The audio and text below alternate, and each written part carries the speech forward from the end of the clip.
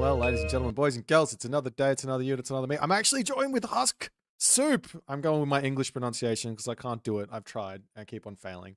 What's happening, my It's friend? good. Hello, Boit. Hello, world. Hello, world. We've got 3 games today for the round of 16 playoff 1. The first one is happening right now, which is El Matador and 3DB. And then we've got later on today at 1800 GMT and 20 GMT, we've got Recon, Garnath, and then Miniyeti, EricBR back to back. 3 huge games, 3 huge personalities, 3 huge shenanigans. Now, we've actually already got these guys sort of raring to go. So I want to jump over to the draft and I'm going to get Soup to explain it to you because I am very confused from what I'm seeing with this draft. I'm not going to lie. Let's jump over and check it out.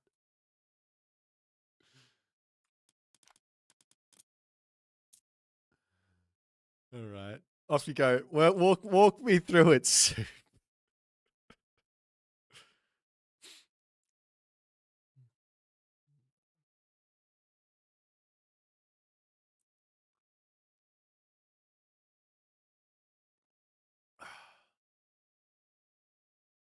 Yep.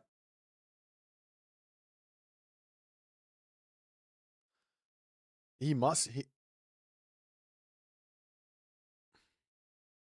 Egyptian OP. Wait, it says no soup sound. Is that Yeah, true? now there is. I hit the button on the other scene and not on this one. Okay. Well, That's what I was fine. saying is, I think B is probably he's banning 2 Egyptians. He's first picking Ra. Like he's on the old meta for sure. He's Yeah. not being recalibrated like the maps have been. There is a world where B just has figured something out inside of the Egyptians. This is always going to be a Civ. As much as I'm on the bandwagon of Egyptian is not as strong as it once used to be. I do think that there's still a lot of room for those cheeky wins. Those wins that there's Dude, definitely I some power remember still in there. So yeah. I remember like so many tournaments. In the initial rounds, we keep saying you can play low key Odin, you can play the Greeks, you can play this, that, or the other civilization. And then as we get closer and closer to the big finals, like the top 8 or so, we see Egyptian becoming more and more of a priority. Mm. And I think there's a good chance that when we get to Athens at the LAN tournament, I think there's a good chance we're going to see the same thing again. Because Egyptian is one of those civs where if you practice a lot and if you play around the meta a lot and you know the ups and downs, the good and the bad matchups, I think Egyptian is just the better an understanding of the game you get, the better Egyptian get. I think oftentimes. Yeah, I definitely, it's definitely a, at the moment, it feels like if you aren't playing the correct line through the matchup and through the map, it's tough. But if you're on the right path, then I think I'll take back my Egyptian is terrible claims. I still think Egyptian could get some love elsewhere, but that's fine. That's for another day. I'm not here to create a narrative. We're going to be checking out a very interesting first game here, Soup. And it's actually a matchup that I think is unironically quite good for this god. We've got Odin versus Demeter on Cloud Forest. I'm thinking that's such an open map, and Mm. Matador loves Freya. He loves raiding, and Demeter hates defending against raids. I Or think does she? unless you are really good at using maybe the like Kaons and Yes. walling up and stuff like that.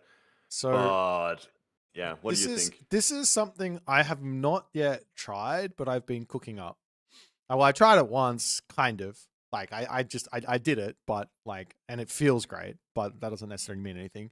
But the idea is that these Lycauans, they are basically like a Norse infantry unit in that it's very, very cheap for you to get around the map, get side builds going, get walls going Hmm. up. And Yeah. not only that, one thing that Greek really struggles with early game versus Norse is being outside their base. If I've got myself couple units sitting on the Lycaon to help me against any of, sorry, how do I say it again? Lycaon. I'm going back to my old, like, wrong pronunciation, Lycaon. If I have a couple of units surrounding that hunt pack and the werewolves, I can't get raided there. So it's totally fine because they just turn into their wolves and they're going to be able to take out the raiding cavalry. And it's a really big leg up for the Demeter in a one town center war. Now, it's Cloud Forest. Sometimes you can get a really good map. Sometimes you don't. What would you think that you've said that Freya and raiding is going to be what Matador does. Is there like a random secondary strat apart from playing for that classical fight, like I'm suggesting that maybe B's got in his fingertips? We saw him go for Demeter and do a fast heroic, Yep. but that was against Egyptian, right? Mm-hmm. So that's a completely different matchup. I don't think we're going to see that here. When you're against Odin, and especially Matador's aggressive raiding style Odin, you gotta be on the defense. And so we'll be seeing how well the B executes the defense with Demeter here. Alrighty. Well, we are ready to jump into this game here. I'm gonna be pausing at 2 seconds. I'm gonna play a map. Let me know if you're ready. I'm gonna play the intro. Can you send me the URL? I'm sorry. That's all right. Yeah. There you go. So I'll talk about it a little bit more then. I can't remember what you just said. I'm in my own world. Well, Cloud. No, I just said B is doing the. He's gonna. B will have to be on the defense because Odin dictates the way that this game is played early on. Yes, exactly. You can't unless you do some Ares random. Even if you do some Ares stuff, you're still on the defense to start off the game, right? So yeah, you've got that and only that to make it happen. All right. Let me know when you are good to go, and we will get off. Yeah, I'll be there. You can play the intro. It's good. Alrighty, off onto the map, Cloud Forest.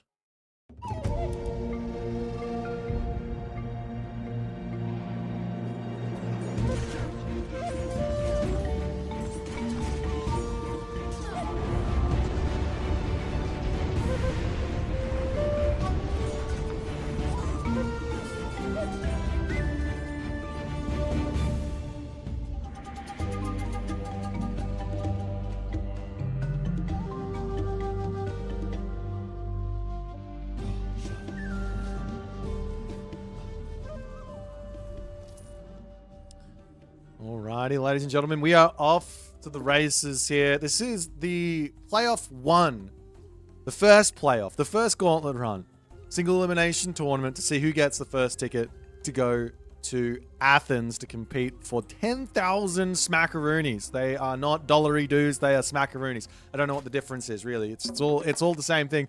We've got two of what I would say two of the most high level Europeans currently playing the game. There's around about I think 4 or 5 in the top 16 from memory, and these are two of the absolute best. In the right hand corner, we've got Matador playing as Odin from the NOC team, and in the left hand corner, we've got 3DB playing as Demeter.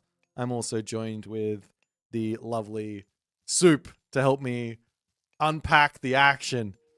What are you seeing here, Soup? Yeah, well, first of all, let's just see Matador flexing that 2,310 elo in the upper right corner. Oof. New flashy UI, love to see that. Yes.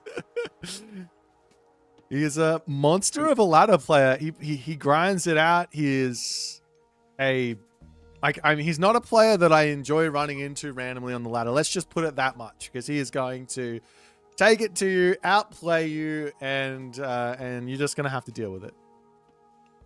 Yeah, and he's so solid whenever he plays on the ladder. He's try-harding as well when he plays ladder. He's not just out here trying weird shit out. He's in it to win it, and he sees every game as an opportunity to improve. And I think that's also the reason why he fares so well on the ladder, because he takes it seriously. He takes it as real practice. Well, on the other side, we got 3DB, who doesn't have as much time to play the ladder. He's too busy playing and winning Age of Empires 4 tournaments. Probably one of the RTS players who I think I've got the most respect for, in that he can he's doing something that no one else is doing. I don't know another high level RTS player who's able to compete in both, well, in two different Age of Empires games. It could be, I don't know any other one from two different Age of Empires plus StarCraft games or anything like that. He's performing at the highest level. He won a recent LAN S tier tournament in the Age of Empires 4 universe as well, and he's looking to add a S tier Age of Mythology title to his belt as well. Yeah, how cool would that be? I think when other games like Storm, what even was that game called? Stormgate. Yeah. He was in there and he just dominated that game too. Like he's just so good at RTS games, this guy. And he's doing something funny here. Did you see? He had 10 villagers on food for the longest while. Now he's got 2, and he's got 5 on gold, 5 on wood, and it's looking like he's maybe going for either a village center or a town center here against an Odin. Yeah, this is not something that I have had success with. When I've tried to play as Demeter and I play versus a Norse player, it's play one town center and enjoy the myth units, whether that be the Lycaon or the Cyclops. If you're going to play 2 TC, it's tough, right? Man, I've played against Divine on ladder. When he goes to town center and I'm Norse, you have so much free time, free reign over the map. You can raid everywhere, and you can even decide to go for a second TC yourself at a relatively early stage in the game. And the result of it is just that when you do that 2 TC boom as Greek, it's so easy to fall behind.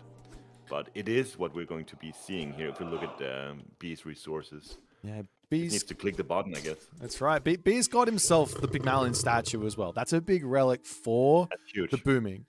He has got himself as well the Golden Lion, so that's a little bit of free scouting stuff that he can make happen. And there he goes. He's going to be dropping himself the village center. Now, Demeter has been recently, to some degree, has been reworked, and Demeter's village center works nearly as fast as a regular town center. On top of that, you get yourself out a free Lycaon on both town centers from grabbing a relic. That's not a relic, a unique technology, and you're actually going to be able to be in a really, really nice position in terms of like differential in villages. And dude, you're right. These 2 relics that he got here, they're so instrumental. The Valkyrie going in with a bit of a poke, but the villager barely taking any damage. And with the 2 lions as well in the mix, I can see this being a really good start for B.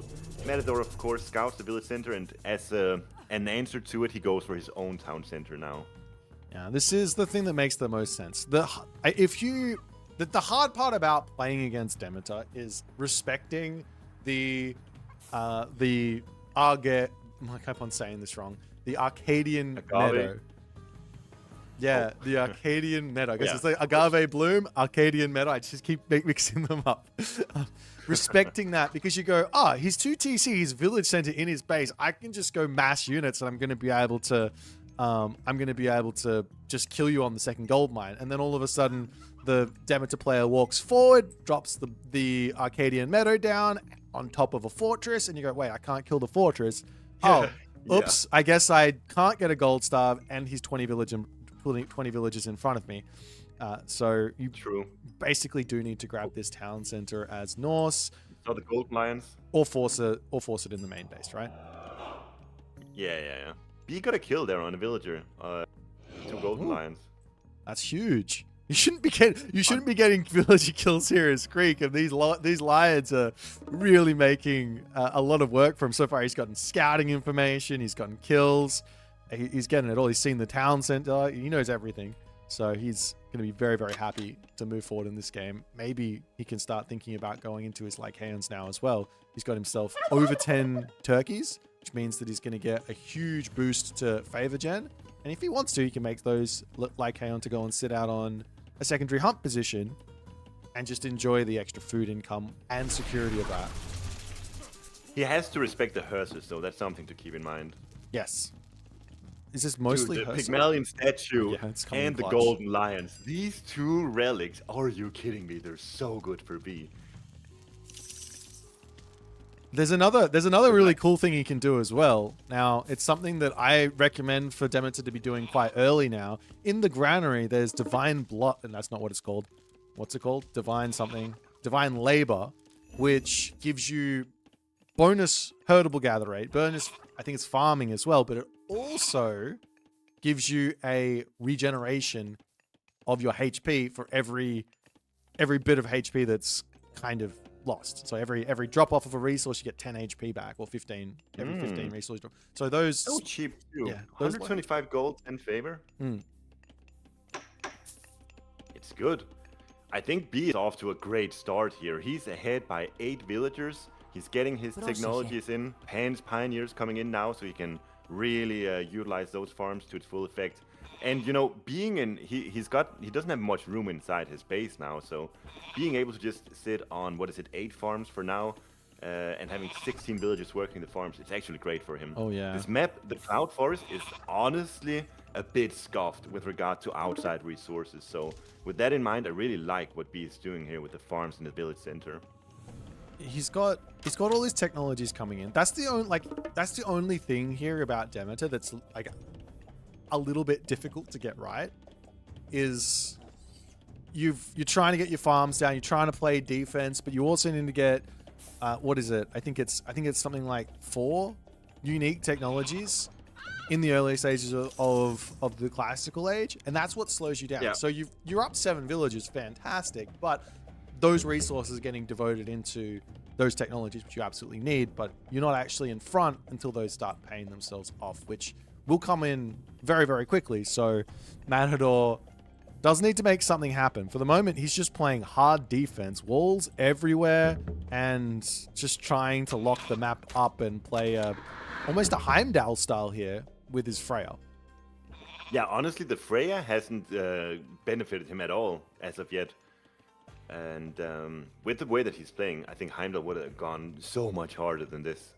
Yeah, obviously he will have the rate that he's doing now with the Thundering Hoof. 6.6 speed is huge. Yep. You cannot do that with Heimdall. Nope. And he's forcing out some hoplites, gets a little bit of damage, 1 kill, going after another kill. This is what Matador's known for. He's an amazing raider. Gets in, gets out, makes raids that a lot of other players can't do. He makes them look like it's really, really easy for him. The only issue with these types of raids, and I'm to some degree surprised, and I'm not surprised at the same time, is that if these Lycaon were getting trained or anything like that, then they can sit in here in the main base and be a really nice defender versus those raiding cavalry. We're going to see Matador spot these villagers out here. He's going to get surprised, and he'll say, okay, no worries, see you later.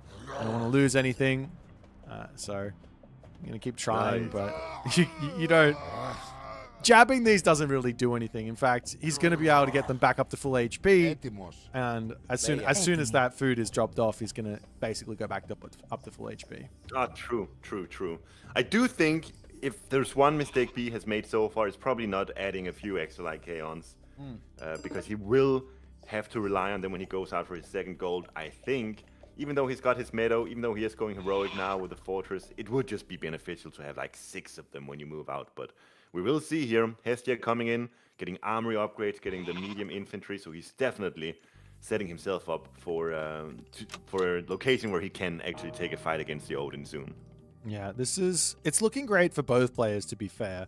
Matador securing his side of the map and setting up all of his walls means that if some big underworld invasion comes, he's going to be able to have stone walls. He's going to be able to play some good defense behind that, buys time so he can get raids off while that's going on and stuff like that. On the flip side, B, he's getting his buildings down. He's going to be going out to a second gold mine. He should be fine here. Of course, Matador is doing Matador things, getting even more Vil picks here, keeping things nice and close on the income side of things. But now, life gets a little bit more scary. Hamadryad in. That's going to be scary. Communal Hearth gets dropped down as well. Villager getting sniped as Matador just runs straight by that Hamadryad. Kind of lucky that it wasn't turned into a tree for the big snare and big damage. But he gets out, gets a kill, and, well, the game goes on. And now B needs to think second gold mine. We talk about this Communal Hearth. there's gonna be what appears to be like 25 farmers or something like that actually under the effect of the communal hearth. And if he had done it ever so slightly better with the temple, he could have had like the temple, the temple prayer villagers there as well. So it's like all in all 30 villagers getting a plus 15% bonus gather rate. It's really good. It's kind of a big deal. Like, when you think about it, Greek as a civ is one of the only civs, with the exception of Demeter, that can't get any unique boosts to their income. They have to go plow, irrigation, flood control. But Demeter can get plus 35% on her farming. It's kind of insane. 35%? I think so. It's more than that, isn't it? Because plow is 10. Oh, no, I mean the unique bonuses. The unique bonuses. Right? And then on top of that, you get the regular ones. Yeah. Yeah, so that's kind of crazy. That's such a huge food income. Anyways, we're getting closer now to the fortress now being established for B on the second gold mine. Matador will have to figure out what he needs to do here. But so far, he's just playing full defense, walling up and not doing anything except for raiding, which has worked out well for him. But yeah, I'm surprised that there's no big confrontation happening around this time. Yeah, the one good thing here from that Matador has managed to do is he has managed to take the villager lead back from all of these raids, from all of the pressure, from the fact he's got a slightly better slightly better town center, village center, Demeter village center. It's a little bit slower, but he hasn't been able to really get his presence felt here. The question is going to be, does Matador have that dog in him to win with Norse if this game goes to the late game? Yeah, and you know, late game is one thing. Like before we get there, there's an underworld invasion that needs to be taken care of. And with B already now sitting on 67 villagers and establishing his economy quite well, and you know that underworld invasion could potentially hit hard. There needs to be some fighting before though you can use it. And so far we're looking at maybe like 5 military units dead at most. Yeah, that's one thing. Maybe Matador's got that in his the back of his mind. He's trying not to. As I say that, he's going to come and take a fight. He's trying not to take a full-on fight here, just so he can limit a number of units. But I mean, if you can get free kills, you want to get free kills. That being said, the other concern that I have for Matador is he's only really got one AoE damage-dealing myth unit in his unique unit roster, and that's the Fire Giant. And you need that to be able to deal with a underworld invasion to some degree. Or you need like all of your towers up and all of your hill forts up, basically, right? Yeah, and that's a Balder Fire Giant with just 600 HP. Yeah. So if there is just the slightest bit of preparation on the side of B, he can take down those Fire Giants with ease during the underworld invasion. So you're right, that's a big issue. Well, I mean, we're still a ways away from getting there. As the fight for the middle is going to be underway. B at 175 pop, not yet to get an actual second town center. Matador does have the military population advantage to some degree here. I mean, it doesn't look like it from the stats, but I mean, I guess he's just way in front of the villagers. Matador's winning these skirmishes too. The throwing Axemen are getting a lot of damage dealt through the hoplites, and there are no peltasts on the side of B. So even though he's trying his best to use Toxotes to snipe down the throwing Axemen, they don't do that good a job of it. And we are seeing Matador just going a bit ahead here. Yeah, these fights are tough for the Greek. I mean, if you don't have peltasts, I mean, if you have peltasts, then throwing Axemen die like flies, right? They're very, very quick to die. Even the Toxotes here, with that unique upgrade from Hestia, they're not doing a crazy amount of damage. And it's looking like Matador is staying very much at full population, and he's got huge amounts of resource reserves in food and wood as well. Dude, he's just not respecting the backline, the Norse backline here. I guess it is a bit unorthodox for the Norse to have this many archers, or archer-type units here. But yeah, B is just spamming those hoplites right into the throwing Axemen and the Goaty. And without Peltas there, or Hammer Drives would have done a good job of it too, I think. Yep. Something to take care of them. Without that, it's just the skirmish is favoring Matador so heavily. It's a slaughterhouse for those hoplites there. We are getting the dryads in now, so there is a little bit of something coming for B. But one thing I'm noticing here is B is now at 3,000 gold left on the only gold mine he's secured, and he's sending villagers up to the top right-hand corner that Matador's already on. It's a perfect opportunity for Matador to just do a mini Berserker Rock, get a bunch of Vill picks, and actually wall off the entirety of that top side. And B, basically here, he's just going to lose everything and have no gold income very shortly. Dude, this is my favorite spot as a Norse player. When you're sitting on like 80, 90 villagers, and then you get to convert villagers to berserks and get damage dealt on top of enemy villagers and then start walling and shit like that. It's so good for Norse. Well, but the frost is big, it's in. The fortress is being destroyed by Matador, and B doesn't have access to any gold now. He's scrambling, trying to figure out where to go. There are 3 Lycaons on the top side, actually. So yeah. That's interesting. The Lycaons are going to be a big assistance on this top side to help at least get a gold mine, because this is what B needs to stay alive. And effectively, his whole game plan, and it's kind of like the Frey game plan, right? You stay alive, and you get yourself all the upgrades together. You get yourself to your power spikes, and you live the dream. So even if you fall a little bit behind, it is okay.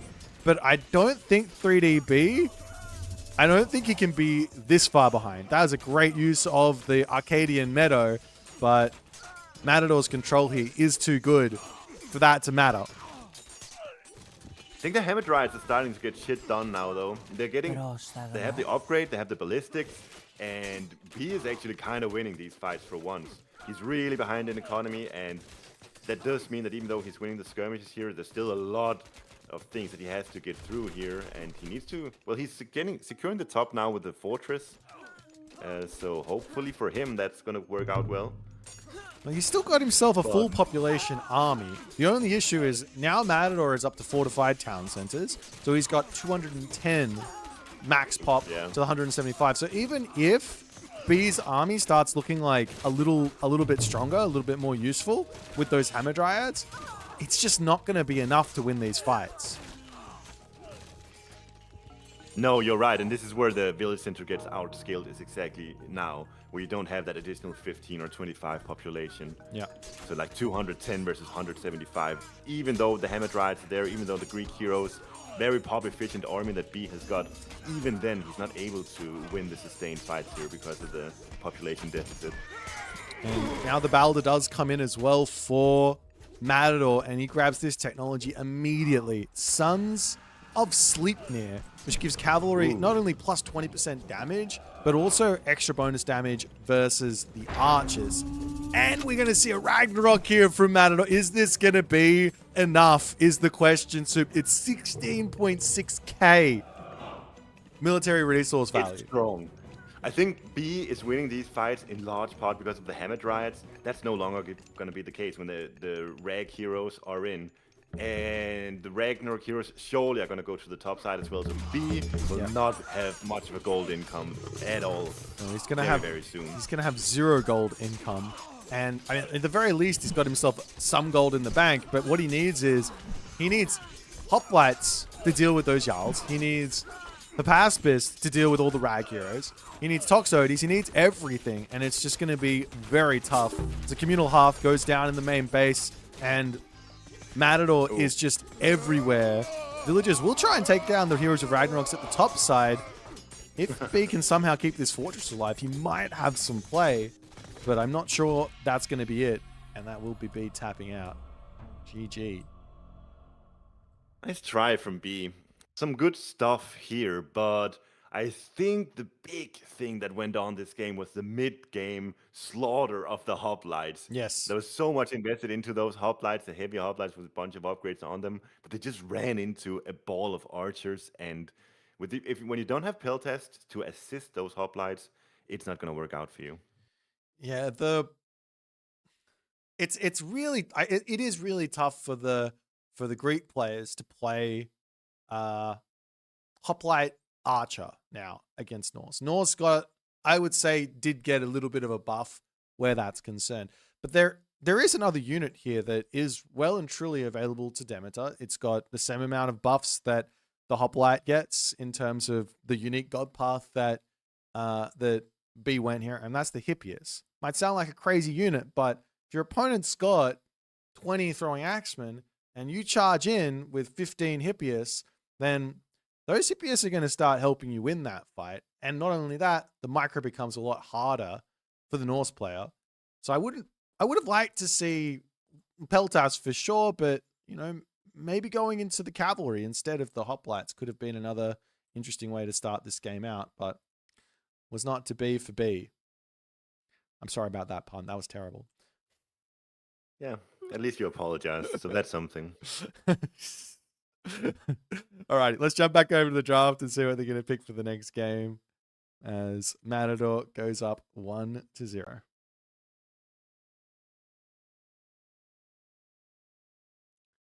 Alrighty, so we've got ourselves which gods? It is going to be on step. And it's going to be a Susanoo versus Fushi matchup. You've played this one quite a bit. It's a good matchup. Yeah. I think it's a great matchup because Fushi he needs to stay, like both of these gods kind of want to stay inside their own little base in the beginning, and then when they feel like it, they want to move out. Like I think the power spikes that these two civs hit are approximately at around the same time. And as such, I think that the dynamic on a map like Steppe, where there's so many outside resources, is quite interesting to see. Yeah, like this is mostly just a very aggressive map, right? You can't play some sort of, like we saw a really defensive game just then on Cloud Forest. We're not going to see that on this map, right? No, not on Steppe. Very unlikely. Like sometimes if there's a really sick second or third town center, you do get those spawns very rarely on Steppe, but most of the time you don't. And as such, it's just a fight over secondary hunt, secondary gold. Yeah, and the thing is, these two gods, like with Susanoo, he's got the Thunderburst and the Heroic Gates that he wants to utilize in the mid game, and Fushi has got lightning weapons that he wants to utilize in the maybe a bit earlier mid game. Yeah, it's a tough one to think of like alternative strats for, apart from just saying, let's get some units out there, let's put a pressure on, and let's force fights. But if they do get past that first goldmine sort of hump, the first kind of exit possibility for the game, if someone loses a big fight there, they're obviously going to lose on that second goldmine. If they get past that moment, Steppe can turn into one of the most strategically interesting maps, because the center of the map often doesn't have a whole lot in it. The outsides of the map have got everything. So you have to work for every inch of map, every inch of gold mine, every inch of town center. And even then, after you get into the late game on Steppe, now it's like, well, we got to get to the corner as well. So there's a lot of stuff that needs to be sorted out here. But yeah, you got to deal with that first problem first, and that second gold mine is it.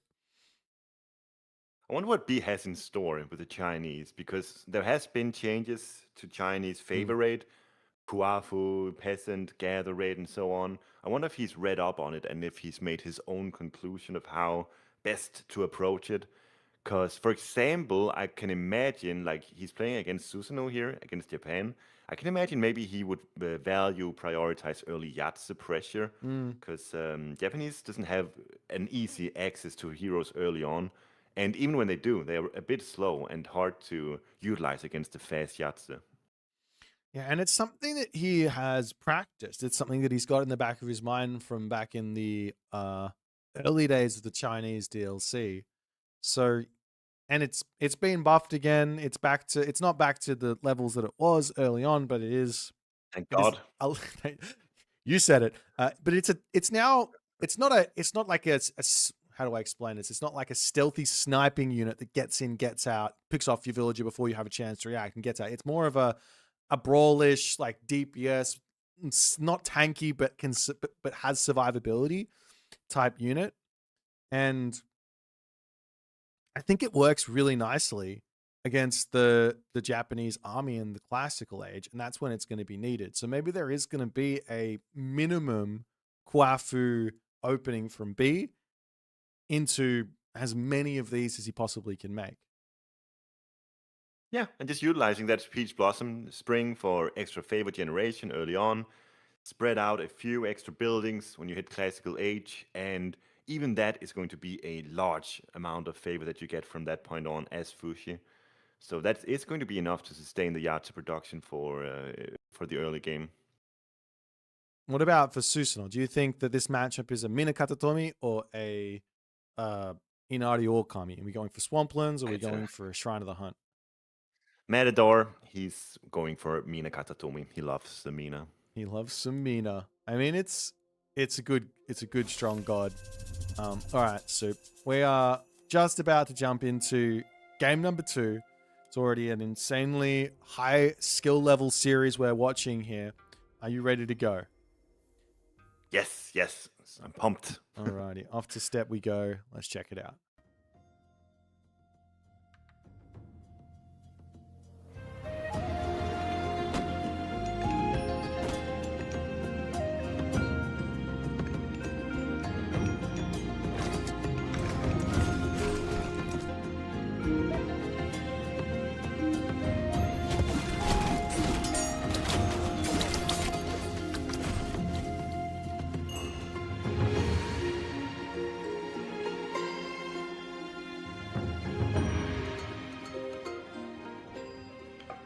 As the sound of goats dinging, houses constructing, and deering.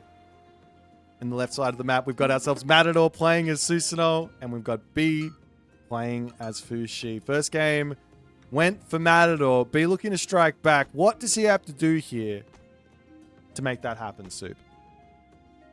What does he have to do? Well, he needs to defend his base early on, and he's already done a good job with the Peach Blossom Spring. He's sort of set up. All he needs to do is place a gate on the bottom of that Peach Blossom Spring, and then he's going to need to place his buildings cleverly. Once he's got his base nicely defended, he'll have a slow army that isn't good at chasing or raiding or anything like that, but then instead it's very, very good at just brute forcing fights. So I think that's what B's got to do. Play a bit of defense early on, and then get that nice, slow, strong army out. Yeah, it's a difficult one. You're kind of playing this game and you go, my opponent's units are so quick, I can't deal with them. And you go, well, you're right, you can't chase them. You're not supposed to chase them. They've got more speed than you. But there's only a specific number of places in your base that you actually need to defend. And in this case, like you've already said, it's really simple to protect this. The Peach Blossom Spring locks the base up, wood is safe, gold is safe. Even the food, you only really need one wall, maybe a temple and another wall, and that's safe. It's going to be tough for Matador to get off his early game raids here if he's wanting to do that, but I'm seeing something from B which is a little surprising, as he is looking to go for favor maxing over a protective base, dropping that temple out in the middle of nowhere. I like it. And this, I like it. It's something that you like. This is something that I have basically said I'm never doing again. Why do you like it? Well, it's like he's going for an all-in here. Like, there's no way he's not just spamming units in the classical age here. That makes sense. That's the big detriment to this kind of building placement or a strategy approach, whatever you want to call it, is that you are forced to always have the military upper hand. If not, the opponent is just going to start sieging down that temple. So it sort of puts you in a position where you need to always have the superior army, which can be annoying for people who like to play boomy and defensive and sort of wait for a big power spike to happen. But if you're like a player like B, who likes to just spam units constantly and always have the better army, this is great. Why wouldn't you want to spread out your favorite land? Because you can defend it anyways. That's the approach you're going for anyways, right? Yeah, I mean, now you say it makes perfect sense, right? Like, the thing that I'm terrified of as China is basically weaknesses in my base. Because I can't get around and defend it all. But in this situation, you're going to be spamming units anyways. And, well, my base is so safe. Like, it's so safe. But are you seeing what I'm seeing? Is this making sense to you? We've got 2 Kwafu on wood, 6 peasants on gold, and I guess we are seeing the Kwafu coming through. So I guess it's all going to be Kwafu nonsense at the start from B regardless, and a little bit of early game harassment in the base of Matador. But super interesting macro still. 2 peasants on food and then rest on wood and gold. Like it is definitely unorthodox what he's doing here. Getting the instant Neja out, and then what's he gonna do? Going to a second TC soon, or what is the approach here? It can't be for like Fire Archer or Javelineer, because you know Matador is going to be building Garnath riders. There's no surprise here. He drops a stable literally immediately. These are his bread and butter. If he can build a unit that's faster than 5.5 speed, he's gonna build that unit, and he's gonna go and flex his APM on you. That's what he does. Well, the cool part, I guess, about what B is doing is that he's already stockpiled 200 food. And well, now he's making peasants. So now he's sending peasants over onto food. We're watching B. No one knows what's going on. Yeah, what B does is what only B knows what B does. And here comes the Kitsune. It's a bit of a scout, just checking things out. And he goes, I can't really get in there and kill off the Kwafu anyways. He's looking for peasants. That's the weak unit to be picking off with those Kitsune. But the fact of the matter is, they're out on the map now, and just their presence alone is a very large amount of pressure that B has to be constantly worried about. If B leaves his base, then all of a sudden, Kitsune will be inside of it. So he either has to wall up completely, or he has to always leave his Najar at home, basically. And it's so crazy because it's 75 food, 24 favor investment from Matador. It's barely anything. Yeah. And it's exactly like you said, like you really have to respect those 4 Kitsune. And even if they don't deal any damage, even then they still gain passive experience for the Bushido. Oh, is... no matter, even without any damage dealt, there's still a good economic investment in a sense. Man, what B just did then is one of the more risky things I think I've seen him do in recent memory. He's trying to charge forward, and he's got 4 pioneers, and that's 4 Naginata riders. If Matador just charges in, I feel like he can just win this fight with, not this fight specifically, but the one before. Could have just won that fight, picked off 5 units, and then got out of there and healed up. But he does choose against that option for maybe something a little bit more safe. And B does get away with a bit of an aggressive movement. And now B's back in his base, probably where he should be waiting for at least the next couple minutes. He's got to sort his weaknesses out, get himself that death ball, and then he can look for his aggressive pushes when he can see some weaknesses in Matador's position start to occur. I mean, he's loving the favored land spread here. He's got something in mind with it. He wants to accumulate that favor, and he wants to spend it on something, probably Yatze. Yeah. Oh, that you can't kill off the Kwafu. These things are big. If B is there, he's okay. But I mean, you're right. Like, his favored land spread is impeccable. He's gonna have a very large amount of extra resources here to play with. But for now, it is just Kwafu. Now, this is and has been one of the best ways to play as China for quite a long time, where you basically open up to the amount of Kwafu you want to have for the rest of the game, whether that be 5, whether it be 10, whether it be 15, and then you cut them, and then you start looking for unique upgrades or myth units. So at some point here, B is going to say, all right, that's enough of those. I don't need any more bonus wood and gold. Just get my peasants in to get me food, and I will be ready to spam out. Like, say, the Yahtzee, he might go Heroic Age for Tao Tia, he might go Heroic Age for those Tao Wu, or he might just simply say it's time for unique technologies, banking favor for the Mythic Age. Well, he's getting a Kwafu now. dude, this has got to be the last. He's actually he's got food. two great ones. Goat. Is that it? He's like, I need food. He's like, well, if you need food, stop building the Kwafu, my guy. 1.49 per second versus 3.6 wood per second. Just to give you guys an indication of how much better these are utilized for either gold or wood. Yeah, it's not almost. It is just better for the moment to be on wood and gold, or on wood and selling, or gold and buying food, just for a little bit. But yeah, it of course doesn't become good any longer if you have to do it for a a bit. But it's definitely worth it to start off. Big fight. Yeah, he's going in. There's only a handful of fire archers here, though, from B as the Kusanagi gets dropped down. 4 fire archers, that's not nearly enough. But the halberdiers have been buffed recently, where they are more of a general infantry than they used to be. So they are not quite as useless against the samurais. But that said, there's not many archers here at all. And Matador is doing a good job of trying to snipe those that are there. Yeah, Matador's control here is out of this world. You see most players will just go ahead and just attack move with those cavalry, but Matador is darting around and he dominates that fight. He kills off all of the halberdiers. Nearly all of his Naginata riders are still alive after that, which is wild considering how many halberdier were there. That there is the control of a high-level Age Mythology player. Wow. The Kusanagi was instrumental in allowing that to happen as well, because B wanted, of course, to have an infantry front line with archers in the back, but then with the spread of the Kusanagi, it really allowed Matador to just utilize the chaos and get those horses on top of the archers exactly as he needs to do.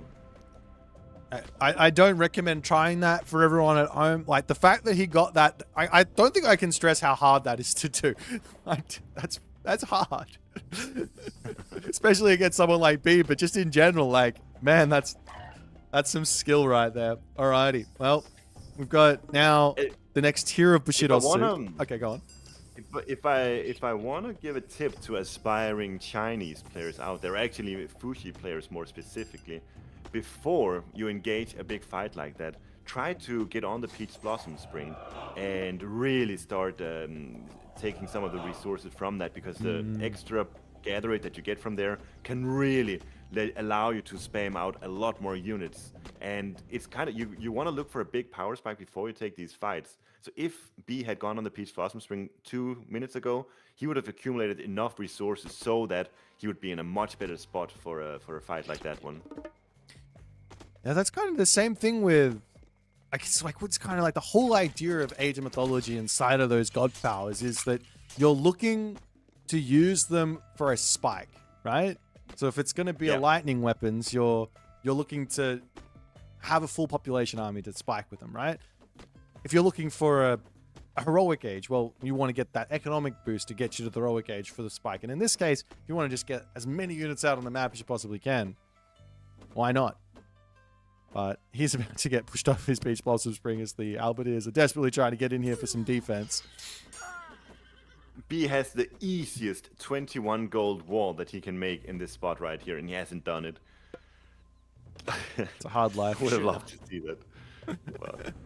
Walls are for keeping children in, lot for keeping me out. Now, I did bring it up already, but the Bushido Tier 2 did hit for Matador, and he did decide to go into a whole bunch of these Infernal 1 Yudo, and they are a incredible unit to help take out things like the Archer Ball. But after that all kind of has happened, Matador actually decided to go Heroic Age here rather than continuing his unit spam, and he's been pushed off of the map. He's back into his main base, and he does have a little bit of issues that he's going to have to resolve here.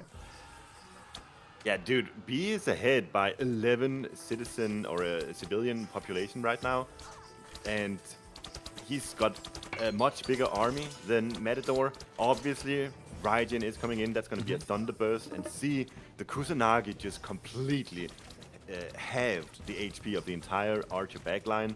If you add a Thunderburst on top of that, it's going to be dead Archers without even having struck them with ordinary military units. Like normal Archers at full HP, when they face up against Thunderburst, you're probably leaving with about 20% HP. If those archers are at half HP, you're living with 0% HP. But B knows he's about to get hit here, and he goes, I better get some value with my units. Let me charge in. And he's gonna lose these guys no matter what, I think. I mean, he makes a good split, but he's still gonna take that damage. Yeah, and like even though they survive, they're still like 5 HP. Yeah. And I guess he could go for Goemon, get the force protection to heal them up. Other than that, it's very, very difficult for him. I actually feel like he doesn't need to go heroic age at all here. There's no need. He doesn't need any units that he doesn't have access to at the moment, and he's got full map control, so he can just sit on the gold mines and maybe look for forward military buildings as well. Get this tower camp attachment, and he should be fine to continue here. But it's gonna be another Kusanagi. It's gonna hurt. Yeah, it's gonna hurt. Look at this one. Dude, where is it, Matador? Use it. And Matador's also about to get himself another tier of Bushido, so it's going to be heavy units as well. Oh yeah, true. And he's going to get a shit ton of favor as a result. He can reuse Shrine of the Hunt and then before long reuse Thunderburst. I think B here is... B is playing incredibly aggressive at the moment. It's working out for him. It is working out for him because he's got so much more stuff than Matador does. It's interesting because if I was B, like the go-to play for me would be to just sit on the second gold mine. But B says, yeah, you can do that, but you can also just, you know, spam units into the base, and that's gonna have the same effect. The villagers will not be able to go on gold mines when that happens. Well, we'll see if Matador can get out of this, because if he does get out of it, he's going to be full heavy. He's going to have he's going to have his Raiju to run around the map, and they're good versus anyone on step, but equally very, very good versus China on step with the slow heroes. Of course, you do have the Najar, but even he can't keep up with those Raiju. Yeah. Matador's got 1200 food. He should probably look to sell that, get 2 of those Raiju in. He doesn't have Ivory Netsuke, unfortunately for him, so, you know, any food, any gold that he needs to get now is hard to come by.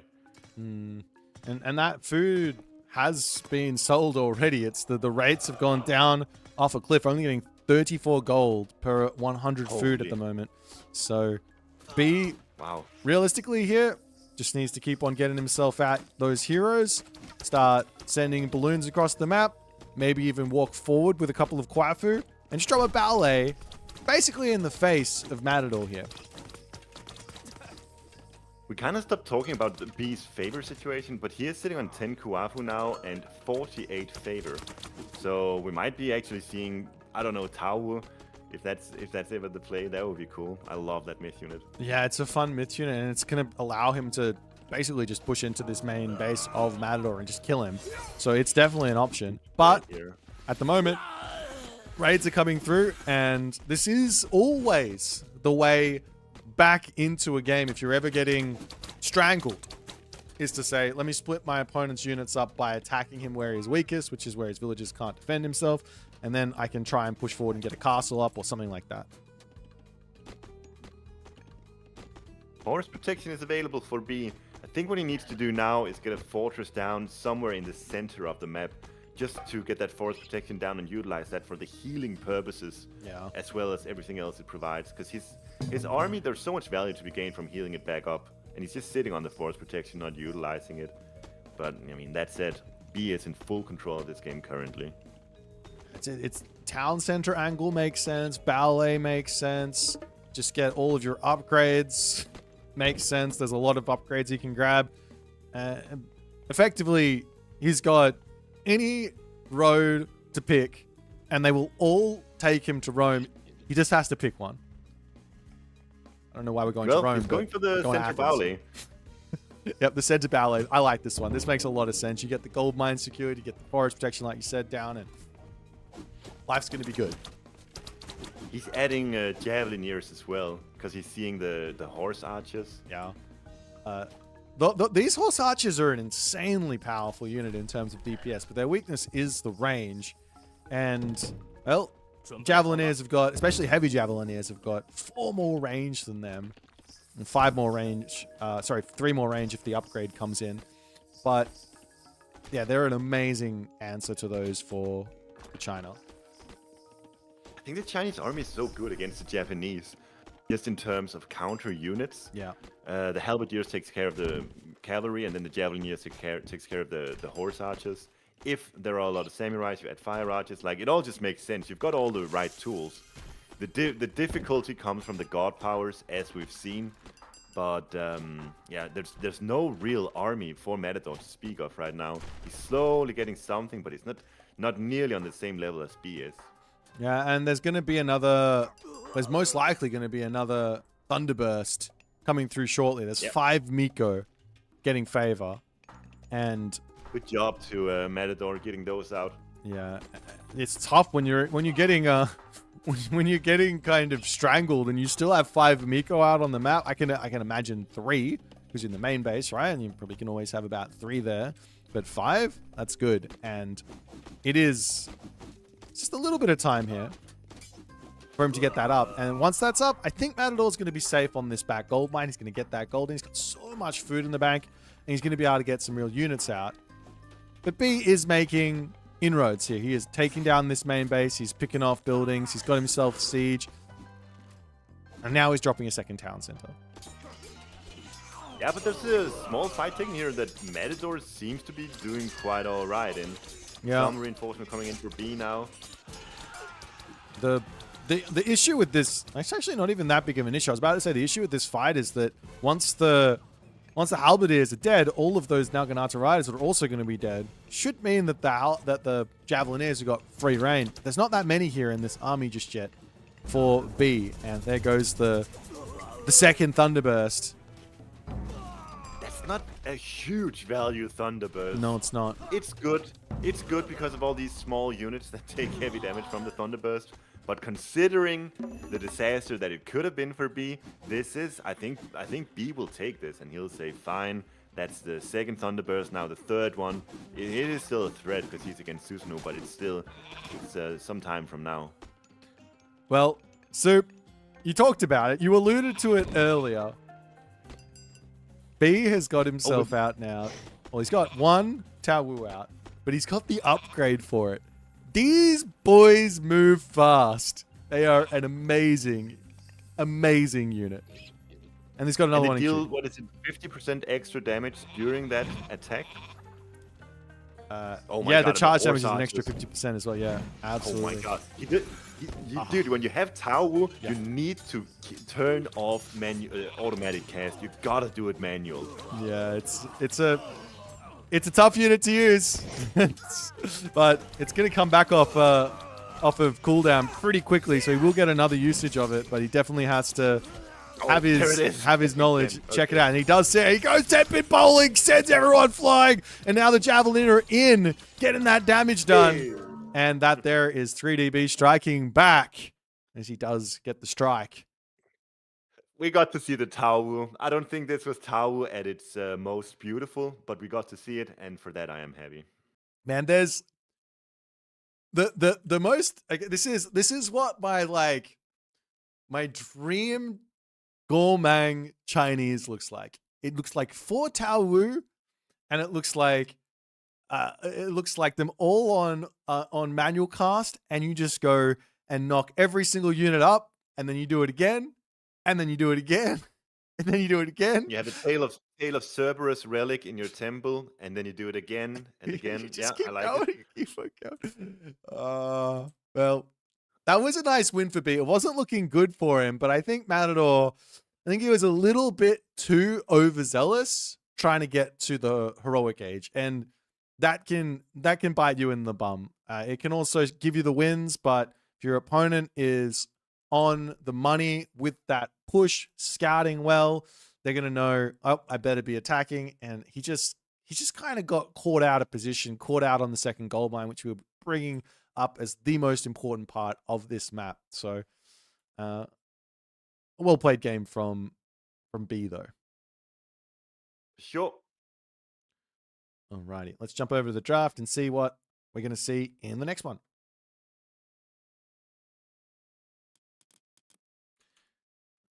Alrighty. We've got ourselves Giza coming up here. And it is going to be a Tsukiyomi versus Kronos matchup. He's got one of your favorite gods. Both of your favorite gods, actually. Yeah, it's been I've had a lot of success with those gods in certain times on the ladder. Definitely some favorites. Yeah, I think Kronos on land is something we see so. Yeah, it's Giza. It's Kronos on land. Something we see so rarely these days because people just save that Kronos from Mirage or Budapest or even Midgard. But that doesn't mean that the Kronos on land is bad by any means. It's just that he's really, really strong on water. Yeah, the water threat. It's just so much stuff you can do there. But like you say, like land Kronos. Well, you've got the threat of a Kronos Rush. Now, I don't think it's super good versus Japan because of the Miko. They can defend the early Prometheans. They can heal everyone up, so you kind of can defend a couple of units with basically like 1 or 2 units anyways. You just kind of heal up the unit and you keep on defending and then you get through it. But there is quite a few alternate strategies here. Now, I'm going to throw some out and you tell me that they're stupid. Leto, Automaton. Oh, is that it? Yeah, that's number one. Is that stupid? Terrible? No. I think it's viable for sure. Viable. All right. Prometheus, boom.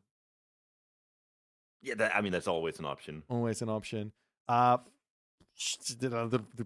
fast heroic for Satius to some degree, but maybe that doesn't quite make sense in my head. I guess the super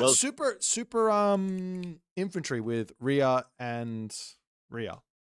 I guess Rhea and Leto. Leto and Rhea.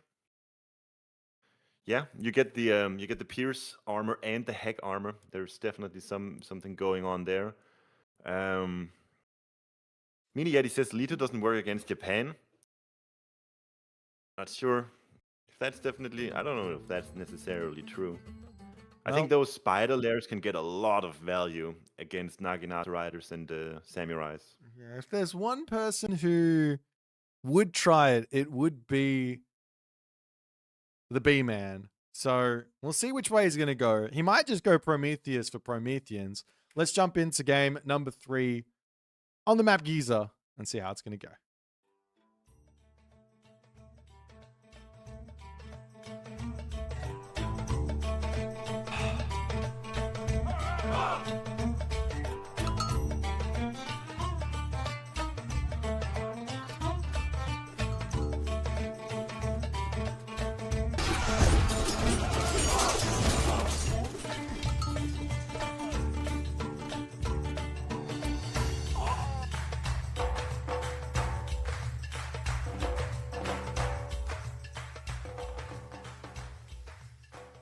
Alrighty, ladies and gentlemen. In the right-hand corner, we've got Matador, and he is as Super Yomi at the moment.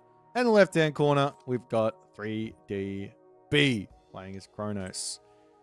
It's Giza, and this Giza has spawned somewhat interestingly. Now, it's going to take a while for the players to scout it out, Soup, but what do you think of this map, goldmine-wise, town center-wise, and options of defensive play? Yeah, well, obviously we see a settlement with 2 rhinos nearby and a gold mine behind it. Actually on both sides. Yeah. So that does mean that for Giza, these town centers are very valuable. Oftentimes it's going to be 1 rhino, some forests, and nothing else. So on Giza, more so than most maps out there, very, very important to scout what the resources are looking like, because it can be really, really good, like we have it here, or it can be gigascoffed. And that obviously does mean that you need to play the game differently, depending on what the map looks like. And B has gone for not a 3-minute advance. Now, he is taking his time. You know he hasn't gone for a 3-minute advance the moment a mana gets dropped down. It's the first thing you're going to see. The other way you can tell if someone's not going for a 3-minute advance is by if you find them having chopped down and taken a decent amount of wood. So there's a lot of little indicators to let you know. But one thing that I've learned about Matador is he either just is so in tune with like score reading, which is something that I haven't even put any effort into learning in this game, but it's definitely something to keep in the back of your mind. Or he just says, I don't really care, I can figure this out. I'll be fine regardless, is kind of his dealio. As he spots the temple, doesn't spot the manor, still has probably got no idea what's happening just yet. Well, he scouts 4 citizens on food at 2:40 into the game, so that's enough to know that it's not a rush coming in. Okay, well, there you go. There's enough giveaways here. But there's still going to be a forward temple, and it's not a crazy rush from B. He is making my heart kind of get a little bit panicky for a mistake that he made in one of his qualifier games. Whenever you turn off your town center auto queue to advance, the most important thing you can do, or the most important thing to do, is immediately turn that auto queue back on, and I'm not seeing it. Well, also, what is his macro like? It's such a weird build that he's doing here. Like 330, he cannot afford the TC yet. He said he's not making villages right now. Oh, he's got to know. He's got to know that the food isn't moving. He's got to know. Come on. You're a gamer. You make villages for a living in Age of Empires 4. If you can't make villages, you lose in that game. In this game, you get a little bit of an extra chance. But oh no. And he starts. There we go. He starts. Okay. So it's basically like he lost a citizen, I would guess. Maybe two. Wait, one citizen down. All right. So Matador gets off a nice early game raid, and then the game continues along. Let's say it like that, yeah. Well played, Matador. Oh dear. Let's check out some On relics. the topic of ways to improve your build orders and stuff like that, if you advance at 3:30 and you start your town center at 4:15, so you should have a bell ring in your head saying something went wrong here. I should have had more villagers out before I advanced, because effectively B went classical age and then he did nothing for 45 seconds and then he built a town center. So better to just stay longer in a K gauge and then have more resources the moment you hit classical age, so that you just effectuate everything. Yeah, the build orders are a tough one, but the good thing is that while it does matter, and we are at the highest level, and this does matter, and take the fact that it does matter really seriously, if you pick the right strategy and you have a bad build order, that is better than picking the wrong strategy with a really good build order. So yeah, for sure. I like B's town center here. He's got does he actually know there's a gold mine behind it? He does. He knows there's a gold mine, so he is good to play defense here. And something that's kind of funky is that B advances 3:30. Matador knows that if you advance at 3:30, you're not going to be able to go for a second CC immediately. So maybe Matador actually was kind of caught off guard by that, although he has scouted the TC by now. But I mean, that's something. Yeah, it's just going to be early game. Oh, he turns and takes the fight. Oh, he tried to get the misclick of doom. It's so hard to hit the proper citizen so many times. 2 citizens down to this raid.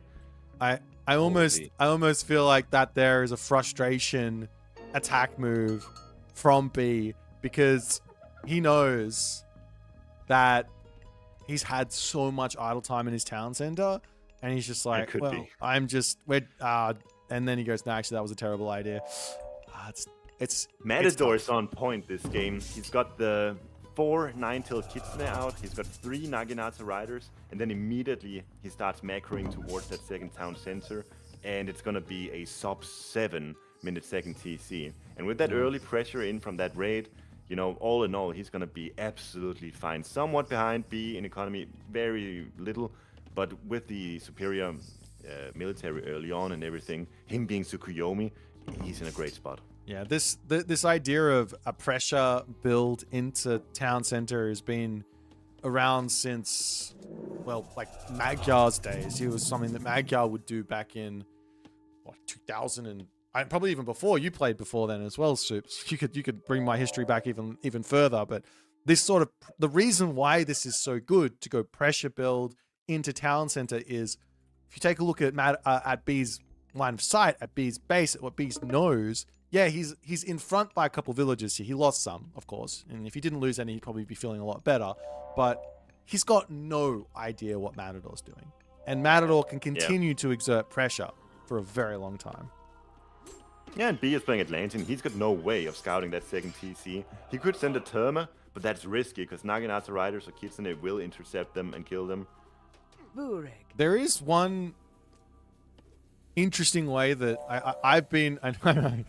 You might have words for me about these ones, but I've been having some very, very good success by going for Heart of the Titans and cutting the Valors around about 6 or 7 favor cast, and just starting to, especially on a map as defensive as this for B, and starting to actually heroize my citizens manually. You've got 14 goats, you had the 1,000 food at the top, and you just get so much economy. Do you reckon that's an option here for B to keep him going, or is it already got to get the units out type idea? I do like it. I do think it's good. The issue is that it costs food. Yes. And food is a resource that is the most difficult for you to get. Like you see B's access to gold, there's plenty. Wood, there's plenty. But in terms of food, no more chicken, only a few berries left, and then he's going to be forced to go on to goats. So, well, he's also on the zebras here. So if he can manage to do that, you know, there's an argument to be made. Just keep spamming those out and keep being on food. But other than that, I will say, like, yeah, food is the resource that's hardest to get to. It's a wild... I know it's like a feeling thing here from B. He is feeling that it's okay to be on this hunt. He doesn't know. Yeah. Actually, he might know. There is a sneaky way that he can have more than just a feeling with the old hunt check through Fog of War trick. Yeah. But he doesn't know for certain. And the fact that he's out on that middle hunt here with this many villages, there are some very, very scary offbeat timing attacks here from Tsukiyomi. But he's getting away with it. So it's like one of those ones where it's like, yeah, he made a good decision to go there, but man, he could have got punished hard. Might be punished here with this raid. The Catapulties are chasing, but they don't have the Oceanus speed boost. There's no Caladria to slow down the Naginata Riders, and as a result, I think we might see one citizen kill here. Oh, yeah. Valor is not available as of right now. Even if he gets villagers here, this is super risky, right? Like B's got time shift that he can drop in, and he should be looking to wall these units in. That's the sort of, I call these Matador raids. These are raids where you're kind of playing to exert your skill with the cavalry, and you're seeing Matador getting out of here. But man, that should have been 5 dead Naganatas with good time shift and building blocking stuff there from B. I think Matador got away with that raid. Yeah. Have you seen there's 22 Catapulties, 4 Catapulties heroes on the side of B. And I think Matador must have sensed that surely there was a lot more than what's common here. If Matador notices the sheer amount of Catapulties on the side of B, he can go into full samurai here. Yeah. And that's gonna melt completely the entire army of B here because it's so monotone. Yeah, it's playing pure counter barracks versus Japan is 110% valid. You can make it work, but you have to be so in tune with what the Japanese player is building. Like, Karabalists are fantastic versus Samurai, Terma are great versus the Yumi Archers, and Catapulties are fantastic versus the Naginata Riders, but you can't go 20 Catapulties without seeing at least 15 Naginata Riders on the map. Look, he's making Cairo Ballista now. Meanwhile, Matador is making Horse Archers. So Matador is just going to be running around the map, utilizing his mobility, doing hit and run stuff. And meanwhile, B, without those unit upgrades, there's no Oceanus Weightless Mace, there's no Gaia Lush, there's no Caladria to slow down enemy units. Those Catapulties will have such a hard time getting on top of their units, the enemy units. Well, the army's been spotted. He knows what's coming for him. So the big question here is, Is he going to go into the... what is he going to do? I mean, he's waiting on Hyperion. Yeah, Chaos is... Actually, you're right. Catapulti plus Chaos? Well, that's an answer there to the Yuumi Horse Archer. He doesn't really need the Terma. True. It's a one-click button, and it does come off of cooldown relatively fast, I guess. But yeah, it got nerfed. I am worried on the side of B because he's so reliant on that god power. Well, we'll see what he's going to be able to do. The Terma are coming out now. It's important to quickly get into heavy archers so that the Terma go from 15 range to 16 range, which is one more than the Yuumi Horse Archers. Helps out a ton. And he is doing that. And we'll see if Matador is going to make the right reaction here. So one thing that Matador can do, which is also slightly offbeat and has been buffed to the 9s recently, I think it got double buffed, I think an extra 20 HP or something, is the Shinobi, which is a unit that is actually just inherently better for Tsukiyomi. Yeah. I watch Kvoth stream often, and he really likes the Shinobi. And I've seen other players utilizing those too. It's been a bit of a meme unit for so long because it's kind of filled out that Hostile unit, but never really... That type of unit has been struggling for so long in AOM. But I think with all the buffs and the Shinobi having that added movement speed and damage effect, sort of a special ability, I think that means that the Shinobi actually fills a real purpose in a lot of games for Japanese. Yeah, it was one of those... You play around with it and you're like, I had success with it until the fight happened. That's what happened, right? That's what it felt like. So it's like, you can't fight with the unit. So I'm like, okay, well, I just can't use it is the end goal there. So now it feels like I can fight with it with that extra little bit of HP. And, well, we might see it coming out from Matador. For the moment, he's going to have to make Yuumi Horse Archers work here versus these Terma of B. If Pegasus was here, he would say what Matador needs here is a second Shinobi. Because we look at the units that B has made, and it's pure counter units. So Shinobi gets ridiculous value here. You mean Shogun, right? The Shogun, sorry. Yeah. I think that's what it looks like. I mean, Matador still's got himself the Swampland. It looks like he's got this already queued up. He's got the second Daimyo out. Of course, you can use that to take out the other dudes, but yeah, that chaos comes down and some damage, a couple units. It's a trade. It's a trade. He's got to run from the Swampland. Well, that's but we talked about it. He needed the value from that chaos. That's his ticket to utilize his catapults, and he didn't get that. And as a result, now he's sitting there with. He's only got 11 catapults remaining. Everyone else has just died to the horse archer. I mean, fighting underneath this palace has got to be risky, though. Like, any amount of garrison micro here from B, but he's not using it. He's garrisoned into his palace with his villagers to help himself out, but he's just losing all of his units.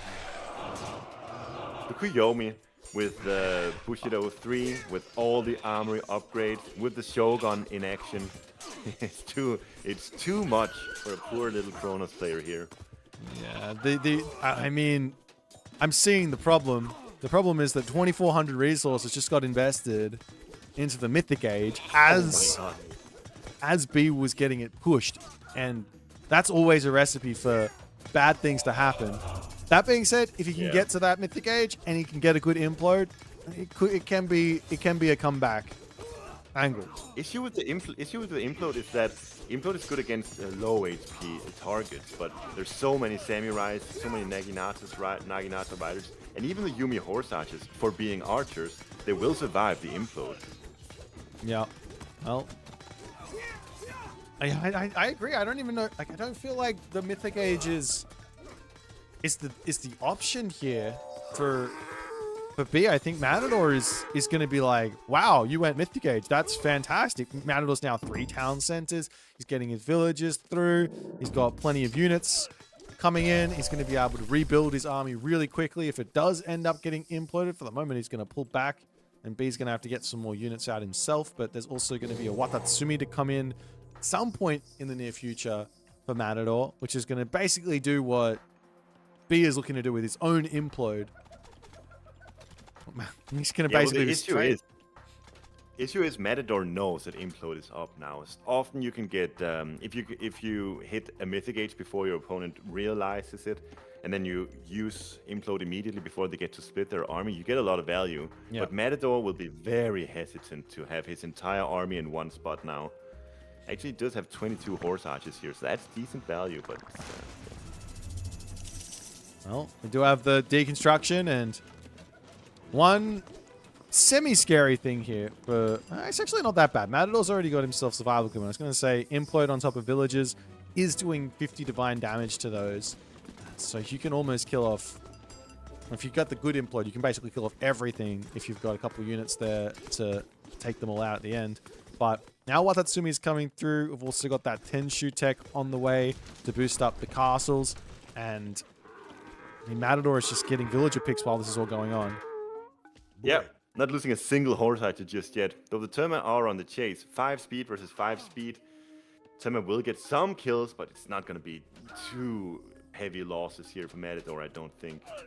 Yeah, if he had something, he got a decent amount. If you had something like Gaia Lush up, for example, Gaia Terma, those are my favorite. There's not a better unit than the Gaia Terma, but yes. Poseidon's secret works on those Terma, Yes, something a lot of true. people forget. Exactly. Well, B is in this main base. It might be worth it to drop the implode right here, right now. Oh, look at the Terma. Terma trying to get there. There he goes. So he's going to hit nearly everything. Yumi Horse Archers are going to get out of there. Villagers are getting sucked in. So some damage onto them, some kills where that's concerned as the villager numbers do drop down to 73, but Watatsumi is going to hit, and I imagine Matador just drops that immediately. But then again, do you want to drop it onto Terma? That's not that much value, is it? It's not, but at the same time, if that's what it takes to survive, so be it.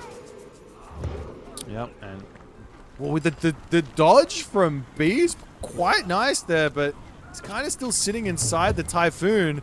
Some units falling on the back there.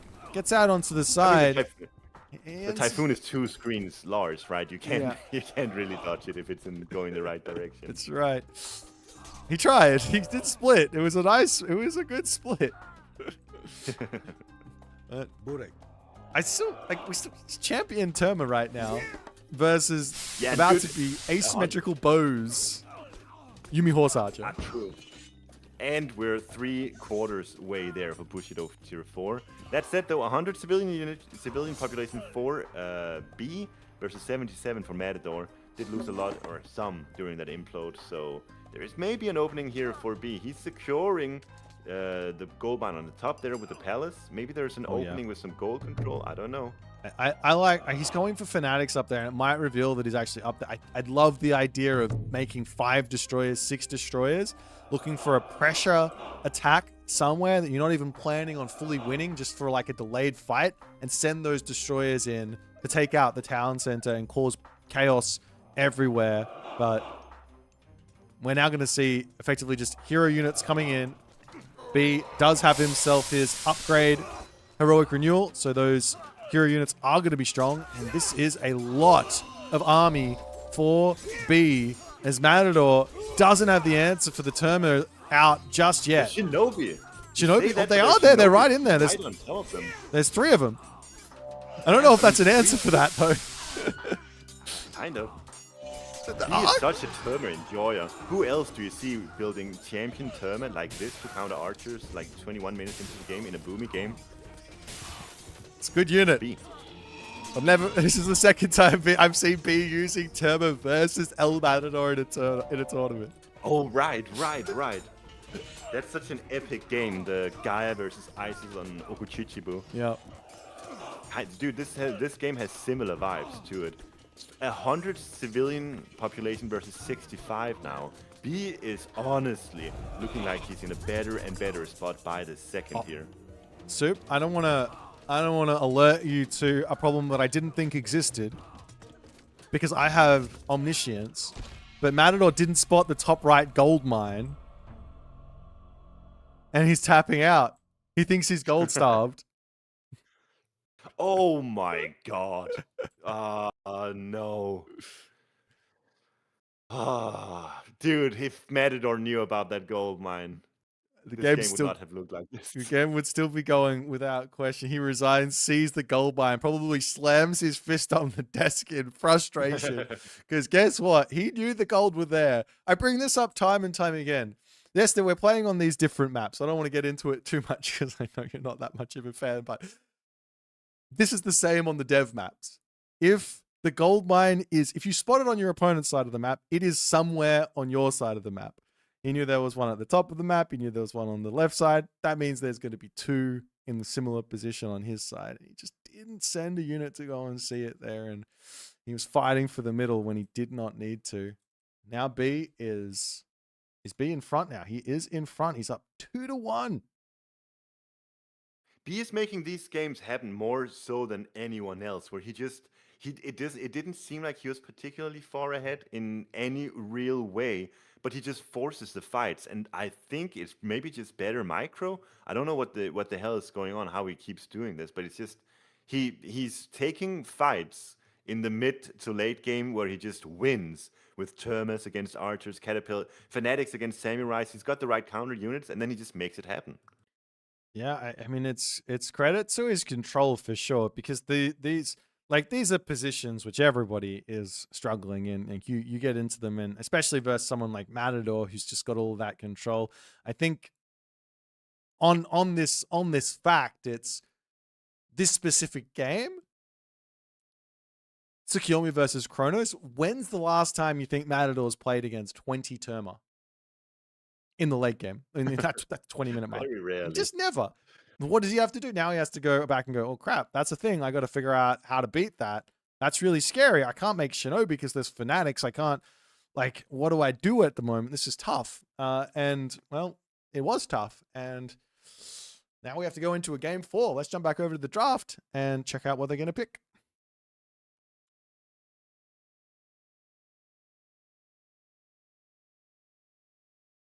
Alrighty. The draft is the wrong way around, isn't it? So we've got ourselves a Thor versus Ra game now. So your favorites on Gorge. Ooh, it's an interesting one. Interesting seeing what Matador does with Thor. Right, because recently the Thor has been... Thor's been nerfed, right? In the early stage of the game. That early Dwarven Armory is less good. I've actually already got the game up. We are a little bit behind. These guys are speedy. All right. Yo, did you see last game? We didn't touch on it, but we got the Argus upgrade from B. I did notice it, but I can't remember what it. In line of sight, it's huge. I can't tell if you're trolling me or not at the moment. Yeah, I am. Do you have the game up? Yes, 4 seconds. All right, let's get into game number 4.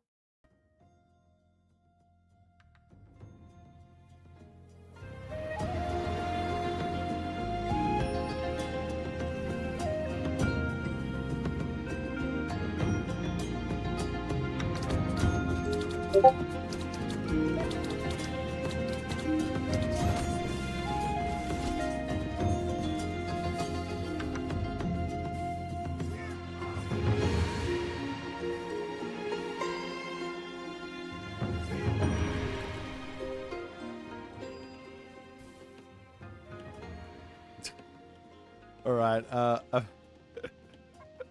The Discord is still here. It's made its comeback. That's so huge. Look, I could be wrong, but I think a certain someone may be having a little bit too much fun with his production responsibilities.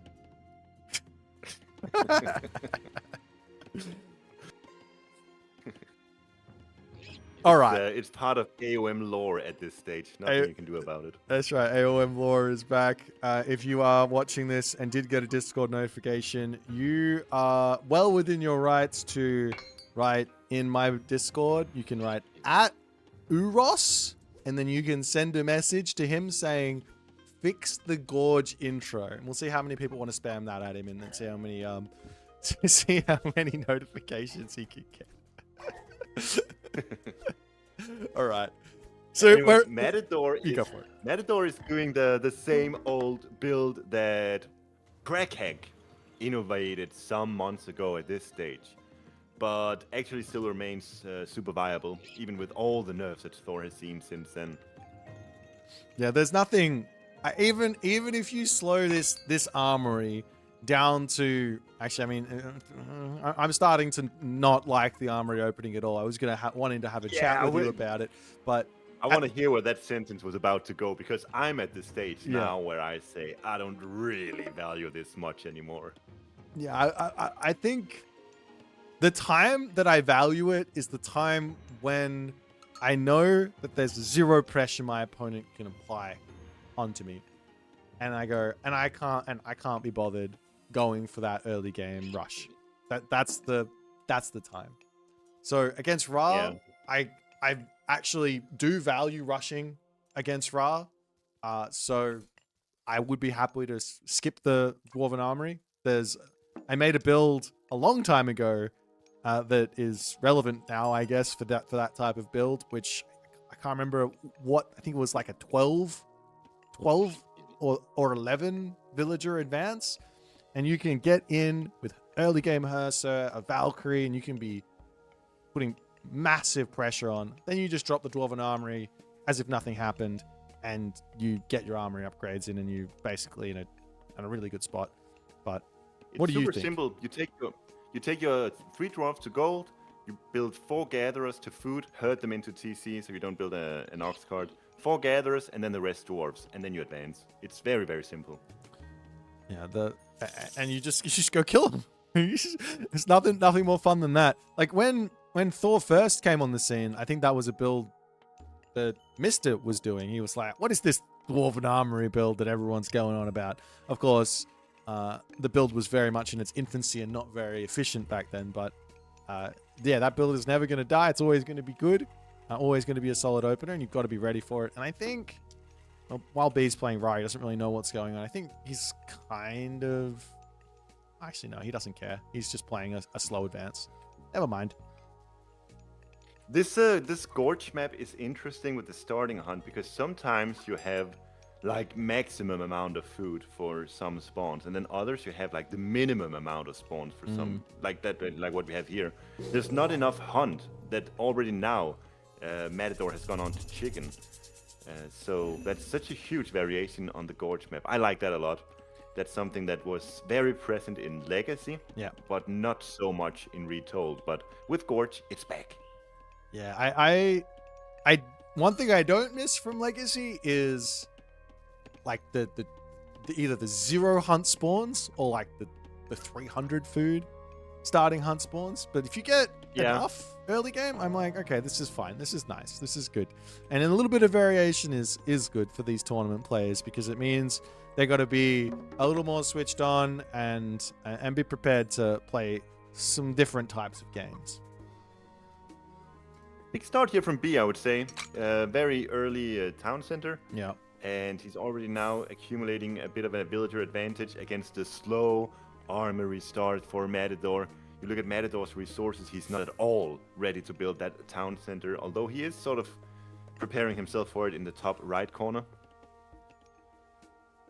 Yeah, the shifting sands onto this second town center does kind of send alarm bells off for me as a Norse player if I want to go for aggression. If I see a Ra player go fast second town center with the shifting sands, I can definitely think, let's go attack, because he's not going to be able to just get all those villages out for free onto the other side of the map. The genius Ra pick here from B, utilizing I don't know if this is conscious or not, but he's got berries behind his base. So if he was Set or Isis here, this would be a very slow 2TC boom. But since he's Ra, he's getting the extra food gathered from these berries, and resultingly, his food income right now is so much better than it would be with, say, Isis. Yeah, it's huge. Set's got like the animals of hunt, so you can kind of get away with it, but Isis would have to be somewhere else. There's no way Isis can be happy on that second town center. So, you're conscious or not, it's good for him. Yes, definitely. And you know, Matador, such an interesting, such a Matador thing. Very, very symptomatic of how Matador likes to play the game. He sees the town center in one corner, and then he goes for his own town center in the opposite corner. He's sort of saying like, "All right, let's go into a boom war. I don't want to fight against you for the next 10 minutes, and then come mid to late game we can feud, but not now." No, I mean it's tough for him. He's what are you actually looking to go and attack at the moment? Like if he does go on to I mean he's playing North at any rate, so he doesn't have to play around this back town center in the slightest. But what are you even looking to go and attack at the moment? B's got back gold mine, buildings going up, back hunt in the berries. He's got in base hunt in the berries. He's got 14 goat, which he can obviously turn into basically hunt level resources by getting husbandry. And yeah, there's nothing is really going to get attacked here. So B probably just the best play to me sounds like every Egyptian player's like favorite situation is a 2 TC fast heroic with all my resources nice and safe. I don't have to build anything. Yeah, it's a great spot for B to be in. He's only ahead by 2 villagers now because Matador has done a good job of getting obviously that second TC down in decent enough timing, and then behind it he's got 4 armory upgrades, including the Hearser one for extra favor generation. So, I mean, all in all, I think Matador will be quite happy with this. So will B. They're both getting off their initial start that they're looking for. And then, yeah, like I said, with 2 opposing secondary town centers, it's going to be very, very rough to get these fights going right now. Except for, of course, if you have mobile units like Matador here. Yeah, I could be wrong on this, but I have a feeling this strategy that B is going for goes back to what he was doing in Pandora's box with Ra. He said, "Hey, I reckon electron bullets, slings of the sun, slingers are really, really good. And there are going to be situations for this army to be very, very strong. But Matador, if he knows the weakness to this, and there are several weaknesses, he's going to be very, very fine here. He does have to make sure he's doing the right stuff." You know, the Rhino is already in for B, was in preemptively before this raid. And as a result, only 1 villager goes down. And this is a Valkyrie down for Matador. All in all, I'd say B comes out on top here. Yeah. Matador is ahead in villagers right now, but B is heroic age. And it's probably exactly like you said. Access to the Scarab, access to the huge slingers, actually does mean that B will be able to brute force his way maybe into the center of the map. Yeah, so the big thing here for Matador is he has to be very careful with his throwing axemen because they get, well, slingers do 2x, not 2x damage. They have the bonus damage multipliers together. So the slinger already has a base 2.25x versus range, and then it's an extra 1.75x versus infantry, and then that multiplies together for a very, very large, I think it's multiplicative. Anyways, it's a big amount of damage, and it takes those thrown axemen out really quick. So he's got to be super careful with how he positions those thrown axemen. You cannot build throwing axemen against those slingers. It's they melt in milliseconds. It's really, really crazy. Yeah. So the death ball potential here for B is definitely there. So Skadi is instrumental in stopping something like a slow death ball push here from B. And Matador, of course, this is a huge map, wide open on the sides. So there are ways of playing around it. But Matador has to be tricky here.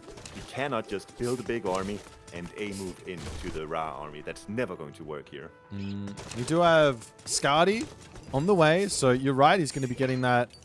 Well, at the very least, he's going to be getting Frost. But what's important for this Skadi is going to be Frost Giants for the front line, so that they can sort of tank up versus the Spearmen, tank up potentially versus those Slingers. And also that Huntress Axe gives a little bit more chance for the throwing axemen to stay out of range. That's true. The range is huge for that purpose. But yeah, this is Electrum Bullets getting the Slings of the Sun now. And how many slingers are there? 0. Well, we're getting some. Yeah, he doesn't need to build them until he sees... until he sees the thrown action, right? If he goes...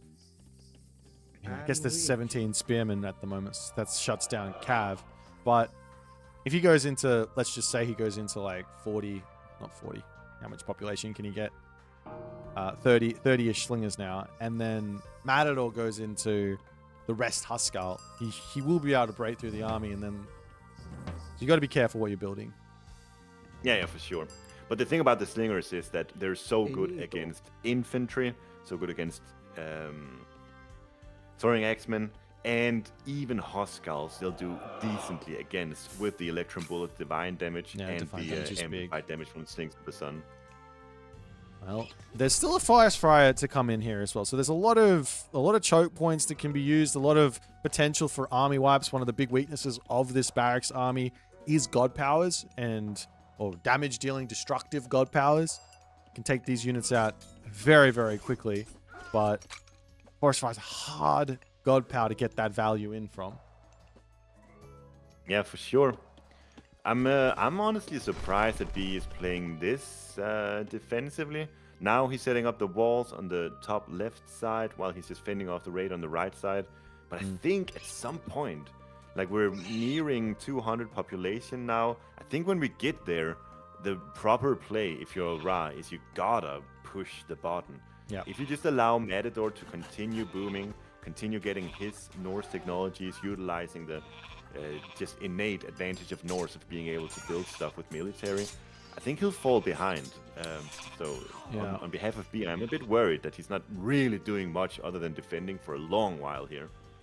I guess the other thing is that once Ra gets to Horus, I'm not sure. I would say that that's the position that B actually wants to be in. If he gets to Horus and he's in an equal position there, and he gets all those Horus upgrades, then the cavalry aren't usable versus the spearmen. The throw and axemen aren't usable versus the slingers. And the only real way to break the army of B is myth unit, effectively. Now, it is possible to build all of them out and make it happen, but it is tough. It's kind of interesting how B is playing it now. He's using rain with just 14 farms, by the way, but it's going to be enough for him to make significant food gain here still.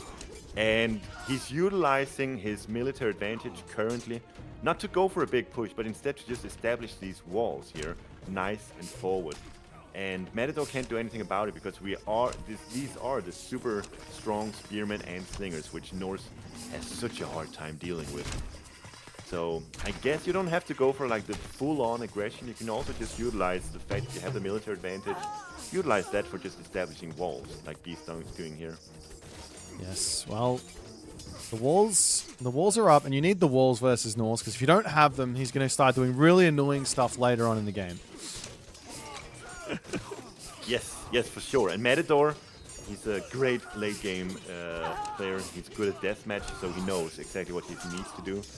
But yeah, huge fight here going on. Maybe Matador looking to get a bit of a round here.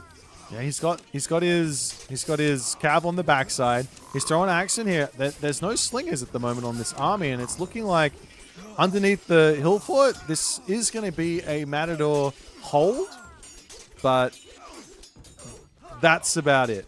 A hold, and then B will retreat. B is totally fine. Matador's totally fine. Moving into a fairly equal mid game is going to be kind of crazy here. You don't normally get to see this type of a situation between Norse and Egyptian. Normally, it's one player goes for something crazy, and the game ends around 15 minutes. But so far, both of these players have been very, very careful. It's sort of like AoE 4 gameplay from when I used to play that game in the beginning. People would just spam walls in the center of the map and drag the game out for 1.5 hours until one player resigned. Well, the good thing about seeing that kind of style here with both players walling off the entire map. The good thing about Age of Mythology is, one, Siege can make walls explode. So you can get through a wall very, very easily. But for the moment, there's just units needed to take these fights. And these Jarl, they are tanking up versus the Spearmen. They are getting through the Spearmen. While the Thrown Axeman numbers are getting melted very quickly, the Spearmen numbers aren't big enough to deal with those Jarls. And Matador, he's found a way to, at the very least, get through all of this pressure, and he can start looking to push back. I want to see him dropping that third town center, though. And I want to see B dropping that third town center or going Mythic Age here very, very soon. Another angle could be shifting sands on the top left for B. Yep. Utilize the shifting sands to get the population advantage. Really secure off the right side and then make a big push on the left side or something like that. But it's just a spam war for both of these players now. Yeah. 19 Spearmen versus a lot of Jarls. And see, you saw it there, the throwing action are melting in the background there. Matador is trying to do some wiggle micro here. It is technically possible. If you want to practice it, I say go practice it because it's probably worth it if you're a Norse player and you want to beat the Slinger. It is technically possible to wiggle micro your way out of significant damage versus those Slingers, but it's very, very, very hard. Yeah, I wonder how Matador even does it. Is it like, does he do patrol or something? It's two clicks. It's 2 clicks, and effectively, I think he's doing it a little too fast. You have to go for every second shot from the Slinger, any like 1 speed damage unit, one attack speed damage unit. It's for the Thrown Axeman is 2 seconds or 2 shots and then an attack. So you got to dodge twice and then you get your attack off, and then you dodge twice and then you get your attack off. But yeah, it's I'm saying it's like a technical thing. It's too hard. It's very, very tricky.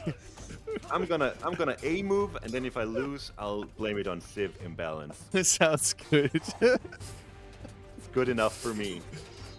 Well, so far the trades and the economy is starting to favor Matador.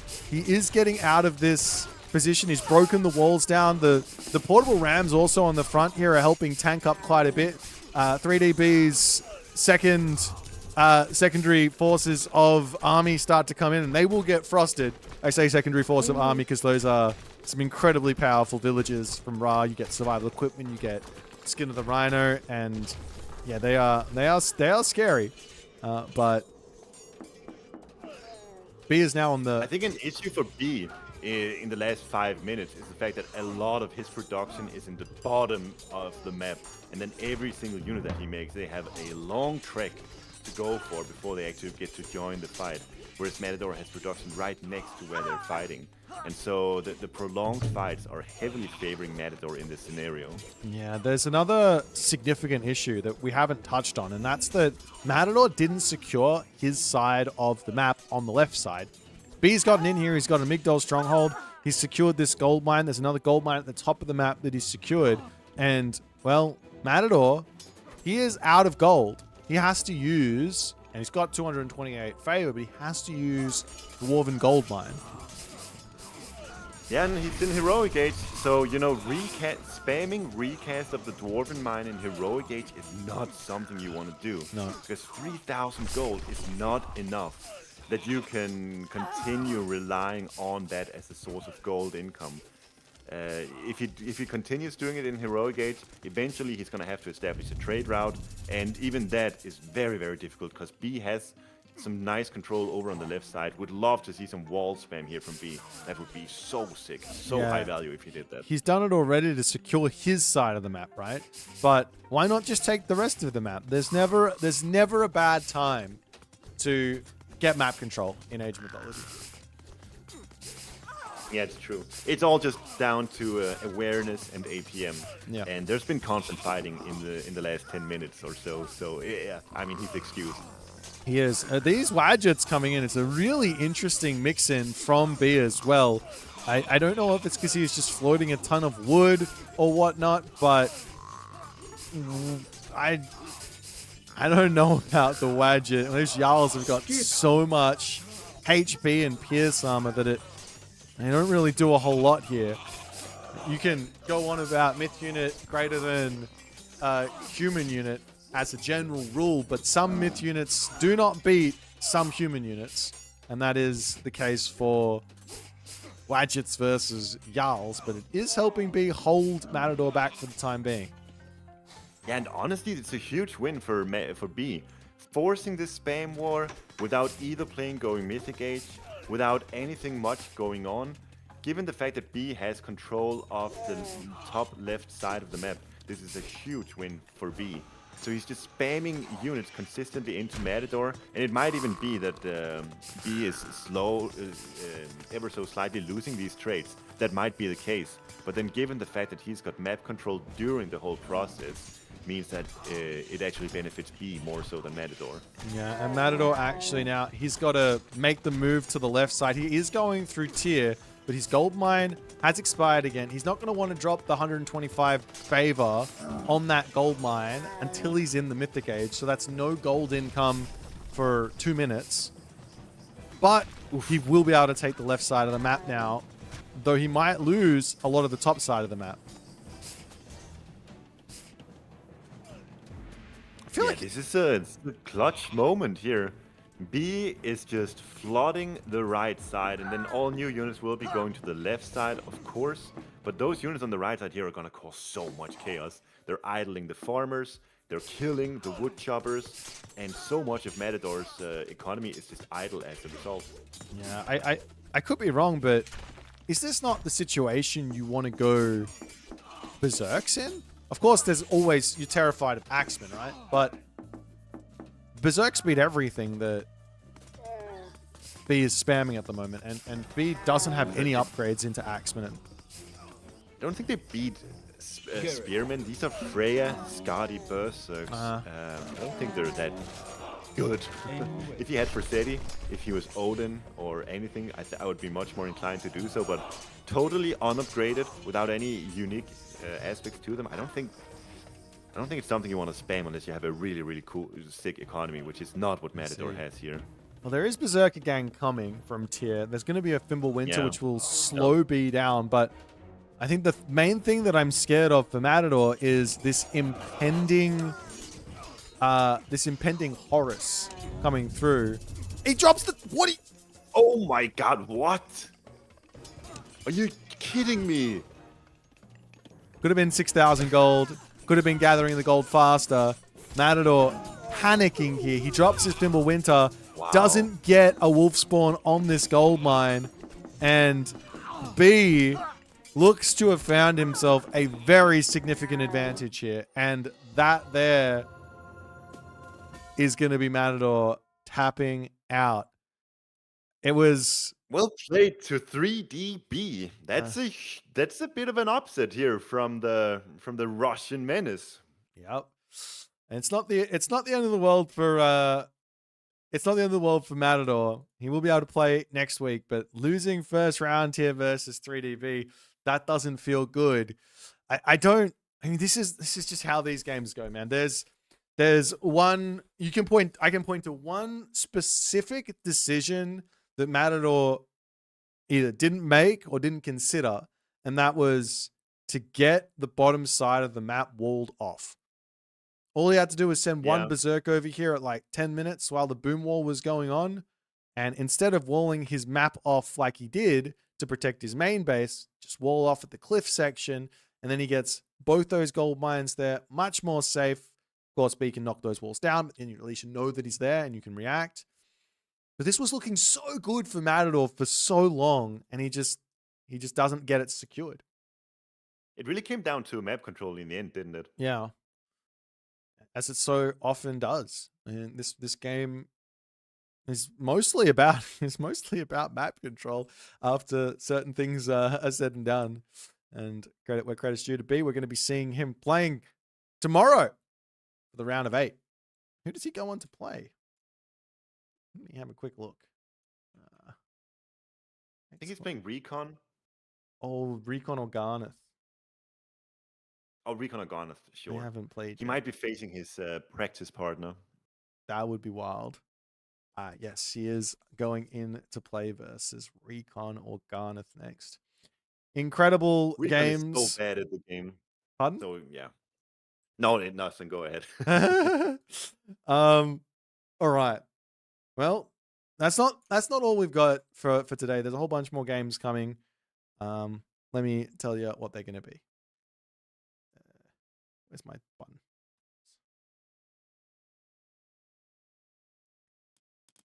Alrighty. So it's currently, for those of you playing at home, it is currently 1500 GMT. At 1800 GMT, Recon versus Garnath will play to go on to see who goes on to play B in the round of 8. And then straight after that, we've got Miniyeti versus EricBR, who are playing to see who goes on to meet Mosca in the round of 8. So to walk you through what the round of 8 is going to look like, we actually have Soup playing Tunison. If you want to give us any words of any smack talk, now is your opportunity, Soup. Well, I lost 2-3 last time we met in last tournament. I almost had him, but then I didn't. So this time around, Mr. Tunison, there's no there's no way around it. I'm gonna have to beat you this time. Sorry. I like the confidence. It's all I know is that Tunison, he struggles in the best of 9s, but he's not playing a best of 9, so he's gonna come at you. I'll revenge smack talk you, while also reminding Tunison of his past failings. I'm gonna let you go now, Soup. Thanks for joining me. We're gonna continue with my regularly scheduled Friday shenanigans. Yes. See ya. See ya. Alrighty. Well, that was a fun series. Yeah, like I said, this is every week for the next 5 weeks. So if you haven't had enough Age of Mythology just yet, well, you're gonna get a lot more. Let's just say that much. You're gonna get a lot more. So strap in, be here, and all that other good stuff. I'm gonna continue along. I'm gonna play some ladder games and all that good stuff. So if you want to come hang out with me until the next games, then do. If you don't, then come back at in what would be 1, 2, 3 hours, and we're going to be casting the Reconator against Garnath, and then of course Miniyeti against Eric.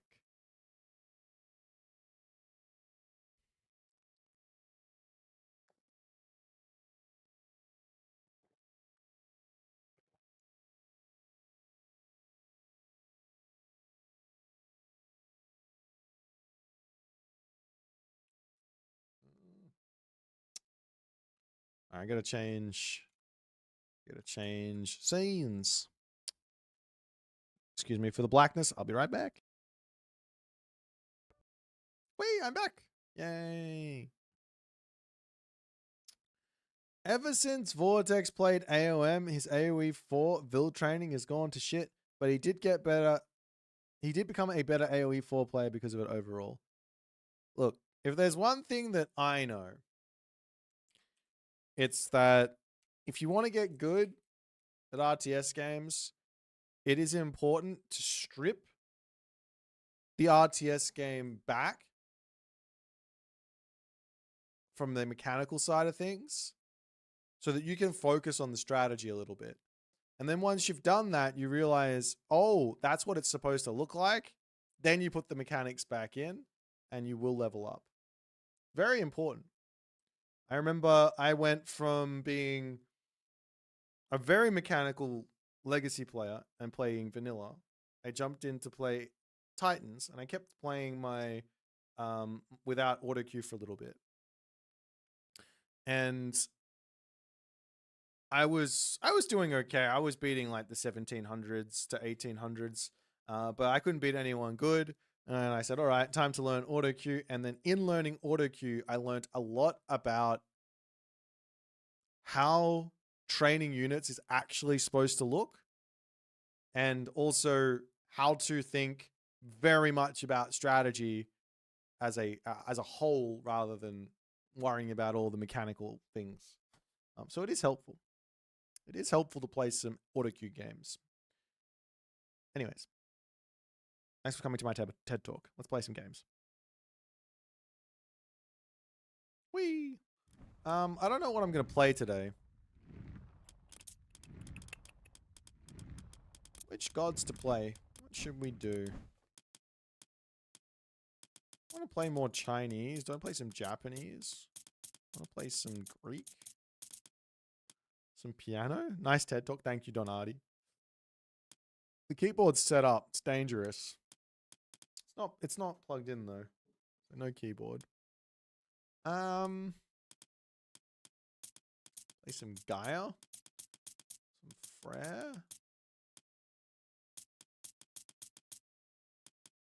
I kind of want to play some China.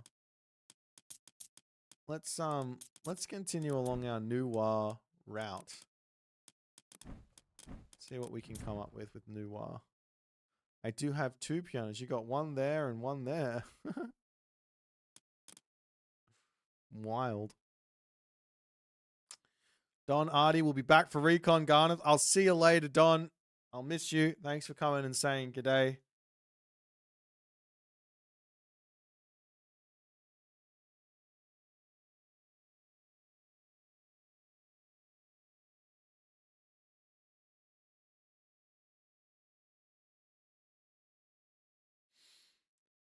Any tips to increase my EPM?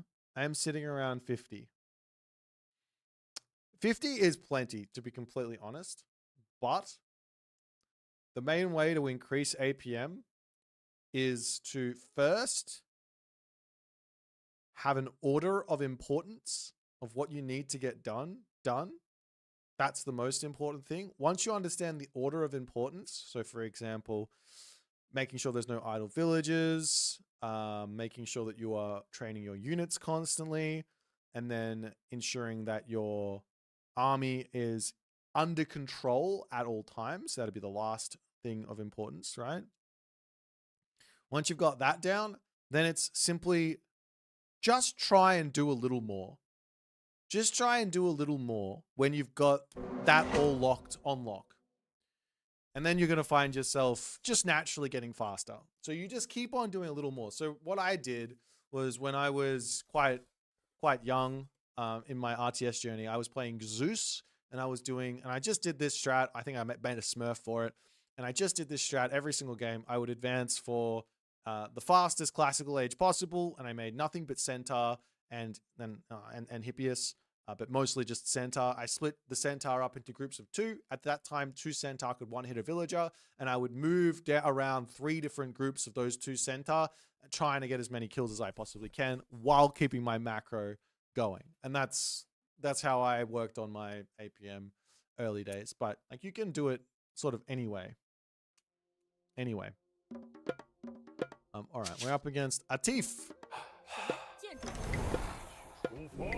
I think Atif's been beating me quite a bit lately. We need to get some revenge.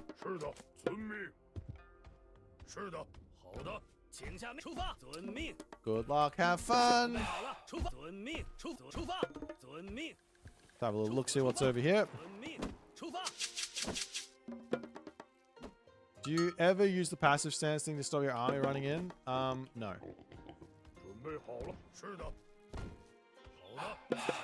Passive stance is for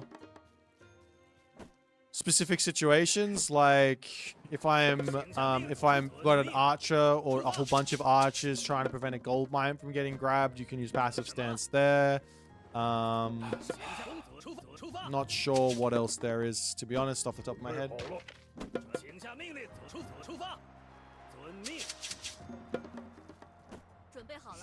I generally don't use other stances apart from on villagers. Like the villager stand ground stance is obviously very, very good. All right, let's get some domination happening. I should have deer here. There's so much space there that I feel like there must be deer on that spot, but there might not be, and I see there is deer there. So I don't even need to scout it. I played this game too much. If there's deer here, this means that he's got deer on his back town center as well on this map. So it's going to be a very boomy map. I'm also going to drop a temple on this side here. So I want to get my second town center up as fast as I possibly can, and then react to whatever my opponent's going to be doing.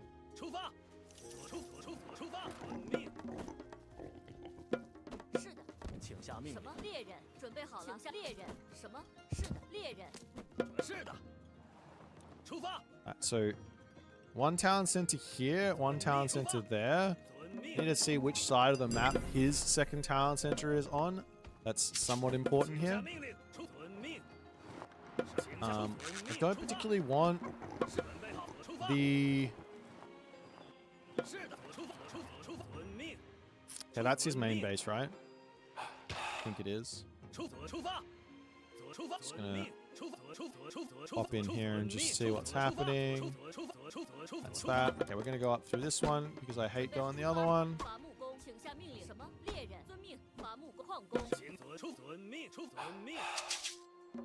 Okay.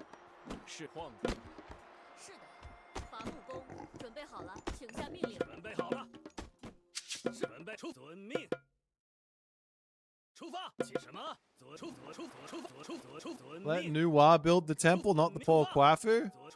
I need that favor gain. I don't know why I need it, but I need that favor gain. Okay, so I just need to know if I'm facing something silly or something not silly. Now, given the map is pretty aggressive, I'm gonna play classical fight and try and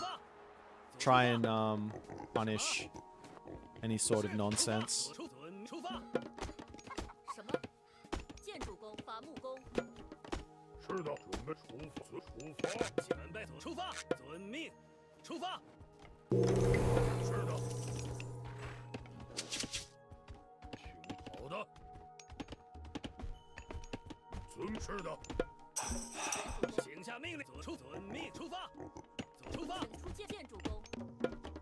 Okay. I wanted my Kwafu there.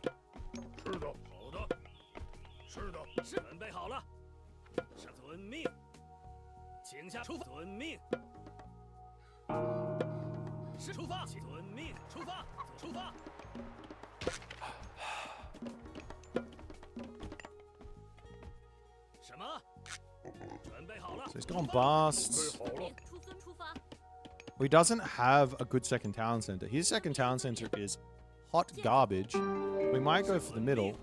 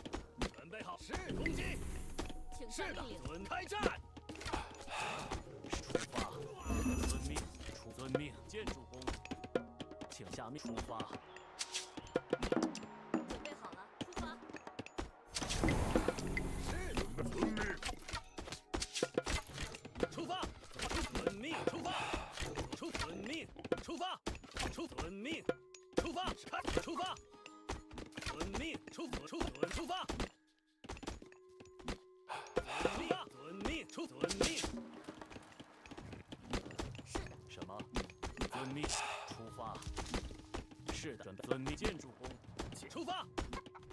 遵命。 Okay.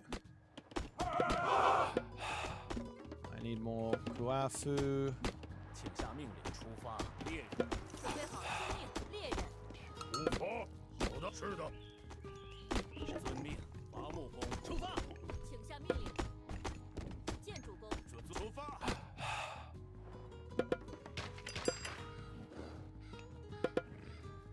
遵命。遵命。出发。攻击。准备。遵出攻。是的。什么？好的。是的。请下命。是的。好的。什么？出。是的。准遵命。出发。 什么？建筑工。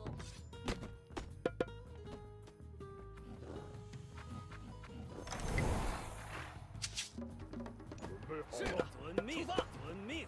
出发，遵命。遵命，出发，前进。请下命令，出发，猎人。建筑工。请下命令，出遵命。出发，猎人。出发，出发，出发。遵命，建筑工。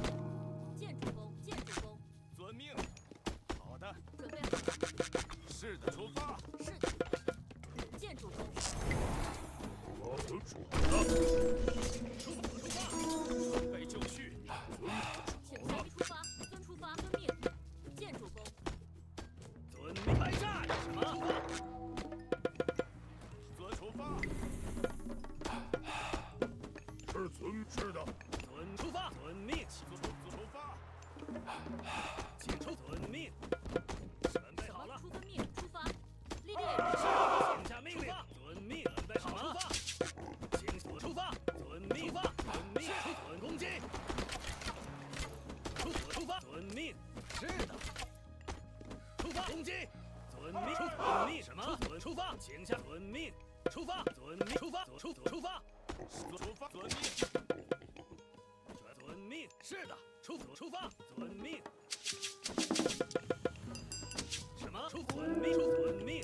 开战。遵命。攻击。准开战。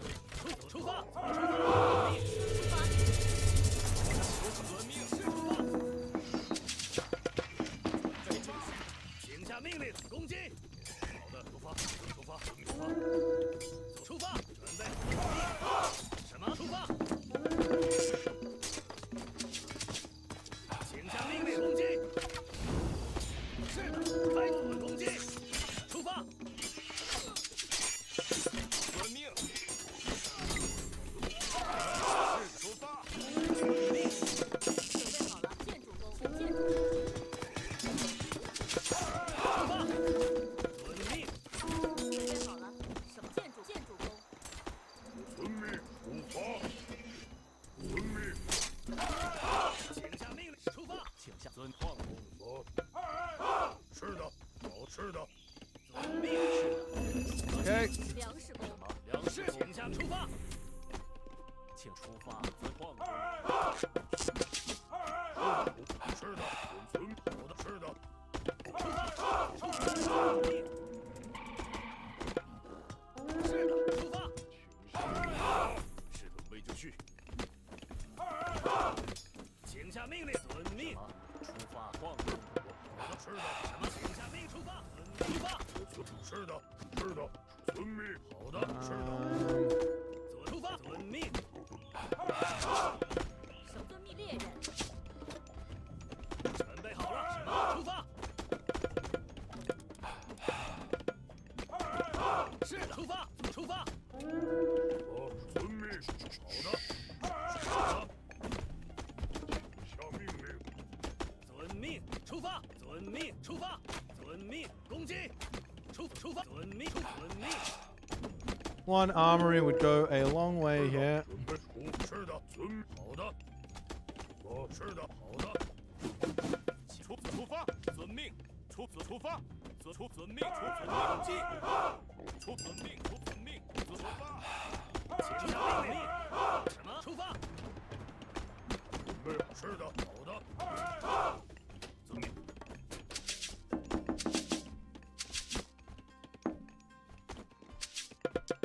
出发。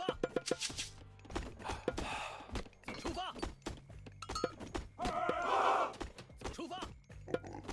小手的，出遵命，出遵命，是出遵命，开战，请下令什么？出发，遵命，出发，出遵命，攻击。请什么？是出遵命。什么？出发。是准备好了，矿工。请什么？准备好了，请下命出发。猎人，遵命出发。猎人，准备好了。是的。准备好了。什么？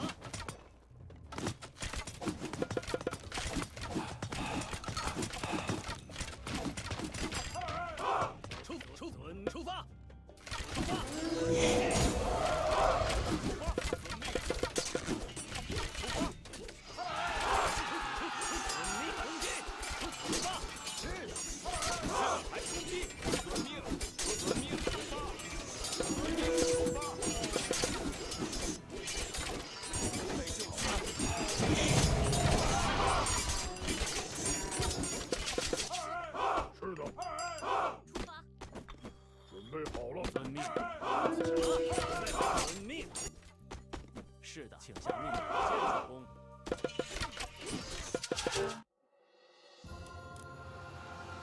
GG!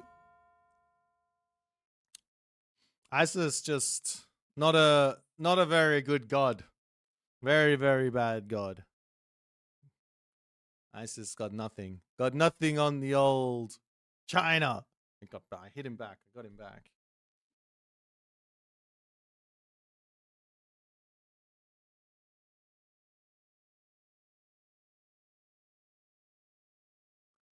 Buff Egypt angle. How about give Egypt my map and see me struggle? This map was insane. I had back berry, back hunt, and a gold mine 2 steps away from my town center, able to be walled off. And my opponent's town centers was this. And he had this. If he goes for this one, I just all in it as well. Wild. How's the YouTube chatters going at the moment?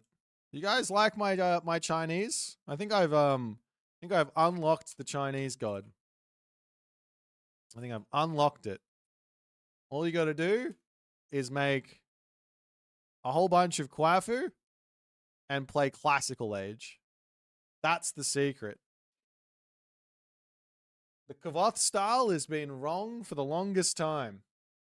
We now have the Boit style. It's in.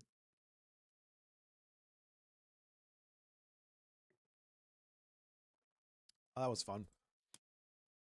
Vanish to counter the Ancestors Eclipse is so nice. Oh, it feels good. I am a new player on AOM. What are the Chinese speciality? Also, what are the big circles around the buildings? The big circles around the buildings are the favored land, which is the favor mechanic for China. The more favored land, the faster your favor comes in. China's speciality is they have a slow-moving army, but it's really, really tanky. So you want to play really slow with that army, build it to a point that it's what we call a death ball, and then once you get to your death ball, you hit the go button and you don't stop. There are some other ways to play China, for example, inside of White Horse Cavalry and going for raids with like fast heroic type ideas. And the late game also brings in the Tiger Cav, which is quite strong too.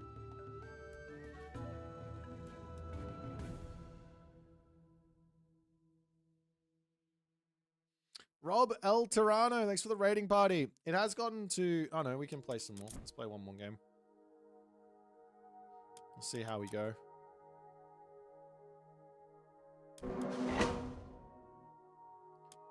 Midgard, eh?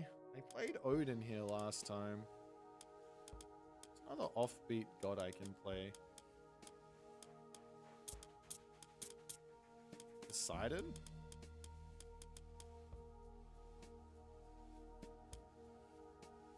Let's try Poseidon here. Chinese god is the best right now. I really like Nuwa, but I think Fuxi is always going to be good.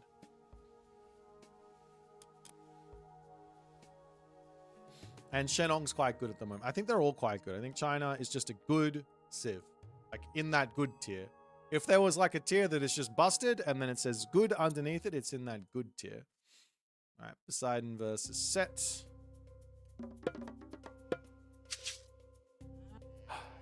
Έτοιμοι, ναι. Βούλομαι, πάνω. Πρόσταγμα, τέκτον. Έτοιμος. Πρόσεχε, βρυτόμος. Λέγε βρυτόμος. Χειρευτής. Έτοιμο, βούλο, ναι. Έστω, μα Όφα. έστω. Χειρευτής. Έτοιμος. Ορφάν, βούλομαι, πάνω. Cows. Yummy, yummy, yummy. Skulls of the Cercipes is floating over there as well. It's a good relic. Πρόσταγμα, λέγε βρυτόμος. Θηρευτής.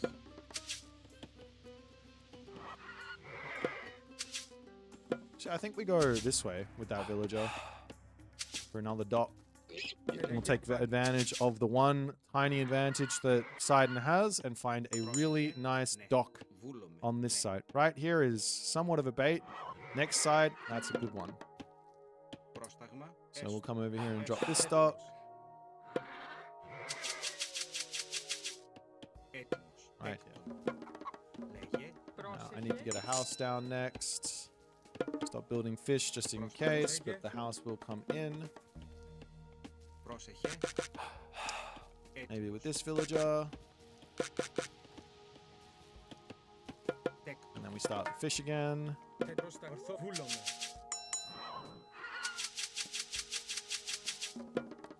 Πρόσταγμα. Έτοιμος. I think we play Ares here, no? Λέγε ορθός. That seems scary for him. Ναι, βρυτόμος. He does have Nephthys, but Πρόσταγμα. Πάνω. Ορθός. Ορφάνη. Βούλομαι. Ορθός. I could also play the more solid and strong option, which is Hermes, into Dionysus, Πρόσεχε. into a pacifist Πρόσταγμα. Hippias, which also seems very strong. Πρόσταγμα.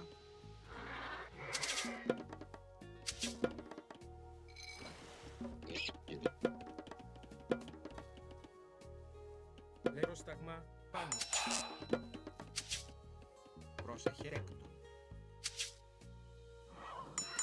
It's over here. 1, 2, 3, 4 spots there. That's crazy. Λέγε μάλιστα. Θηρευτής.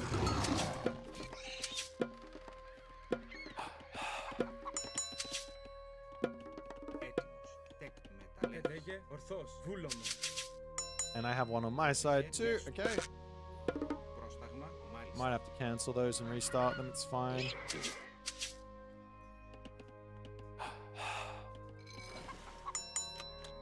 Πρόσεχε. Τέκτον. Έτοιμος.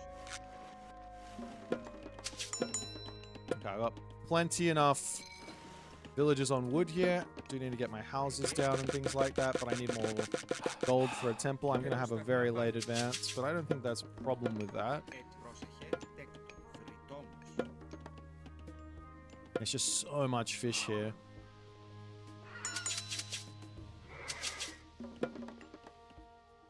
Πρόσταγμα. Ναι. Βούλ μεταλλεύς.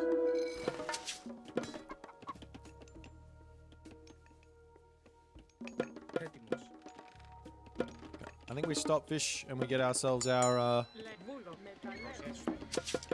and we get ourselves our temple in, and then we'll start fish again. Λέγε. Πρόσταγμα. Βούλο μεταλλεύς. Έτοιμος. Τέκτον. Πρόσεχε. This side doesn't really need to. Only need what, 3 more?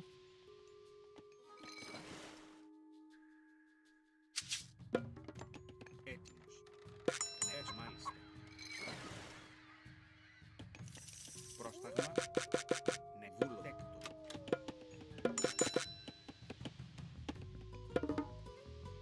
one. I need one more. Λέγε τέκτον θρητόμος προς έστω μεταλλεύς.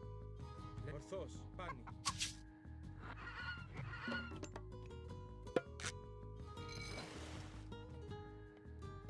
20 fish, what the hell? 1, 2, 3, 1, 2, 3, 1, 2, 3. 1, 2, 3, 1, 2, 3. Ooh. Πρόσεχε, We got 21 fish. That's crazy. Which god did he go? Snakes.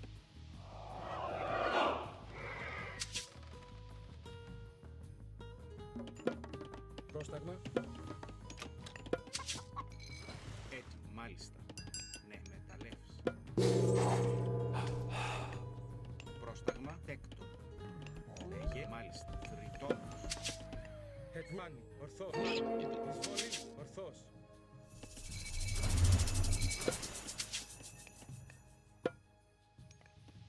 Ναι. Πρόσεχε, τέκτον θρητόμος. Πάνι. Λέει ορθώς. Πρόσταγμα τέκτον.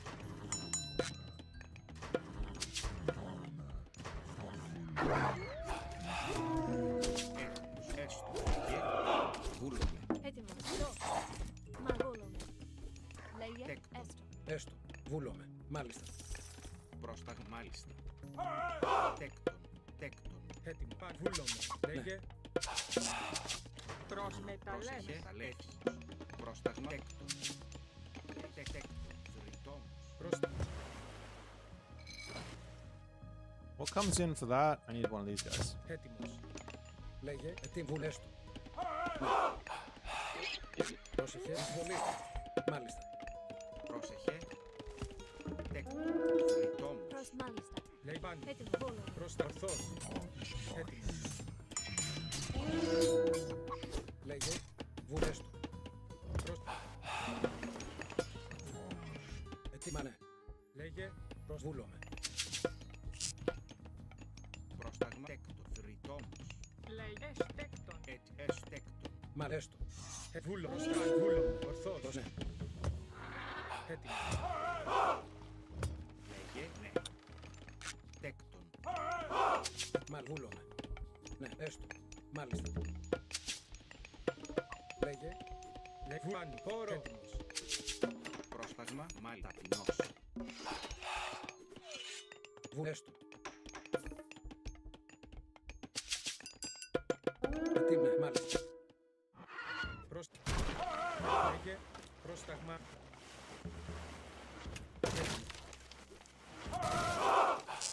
Έτοιμη. Τριτέκτον. Πρόσεχε, τέκτον, έτοιμος. Βούλο, τέκτον. Βούλο. Ισαλός. Πρόσταγμα. Πρόστα λέγε. Ναι. Βούλομαι. Μάλιστα. Μάχη. Πρόσεχε, ναι. Πρόστα. Ορθό. Βούλομαι. Έτοιμη. Μάλιστα. Βούλομαι. Λέγε. Ορθός. Έτοιμο.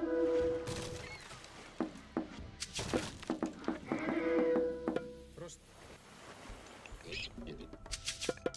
Βούνε. Ναι. Προσέστο. Πρόσταγμα, μάλιστα.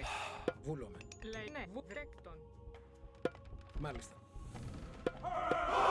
Πρόσεχε. Ναι. Βούλομαι.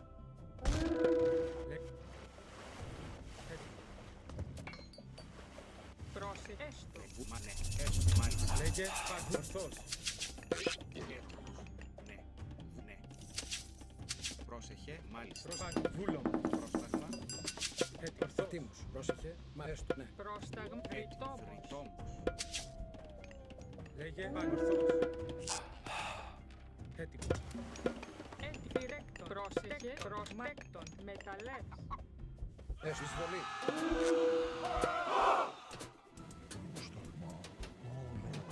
Βούλομαι. Πρόσταγμα. Μάλιστα. Ναι. Βούλες. Μάλιστα. Ναι. Λέγε.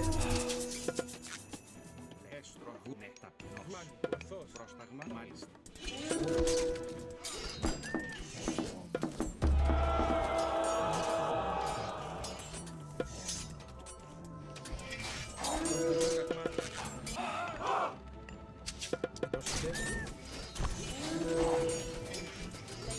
Πάλι καλώς. μάχη. Καλώς. Λέγε. Φαν, βούλο. Βολή.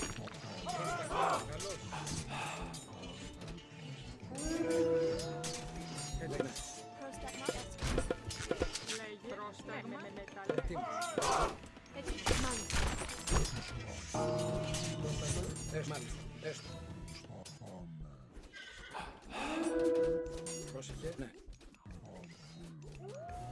Λέγε. Βούλο. Έτοιμος. Έστω. Ναι. Μάλιστα. Πρόσταγμα. Έστω. Ναι. Βούλο. Λέγε. Μάλιστα. Έτοιμος. Είσαι βούλε.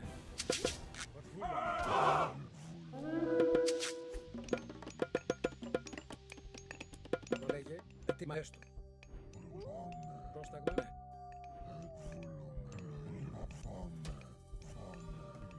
Βούλομαι, μάλιστα, καλώς.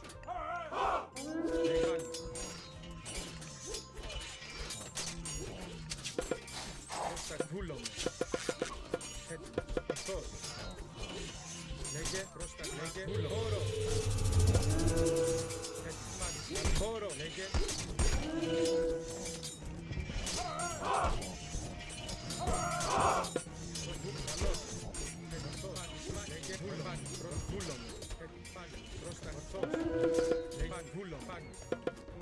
Πρόσταγμα ορθός. Έτοιμος. Βούλο, πάνω. Πρόσταγμα.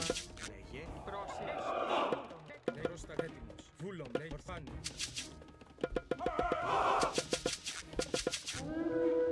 Πρόσταγμα ορθός. Ναι, έστω μάλιστα. Ναι, βούλο μάλιστα. Έστω, ναι. Βούλο έστω. Τι μάλιστα. Βούλο έστω. Ναι, βούλο έστω. Μάλιστα. Ναι. Βούλο έστω, μάλιστα. Βούλο έστω, μάλιστα. Ναι. Βούλο.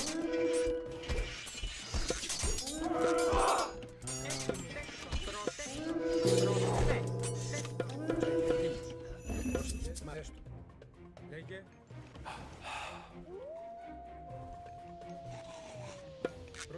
Προς ετοίμους, ναι, μάλιστα. Βούλε έστω. Βούλε, μάλιστα, ναι, έστω. Ναι, βούλ με μεταλλές. Προς βούλε, μάλιστα. Λέει τέκτον. Προς τα βούλε έστω.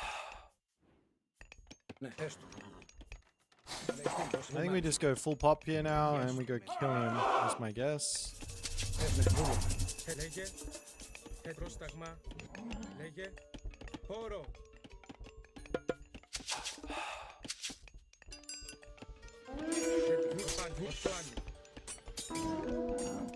Μάλιστα. Πρόσταγμα. Πρόσταγμα. Ναι. Έτοιμος με μεταλλές. Ετοίμος. Πρόσταγμα, μάλιστα.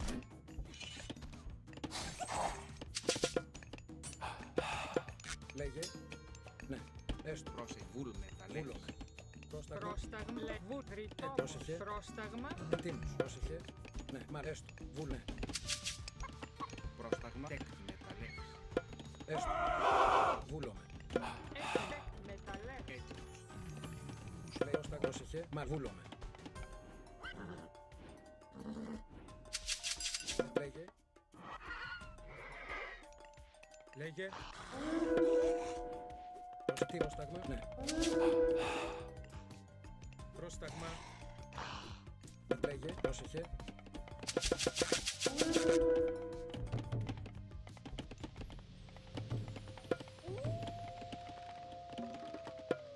Λέει τι πρόσταγμα. Μάλιστα. Βούλο. Ναι. Πρόσεχε. Πρόσταγμα. Τέκτον.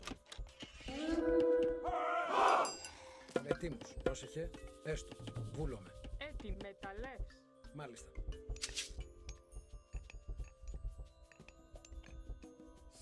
I think we get the tech to make our guys have more HP. Λέει τι μου, πρόσεχε. Έστω. Βούλ, μάλιστα. Βούλομαι. Εισβολή. Έτοιμος. Από χώρο. Προσπάνει. Ορθός. Λέγε. Προσπάνει. Σαλός. Βούλομαι.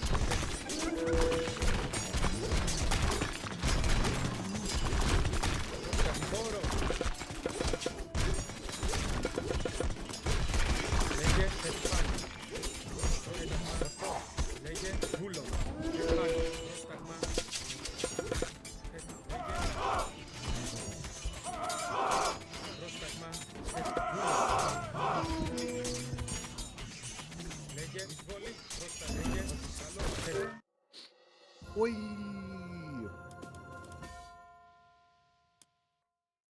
Joy, joy!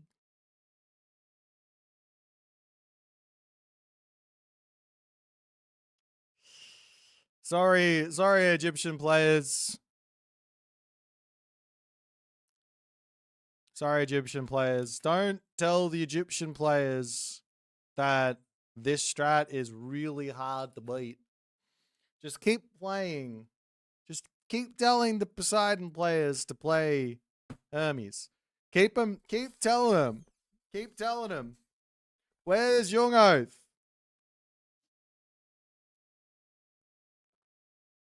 Where's Young? What's he going Mythic Age? Come on, man. He's Egyptian. He's got no resources. Was he going Mythic Age? No. Doodoo, what's up, man? Nerf this shit. No, Egyptian's OP, Doodoo. Egyptian OP. Why am I smurfing? This is my highest rated account, my guy.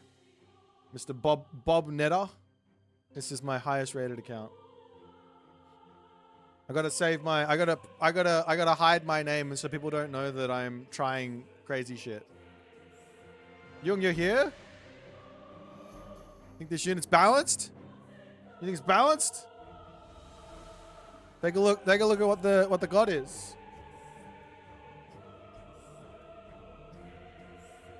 What were the deciding factors / plays in this game that decided it? Well, I think at the god select, my opponent picked Egyptian. That was the big problem, I think. He tried. He made good use of the spearman, but I had Cyclops, and Cyclops beats spearman. Some balance, please. Yeah, I think that the best way to play versus this is to have your own myth units, right? Which like Wadjet, I guess. Is there counterplay?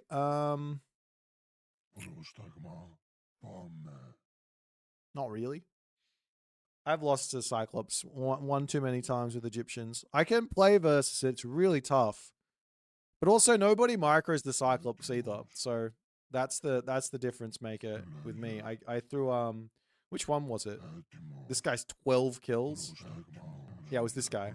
I threw this guy. He picked up one spearman. The spearmen were all trying to take him out. Picked up one spearman, threw him at his feet, and it clobbered them all for 65 damage.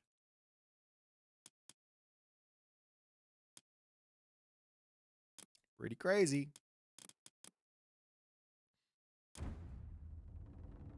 Sphinx? Yeah, I guess so. I don't think Cyclops are like busted, broken, but Egypt struggles versus them. The Egyptian lobby is strong with these two. Hey, ma'am.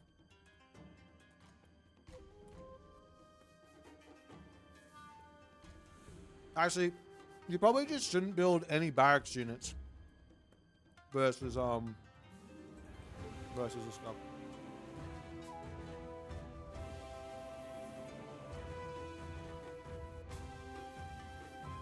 I'm the biggest streamer. Everyone knows my Smurf account.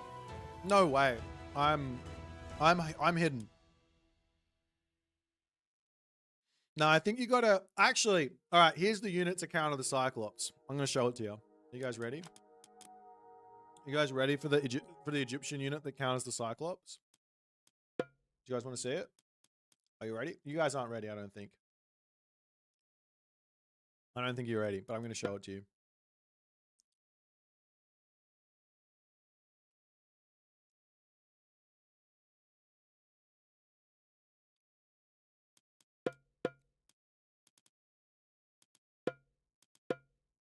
Oops, that's the wrong god.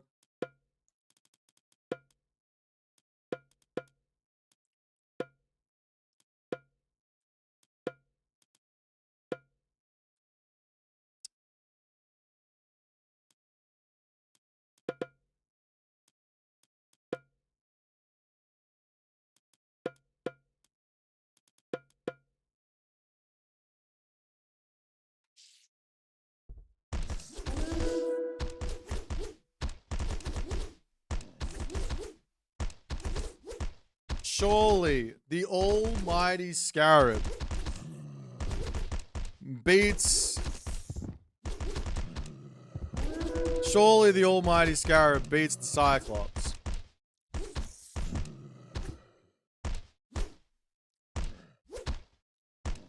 There you go. And now you got it.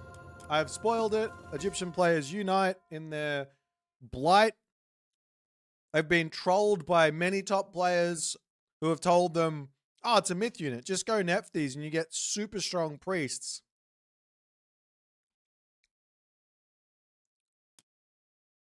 Yeah, Crimson Linen gives 75% of damage dealt by all actions against a unit as lifesteal.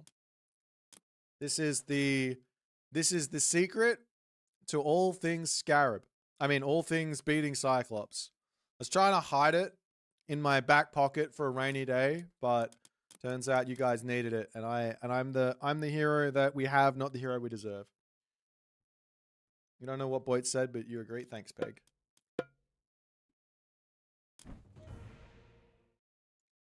Before I show the resource value, yeah, but we all know that Egyptian's broken. Like, they've got infinite resources. They just can't. There's no like.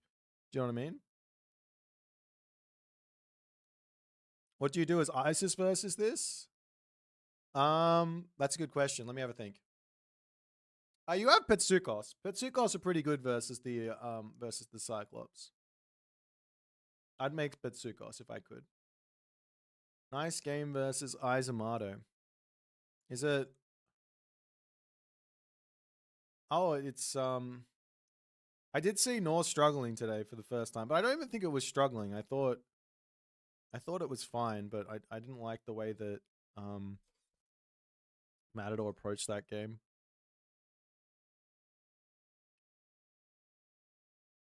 You want me to watch this one, Dudu? Alright, let's watch Dudu's game against Izamato. Dudu is vying for his own ticket to Athens, taking out a top 16 qualifier.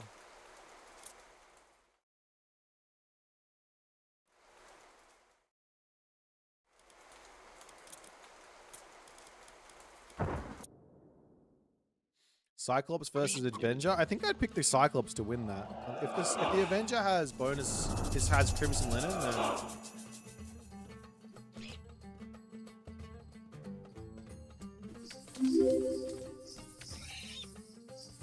Limquam, what's happening?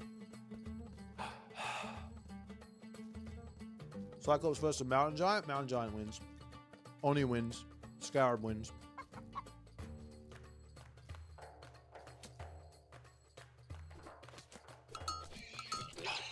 Show us Broken Egyptian. Alright, I'll show you Broken Egyptian, and then I'll show you Broken Hades.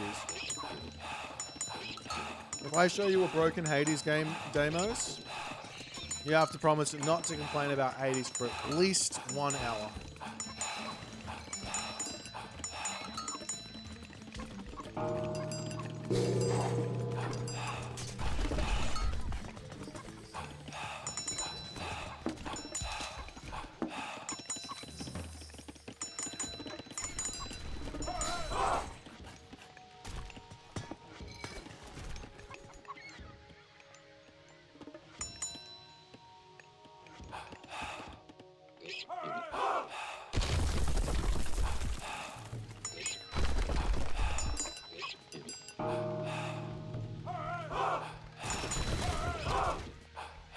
Oh, I saw this game.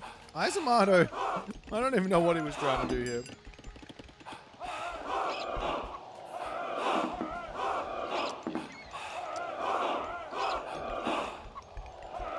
I'm too scared to cast. At the moment, I'm not casting anything.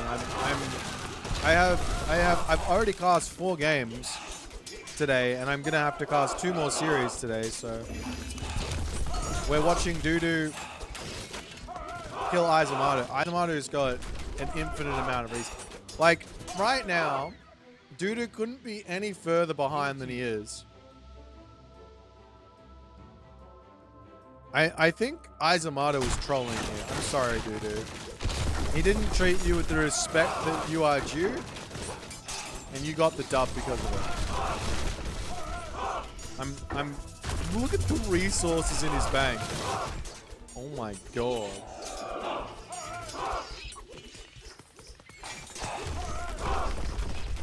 To be completely honest, I have no idea how you lose Odin versus Set on this map.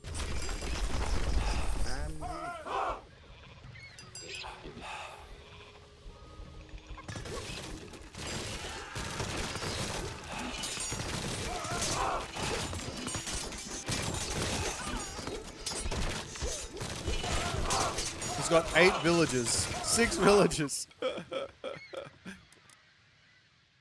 That's funny.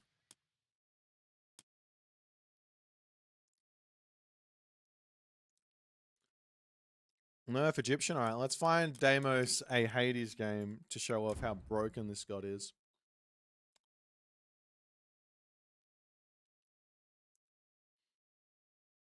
This god needs severe nerfs. Let's find Hades.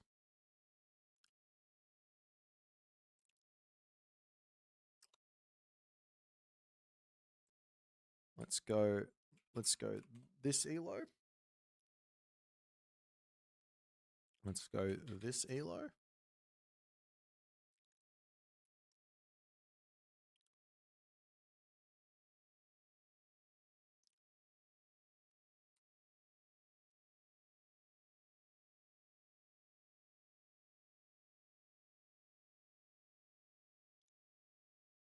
Okay, here we go. This looks like a really good example of Hades brokenness.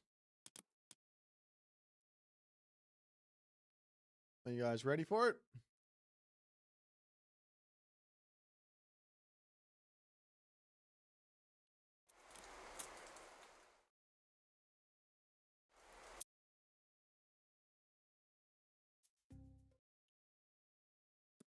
Show us broken Zeus. I already did. That's on YouTube. It's already happened. Like, I've already shown it. I literally already did it.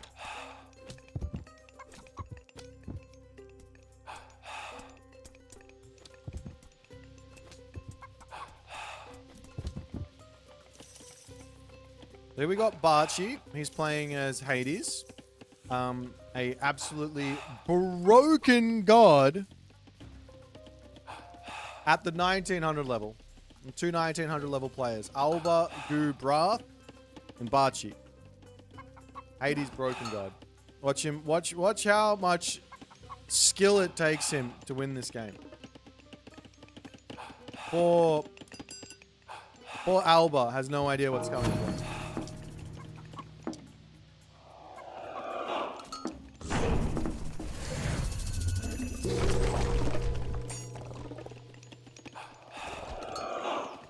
Alright, drops Zom down. Wanders forward, takes town center.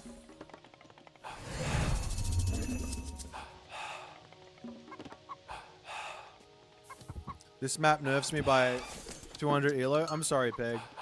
This map does require a certain skill set.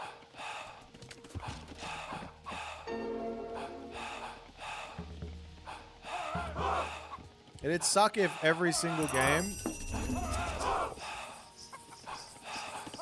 just dominate. Every single game you have to play exactly the same way. That'd really suck. I'm glad that we have really cool maps like Mount Olympus to shake things up. So, alright, there you go. What time's the next thing? True, hold on. Next one is, what's it called? Brain, fart, go, think. It's not Eric versus Miniyeti, it's Recon versus Garnath at 1800 GM. 1800 GMT.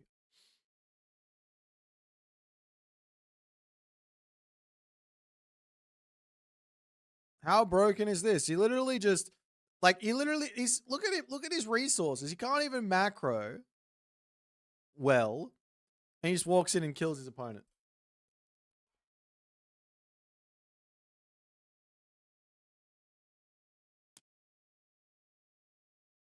Yeah, it's not a fucking game because Hades is too broken to allow it to be a fucking game. Poor Amaterasu. Rip. Rip Amaterasu player. Is this for this Amaterasu player is like top 10 in the world with Amaterasu. What are you talking about? Hey, where's the God elo? I don't actually know that that's the case.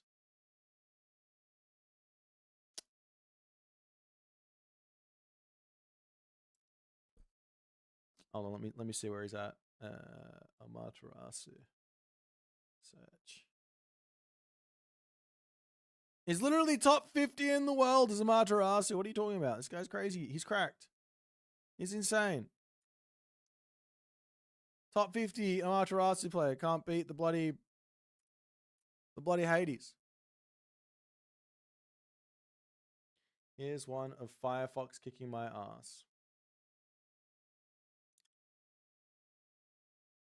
No, that goes against the I don't see that. That's not a game. That doesn't exist. I don't wanna give Firefox free coaching. If he wants coaching, he's gonna have to come and get it from me.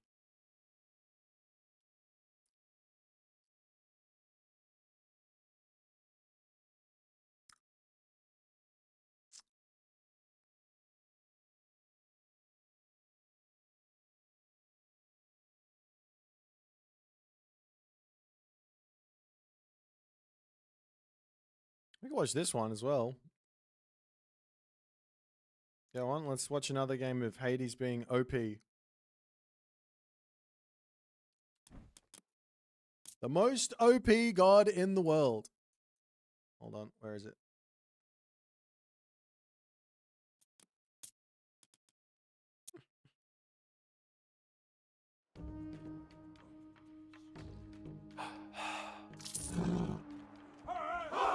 I got Vega, who is around about 200 elo higher than Kaneki. Kaneki, though, on Hades, gets a hidden 200 MMR boost. You put a Hades player on any other god, they automatically lose 200 elo.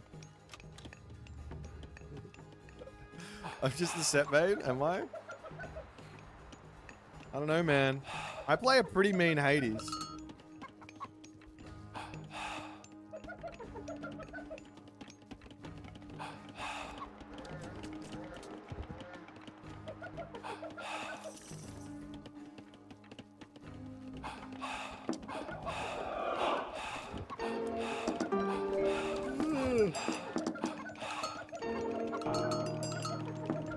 Boy doesn't believe half the stuff he says.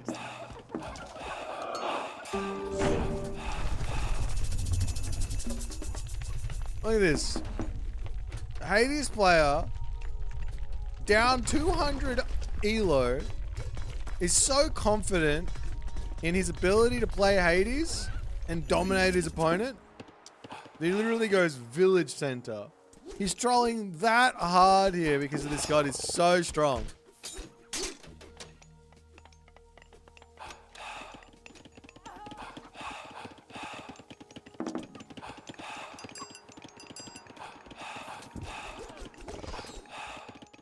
Hey, Hades is this strong that he can throw away villages non-stop against Berserk raids. He's that strong.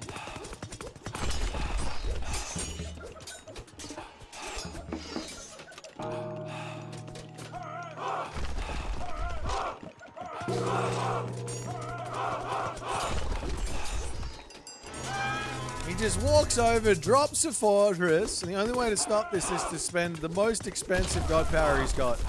Frost, and now he has to run away. It's all over for the Odin player here. And then, of course, you just click Restoration. Zero, you bring the villagers in, bring the boys in, no micro. Game's over. Hades player wins. Poor Vega. He didn't have a chance. He just doesn't, he didn't have a chance here in this game.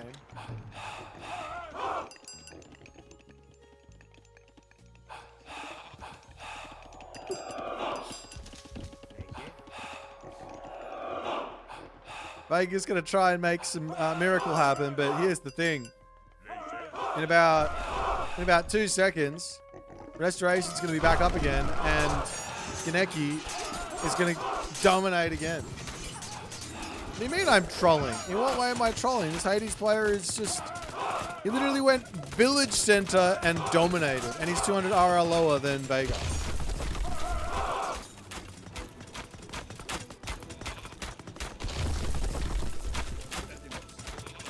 Find me an Egyptian game. Find me an Egyptian recorded game of the Egyptian player winning down 200 real rating points.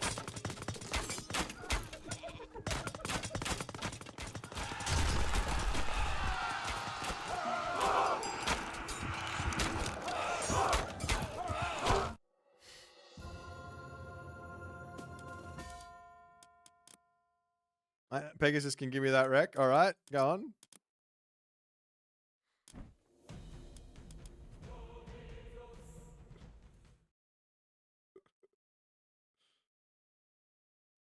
Let's have a look for a raw game of a I'm gonna try and find one.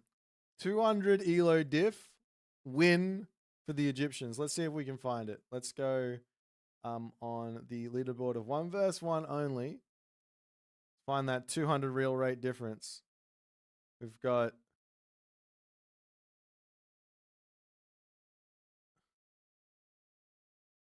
that's the 200 rate win, where he wins above 200 real rating points.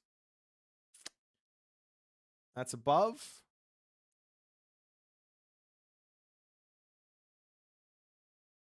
That's equal. That's below, but he lost. That's above, and he won, but he was 300 elo above. That's equal. That's equal. That's 200 elo above, and he won. That's equal, and he won.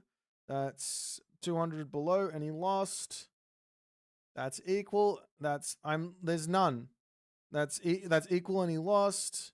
That's 200 RR above, and he won. That's above, and he won. That's above, and he lost. That's equal. That's equal. That's below, and he lost. I should show you guys this. I'm not even making this stuff up. You think I'm rage baiting? I'm not making this stuff up. Like I can't. You can't make this stuff up. It just keeps on going. This is below and lost. This is equal and won, but he played against Ra, so it doesn't count. This is equal and lost. This is equal and lost. This is effectively equal and won. This is equal. This is below and lost. This is equal. This is below and lost. This is above and won. This is equal and won. This is below and lost. You just can't make this stuff up. It doesn't exist. There's not a single recorded game here of being below and winning with this Egyptian god. I found it. There you go. 200 real rate difference. Firefox versus Pegasus. They're the same elo. This is one of his 15 billion different Smurfs. The same elo. Literally the same elo. All you have to do is click on the bloody account. He's 2220. And we keep going. We're going to keep searching. I'm going to find it. Yeah. Oops. We got to go back to 1 vs 1. What do you mean I'm using AI? All right, let's keep going. I'm going to find one. I just want to find one game of a Ra player winning down elo. Ra wins above. Ra wins above. Ra wins equal. Ra loses below. Ra loses below. Ra wins above. Ra wins above. Loses below. Equal. Wins above. Wins above. Loses below, even though it's Egyptian. Wins above. Loses below. I can't make this shit up. It's just too crystal clear. Is there a single game of somebody worse winning with this god? A single game. Just one. I don't ask for much. Loss.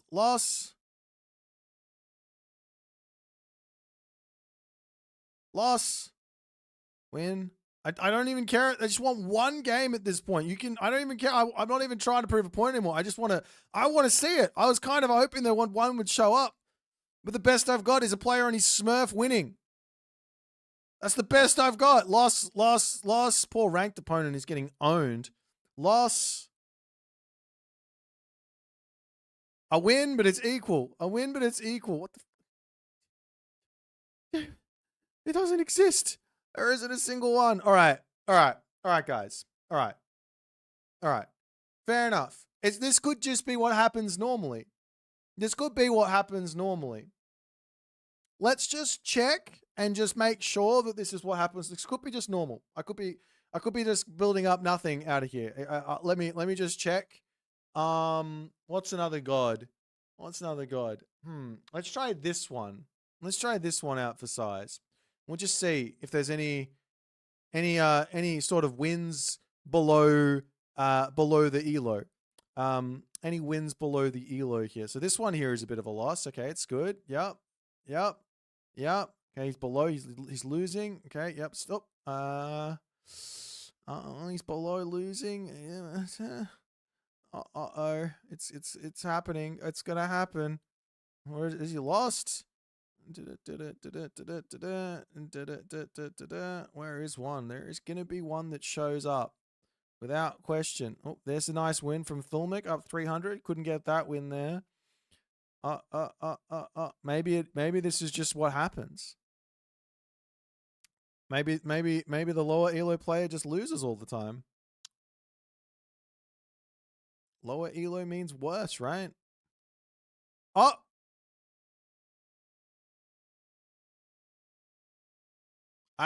It took me 3 hours of gameplay. 3 hours to find guy player winning below elo. Meanwhile, Ra, I'm still searching.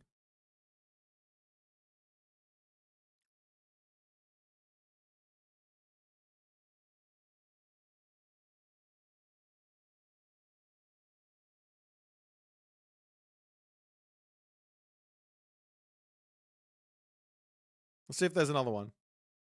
We're at 6 hours now.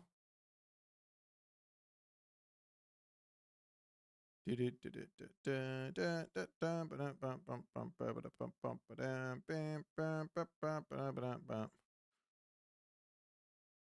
to find one more just to make sure it wasn't just an outlier. Oh. Gaia losing up elo. That's not good. Buff Gaia. I'm going to find one more. Where is it? Gaia losing.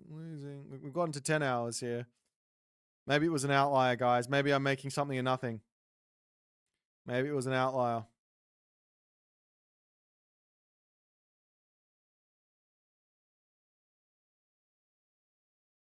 We have Hades winning though. Below elo.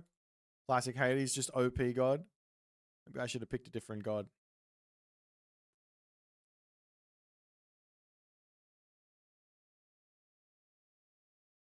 Nakamura RTS.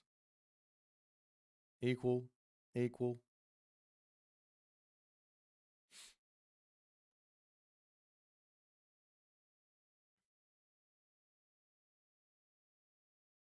It's amazing how well this elo system works though.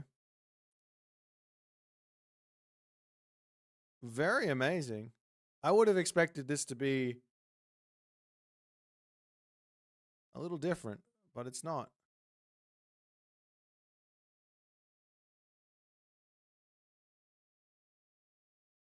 $12.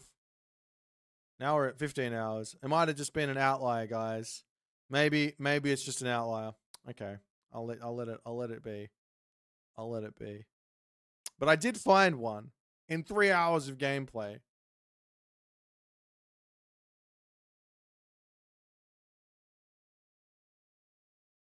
Now I'm determined to find another one just to make sure that it wasn't to try and prove it wasn't an outlier.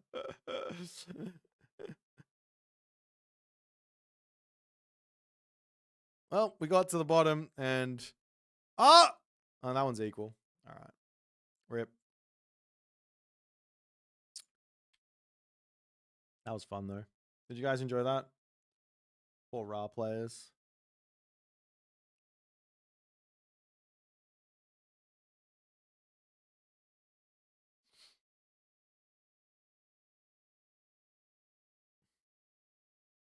I should change the thing on this, right?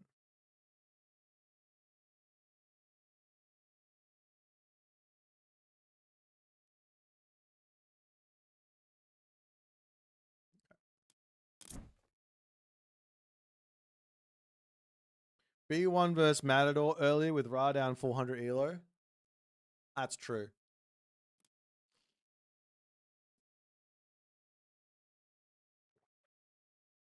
Why do people play Gaia so much? Because she's an easy god. I was expecting to see more Gaia wins than that.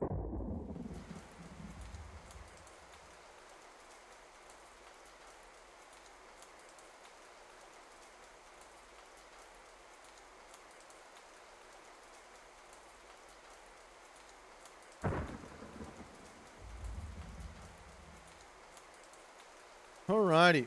Fantastic. Matador 0 Greek picks or bans. That's because Matador doesn't play Greek. You know who I was watching play Zeus the other day? Mr. AQJL78 on a land map. And winning? It was Kavoth. And you know the one thing that I've learned about watching Kavoth's gameplay? Whatever Kavoth does is broken AF.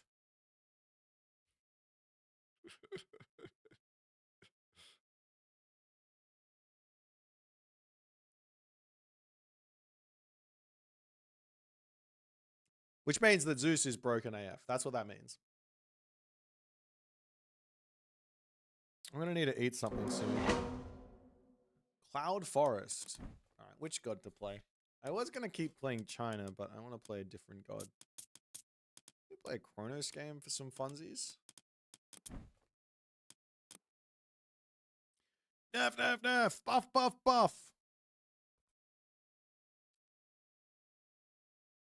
Set? No. I've already played enough Egyptian. I've already worked out that there's nothing you can do with Egyptians except for one strategy. There's only one strategy that works with the Egyptians, and it barely works at that. But I did it. I worked it out. So we're not going to do that again. Go Hades. I already played Hades. I played Hades the other day. I won against who did I beat? Can't remember. I beat someone. Let's stop.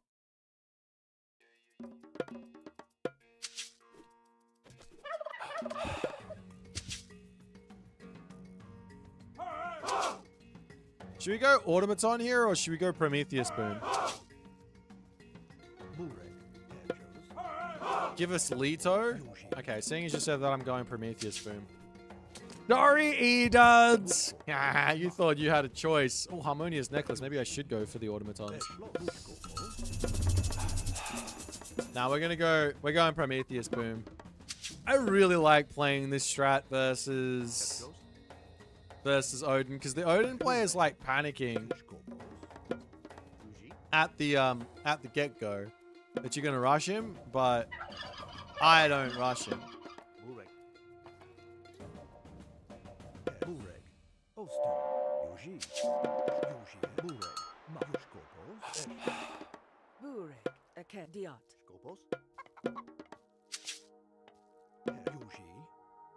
It's okay, you guys will enjoy the strat. Don't you worry about it.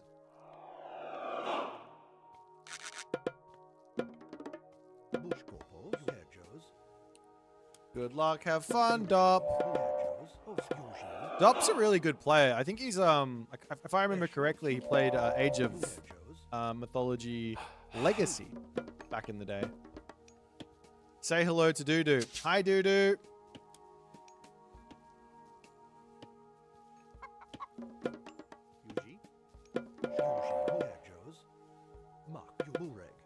You go here, you go here, you go here.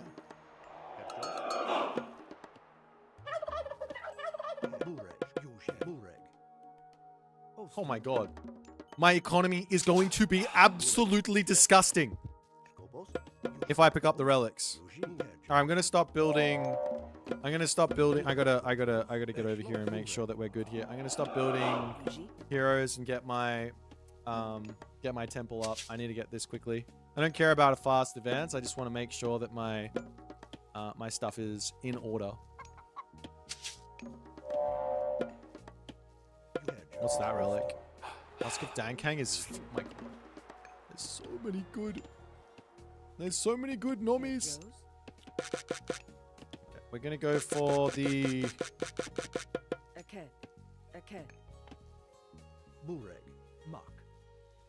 We're gonna go for this one first, because I doubt he gets to my side of the map.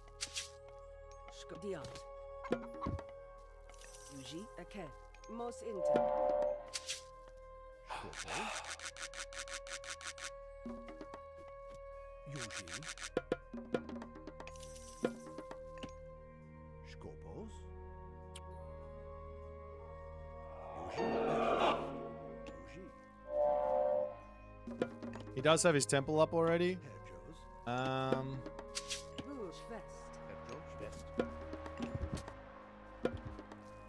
go one more villager.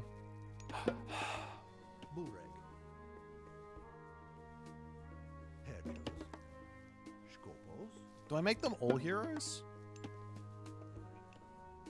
Nah.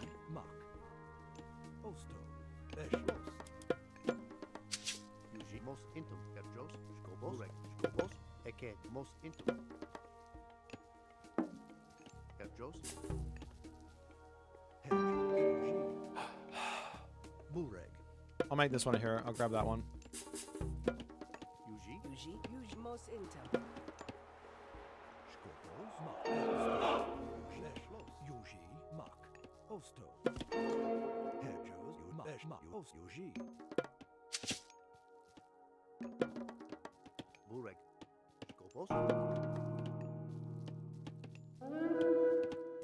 Ow.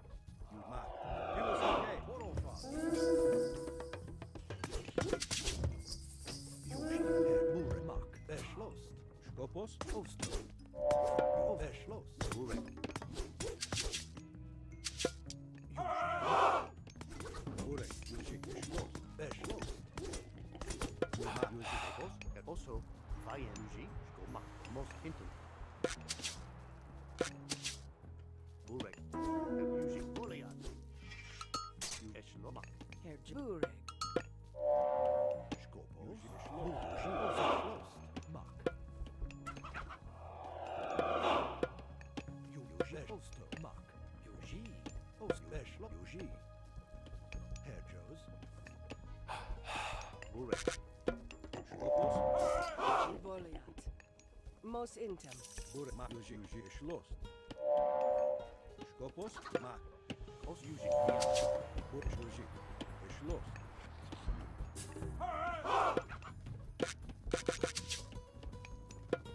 Ma Yuji. Okay. Burek. Osto. Herjo. Eke. Mos into. Yuji. Schloss. Ma. Yuji. Skop Burek. Yuji. Schloss. Skop. Mak. Yuji. Mak. Schloss. Yuji. Schloss. Ma. Yuji. Schloss. Yuji. Osto. Skopos. Yuji. Ma. Yuji. Burek. Yuji. Yuji. Schloss. Mak. Violin. Burek. Schloss. Skopos. Ma. Yuji. Schmak. Yuji. Schmak. Herjos. Skopos. Oh, that's unlucky. Skopos. Yuji. Mak. Schmak. Yuji. Schloss. Yuji. Okay.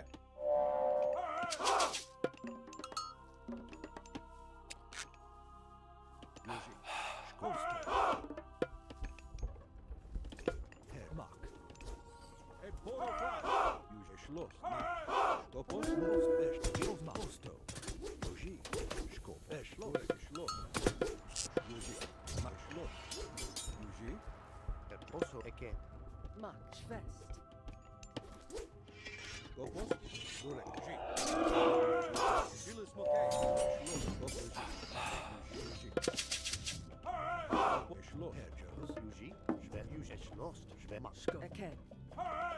Yuji. Skopos. Yuji. Oso. Ma. Yuji. Schloss. Osto. Ma. Osto. Yuji. Yuji. Yuji. Schloss. Schloss.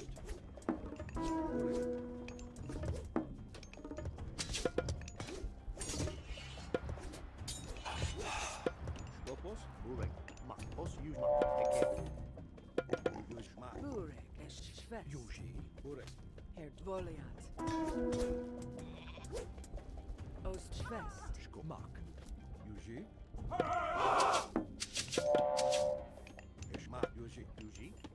Eken. Skopos. Schloss. Schwest. Herjos. Okay. Eken. Eken. Mos intum. Ma. Schloss. Burek. Oso. Yuji. Mos intum. Yuji. Yuji. Eschma. Burek. Yuji. Skop. Yuji. Burek. Eschma. Yuji. Schloss. Ma. Schloss.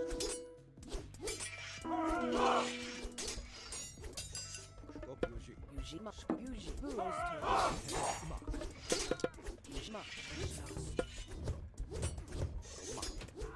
Herjos. Os Yu Mak. Bur. Yuji Schwest. Yuji. Yuji. Os Yuji. Burek. Oso. Osto. Schwest. Skop. Mak. Eken. Skop. Schloss. Burek. Mos Inten. Skopos. Schloss. Mak. Yuji. Burek. Mak. Schloss. Yuji. Mak. Yuji. Eken. Oso. Yuji. Eschma. Yuji. Schloss. Bur. Yuji. Mak. Skopos. Yuji. Okay. Mak. Yuji. Eken. Dia. Skop. Schloss. Time to Yuji. move there. Oso.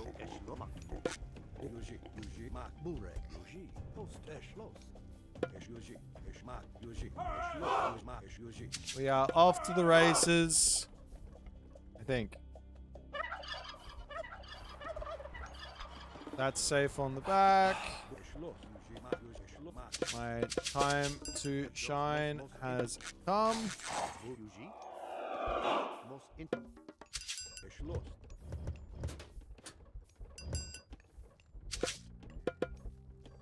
Skopos. Eken. Yuji. Yuji. Schloss. Schloss. Yuji. Mak. Yuji. Yuji. Eken. Yuji. Eken. Oso. Burek. Goliath. Schloss. Mak. Yuji. Yuji. Osto. Herr Mak. Yuji. Eken. Mak. Yuji. Oso. Diat. Schloss. Mak. Yuji. Mos intum. Osmak. Yuji. Schloss. Buosto. Schloss. Skop. Yuji. Schloss. Burek. Yuji. Schloss. Osto. Burek. Mak. Schloss. Mos Schwest. Burek. Mak.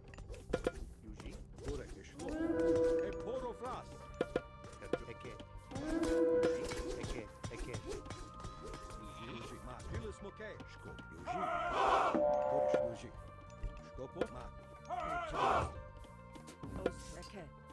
Also, most intimate. Mark. Skobos. Buka. Eken. Scope. Eken. Burek. Yuji. Burek. Yuji. Vest. Skobos. Yuji. Poro fras. Schloss. Kerjos. Most intimate. Skobos. Most intimate. Eken. Mark. Burek. Skobos. Schloss. Mark. Poro fras. Kerjos. Okay. Ost. Vest. Scopos. Time for the next upgrade. Yuji. Eken. Eken. Skobos.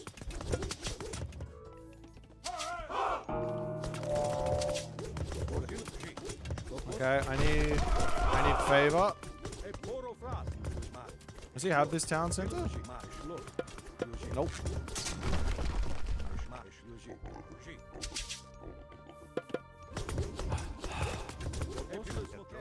Schloss. Eken.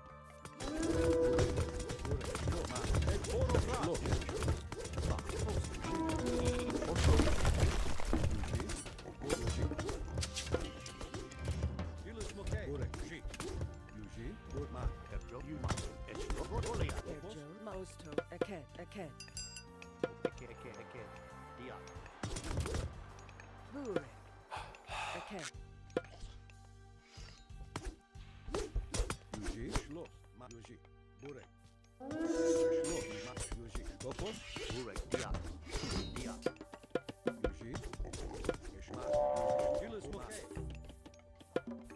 Yuji. Dia. Kerjo. Scopos. Kerjo. Eschlos. Yuji. Osto.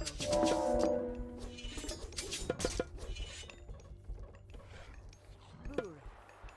Ma. Eken. Eken. Scopo. Eken. Okay. Also, Mark. Yuji. Eken. Yuji. Eken. Schmark. Schloss. Yuji. Schloss. Burek. Kerjos. Kerjo. Eken. Yuji. Skobos. Schmark. Schloss. Yuji. Yuji. Burek. Yudiat. Yuji. Eken. Dia. Burek. Yuji. Poro fras. Burek. Yuji. Schloss. Burek. Yuji. Julius Mokay. Mark. Kerjos. Also. Dia. Yuji. Schloss. Yuji. Mark. Yuji. Julius Mokay. Bulmak. Yuji. Burek. Mak. Schloss. Mak. Schloss. Yuji. Mark. Yuji. Schmak. Yuji. Yuji. Mak. Yuji. Mak.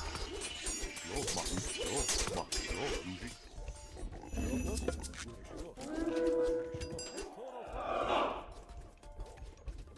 Mark. Burek. Schloss. Eken. Eschlos. Vest. Scopos. Eken.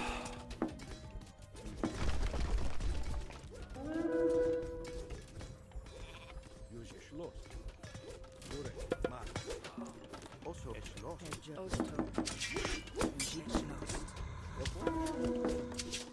Burek. Ma. Scopos. You just won't stop raiding me. Eken. Julius Mokay. I'm just gonna keep taking the map, I think. Kerjos. Yudiat. If he doesn't, if he just wants to keep raiding me, we just keep on taking the map. Burek. I gotta get some town centers up soon. Yuji. Mark. Schloss. Yuji. Mark. Schloss. Yuji. Schmark. Yuji. Schloss. Mark. Yuji. To build some terma.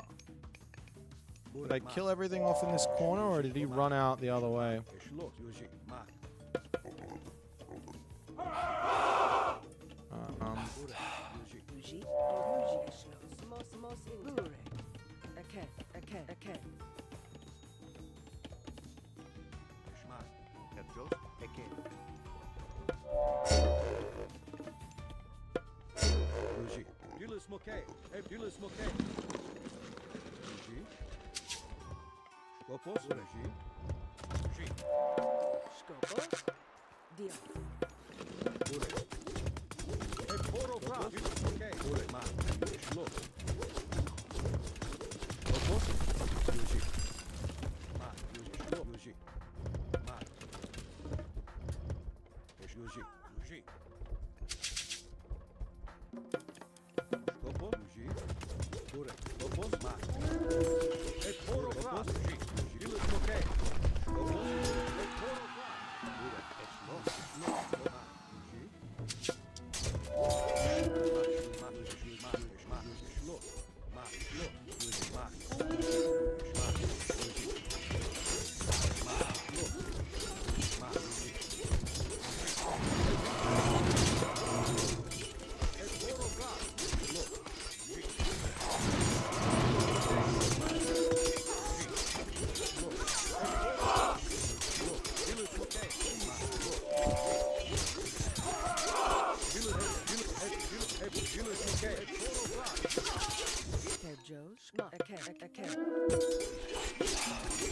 Burek. Uji.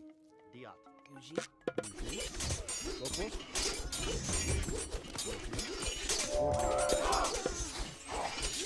Burek. I need another temple. That's what I need. Skopos. Eke. Skopos. Gilles. Eporofras.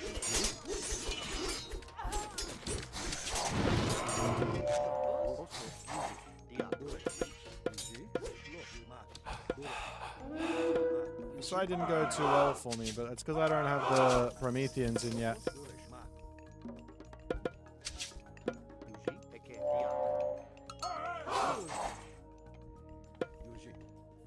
Diat. Pedros. Esh. Vayen.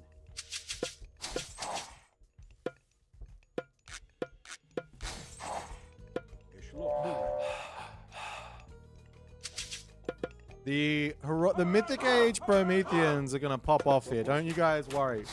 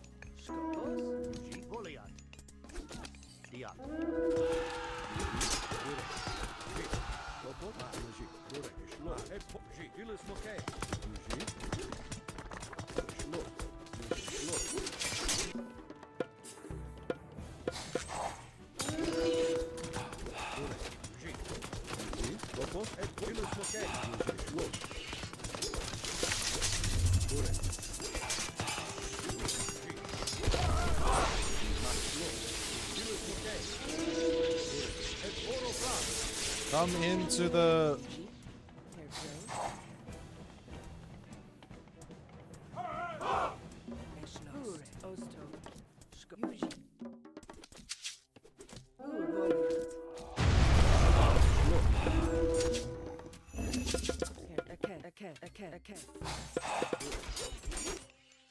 Skos Uji.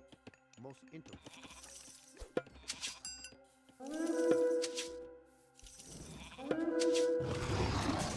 Okay. We are currently in a very good position.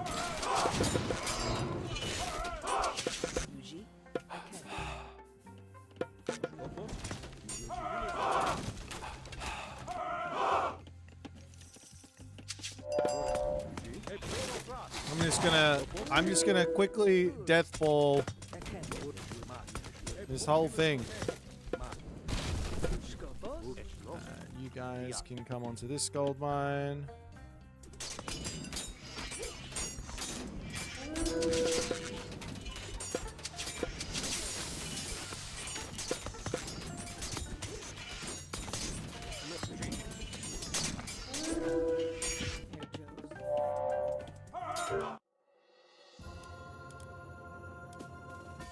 Joy Joy!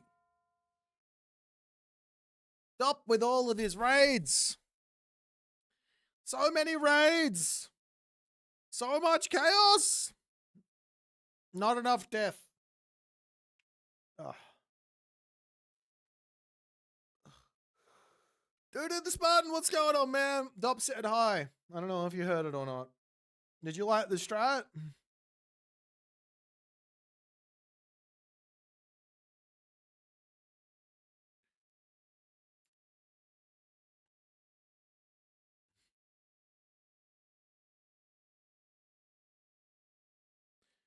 Boit is the high elo punching bag? What do you mean? The last 3 high elo players I've played, I won. When do we nerf Japan? I don't think Japan needs nerfs.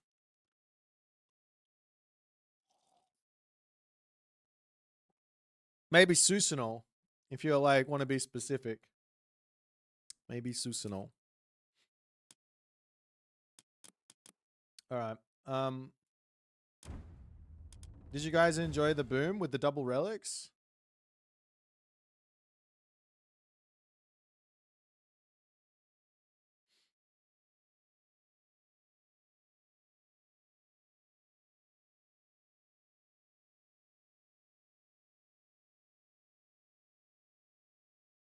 Priest OP? Really?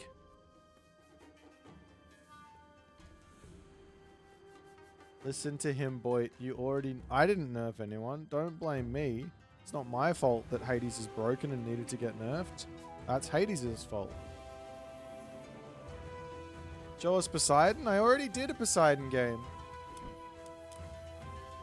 We can watch that one again if you like. I need to eat something proper. So I'm going to go get some food. I'll be right back. 2K today. Let's go. 2K with wild strategies. There you go. That's the Poseidon game. I'll be right back. I'm going to walk you guys through my thought process. When I get some food into me. I need some food. I'm sorry, I'll be right back.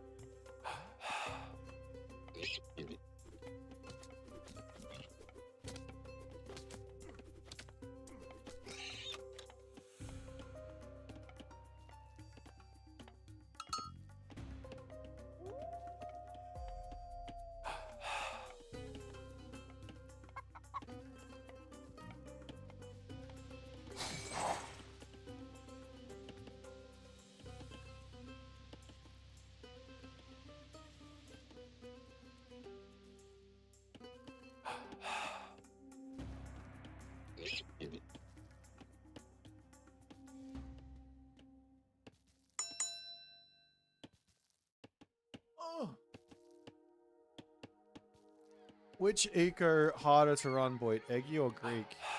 Well, I mean, I've got way more time playing Egyptian than I do playing Greek, so I find Egyptian easier, but that's just because of the time investment. I feel like if I spent the same amount of time playing Greek and playing an eco style of Greek, then I would find the Greek one just as easy. It's not like a... Like, that's sort of a comment or question. It's hard to answer because it's... After you're used to it, it's easy for every civ. Do you know what I mean? So you'll know it's here. Let me walk you through how to play Ares in 2026. Zeus or Poseidon for 1v1? Yeah, this is me. This is me. I'm playing Poseidon.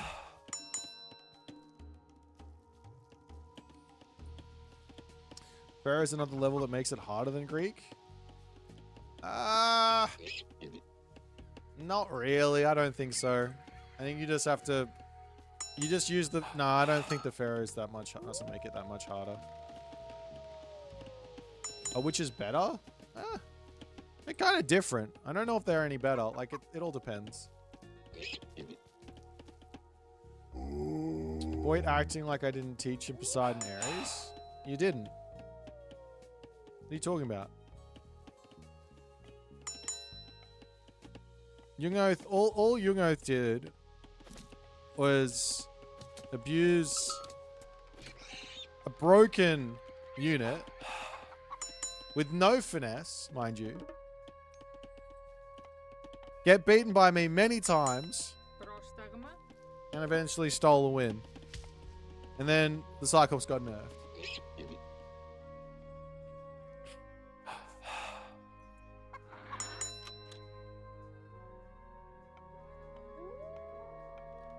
But even after the Cyclops got nerfed, they're still really good. It's wild. It's wild how broken they were. It's Yuno Sensei for you? I don't know what that means. I'll be right back.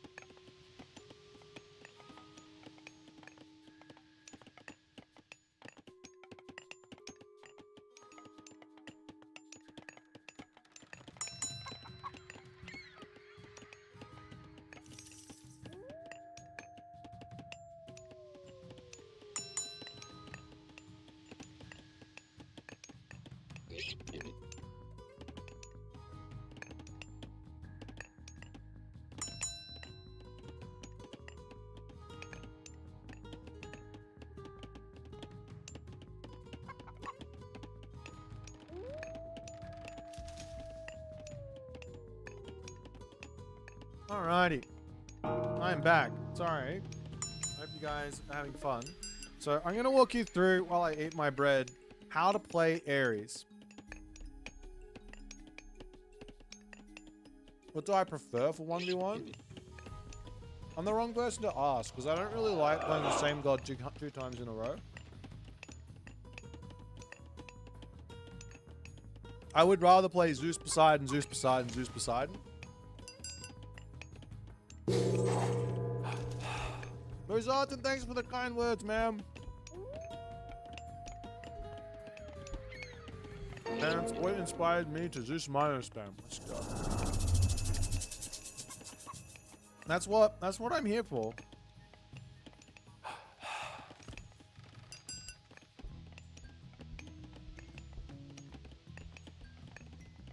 Alright. So the main idea here for any sort of Ares shenanigans is you got to play slow at the start. Allow your opponent to think he's going to be able to get a bill pick, get your Cyclops on top of the Anubite, smack him a couple of times, and then kill him. Genius.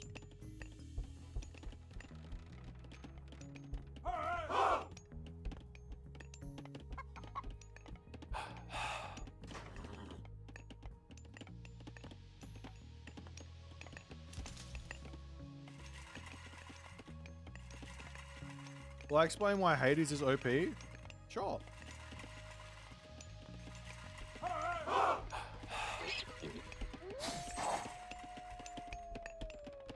It's a combination of Hades being able to react after someone has done something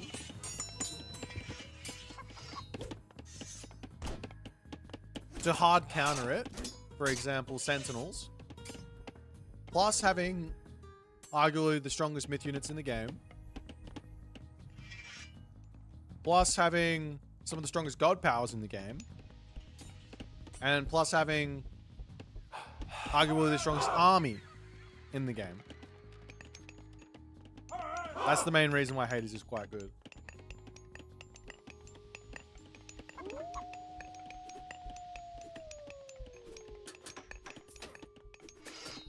What do I think about Amazon Archers? I don't know. I have an interesting thought. Are all of these YouTube chatters different people? Or are they all the same at the moment? I'm very confused. Like, Blaze River I know is a real human, but Is Bob Netta Jesus Christ Poser? Are they the same person?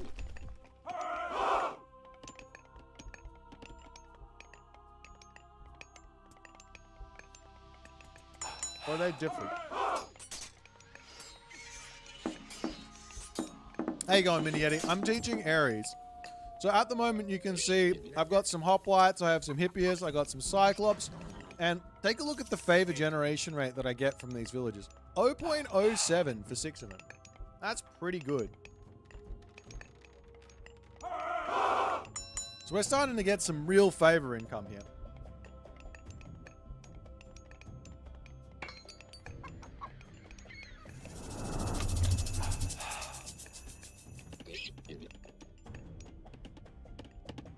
KCLT might be real. Yeah.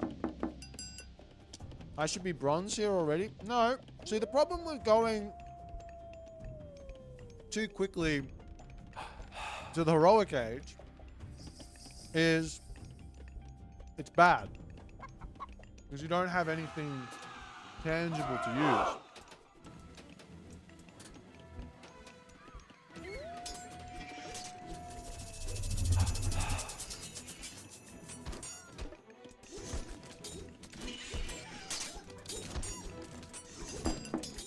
My whole thing is you got to put pressure onto the Egyptian player, otherwise they can rush Mythic Age.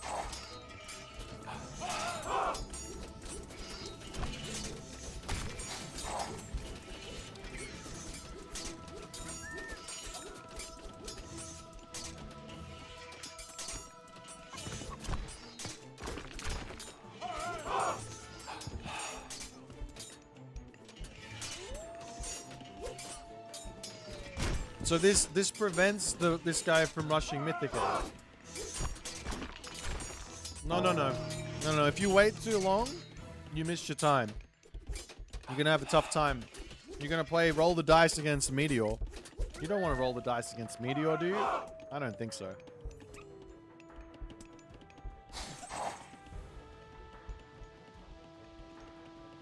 So you can see here that he's been forced to spend all his resources and stay in the heroic age. See?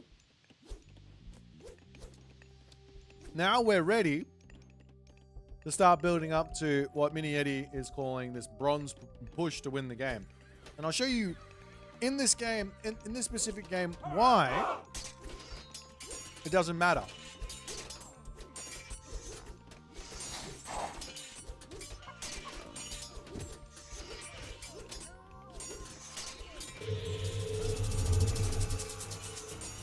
There's the ancestors. Now, to be honest, if I micro this a bit better, I probably could kill all the priests.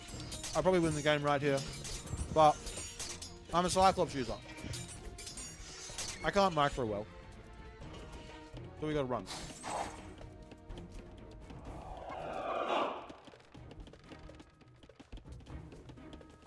What do I think about Hermione Granger IRL? Do you mean Emma Watson?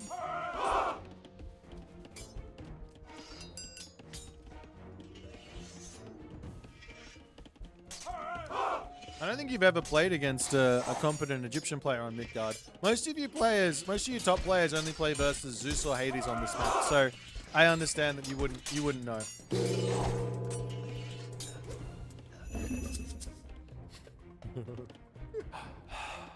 I don't have any positive or negative opinions, feelings, thoughts about Emma Watson. She does not occur as a thought in my brain. This is the first time I've thought about her because you brought it up. Why? I don't know what's happening in the chat right now. The chat is in a weird place. That's fine. Look at this at T Frades. He's outplaying me hard here, but luckily I have my monkeys. Relic monkeys are the best.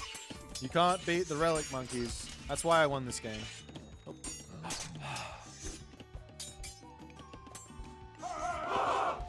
Fuck. let's speed up and I'll show you how to play Ares in 2026.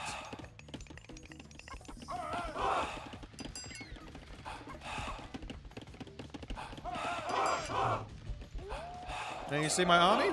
You see how it's got 172, 5.2k military value? That means it's time to go and kill him.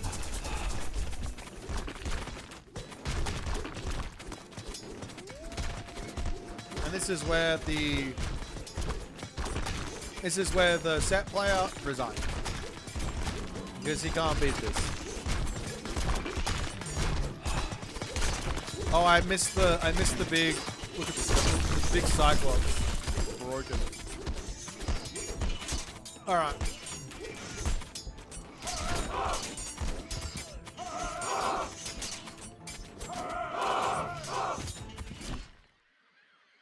That's enough of that. Supposed to be me, more educational content. A little bit of both. We're one win away from, maybe one win away from 2k, and then I get terrified about playing again. Would someone like to play me in a game? I need to try some new strats.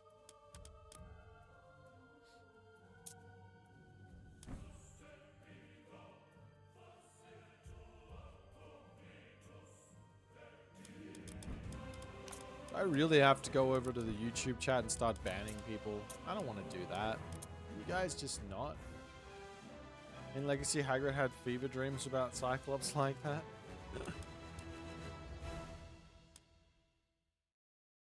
Hold on. Let me just... Can I make Nakamura a mod? Yes. Nakamura, you are now a mod on YouTube chat. I've seen you 2 times in this YouTube chat now. If you feel the need to time people out, please do so. I don't understand.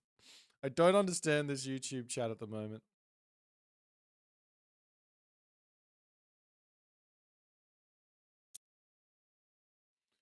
All right, we have a Fushi versus Orano's game. 猎人，小出发，是准备好出发，命遵命。是的，好的。出发猎人，请遵命。建筑工，猎人。请下命令。 Oh my, can't sleep today. I honestly didn't think I would get to the point where my YouTube chat needed moderating. That means I've really made it. I have really made it, guys. Living the dream. Alright. I'm going to drop these guys off. Now, what strat to do against this Oranos?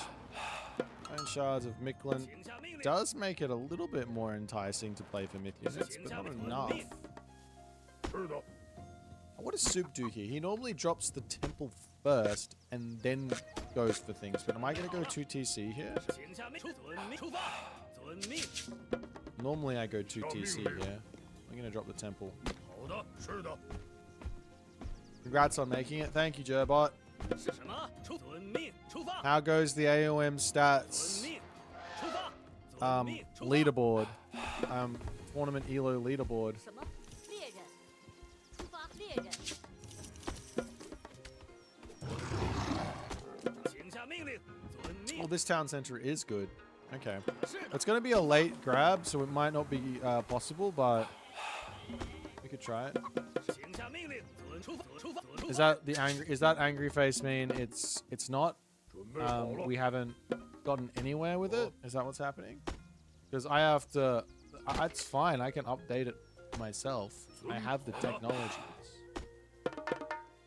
准备好了，出发，遵命，出发。 Oh, you're working. Oh, lovely. That's what I like to hear. 请下命令，请下命令，遵命。 Everyone else needs to be more like Gerbot. 出发。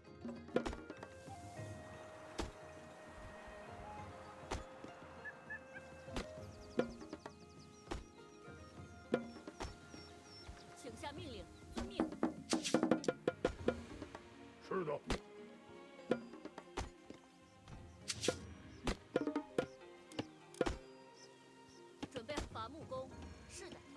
木工，准备好伐木工，出发，伐木工，准备好了，伐木工，是的，请下命，伐木工，准备好，遵命。是的，出发，遵命。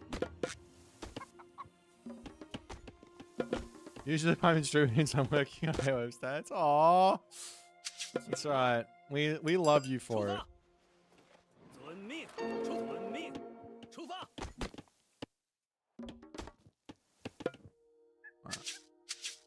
This is a late advance. How does Sub get away with these advances? This is so crazy late. Can I put another house? Maybe like here, I guess. 建筑猎人， I don't feel comfortable advancing this late. This is wild. 准备好了，遵命，出发。遵命。是，请下命令。什么？出发。准备好了，遵命，出发。是的，遵命，出发。 Maybe I should go right into 遵命。 fire archers and then drop the town center after that. Or I could drop. I'll drop both my. 什么？ I'll get my Nijar and my machine workshop. 准备好了， I'll get a guy out immediately, and we'll go for a slightly delayed town center maybe. 是的，出发。准备好了，是的，是的，好，出发。是的，是遵。好的。请下命令，准备好了。请下命令。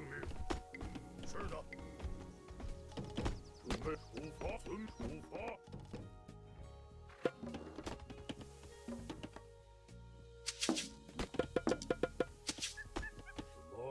好的。什么？遵命。出发。出发。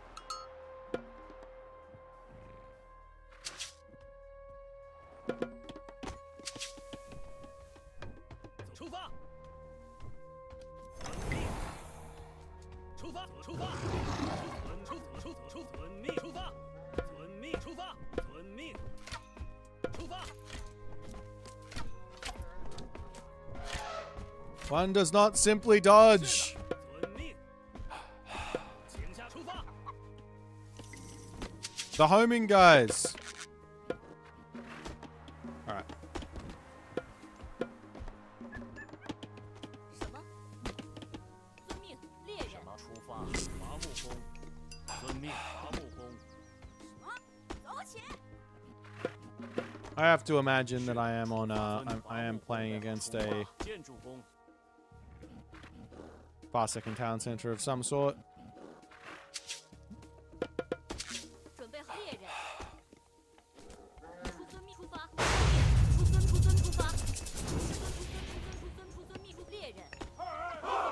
遵出发，遵命出发。 What the hell? 猎人，出遵。 Fuck you, game. 准备好了。 That's super lame. 遵命。什么？出遵命。是的，是的，出发。 请下命令。是的。出发。准遵命，猎人。是的。什么？出发，猎人。是的，遵命，猎人。请下猎人。准备主动开战。请下命令。遵命。下命。建筑工。准备遵命。遵命。是的，出发。没问题。准备好了。遵命。好的。请下命令。猎人。什么？出发。遵命。请下命令。遵命。出发。伐木工。是的。准备就是的。行。好的，走起，揍他。走起。是的，准备好了。建筑猎人。准备出，没问，揍他。走起，揍他。出发，攻击。出发，揍他。没问题，走，攻击。出发，走，没问题。没有，走，出发。是的。上遵命。建筑工。出发。遵命。行。遵命。行。出发。出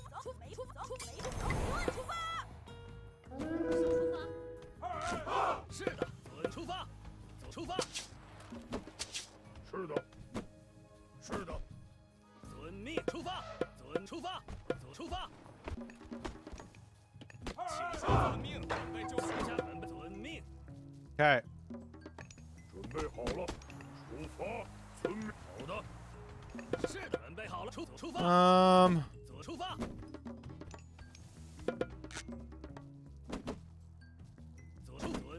遵命，出发。遵命，出发。是的，命令。是的，好的。遵命。遵列，请下命令。出发。遵命。遵命。请下命令。遵命。出发。猎人。准备好了。是的。是的。准备就绪。遵命。出发。遵命。请下命令。请下命令。准备遵命。猎人。遵命。是的。准备出发。是的。出发。出发。是好的。是的。出发。遵命。出发。遵命。出发。出发。攻击。出发。开战。出发。是的。出发。开战。出发。攻击。出发。是的。出发。开战。遵命。出发。是的。遵命。攻击。准备好。遵命。好的。出发。遵命。是的。出发。什么？遵命。出发。遵命。遵命。是出遵命。 I should get back onto this. Hey. 遵命。是的。是好的。是的。好的。 I need to get my kid back out.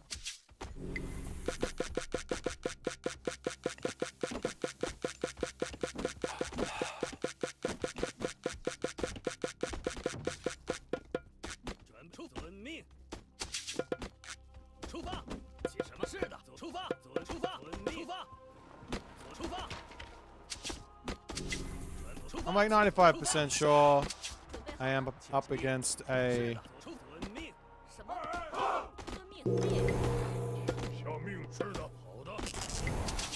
two-town center of sorts.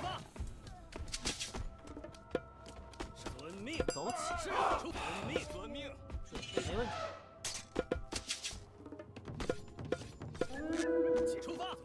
好的，没问题，走起。准备好了，出发。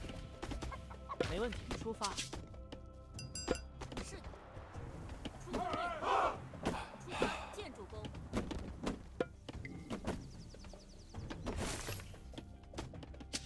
Do I want to go into Dow? Do I want to go into Cav? I think we go into Dow here.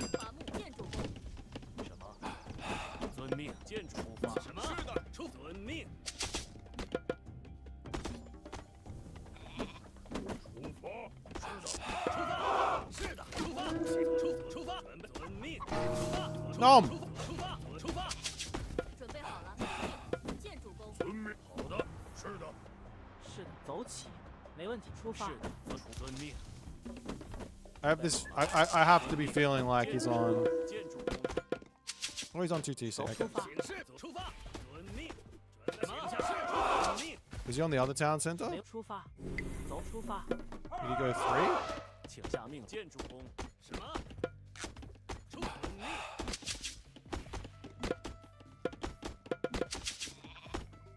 准备好了，是的。 出发！准备好了。是，建筑工，建筑工。是的，是的，好的。出发！遵命，是出发。遵命，是的。是的，出遵命。建筑工，建筑工。是建筑猎人。什么？建筑准备好，建筑工，建筑准备好了。出遵伐木工。 请下命什么？是出发，走出发，开攻击。下命准建筑。是的，好的。请下命令，走出发。是的。准出发，走出发。是的，开战。是的，是的。起什么？准备好了。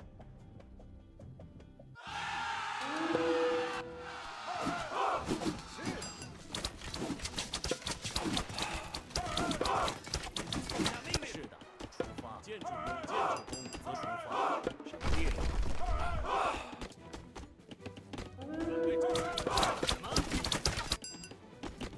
遵命，猎人什么？猎人是的，准备好了，是建筑，请下命是出遵命，遵命，请下命出发，遵命出发，攻击。是的，准备是好的，准备好了，请下命令，开战，出发，出发，出发，遵命，攻击。是的，开战。请下命令，遵命，攻击，开战。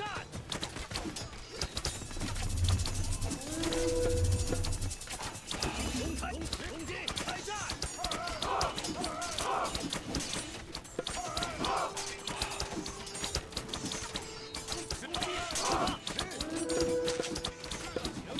Oh, China!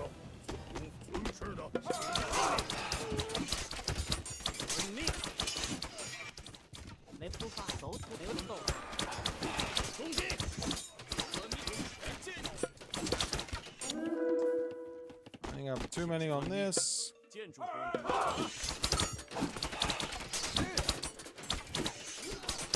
遵命。走起，没问题，走起，没问题，走出发，没问题，揍他，出攻揍他，准备就绪。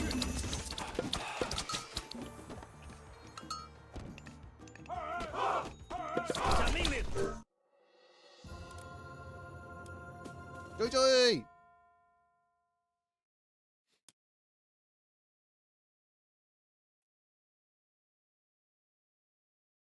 Not a Tuesday versus Boit.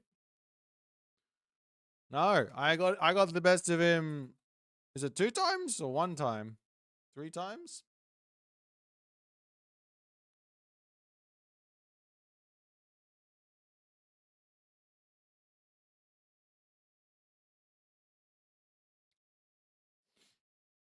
Mm.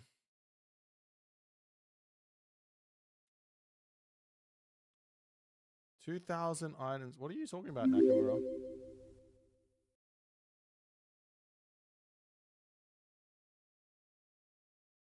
I'm very confused. You guys I'm just confused. It's fine. I'm gonna allow myself to just be confused. Stronghold Dev 001, thanks for the subscription, man.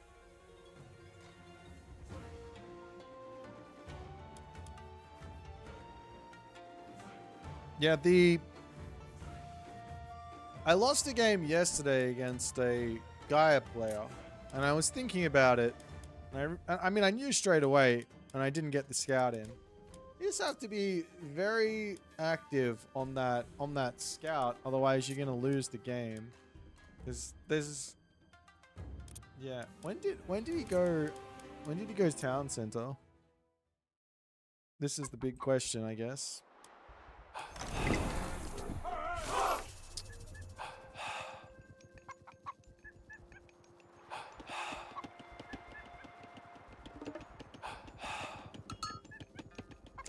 Did he definitely didn't do it straight away. I think he went for a bunch of hero moves and then went for it. It was a little slower than mine. Military barracks, double military barracks. Got the upgrade and then heroized. Oh yeah. Oh no. Oh no, that is a late town center, my guy. That's why that one went so well for us. Oh no. Alright. I'm getting a bit tired. We've got about 1 hour until the 1 hour until the next thingamajiggy.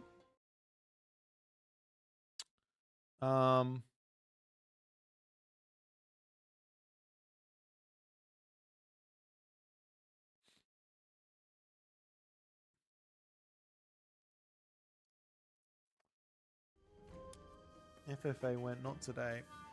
What am I going to do? We've got literally 1 hour until the next game starts.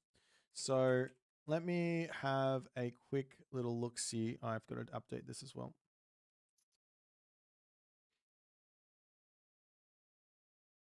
Come on, brain. I think we're just gonna watch a live game. Are there any live ones going? Atif versus DCVN, Conquest and Lizard versus K1 Tiki Zeno, Bachi versus Baonic, John Arbiter versus Apple.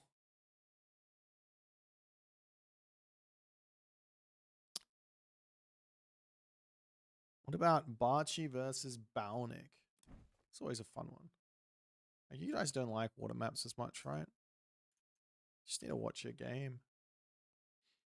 What if I look for 2000 plus? Has anyone been playing at the 2000 plus level? There was this.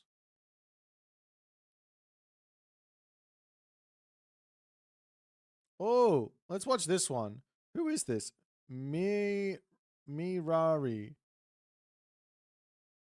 New patch, new OP. Oh, it's Avely.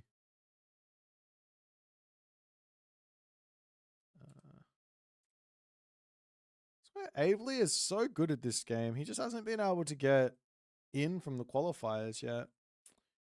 He played really well in his qualifier game. I think he should have won. I think he had the better spot in most of the games versus Matrius.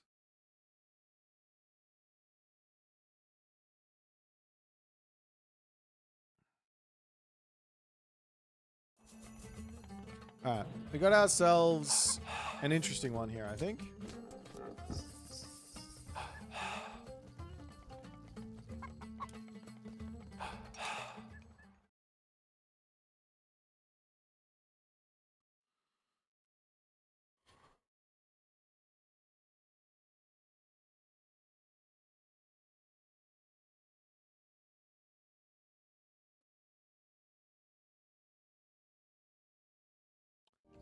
Chat looks clean minus the cringe. I just don't even know how to. I don't even know how to interact with you guys. Like, if you, yeah, I don't even know how to interact with you guys. That's the problem.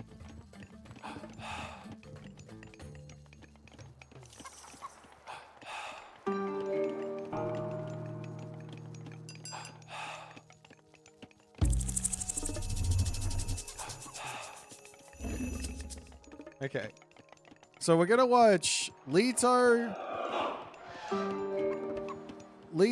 versus Ra as Avely is trying to make it work. How does ATIF TC and not Pressure Boit China TTC and he is 19 to play it so confusing? He did. I'm just really good.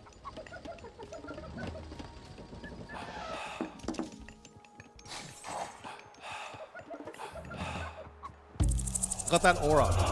Got that aura.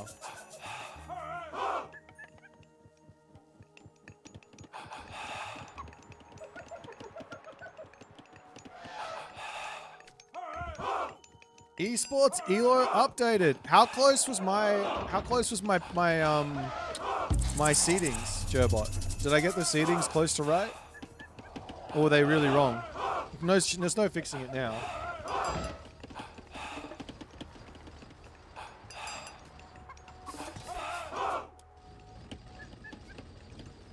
Okay, there is currently 9 warrior automatons. I'm liking the amount of automatons here from Avely.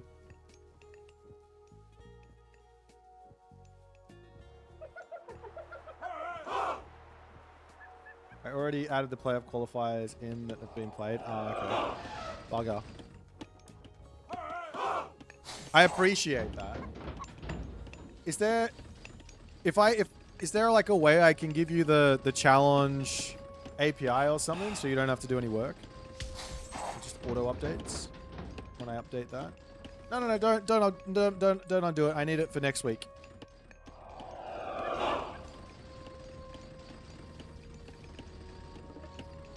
I think they might want you to turn the Aussie accent to 11 and bring the stereotypical memes about fighting runes in the outback barefisted. Maybe that's just me. I don't speak for the chat. Well, one thing that I'm aware of is that automaton goes smash. Oh, it kills it from Wikipedia automatically. Okay, that's nice. That's fine then. The villagers, Shanks. The only problem with making this attack is that if, for whatever reason, Avely loses this fight, he just loses the game. So he has to win the fight. But luckily, he's won the fight. Now he just has to repair the automatons back up and kill the town center, and he's in an amazing position.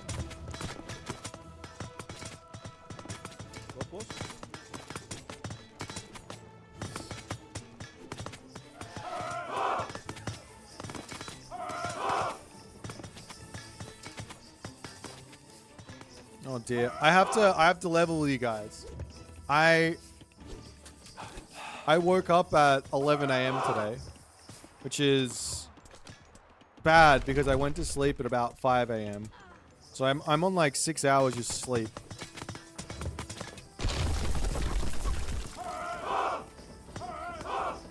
Boy, give us love. Give us your shiny bald head. Look, the head is here, man. You can see it. Nito, what's happening? YouTube chat's cooked. I could be wrong, but I have this like gut feeling that it's bots or like a AI agent just spamming my chat with this stuff. Like, as obviously one of them is there, and he's got like a whole bunch of AI bots spamming chat. I'm on 6 hours sleeps. Aren't I streaming for another 8 hours today? I'm streaming another 4-ish hours from from this hour.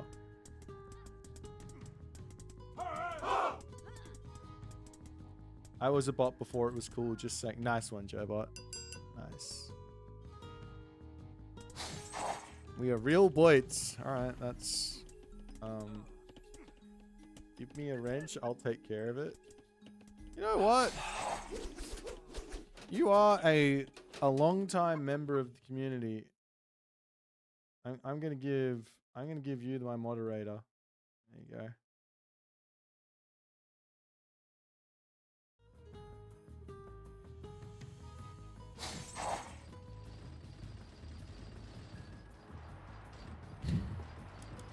I'm gonna ask Claude if these guys are bots.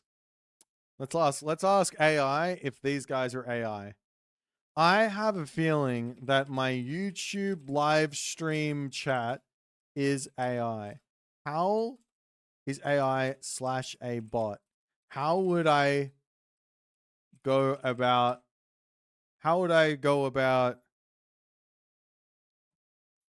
confirming or denying that?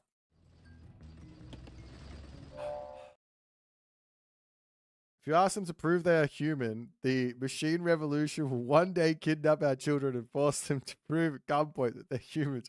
Chat is dangerous. Young boy Jun. You come from YouTube chat, it's a cesspool. I hate that for us. We have to fix that. There are a few reliable ways to test this. And the good news is bots in YouTube chat usually give themselves away pretty quickly. Check the account itself. Click through the suspicious accounts channel page and look for creation date. No uploads, no playlists, no subscriptions visible. Generic name patterns. Default or AI generated profile picture. Test the context that they can't fake. This is the strongest method. Bots and LLMs respond generically to whatever's on screen or in chat text, but fail on things requiring real shared content. Ask them something about what just happened on the stream that requires actually watching, not just reading chat. Okay, here we go. Please, YouTube chat, specifically the few members of the YouTube chat that have been spamming the same thing non-stop here.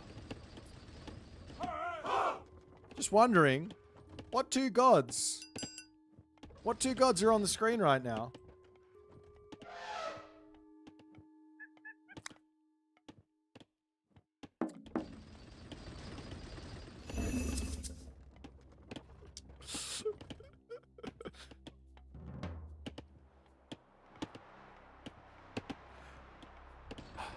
Well, I'm waiting. I know there's a little bit of a delay.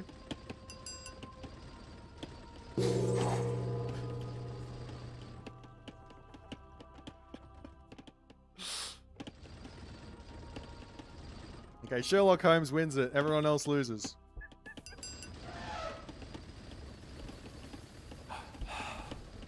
All right, YouTube chat. Let's continue along this one. Now, if you are not an AI, if you are not a bot, don't respond to this. What myth units are on screen at the moment?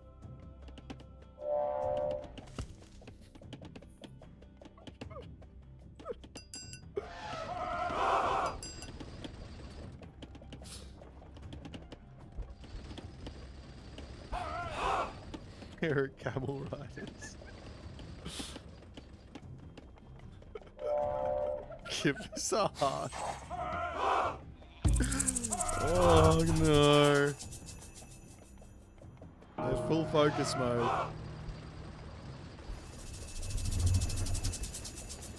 think there might be harpies mid-hog. How long do we have to not risk good? Boy, this guy is smart. These guys are smart. That's good. Well done. Oh, well done. Automaton dinosaur. Oh, I can't win. These new age bots. They are too strong. Alright, apparently slingers are now the unit to counter automaton. That's good. The Triceratops is indeed not on the not here.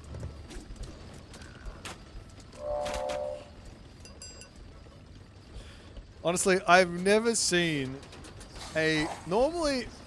Okay, Paul, you can get timed out. You need something in. You need to be in the corner. You're going in the timeout for 5 minutes. All right. Sorry, Paul. That's not on. 5 minutes in the naughty corner. How do we know you're not a bot? No human pronounces automaton that way. Well, I guess you're just gonna have to take my word on it.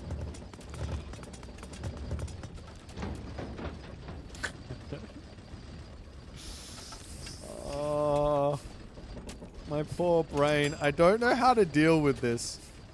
I've never had a YouTube chat this active in my life, and it's giving me severe anxiety. Can we just pretend like YouTube chat doesn't exist again?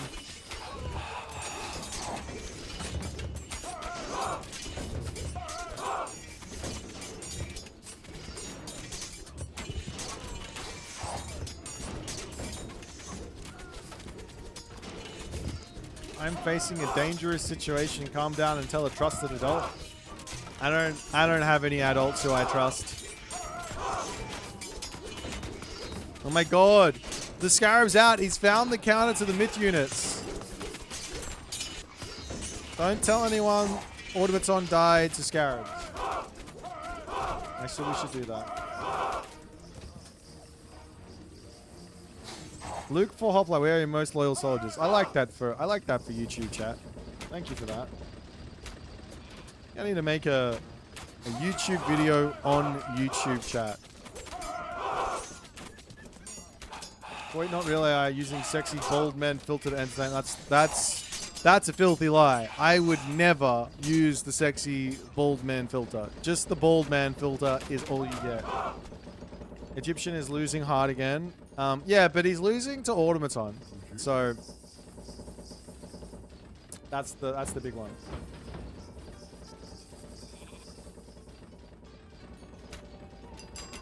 The only bot was Paul. Did we get him?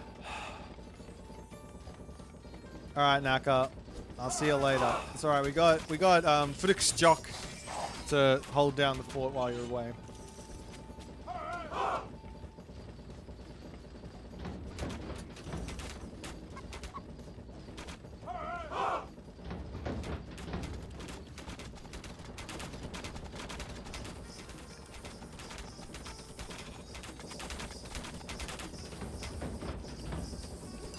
Yes, this hearing and seeing this makes me very happy.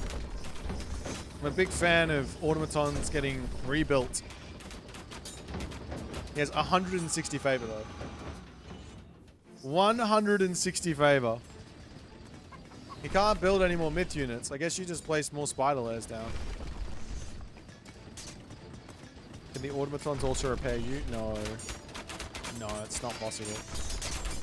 You're not a robot. Or are you? Oh, he's giving himself away.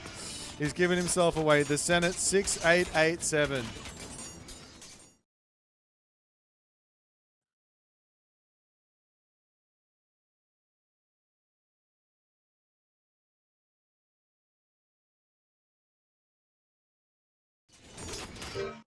All right, GG from Avely. Okay, so there you go. Proof that automatons are great. I have an interesting proposition though.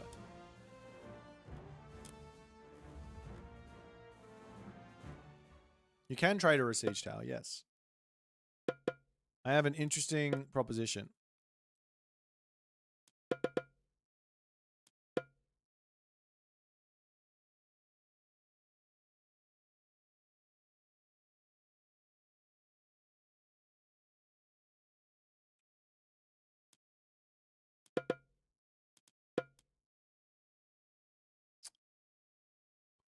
How many scarabs for automatons do you reckon?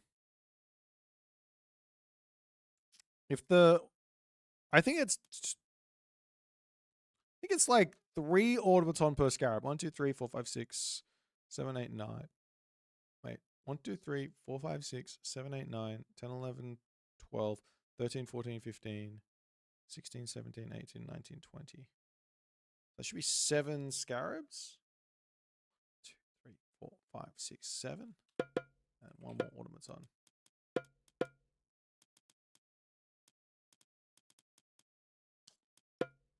Gaia and let's go Ra. Mythic Age with Sekhmet.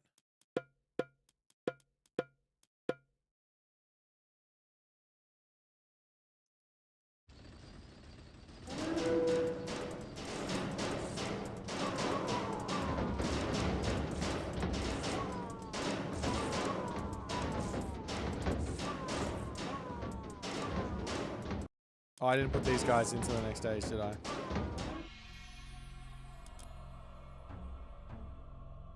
Yeah, if YouTube gives you ads and Twitch also gives you ads, guess what? You can watch both.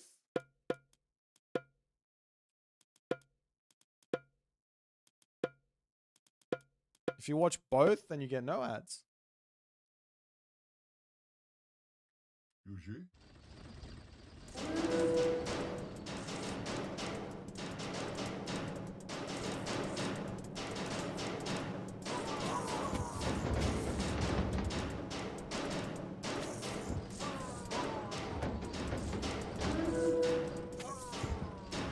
Uh-oh. It's going to be close. Uh-oh. Can the scarabs do it? Holy moly. The scarabs beat the automaton.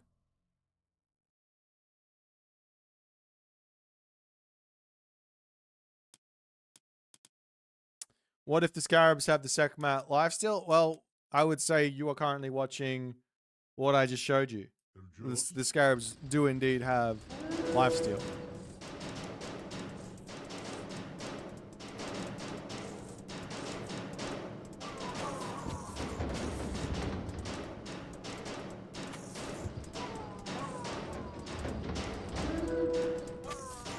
Scarab death animation is OP, man.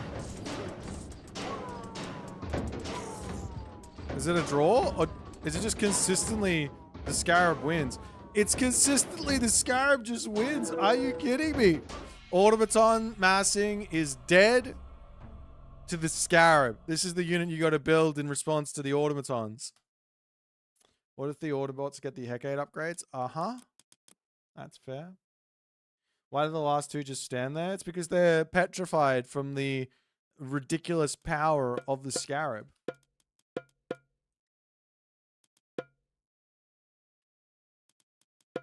All right, we'll go and give player. I don't think it matters, right? The damage. Oh, I guess if you have the other one, player set tech status, player 1. What's it called? Celerity. Duplicate and mythic rejuvenation. All right, let's see what happens.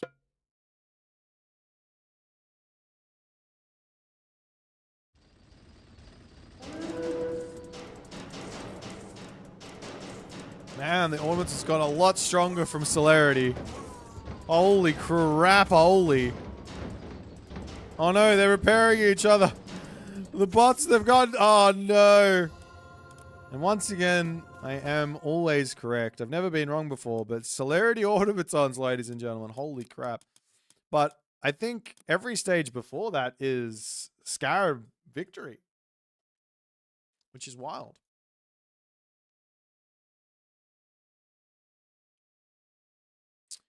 Okay, let's just, for argument's sake, let's go 7 Avengers.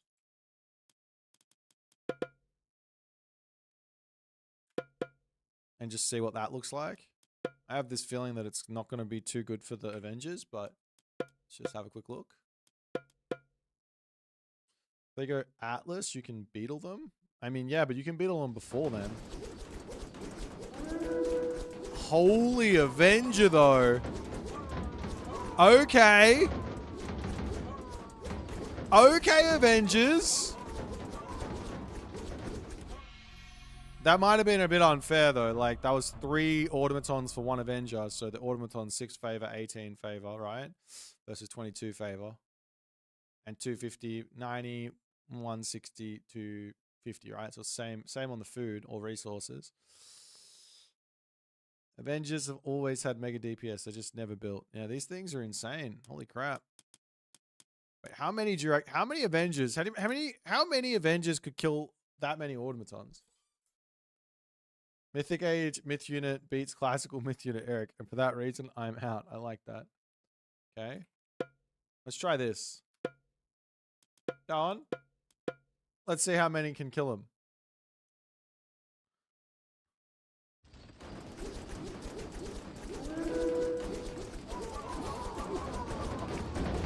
There's so much damage.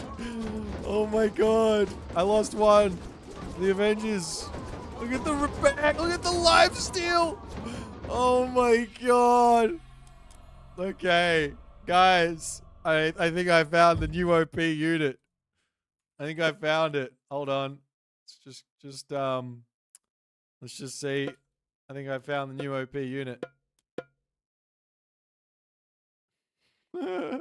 Let's Beyblade.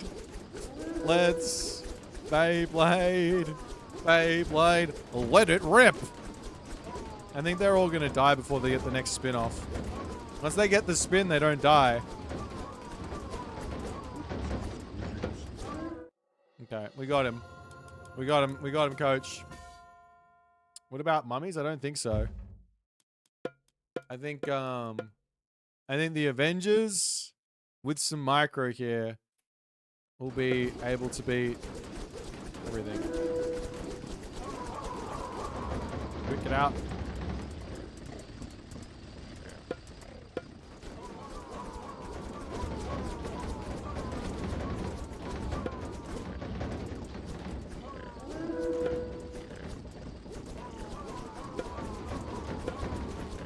Okay. It's a little bit of Avenger micro, and you are good to go. He is trying to repair his robot army back up, but I think it's over for him. Let's go, Avenger. This is why no one builds Autobots. Hello there, last Avenger. Look at the damage! Look at it! I got 81 kills. Go Eclipse. All right. Let's see what happens there with Eclipse. Good idea.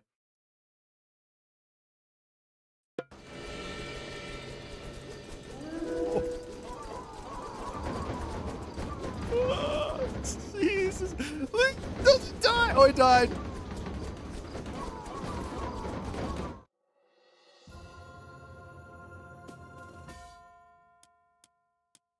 Oh my god. Actually, I need to see how many we can kill. This is too much fun.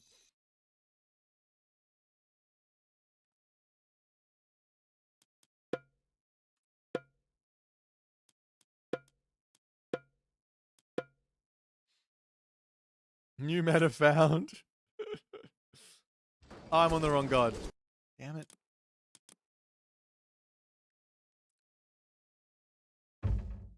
Spin to win.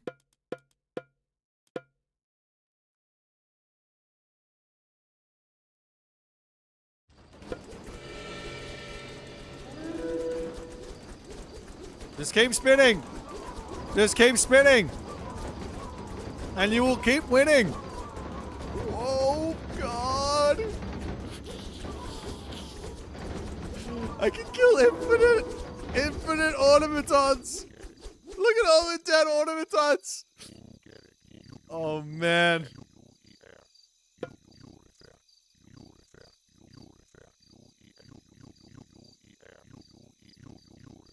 Alright, next time I see Leto, I'm going fast mythic. 1 TC, fast mythic. I'm just going to go all the Avengers. And it's over. Get the upgrade, 3 monument, fast mythic, full Avengers. Rip automaton.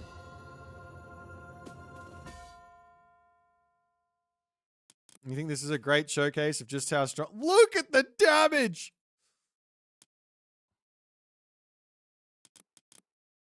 Egyptian staunching refuses to prioritize myth units like it's the year 2006. Alright, last one.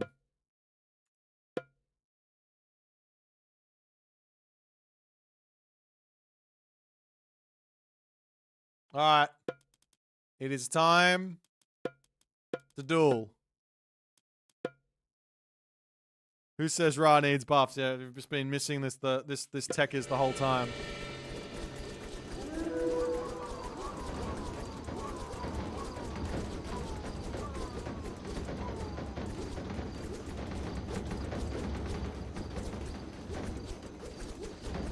Look at the damage! Look at the damage just going crazy!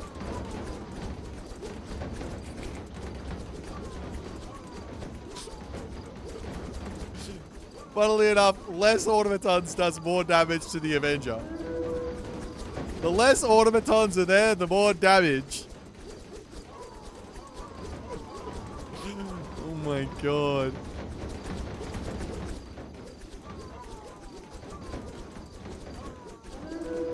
Oh no, I lost one. Did I lose one? Oh no, one Avenger died. Ow. They're not supposed to die, they were invincible. 666. Oh. Well, that was fun. I'm glad you guys enjoyed that. Automaton clearly need buffs. That's the only real explanation that I see for this. But the automaton are the ones that need buffs. Enemy level 20 Garen with 100% crit. Oh man, I might make this into a short. That's too good. Oh god. Wait, how did you come back alive?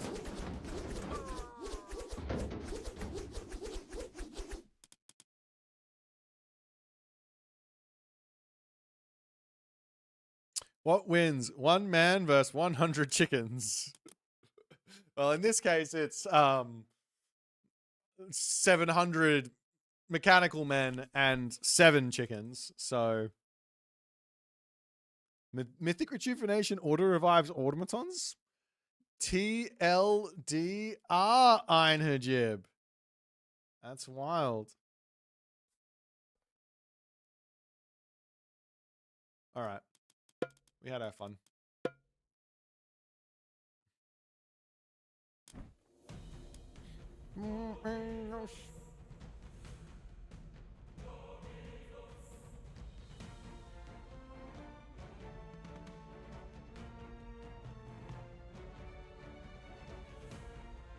All right.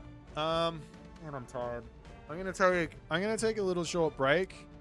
So if you guys want to go do something, you can. I'm just gonna jump onto the other scene, and then we're gonna do a starting soon for about 20 minutes. I'm gonna take a short break because I need it. We're about to do back-to-back casts of Recon, Garnath, and then Eric, Miniyeti. So I'll be back in about 20. Don't you guys go nowhere. But if you do want to, make sure you come back. Whee!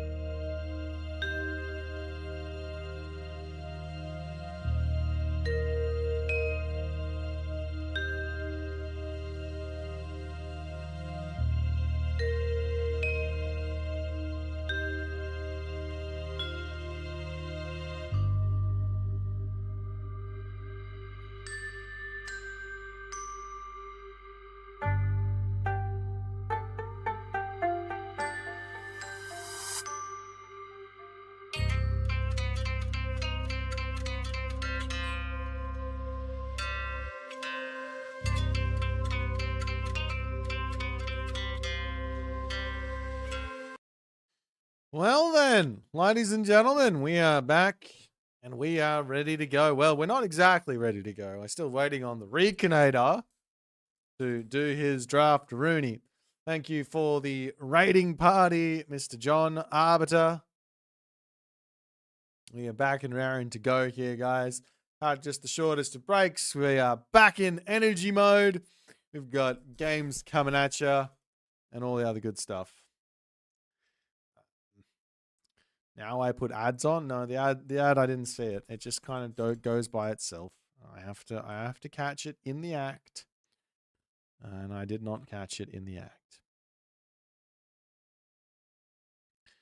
Oh, Recon said, "Can you give me a minute? I'm eating dinner." Okay, well.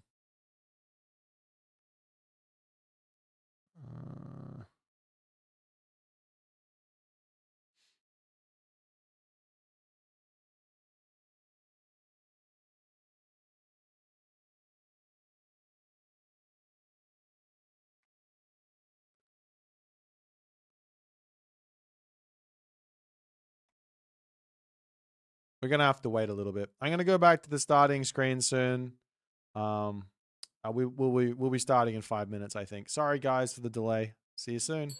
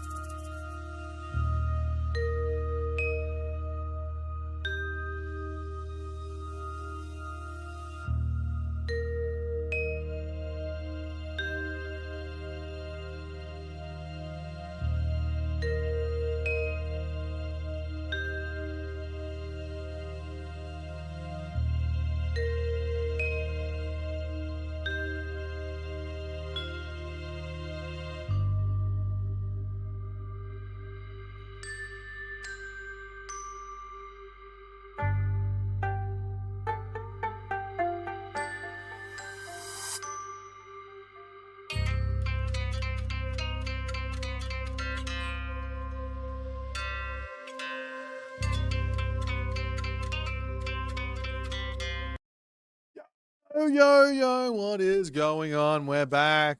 False start before because Recon was doing things. It is time to get the shenanigans on the road. Oh, man. I had to eat some food. I just had to. That it was a part of the contract. Had to do it. Did do it. Was fantastic. All right. So we're gonna watch Recon Garnath, then we're gonna watch Miniyeti EricBR. I'm gonna level with you guys. I am tired, but I'm gonna do my best. And you guys are gonna sit back, relax, and cheer on your favorite competitor here. Whether that be Recon, whether that be Garnath, whether that be Miniyeti or EricBR. It's gonna be good.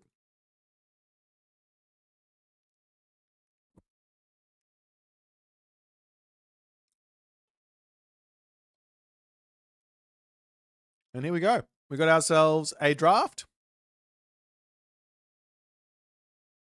Still waiting on the guys to actually do their god pick.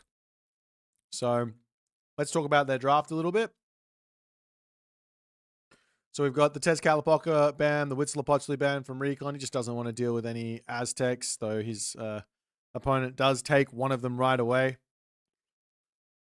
Garnath banning out Recon's Gaia and Isis. Recon is one of the best Gaia players in the world. And he has had a lot of success with Isis over the years. So it makes sense. Recon then says, I don't want to deal with Kronos. So he takes Kronos first. But that does leave open Garnath to pick 2 priority picks. And he goes Quetzalcoatl Tsukiyomi, which is a bit odd, considering he left the Susanoo there to get taken. Then Garnath picks Amaterasu set. Recon takes Fuxi Shenong, all the Chinese gods coming in. Garnath takes the Nuwa and then a Frere. And Recon will finish up his draft with the Loki. So a fairly well-rounded draft from both players. A little bit from this Pantheon, a little bit from that Pantheon. No Uranos here is a little bit of a surprise, but maybe the map isn't quite there for the Uranos. It looks like it is. Or maybe Recon not feeling too comfortable with that one. Our first map is on Blue Lagoon. And it's going to be a Fuxi versus Amaterasu.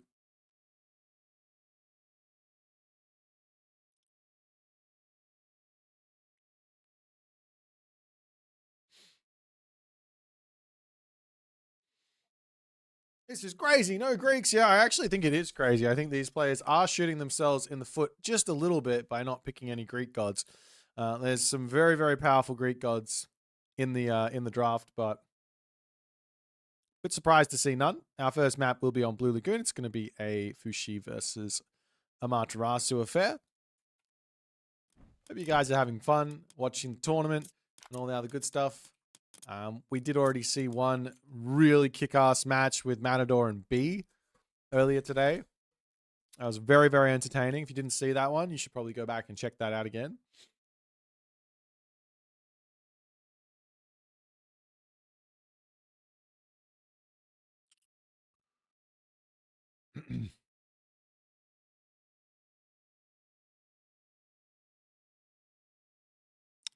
Alrighty.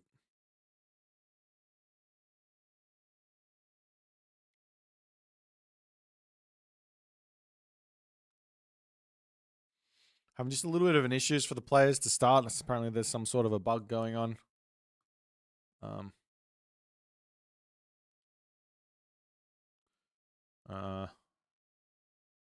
Guess make sure you're not on the tournament patch anymore.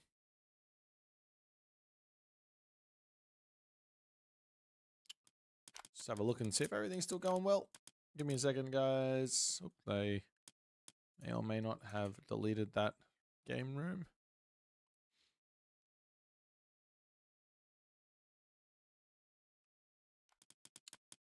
All right. Am I not watching the Australia versus Egypt? I'm not actually. I'm casting these games. Australia versus Egypt. It's currently 10 minutes in, and guess what the score is? Reminder, it is soccer / football, whatever you want to call it. What do you reckon the score is?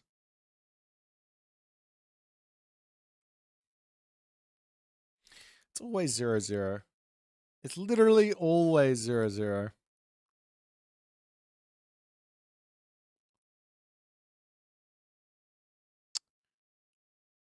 Egypt has had the ball for 74% of this game.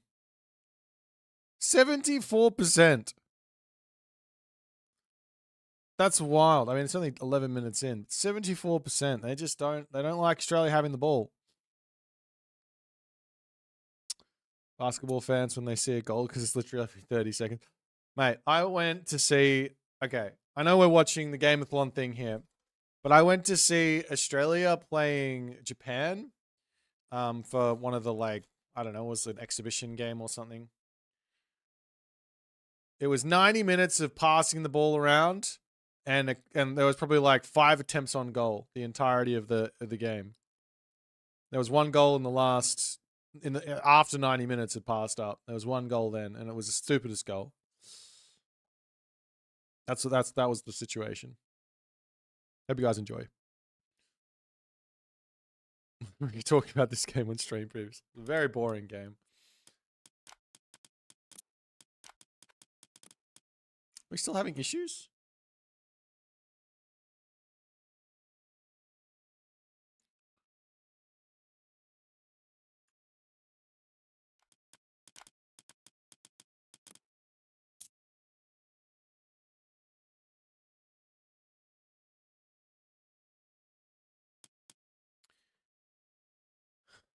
Any tips for processing my negative emotions when I lose to Guy in Age of Mythology read?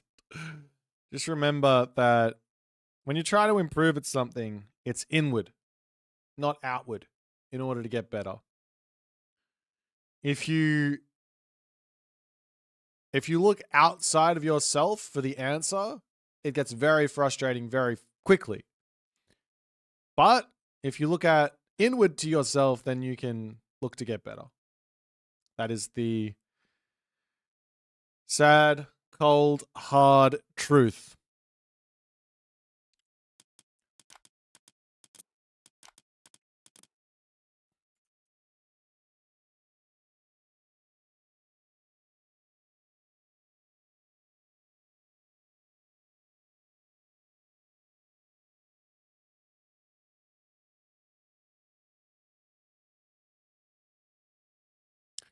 Garnath is having issues. I told him to restart the game. We really cannot delay this game for technical difficulties.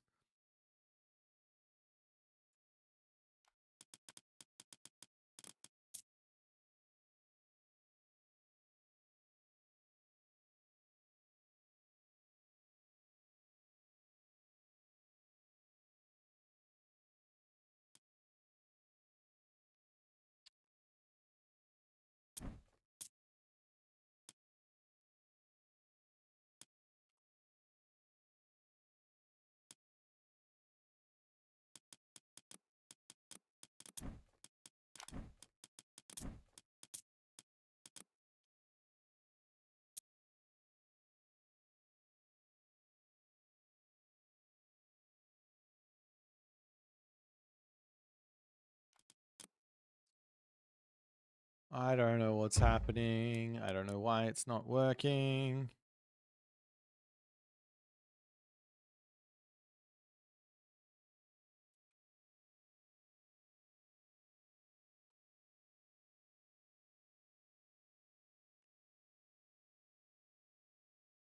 Sorry, guys. I know we were expecting to have these games started by now, but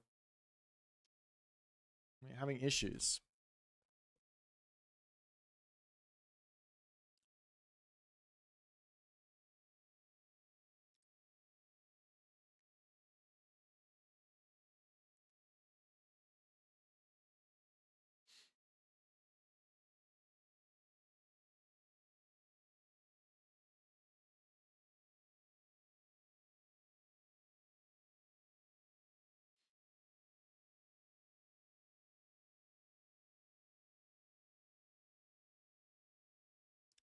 EricBR coming in here to tell Pegasus Rush not to build Samurai.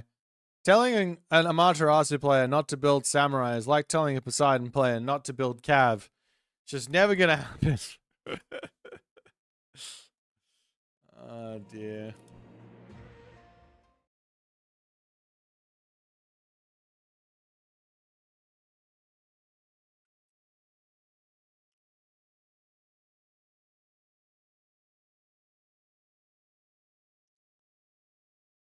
Looks like we're gonna have a PC restart because they're not, like, one of the players is not able to actually join a lobby.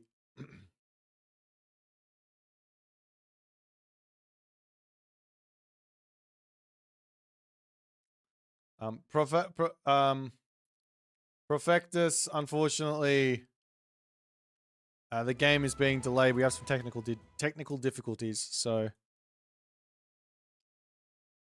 I don't have a good answer for you. It might not start. Recon's not having any issues. Garnath is having issues.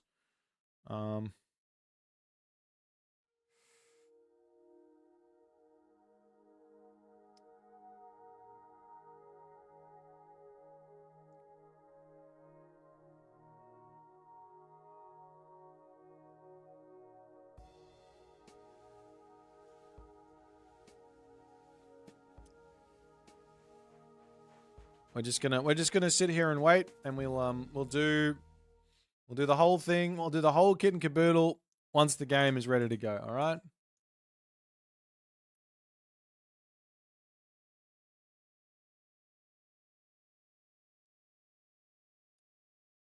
Aren't both of these civs more of an eco civ? I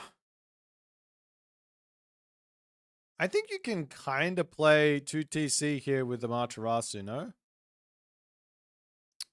Fushi can't deny it.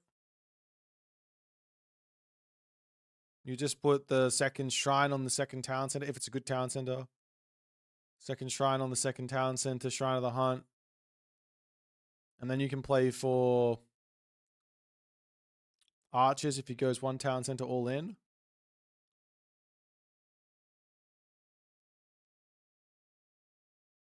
That seems like a half decent idea. And then if it's 2 TCs apiece, then you go for a whole bunch of Miko into a whole bunch of 1 Udot. And Dao and things like, or not Dao. I don't know what else.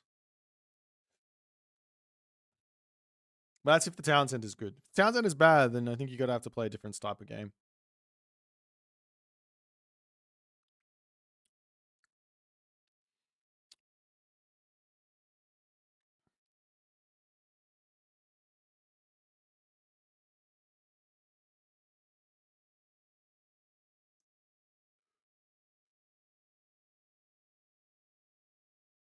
Scrandle while we wait. I know you love your Scrandle. Put a stock. But nope, we are going to sit here patiently. I don't think I'm going to be able to get through the second series here. I'm not going to lie. Actually, let me do this.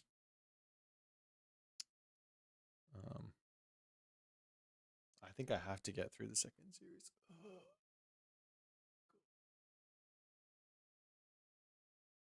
It's fine. I can sleep when I'm dead.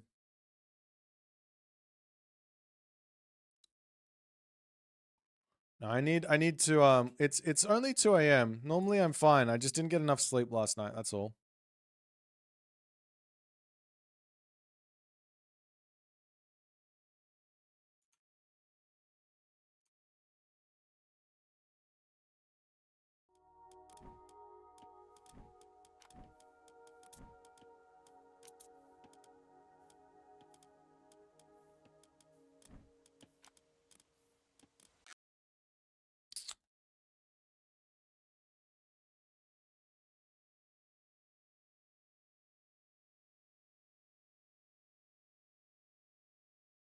Oh my god, don't you hate it when you accidentally hit the wrong button?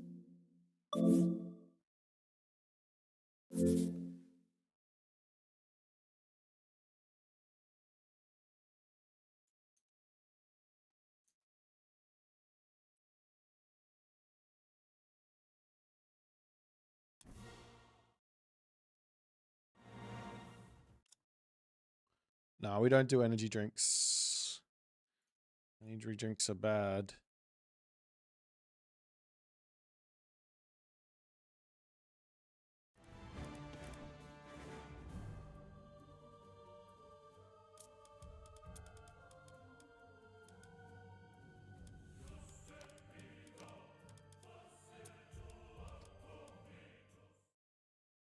Hold on. Let me try and join Garnath's game.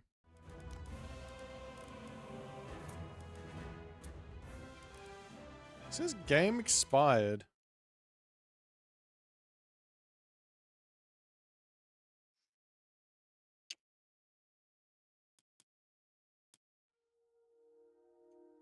This is really weird. I haven't seen this before.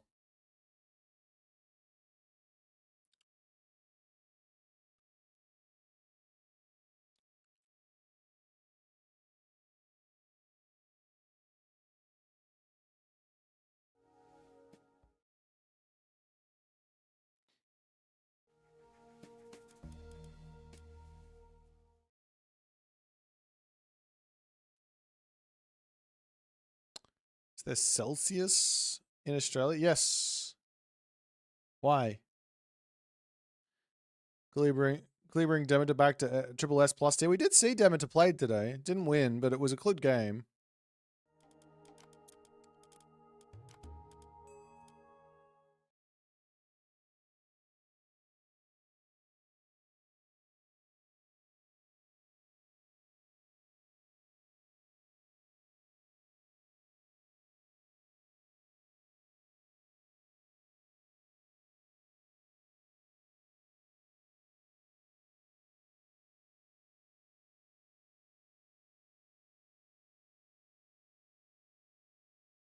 Eric is trying to dethrone Boit's monopoly on bad takes. Thanks, Peg. It's always nice to know that I've got a monopoly on something.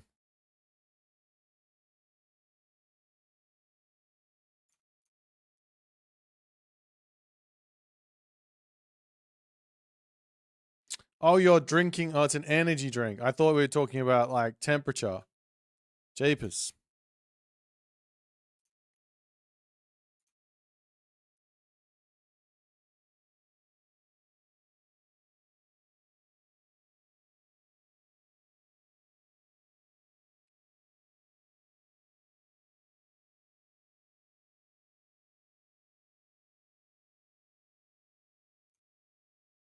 Figured out the problem.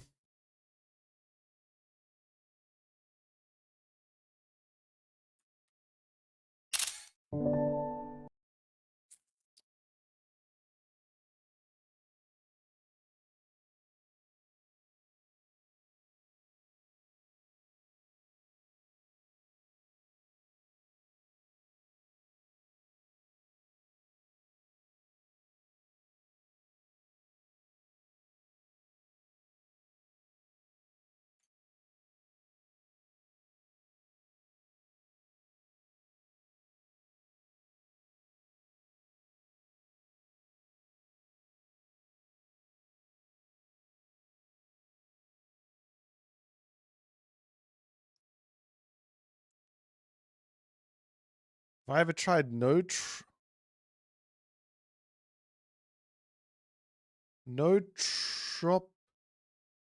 tropic like Lion Mane? No.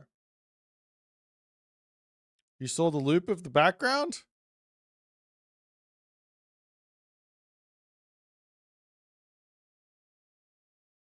Did that help? Why are the what are the gastrophyte? They're shooting at the Cyclops, I think. My face is in the way. I can't show you, I'm sorry. All right. Wonderful. It's all beginning to make sense. Garnath and B were hiding on the Microsoft private version to do their Gimmity games.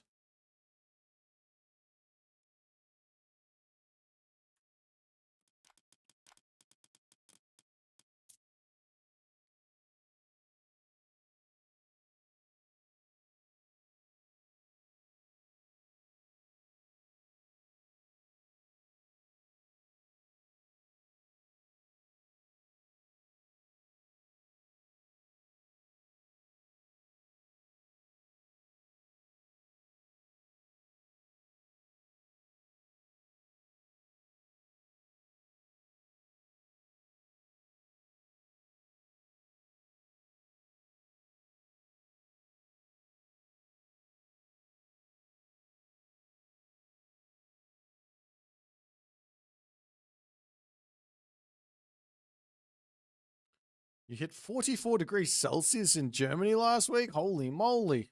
That is incredibly warm.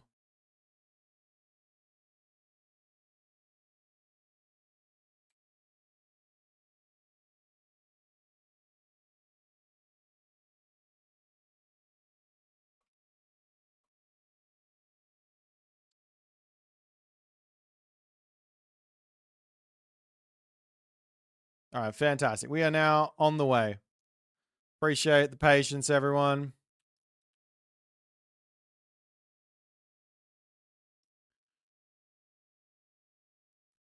Okay, we've got ourselves a series to come in, and it's this is going to be good. For those of you who are tuning in today and wondering what exactly is going on, you've never seen this before. Well, this is the Gameathlon Athens playoff 1. We're looking for 5 people to bring to Athens. They have to win an entirety of a playoff. There are 16 people competing in this playoff, and we are whittling them down to 2 and then to 1. And then we do that every week for 5 weeks. That's the way we go. There's already been a pretty big upset in week 1. A couple of upsets actually in week 1, but a very big one. And don't fret. Just because someone gets upset in week 1 doesn't mean they're not back in week 2. So there is that. Tomorrow we've got the round of 8. That's shaping up to be very, very interesting as well. If I can give you a little bit of the spoilers. Oh no, Australia's losing.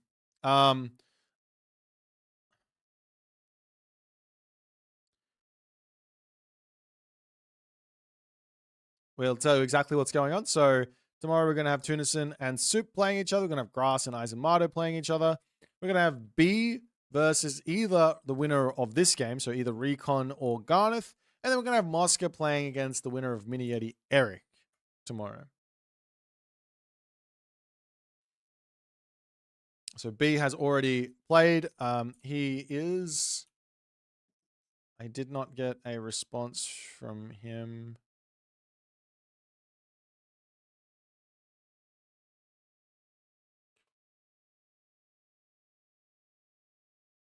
All right.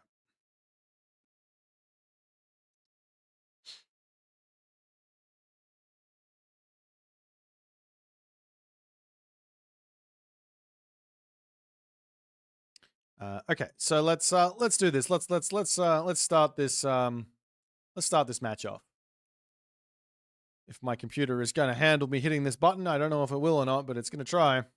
Give me a second. Alrighty, let's make this happen.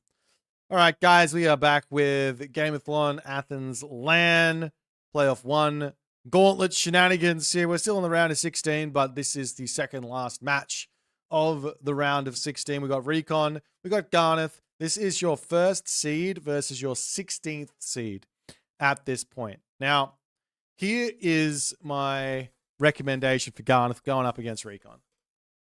Don't lose 3-0. If you're going to lose 3-2. Of course, win if you can, because that's the best. But at least get 1 or 2 wins on the board here against Recon. Why? Because it gives him tournament elo. And tournament elo is how he is going to improve his stock for next week, to give himself a little bit of a better bracket run, to try and get to the end of the bracket. That's the big deal. Now, Recon, of course, he just wants to get this over and done with. He is a favorite to make it to Athens. Incredibly powerful, very, very, very solid RTS player with very few weaknesses in Age Mythology. If we take a quick look at the draft, Tezcatlipoca and Huitzilopochtli banned from Recon. He does not want to deal with those new Aztec gods. They are very strong. And the Gaia Isis bans from Garnath. I'd call these targeted bans. They are targeted at Recon, at what Recon's strengths are. I don't really know about the Isis ban, but it's there. Recon also basically takes the first pick, and this looks like a ban to me. He will play Kronos. He does have a good Kronos, but it looks like more of a you're not playing this god type of deal than anything else. So as the host, he has that option to do that. so you can ban 2 Aztecs and pick Kronos, and then everything else comes on. Our first matchup is going to be Fushi versus Amaterasu. So sit back, relax, keep both arms and legs inside the vehicle at all times. Let's get into game number 1 here. Recon and Garnath for the round of 16. We're going in onto everyone's favorite Blue Lagoon. Let's get it.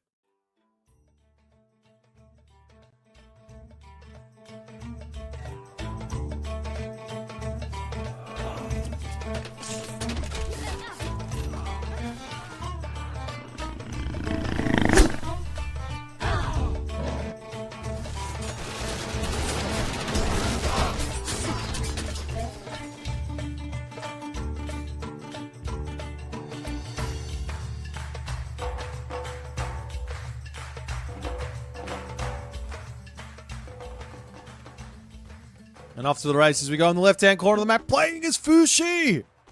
It is Recon. His opponent today in the red color, playing as Amaterasu. It is Garnath. And we are indeed on the map, Blue Lagoon. This is the round of 16. This is the playoffs. The first of 5. We're looking for one Titan. It could be Recon this week. He is a shoo-in. Him not making Athens would be a ridiculous underachievement for him. But the pressure that comes with having such a expected result, that's tough to deal with. So we'll see if Recon's going to have what it takes to overcome that. Tournament jitters and everything aside, he is up against a little bit of a wild card in Garnath. Garnath is part of the 3D team. He trains with B. These guys play behind the scenes. They are incredibly good at this game in ways that everybody else doesn't really know. They are not part of the meta. They create their own meta. What is Garnath going to throw at us in this game? Recon, the good thing for him is he is a player who not only creates his own strategies most of the time. Sometimes he'll take some of players who respect strategies and use those, but he'll generally come up with his own ideas. And on top of that, he has impeccable game sense and scouting. And those two things going together really help you deal with somebody who is playing off script. Very, very nice. Check out the relics in the middle of the map. We do have ourselves the Dragon Palace Crystal over here, which is hit points plus 10% for the walls. Into the center of the map, we do see a little bit of a fight for the Trojan Gate hinge, but Recon, he loses out on that one. It's only a tiny bit of HP there for those walls, 40% on that one. There's also the Dragon Palace Crystal, though, which is also 10% for walls and towers. So you get a grand total of 50% boosted wall HP there. That could be kind of huge. It's Fatal Fairy Sledge as well.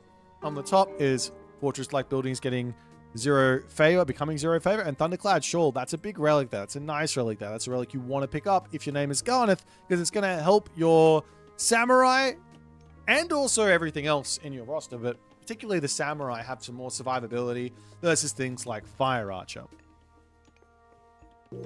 Alrighty, so up onto the top, Miko. Going to be looking to grab that relic as soon as he possibly can. Now, Recon has gone for a very fast classical age, and he's going to be dropping his military camp down. Now, the way that I've seen Recon playing against Japan with Fushi has been aggro and non-stop aggro. He doesn't take it slowly in this matchup. Now, that can be to his detriment here. He's got an amazing map. If you take a quick look at this town center, he's got town center, he's got zebra, he's got gold mine. There is no reason for him to not go for this town center outside of the fact that he just does not want to. Excuse me, that is incorrect. He absolutely does want to. Two Kwafu are going to be making their way over here. There will be a military camp ready for him to basically get Halberdier out if he needs to, or anything else like that. So he will have this. It's going to be town center gameplay. It's going to be a defensive reactive game from Recon, which might be what Garnath wants to deal with here. If Garnath gets to set the tempo, maybe that's going to make him feel a little bit more at home, a little bit more one with his Amaterasu strategies, where if he has to play a big fat army death ball versus army death ball type situation, that's where he might fall into some trouble. So what does Garnath need to make happen here? Well, first and foremost, he needs to scout what's happening, and he has scouted what's happening. He sees the military camp, he sees the settlement, and well, Garnath is now very much aware that he probably should be looking to either drop his own second town center or drop more extra buildings and go for a big fat all-in.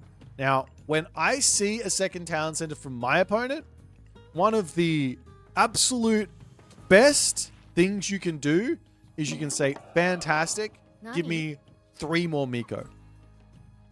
Not 1 more Miko like we've just seen here from Garnath, but 3 more Miko.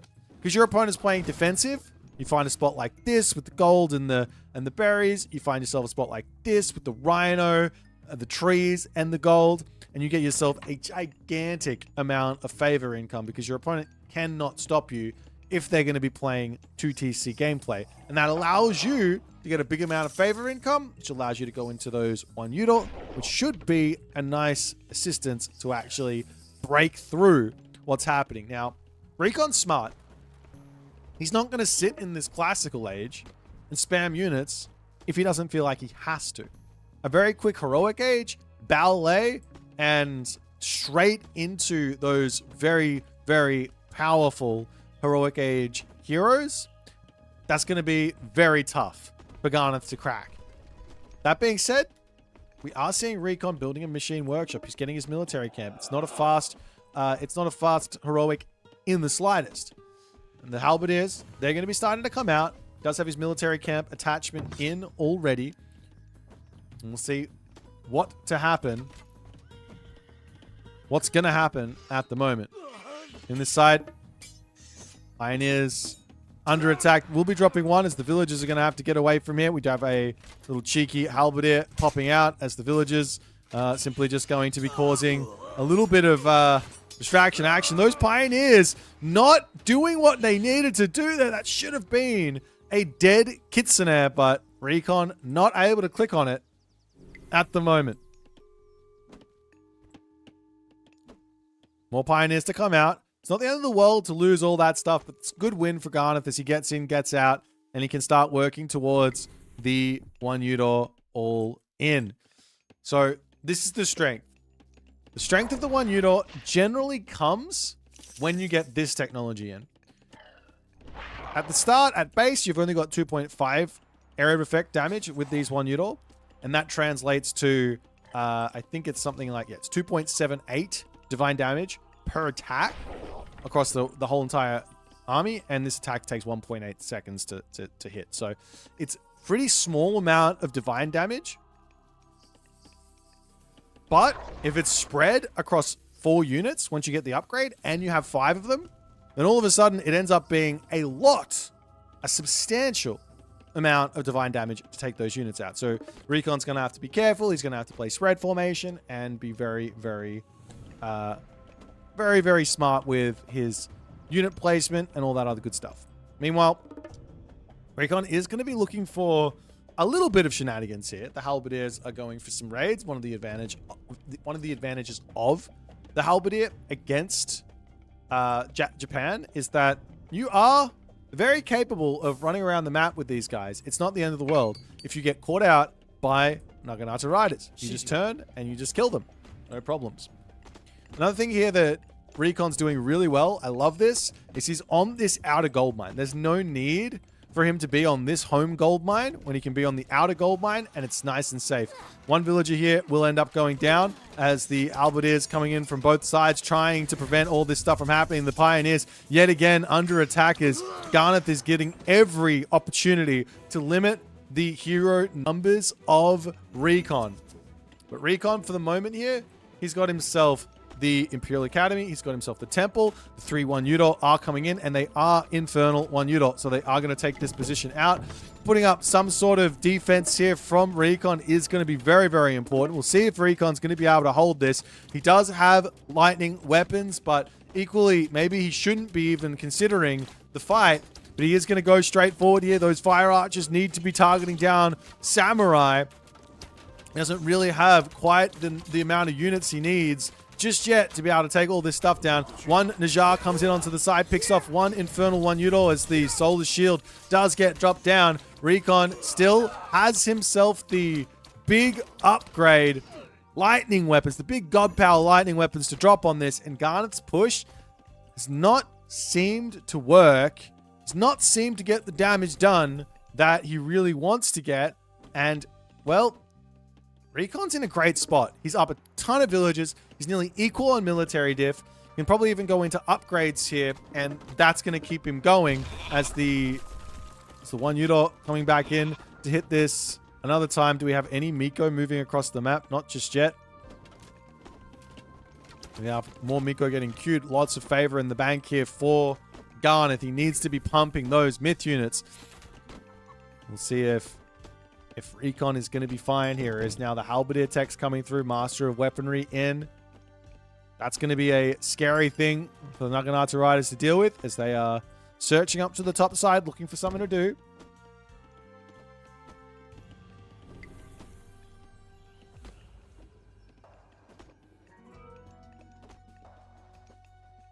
Now the Infernal One Yudo slowly starting to come in.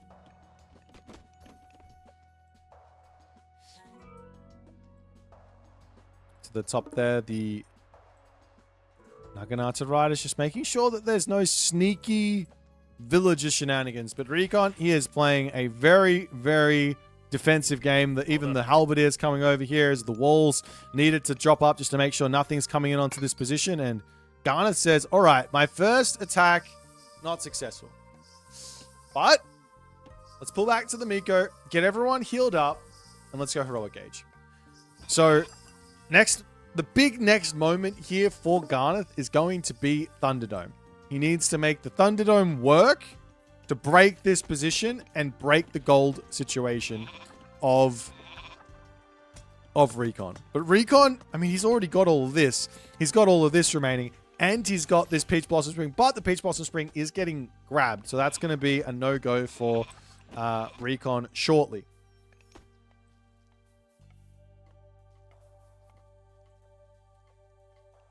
But the random shrine in the bottom of the map does get taken out. No Miko on that side, so not the biggest of losses there for Garnath. But every little bit of advantage does matter here, as Recon is going to continue to sit back, play defense, getting himself the Celestial Weapons, the Tai Chi, all those big hero upgrades to make sure that he can take out those one Yudo.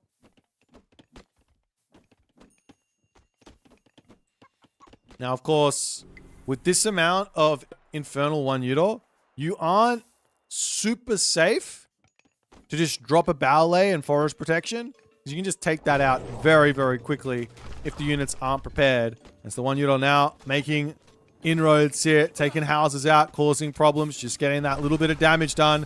The Heroic Age just about to pop here for Recon. It's already hit from Garnath as the houses going down in onto this position. We do have We've got the Forest Protection over here, and now Garnath can drop his Thunderdome down onto this side. Forest Protection will be going down here. I really don't even think that... I don't think that Recon should be fighting this. He's taking full damage from this Thunderdome, but he is getting healed up against every single one of those shocks, as military differential at the moment is equal. And Garnath is charging forward. The Pioneers on the other side, they're taking out the one Yudo nicely. Garnath looks like he's over-committed a little bit too hard to this. He's dealt with the town center, but it doesn't matter that much if you lose the fight that hard. Very, very nice hold from Recon. He lost his town center, but it's not going to matter. Now Recon can start looking to move over onto this gold mine, drop a Ballet here, and look to secure that next position. He's going to drop the town center first. No problems with that. Of course, the best play here for Garnath needs to be to spread out and make sure this gold mine and this gold mine are off limits. For example, one villager moving forward and looking to drop this wall around here, for example, to this position, and then also to this position to lock this off. and then he can focus on the other side. But in comes the Tao Wu, and there's just not enough stuff here for Garnath. He's trying to hold on. The Yumi archers don't have any real counter here, but there's just not enough numbers. And Recon now is in a position where he's in front by 2k military resources, in front by 30 villagers, and just in a dominating position.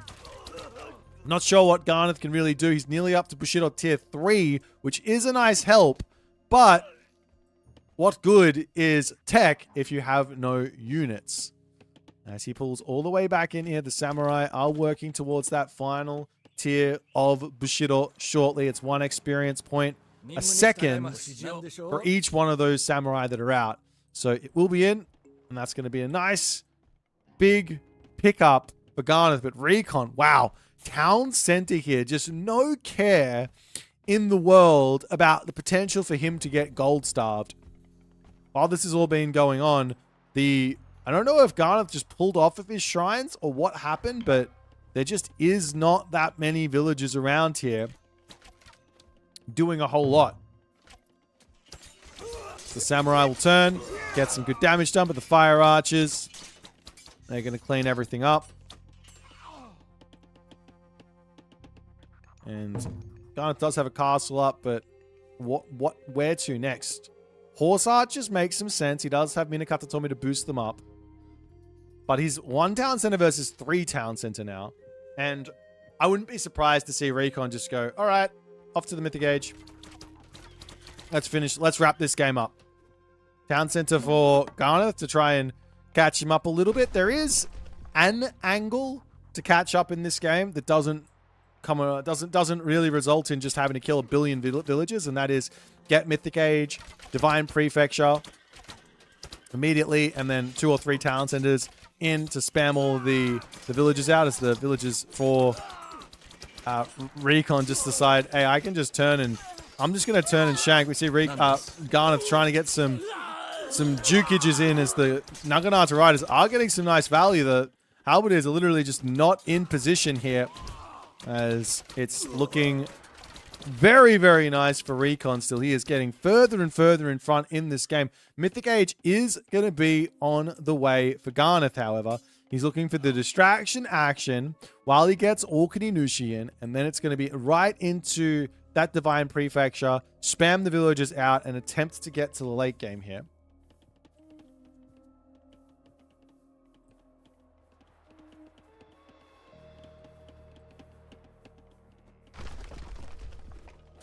Onto this side, the ballet is up for Recon. Recon's still playing defense. Like, he feels like he can't really be hyper aggressive at the moment. And he might be right about that. He's got walls coming up everywhere, ballets going up everywhere. But this does allow Garnath to get to what he wants to do. And if he was getting attacked right now, the game would probably be over. But of course, Recon, he knows he's in front. He knows he doesn't need to take too many risks. He's going to sit back and enjoy his villager advantage. Check a little look at the economic upgrades. He's got all of them. We can come over onto the other side. Garnath is missing Shaft Mine and Bowsaw. So both the wood and the gold upgrade. He's still on hunt, however, so that's going to be nice for him as more units are coming through. The important thing for Garnath is to not overdo it on military, because he needs to fill up his economy as well with villagers. And the villagers definitely need to get him another town center here.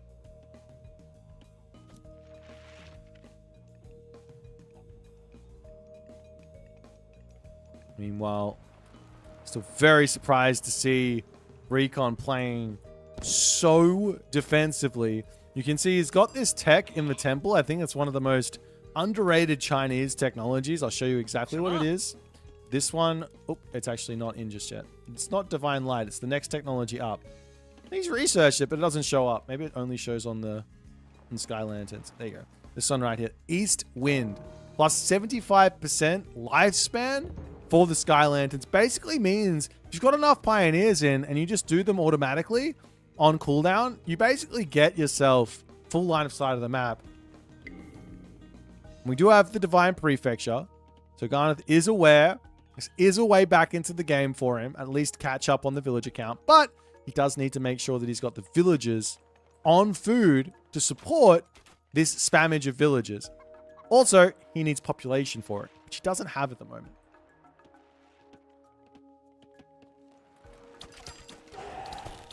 Meanwhile, Wretch is getting sent in as Garnath sits back with his Omaraki. He's got more in queue. Town Center now up for Garnath. Garnath immediately up to 190 pop. So the big advantage here for Garnath is that he has 50 more population to play with than what Recon has. Because Recon's got 100 villagers. The problem is that if he's not going to attack, which isn't happening just yet, if he's not going to attack, well, Recon's just going to get more tech and more units and more advantage. The dot coming up. The main base. There goes the... I don't even know where he clicked it. Over here. Sacred Gate. And there goes the Thunderburst for a second time. As the Umibozu is trying to charge in here and make something happen.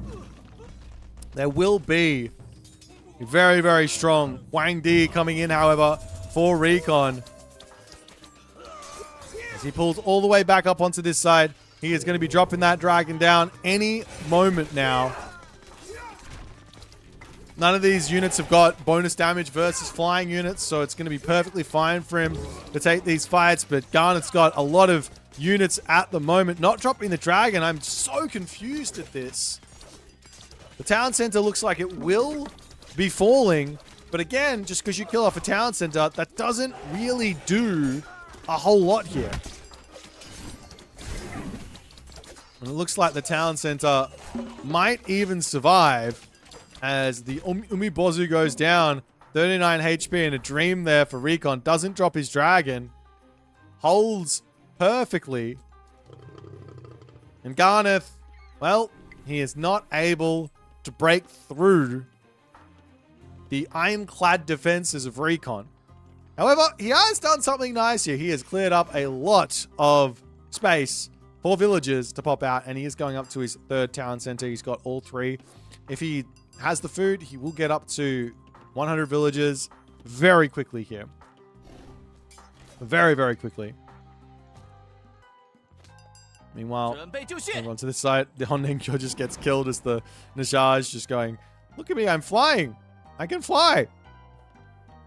Watch me, I'm flying. And he flies past and kills him with his automatic damage.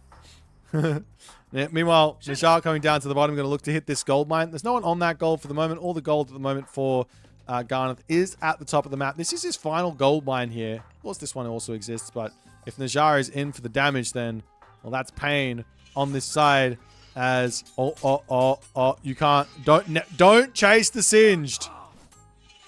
The Singed is a menace here, though the wolves are also a menace. Onto this side, another cheeky little solar shield to come through. As Recon will wait it out, turn around, brings in his Ying Long right now. That's some huge damage to come onto those Yumi Horse Archers, which are going to be shooting, scooting away, trying to get outside of the range of the Ying Long.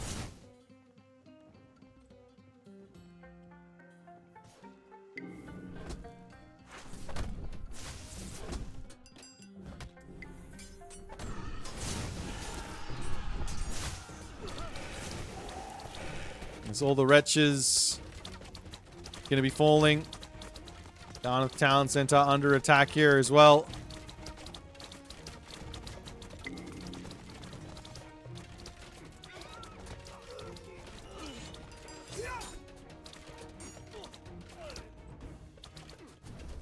And I don't see a way back for Garnath at this point. He has fought hard, but Recon is too patient here. He's got himself an overwhelming advantage in military, in economy. Look at the resource. He can get a Titan out if he wants. Up onto this side, another Solar Shield to come through for all the Onmuraki.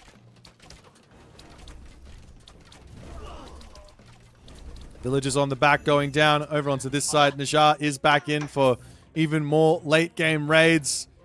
It's an amazing single unit raiding menace. And Garnath will tap out in the 24th minute, 39th second of this game. As Recon shows why he is such a menace to be dealt with. Look at the resources in the bank there from Recon. He's got everything going. He is way in front. And, well, that there is just class from Recon. Let's have a quick little look at what's going to be happening for the next game. I have to say, Garnath's strategy here, it was okay, but the first timing he hit on this town center was just so well defended by Recon that you have to ask the question, maybe it's not valid or even viable to go for that, and maybe it's better to just drop the town center yourself. Susanoo probably can make that sort of a one util all-in work, but Amaterasu, without some of that boost, for that extra favor stipend, doesn't seem like it's quite there. And Garnath, he was macroing well, but just did not have the oomph to break through there in that moment. All right, let's jump back over to the drafting screen and see what we're going to see for game number 2.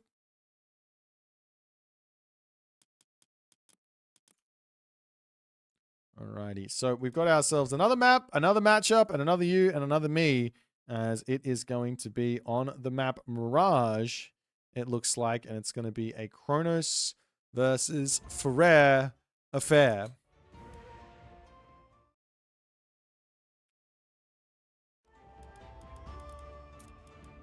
Oops, they have not started yet. I double-clicked on their room, expecting them to be started, but they are not just yet.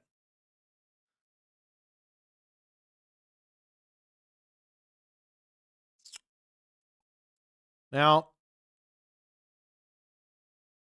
yeah, I think you can make the one util walk versus Fuchsia. I don't think it's like, I can't do it because it's Fuchsia. I think you can.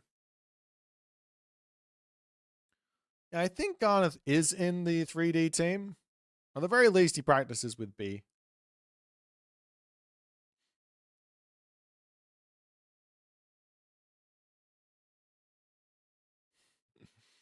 All right, so this next matchup, Kronos versus Freya. I like this matchup as Freya.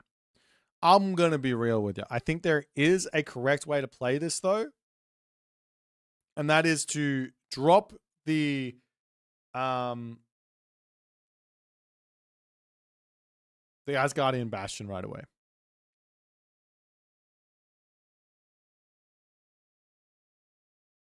Johnny Boy asking the real questions. Yeah, I think Freya's got plenty of play here on this map. Of course, you have to know what you're doing with Freya. If you don't, then you might think the opposite, but not everyone knows how to play Freya. So maybe we'll try and explain a little bit of the options here for this god in this matchup.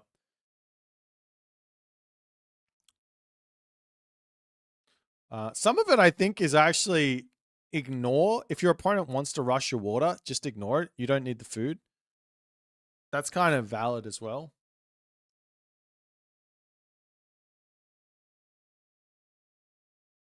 Two Boit into Aja. Nah, you can defend the Kronos Rush with the Ghoul and Bursty. They started yet. See ya, good luck, have fun. Oh, they have started. Wonderful.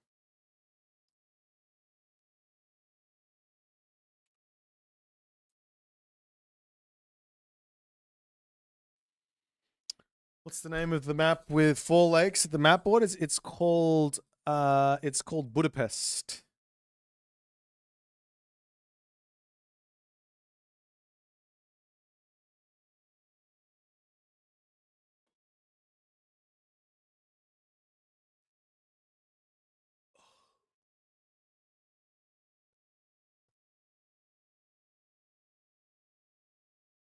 All right, guys. Just a little bit of a wait until this next game. Let's just break it down a little bit more. Game plan from Kronos is probably to drop docks onto the backwater. Like, you can time shift your dock across. You can harass the fish. You don't really have to worry about that as Freya because you don't need the food. You just need a hill fort down as fast as possible. And then you can go into basically just attacking the main base of the Kronos with Huskal, with Throwing Axeman, and with Draugr. And if you can get to that Draugr sort of army, there's not a whole lot that Kronos has to deal with that. And they can get into some trouble. So that's the main game plan for Freyr. Kronos, of course, if he can deny the hill fort, he should. If he can win the water, he should take the fish and all that other good stuff.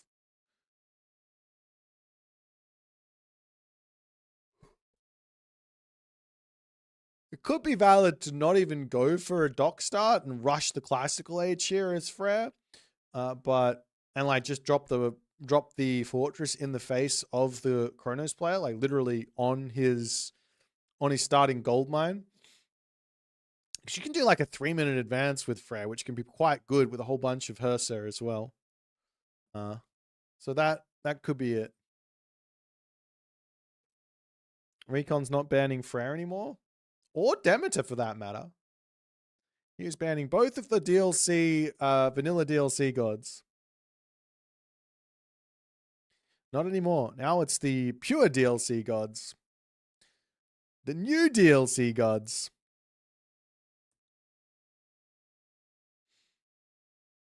All right.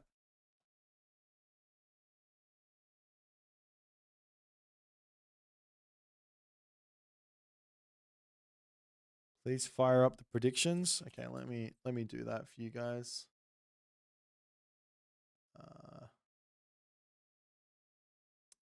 Whenever I do this, it never fits in my screen. I can never see it. Recon versus Garnath. Game 2.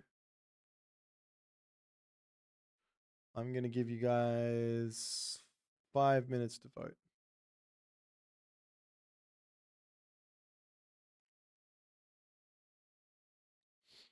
Donardi, welcome back.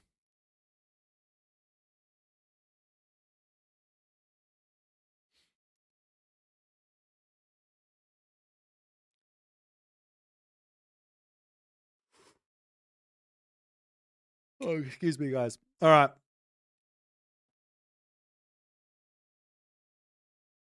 These are the stats for pick rates in this tournament. Let's have a little look-see. How is ISIS at 61% win rate? That doesn't even make sense. And again, Set is also winning hard. That's wild.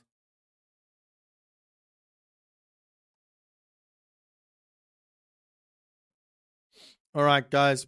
Let's jump into this next one. This is Recon.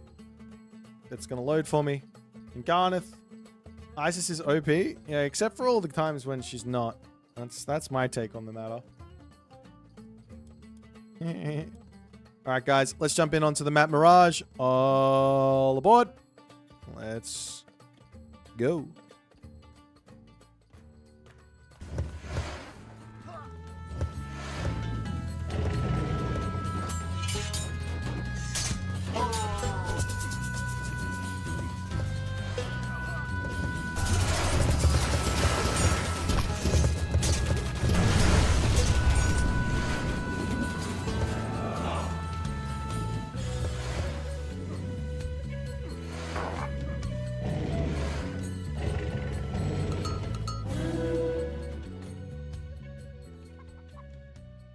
And off we go into game number 2 as Recon drops his dock, gets his villagers ready to get some wood in, and he is going to be going straight into those fishing ships, so no crazy fast advance from him. And on the flip side, we've also got Garnath here dropping his own dock, so no worries about any sort of wild Kronos rush, even though it is a forward gold mine.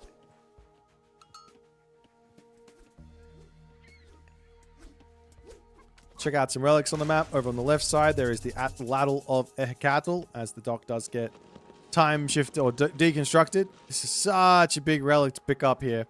Over on this side as well, there is the Tail of Cerberus, another huge relic actually for Garnath. Definitely a must grab if you can spot it. And then the Kopesh of Horus there. You want to keep that away from the Kronos because that can be a nice help to take out those Draugr that I was talking about. And Hermes' Winged Sandals. There's some nice counter relics actually on this map from Recon. He wants to pick them up.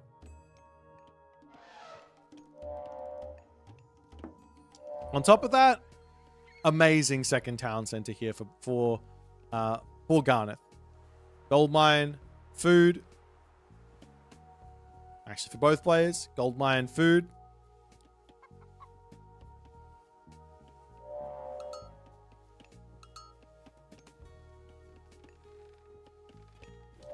And we'll see how it's all going to go.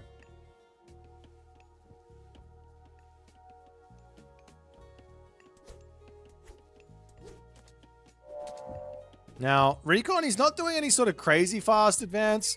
There are some interesting ideas with Atlantean. Like, I'm pretty sure there's a 2 fishing ship advance, which you can get to the classical age really quickly, and you just build the fishing ships again. You cut the fishing ships for like 2 minutes, and you build them again, so you don't lose out on that many resources, to be completely honest. And you can put the pressure on immediately, which can be really, really nice. But a nice safe temple coming up from Garnath now. Has there been any attempt to sneak an oracle around onto the corner of the map? Not just yet.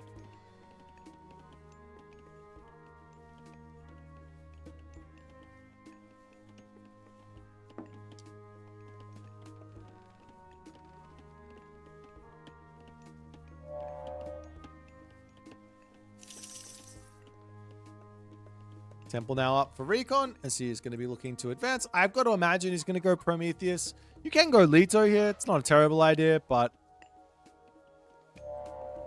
we'll see how it all ends up going. As the temple gets brought forward, of course, Recon's going to go that way. And the Oracle actually coming in a little bit on that risky side, just outside the line of sight. But he is going to be looking for his own docks to get time shifted in onto this. I don't think he's even going to be thinking about it being like... He's not even going to pretend. Now, Garnath also going to drop up his own dock. Now, you do have to remember that Garnath has been training with B, and B has been picking Kronos on this map as the dock gets spotted here. There's a world where you drop the Gullen Bursty right now, and that takes out the dock. Shuts this down to some degree. But for now, it's just Hersa. Houses coming up. More attempts at defense, and I imagine maybe even another dock getting dropped down from Recon. Makes sense too. As he is ready to get some things happening. The Hero Oracle does get converted. Berserk's going to be hovering around here, wanting to take out the Oracle. Probably should, as the Prometheans in onto this side. Double Hersa are out. Draugr's in, and Recon says, no worries. Let me out of here. This is not a problem. We will see double dragon ships from Garnath, however, as an answer to the Bream. Behind this, a siege ship as well, as we've also got the Asgardian hill fort getting dropped down on the back of the base. I did tell people this is a decent idea. I've seen this, and it's a crazy strong defensive building here. It should put a stop to Recon's oppressive ways. There's also going to be the Draugr sitting in here to defend. Up onto this side, Prometheans getting sent packing. And of course, the fire ships will be on the way as well for Recon. The only thing here is for Garnath, he should have a unit building this at the very least. One unit to basically double the speed of that coming up is very important.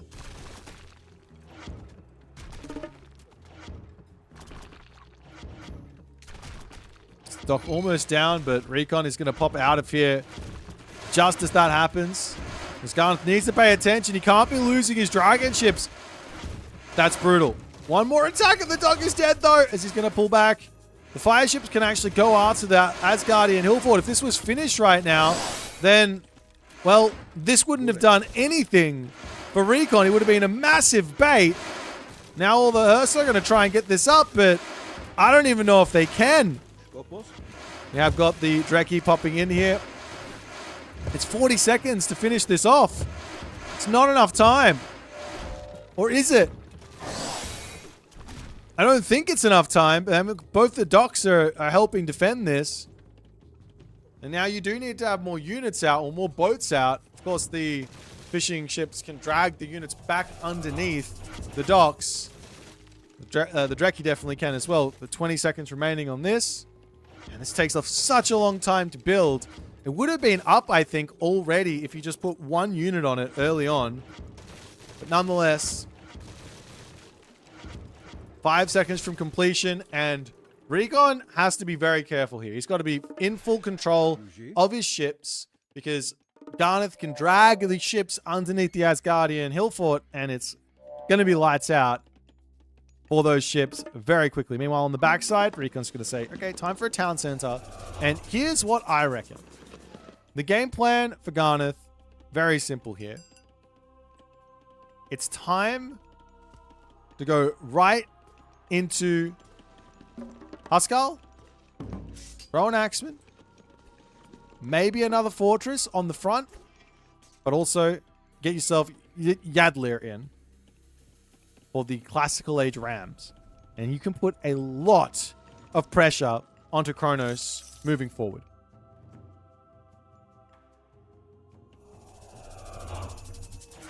But Garnath is a little too focused on the water for the moment.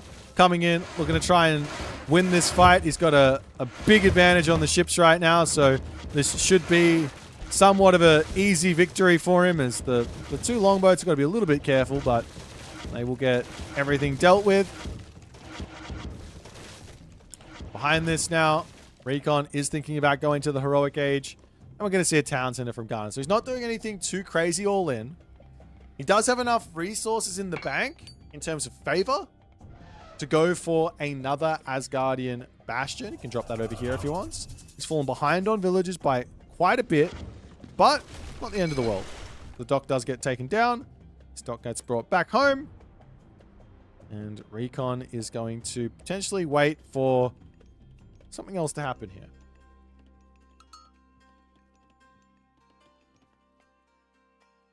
Well, Garnath is going to say, well, I am going to set up my own dock. Maybe I can harass your fishing ships. But for now, the difference in this game is really not that big. Of course, Heroic Age coming through is kind of a big deal, but I don't think that Garnath needs to care too much. Just make... How many Draugr can he make right now? Just make all the Draugr he possibly can. He's got 72 favor. Or start going into hill forts.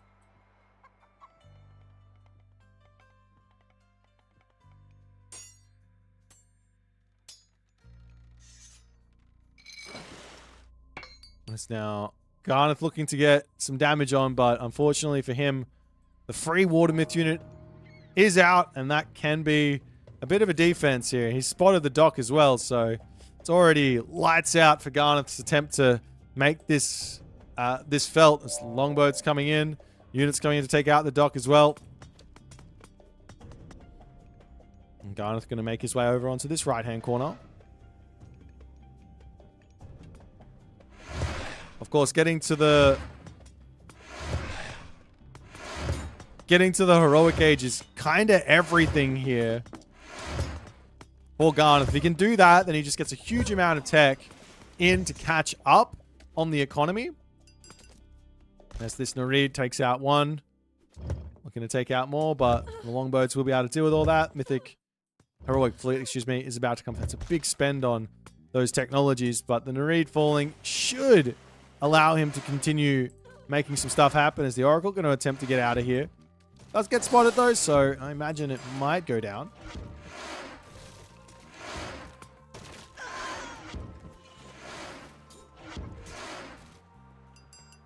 Of course, Garnath can now start looking to wall up the entirety of the map and see what's going to be happening. Into the main base, however, those Ballisters are saying, get out of there.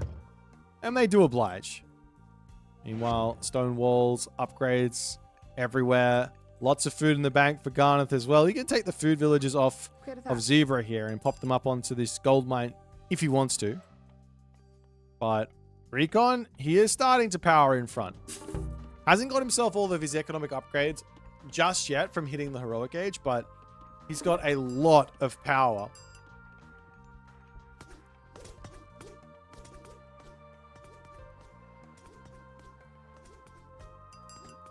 Now Aegir is pre-queued. We've got Fanatics coming through here. What is this villager doing? What is it doing? Oh dear. I mean, the citizen, is it going to keep it alive? Surely not. Okay, the citizen dies, but lots of damage actually taken in order to actually kill that one. So Recon will be fine with that, as he will attempt his retreat with the Hersa. Goal for the Socceroos. Go Australia. Everybody counted us out. Australia for gold. Is there gold medals in? Yeah, basically, here's the thing, right? This is the thing you have to do when you're playing against Kronos. You got to do this. Right? Oop, that was the wrong button. I hit the wrong buttons. Don't hit those buttons. Oh, God. This button. You got to hit this button. Just hit that button. I found it. It took me too long. And then you don't see the score. That's really important. Because what's massively important in this matchup is just surviving. If you're going to play the way that Garnath is playing here. If you're going to play the way that Garnath is playing here, you just try to survive. And if you're looking at the score starting to get out of control, it will. Doesn't matter.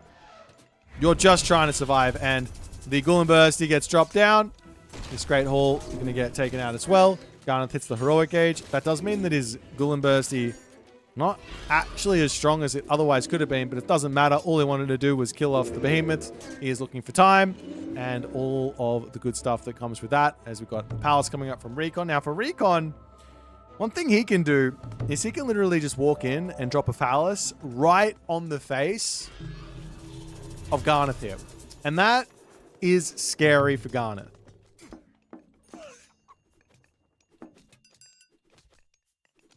That is scary for Garnath.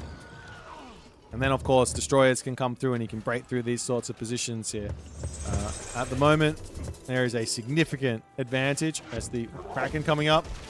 You have one Kraken getting converted away. It's traded away, and it's looking like, I think, Recon is going to be able to survive on all of the shenanigans that are happening up here. Is Min defending nicely. And the destroyers now wandering through. Needs a few more infantry units, not quite there just yet. As the back Asgardian hill fort does come through. For the moment here, Garnath, he needs to get his units out. He will drop that Tempest, and immediately Recon says, nope, I'm noping out of there. Get me out of here. I don't need to be on this position. Bye-bye. And so far, this is what Recon wants to some degree. He wants to force out these God Powers, not lose too many units, and go from there. But Garnath is up to 162 pop now. He is catching up.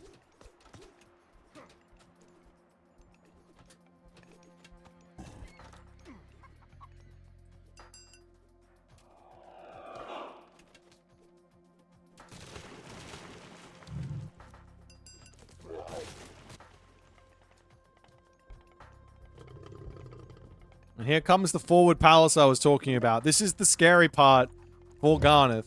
But he's gotten himself another hill fort up, so I'm not even sure he's really going to be that terrified. Full infantry army versus all of these throwing axemen. This has to be good for Garnath on this fight. Yes, those fanatics are strong, but there is a rock giant on this spot. Now that's going to go down to those hero units, but they're getting erased very, very quickly. Recon here needs an answer to these throwing axemen, and stat, he's now saying the answer is going to be Terma. Of course, the Terma are probably the best unit in his roster to deal with throwing axemen, but not getting that palace up, that hurts. And, well, Garnath has gotten through the worst of it. Garnath has gotten through the worst of it. Recon's going to try and grab himself another town center over here. There's a hill fort coming up. The third town center is already up for Garnath. He is getting all the upgrades he needs, trying to push through on this side. The Norse army is in an amazing spot here. Citizens getting cleaned up over here as well, as the portable ram's going to take out the palace. Garnath is playing an impeccable game of Freyr here, and Recon just can't get through this army.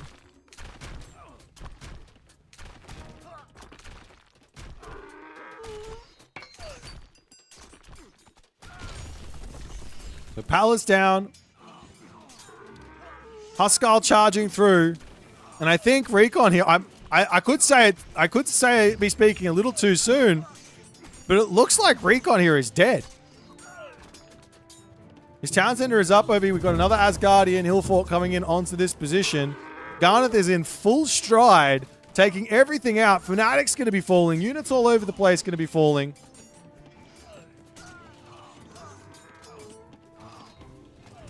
As the citizens will come over and try and shank down the Asgardian Hillfort here. It looks like they're going to be successful. That's got to feel good, but now the Berserk's charging in and this town center is under siege. We take a quick look at what Recon's actually got for gold situation as well. He's getting pushed off this gold mine. This town center is going to fall, which is going to push off this position. Citizens popping over here to try and take out the Rams as more units are going to start streaming in here to take out those citizens. And Recon is trying his best to stay alive here. Arcus on the way, but that seems too little too late, if you ask me.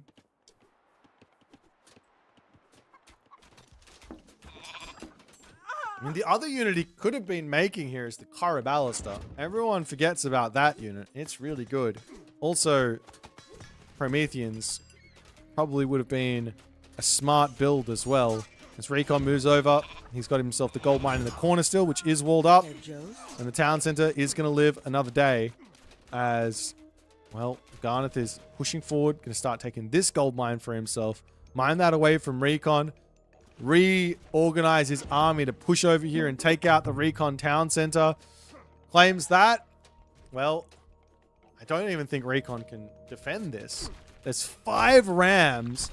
Another temple on the front to come up for more myth units straight away. The town center falls, and these portable Rams will make a move onto the palace over here, as this is looking very, very good for Garnath.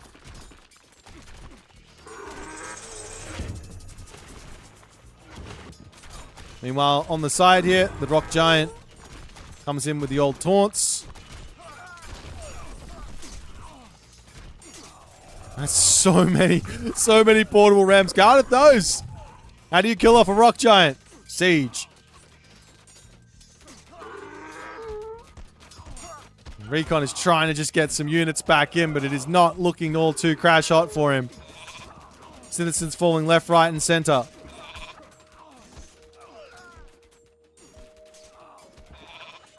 But at this point, Garnath has just got so much more population to play with, so much more power. He's about to get himself the fortified town centers in, idle villages. They can get put in, converted into berserks if need be.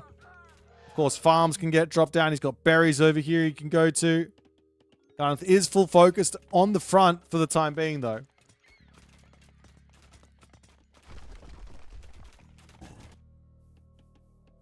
And it looks like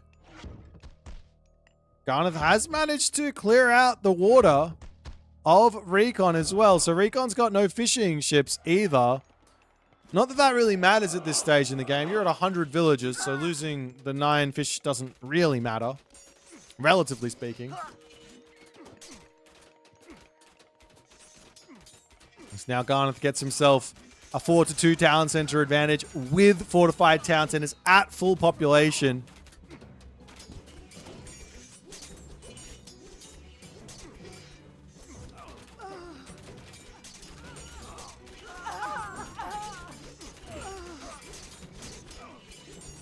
And all these Arcus are just going to melt to the infantry, the Huskal, the Berserks. There's just too much stuff. I think Recon here is trying to pull off a miracle. Vidar is on the way as well. Garnath is not slowing down. I mean, when you get to this level, every player is a threat. And Garnath is showing that fact for all to see right now, as it looks like Garnath is going to take game number 2 of this best of 5 series. And Recon left wondering what he did wrong with this Kronos god. Twitch chat was telling me it's Chrono's favored. I was telling Twitch chat, well, depends on if the fair player knows what they're doing. And guess what? Garnath knew what he was doing here. This was an incredibly well executed game. The only thing was that he probably should have had the Asgardian hill fort up a bit faster at the start. Everything else was looking really, really nice. Everything else is looking really, really nice here for Garnath. A perfectly executed game. He could have gone for the aggression, decided to go for the talent center instead. The aggression is a little bit more tough because of safe back gold mines, so nice decision to go for the town center, take it slow, and what a game from Garnath. It's got to feel good to take a game off Recon. Recon, however, will be furious now as he's going to go into the next game. Will Garnath be able to get a second win? Is the big question. Let's jump back over to the draft and see what we're going to see.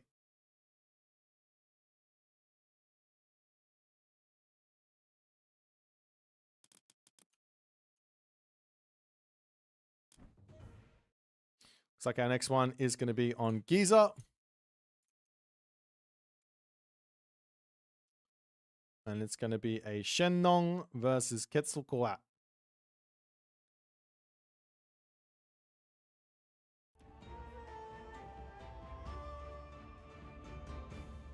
Would help if Recon didn't go 100% inventory versus tier. Yeah, you can make Contarius there. That's the kind of offbeat unit that doesn't make a whole lot of sense that can definitely help you out there.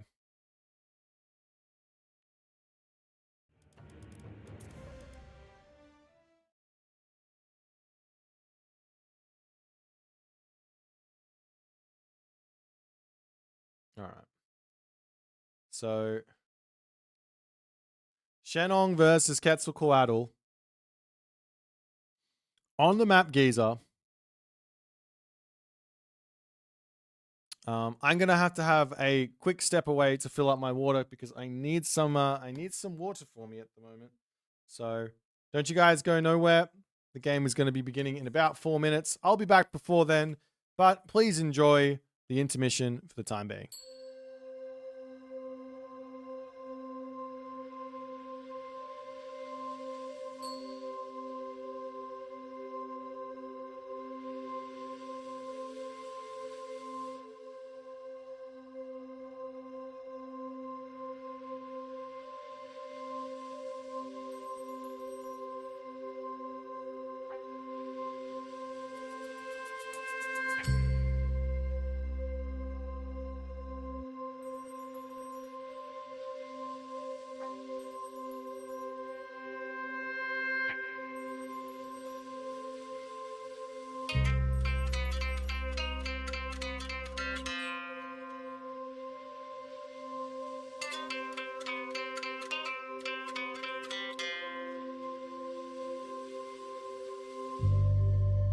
Alrighty, guys.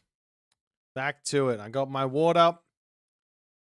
Tasty H2O. Nothing like some H2O.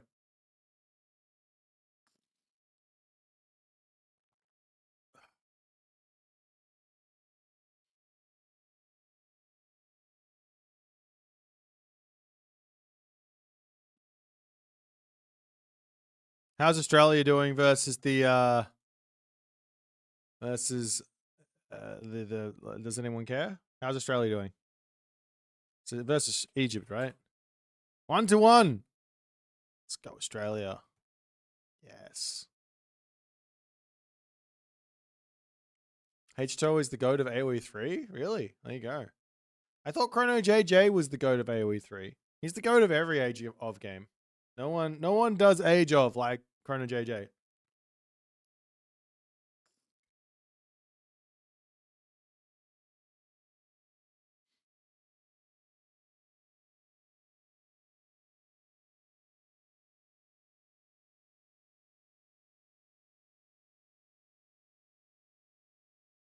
Oh. Alrighty. So, next game, Shenong versus Quetzalcoatl. I have to imagine Recon's going to be playing this one aggressive.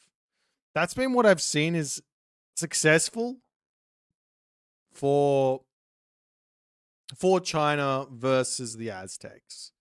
aggressive classical fight, Dow and Javelineer, and potentially also Halberdier when the Cav come. It's in the Mythic Age from this matchup, so it's probably not going to be too important.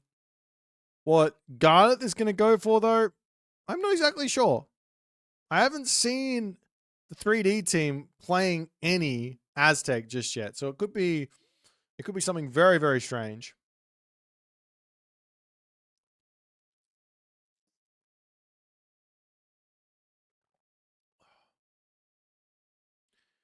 But yeah, Recon's got a really, really nice aggressive China on his back shoulders. So if he goes 2 TC or something like that, works fine. 2 TC aggression in the classical age.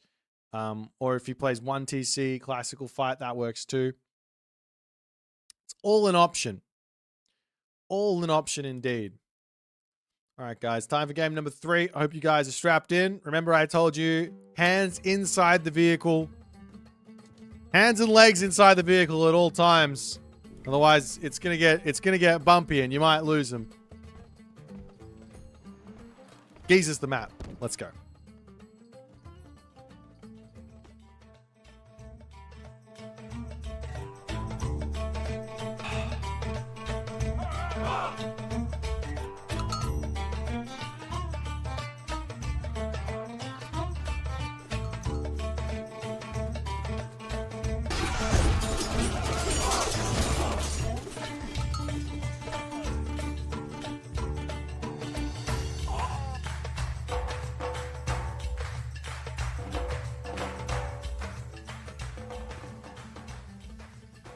All right, ladies and gentlemen, into game number 3. In the left-hand corner, we've got Recon playing as Shenong. In the right-hand corner, we've got Garnath. It's Quetzalcoatl. Opens up with a lumber outpost. And it looks like he is going to be going for a... I don't think he's going to share the gold mine. It looks like he's going to be going for a 3 Cal Pulley opening. This is quite standard with Quetzalcoatl. On the flip side, no early farms from Recon. Nice standard start from him. Only thing he didn't do is share the silo, but he wants to have the nice silo for later, so fair enough. Let's check out the relics and see what they're going to have to say for themselves. Tower of Cestus, 1x bonus versus myth units there for the towers. Over on this side, there is the Feather of Jingwei with a little bit of a wood trickle. Never a bad relic to just have. That wood trickle is always nice. Harmonia's necklace over here, plus 10% of the gold gather rate. That feels good too. And then finally, up on the top of the map, there is the Pelt of Argus. Line of sight, plus 6.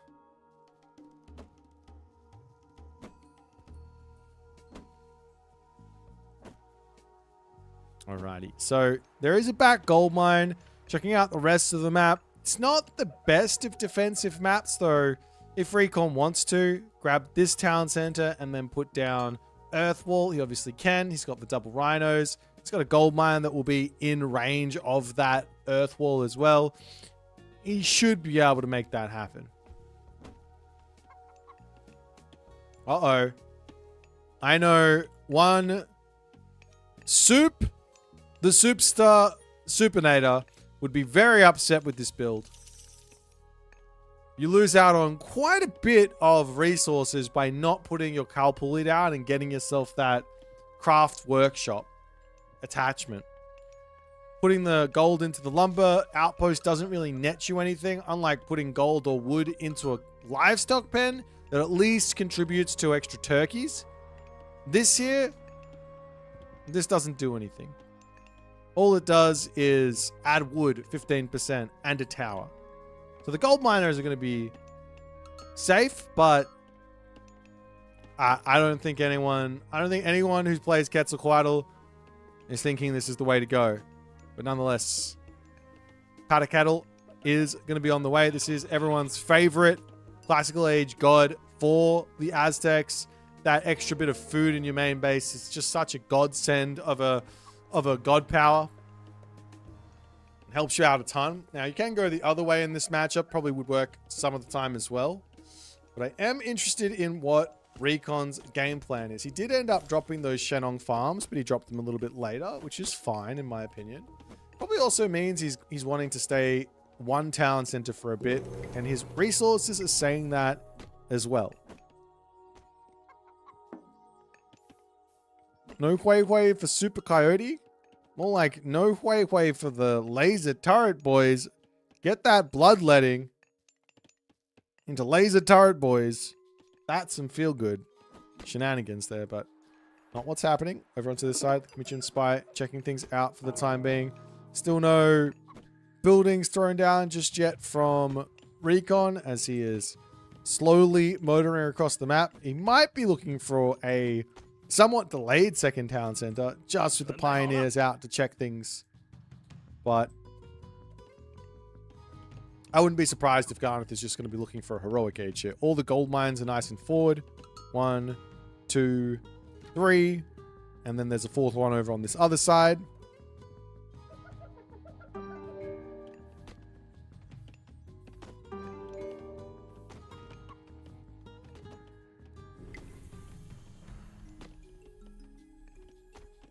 As now, Recon, he is going for the second town center. He does this really weird. Like, I think the idea from Recon is he's trying to put little bits of pressure on and trying to be safe. But in this situation, I would have considered... Why wouldn't you consider going for the immediate second town center without going for the farms? Just such an interesting way to play from Recon. Slows him down a little bit, economically speaking, but it's just so safe that it works good.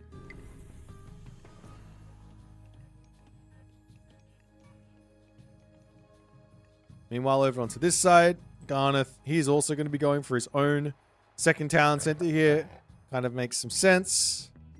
And I think here, Recon, after spotting that, he's got to be like, great, let's try and keep this classical age, or at the very least, get some real good damage done here. As the Sense and Totoshitin come in, he can do a really, really naughty thing here. If there's no heroes in, he can kind of run into the main base and just eat the farm. How does the Chinese and Retold and Aztec get favored? Sure, let's explain it. So, the Chinese have got this thing called favored land. Basically, anything that you see that is yellow or orangish, that is gaining favor for China. And the more favored land you get, the more favor you get. It is that simple. Now, of course, China's economy is sort of slower because of this. They get the peasants that are a little bit less efficient. You can see here we got an 0.72 gold peasant. And they are making up for that, though, with the Guafu, which mines and chops wood and gold. Well, mines gold and chops wood very, very efficiently. But you do have to pay 8 favor for it. So you get free favor, basically. You have to expand it out. But you have to invest it into your economy as well as getting myth units. So it ends up evening out there. The Aztecs, on the other hand, they've got 3 different favor gathering methods. The most of any civ by a very long margin. In fact, most civs, and every civ actually, only has 1 way of gathering favor. Some have got 1.5, but like Norse has got 1.5 ways of gathering favor. But nonetheless, Quetzalcoatl has all 3 available to him. He can sacrifice a villager in the temple. That'll kill your villager off, give you 18 favor-ish, and give you a trickle of favor gain for the rest of the game. Up to about 20 villagers that can get sacked. You've also got the warrior priests, which only available to Quetzalcoatl. This is called bloodletting, which if they pray at the temple, they're going to lose their HP all the way down to about 18, 19. And they will be able to gather favor from them. You can see he does also drop down to only 0.03 favor a second when he's at 18 favor. Whereas at those higher numbers, 0.08, 0.07, 0.09, you get a lot more favor if it's healthier, basically. So that's that. And then the final way that the Aztecs gain favor is from killing enemy units and collecting Tenali. Now, in order to collect Tenali, you need your warrior priest, or you need towers or great temples close. So there you go. I think that answered your question. I hope. Way too complicated, I know, but I didn't design it.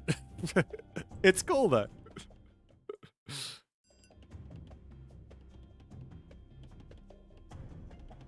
Alrighty. So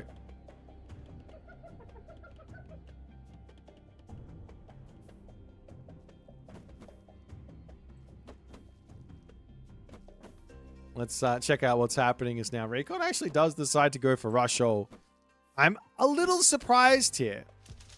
I would have expected Recon to make military camps and look to be aggressive around about, I don't know, a minute ago. I wasn't really paying attention to it because we were talking about favor gathering methods, but if he built basically the second town center straight into Dow's, goes and looks for his attack in about 9 minutes, that would have left him with about 50 seconds worth of damage he could have done. Enough to kill off a town center, enough to kill off a bunch of units, and enough to really give himself a big advantage here. But Garnath now is going to be dropping his Great Temple.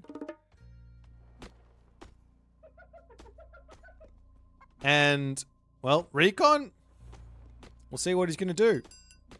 As the Magay cultivations comes through, as well as the Octpackley infusions. So now there's going to be a whole bunch of regen and HP for the Garnath units. But Garnath already into the Great Temple. Interesting, as he also goes straight into the Eagle Warriors, which makes a lot of sense here.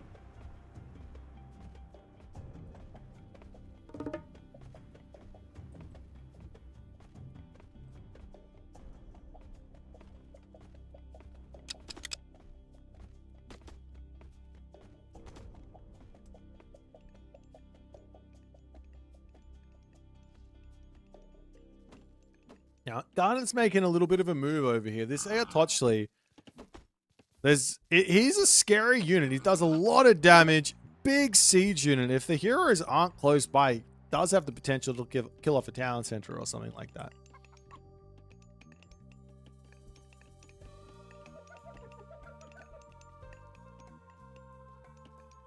Nonetheless, behind all of this, there goes the Tlaloc.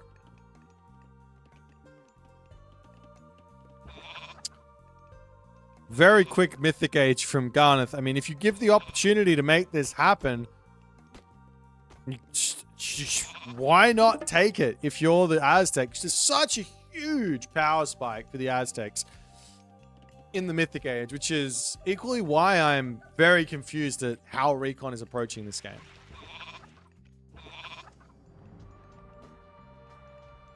So, Garnath is now going Tlaloc. Tlaloc comes with the Pillar of Tlalocan, which it's basically just a massive offensive or defensive structure that needs to get taken out.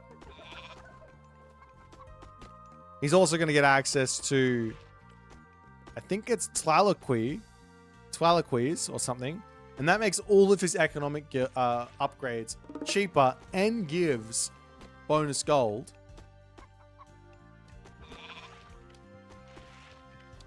And you can actually see here that Garnath hasn't gotten many upgrades either. So they're dirt cheap. It's like Forge of Olympus, but for economic upgrades.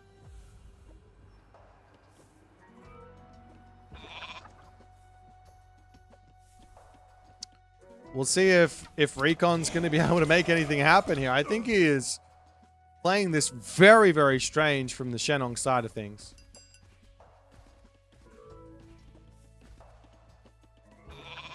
This is a very, very strange move from Recon. He is searching. He's trying to figure out where to attack. For the moment, he knows there is a Great Temple over here. He's going to be clicking up for his Huang Di at the moment. But Tlaloc, it's almost 75% of the way through. So this is going to be pain for Recon here. Renock. It's the new Recon name. You can tell I haven't slept much.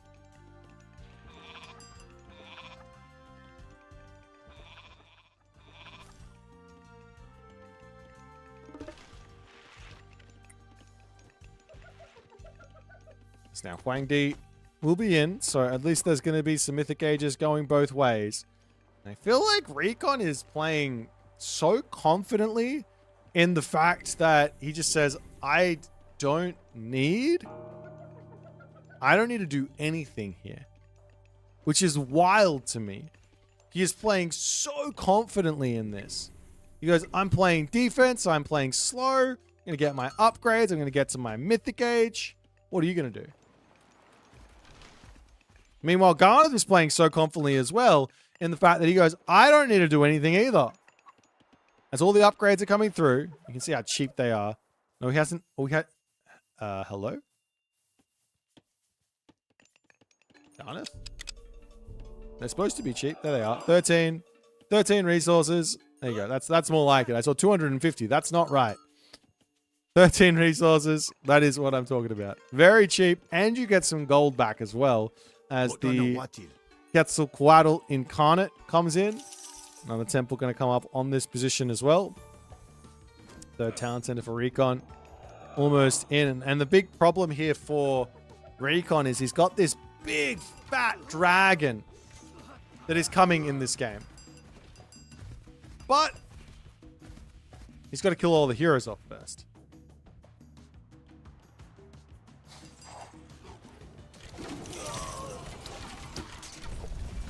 So there goes the earth monster, and well, Recon gonna do what he can do. He's about to lose all of his units over here. Meanwhile, onto this side, however, the Great Temple is under attack. Just outside of the earth monster. That's gonna pop back out. We've got ourselves also a new fire ceremony coming through so that, well, Garnath can get himself a lot of favor income. Units over here attempting to pull out as the heavy tiger cav on the way. Of course, Wang Di does affect the tiger cav and the white horse cav as well as all of those other units. As there goes the pillar of Tlalocan hitting off of this gold mine. However, there is a back ballet here. No problems where that's concerned. And Recon, he is going to be attempting to get into his very, very powerful mid to late game raids. That being said, there's already champion Ocelot Warriors. Look at how strong those things look. Really just moving forward to try and grab this gold mine for the time being. But Garnath, he's looking very, very strong here.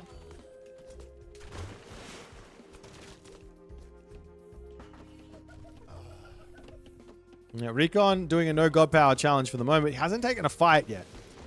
So there is still going to be a big Fey Beast that can get dropped. Recon needs to spend all of his resources. I don't know what he's saving them for. I don't know what the game plan is from Recon at the moment, but he's onto the front. He's getting this gold mine. That's the Ayatochli coming in, and there goes onto the backside. The Fey Beast coming in. It's the Yinglong. That's getting targeted down. Units to come back as well to try and defend, as it looks to me like Recon is going to be winning this fight fairly comfortably.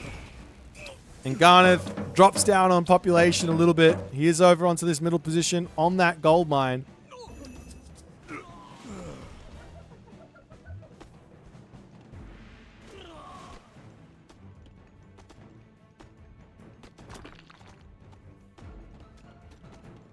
Will we see some more dudes? Yep, siege crossbows starting to come through from Recon.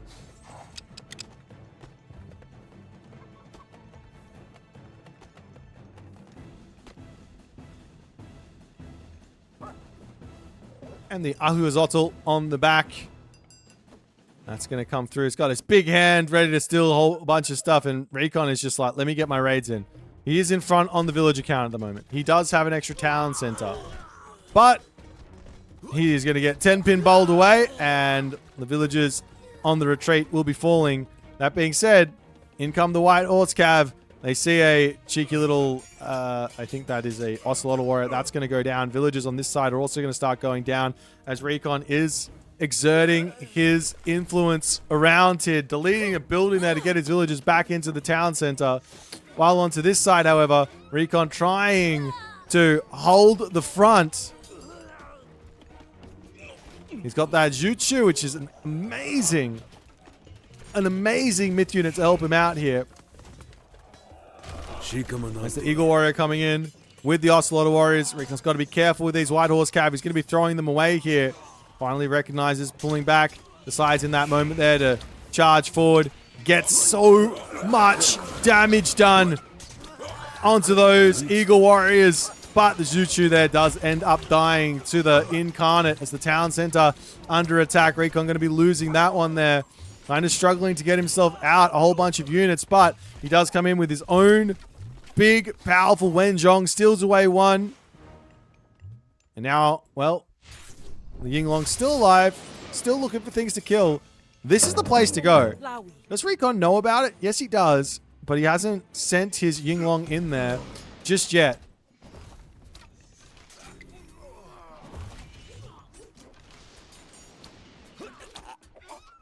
Recon to pull away. He does see the Ayotoch on this backside. Of course, the Wenzhong can deal with that. Town Center gets denied.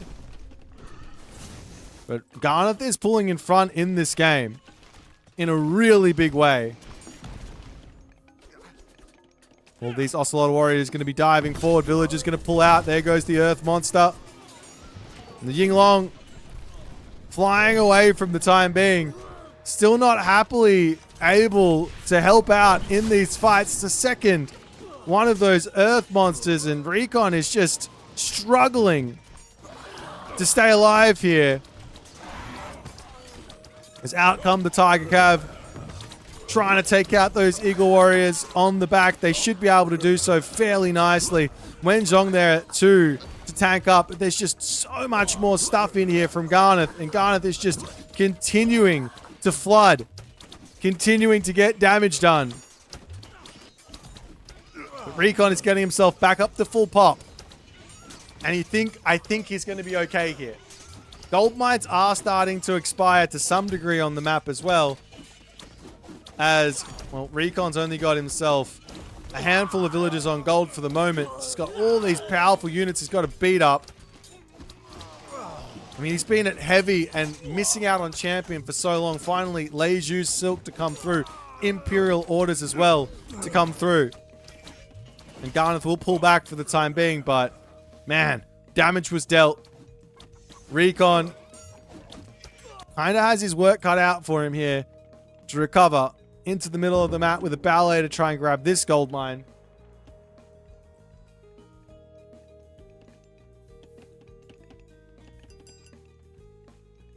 Recon also going to try and grab the gold mine in the middle, but there's still this Pillar of Tlalocan remaining. How do you deal with that is the big question. Wenzhong gets taken down, can't steal away the Tochli there. And there's the Awuzotl to come through as well. What is Recon doing fighting underneath that? He needs to get away. Up onto the top side, the ballet is going to be in, but a couple of champion Eagle Warriors are through too, picking villagers off, causing problems. And it's looking like Garnath is starting to pull away, and he might be finding himself another win against one of the favorites in this competition, Recon. Getting pushed off of this gold mine expiring, the trade route getting disrupted.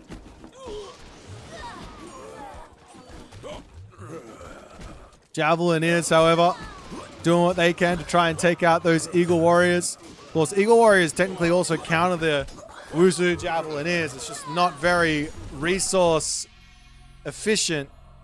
And Recon taps out in game number 3 as Garnath manages to claim his second win.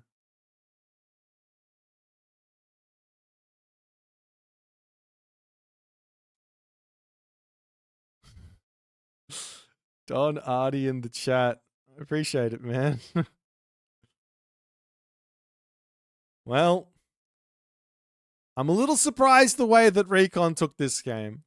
I thought this game was really open for that classical fight. All the gold mines forward, 2TC classical fight would have been an amazing way to take advantage of that. But Recon just sat back and he let Garnath get what he wanted off, and I just leaving this game scratching my head as to what the actual idea from Recon was. Of course, he didn't really do anything super wrong. in terms of he had a nice mythic age, he built some good units, but technologically speaking and tempo-wise, he just fell behind. I don't think he was behind on resources or anything like that. You can see the resources are quite close, but he was behind on tech and behind on map control. Maybe moving forward onto this position was a little too overzealous, and he should have set up a little bit harder in the middle or a little bit over onto this side, a little bit safer. I don't know. But a well-played game from Garnath. Now Recon back up against the wall.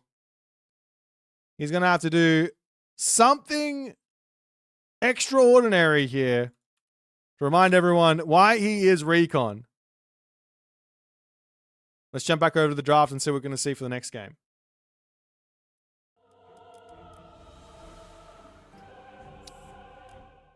And it is going to be step. We are going to be stepping into step for game number 3. Garnath, 1 win. He can taste it.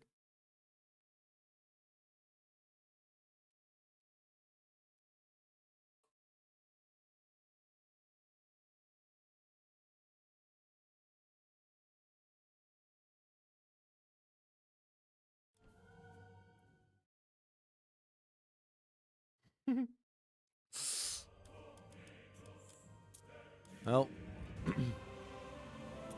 we do have a little bit of a timer here to wait.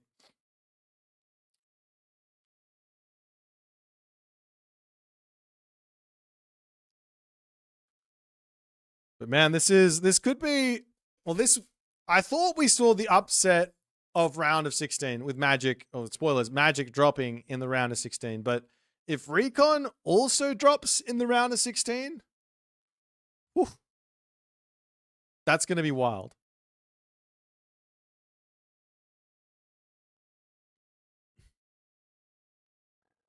Of course, the series isn't over for Recon.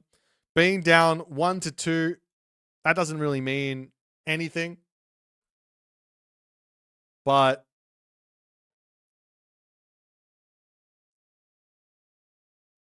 can Recon win this matchup is the big question. I think of the matchups to play here that Recon's going to be comfortable with, is a Susanoo versus Tsukiyomi something that he understands? Okay, does this tournament have a loser bracket? Yes, but not at this stage. At this stage, there are 5 single elimination gauntlets.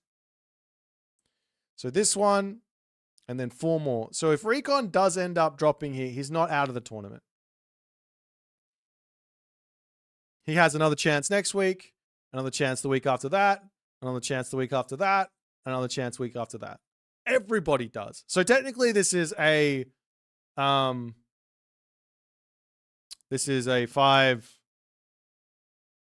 double elimination stuff. So what happens if someone qualifies? Who takes their spot next week? That's a great question. I do have the answers for that. Let me have a quick look. If I can remember where I wrote it down. So the subs in order of tournament elo from how well they've performed throughout all the tournaments, but mostly from that recent qualifier, the subs in order of elo is Zucolo, Nyan Racing Cat, Illuminati, Avely, Joe, Ragnaroks, Vega, and then Kaiba. So yeah, once you get subbed in, you're just in. But if you get subbed in for a week, if someone can't play, then it's just for that week. Is the rule.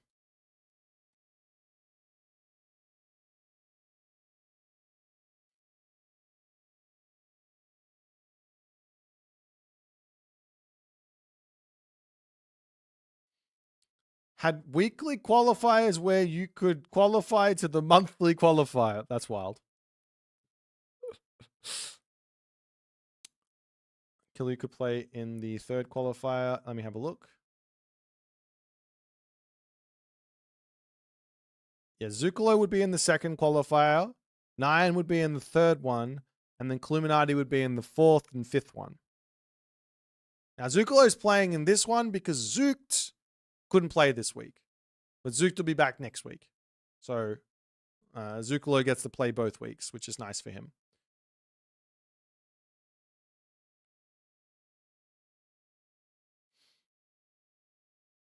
But anyways, I'm honest.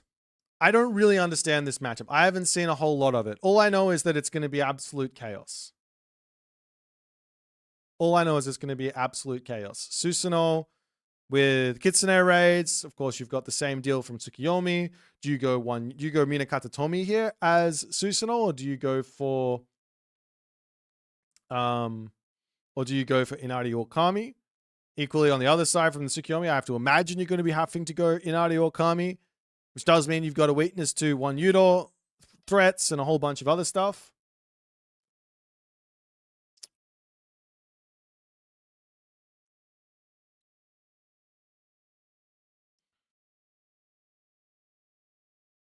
Yeah, fourth. Let me just double check. Zucolo for 2, Nyan for 3, Illuminati for 4 and 5. Yes, Illuminati 4 and 5. Your mate will be in 4 and 5. All right. It's time for the next game. It's tough being down 1-2, but Recon knows it's one game after the next. He knows that he can win this. He knows he can bring it back. Garnath has been playing out of his mind thus far. Let's jump into step and see if Garnath can continue his winning ways or if Recon is going to be able to strike back.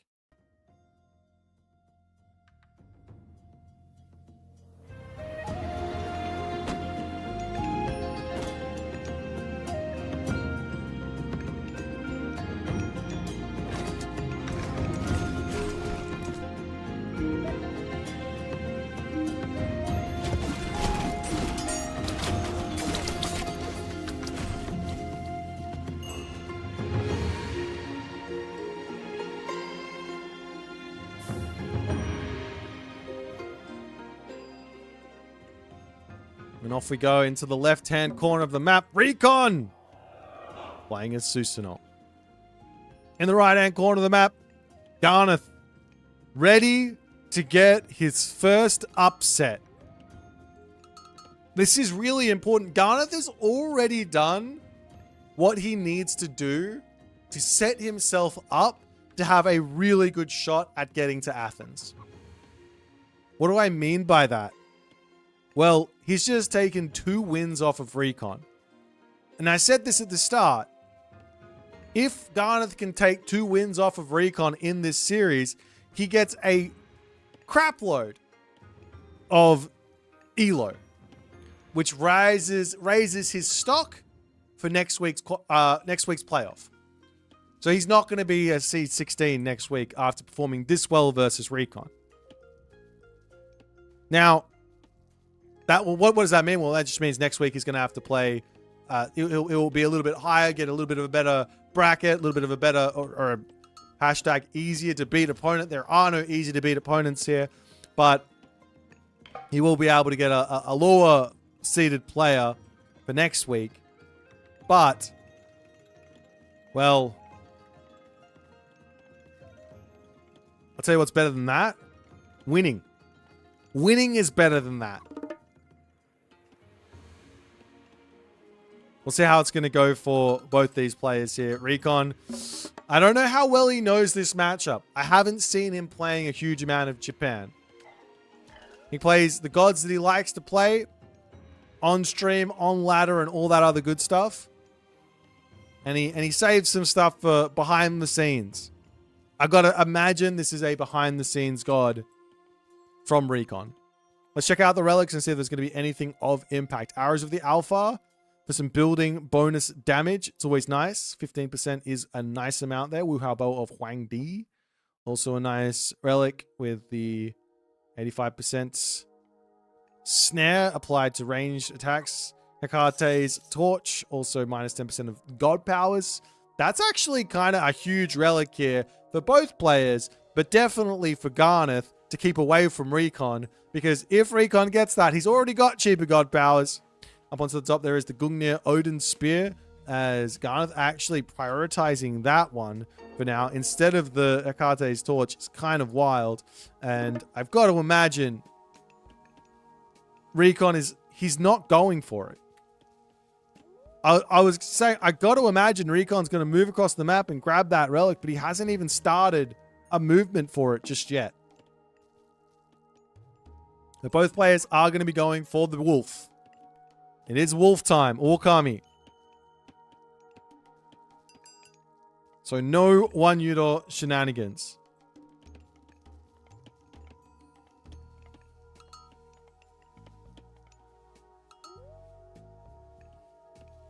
Meanwhile, pickaxe coming through from Recon.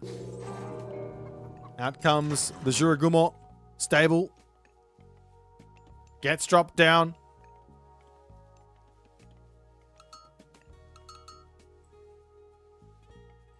Boit's just getting stolen away. I still can't believe this relic is sitting here. This doesn't make any sense to me.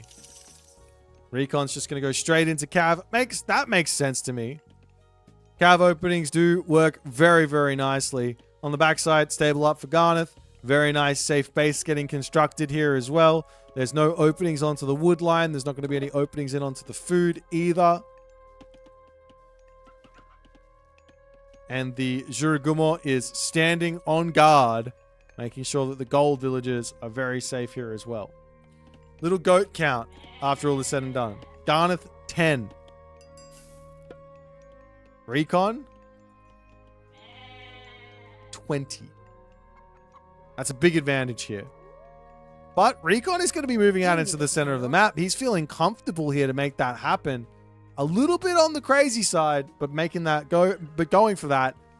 We'll see how it's going to work for him.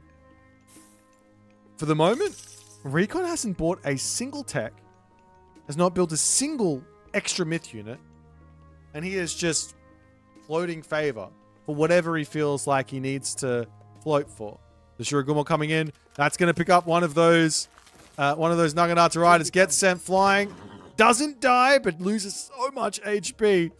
Going to have to pull that back, get that healed up. Nice find from Garnath. And not only is it delaying any sort of damage from this unit, but it's also Bushido coming through for Garnath. As the Naginata riders are going to be meeting each other in the center of the map. Not an easy fight to take. Recon doesn't even want to try it. So Cyclops with more legs, it does have a tiny amount of AoE damage when you throw it. But unlike the Cyclops, the Juragumo is front-loaded with the damage on the unit that it's targeting. 150 hack. As opposed to the Cyclops, which I think is 65 hack with more area of effect damage. But now for the moment, Garnath kind of stuck here. He has to jump onto his goats. In the main base, though, for Recon, he hasn't defended his base at all. This is kind of scary if you're Recon. If Garnath notices it, life's going to be very, very tough. Juragumo still standing watch. Miko sitting over on this side as well. Units are going to be coming in to defend as it looks like Recon's got his eyes out on this one. Spotting those units trying to get in here. A little bit of a jukage as Recon does manage to get some snares in, but I think it's going to be maybe at best one Naginata kill and any small amount of damage is good. No, not going to be able to get that one as the speed-walking Naginata rider gets out of there.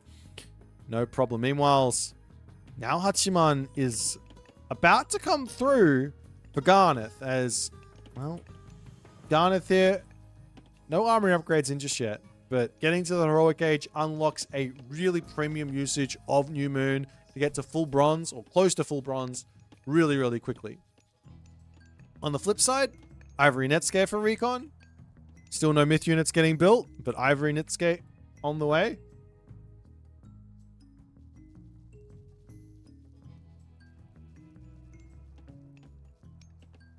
Garnath's going to be dropping another stable in. And of course, once you hit the heroic age as Tsukiyomi, well, now it's just time to spam out all of those horse archers. So you don't even need that food anymore, though there is only one goat remaining. It's going to make things a little bit awkward for the Garnath army here. As Recon pokes forward, looking for more stuff. Still more Naginata riders getting pumped out. And I'm sure Recon is going to have some inkling here that his opponent is going heroic age, but it's too little too late for him to really do anything. The units are out. The anti-spearmen are in as well for a nice bit of defense. And Garnath has gotten away with this heroic age. That being said, he will be running out of gold at some point. He's got 1,200 left, so he will have to leave his main base at some point. House is getting targeted down by Recon. He's just looking for any amount of damage here. Got to be careful not to give any free damage back over onto Garnath, as the Bushido is slightly in front for Recon.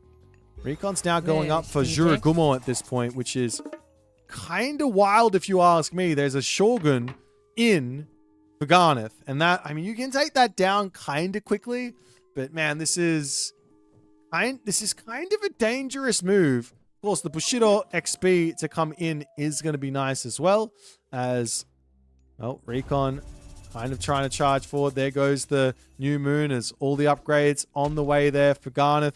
Recon pulling all the way back up. One Naginata Rider picks off a house. And the big issue here for Recon is both players have got their Swampland. Who wins the fight? I don't even know. I can't tell this any more than anything else here. Juragumo going after the Tengu at the top. Samurai will be coming through. Lots and lots of losses there from Recon, as the Juragumo end up killing off the Tengu, but that there was a win for Garnath by all stretches of the imagination, as the Shogun now charging after the Juragumo. They're going down. Both players did end up getting their second tier of Bushido in as well. So they're up to medium. Tengu still coming in. Going to try and charge around onto the back to take out the Yumi Horse Archers there.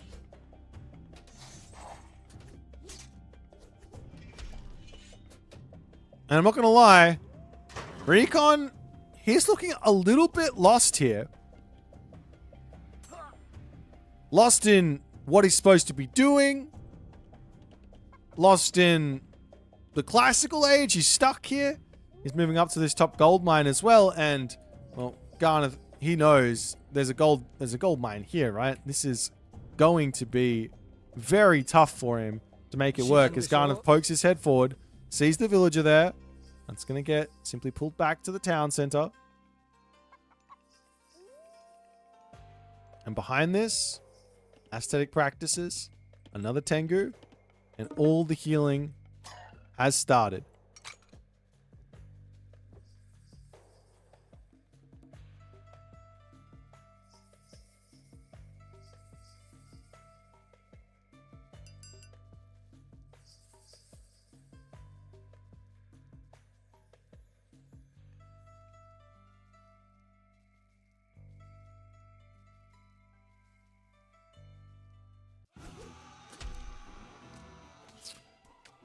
What can Recon do to bring this game back? I guess he's going to have another Swampland. That's got to be the way back into this, right? He's about to have that second Swampland. He's got all the favor in. He needs heroes to deal with the Tengu, but another Swampland to try and break out of the bind is in, potentially getting another tier of Bushido with the next fight as well. Samurai on this side need to be careful, as the Juragumo picks that up, sends it into its death with all of the other Yumi Horse Archers there. And Recon, I mean, he can go around the edge of the army, look for raids. There's villagers on this side and pulling the army away at the very least while this is all going on. Look at the difference in military, though. It's absolutely gigantic.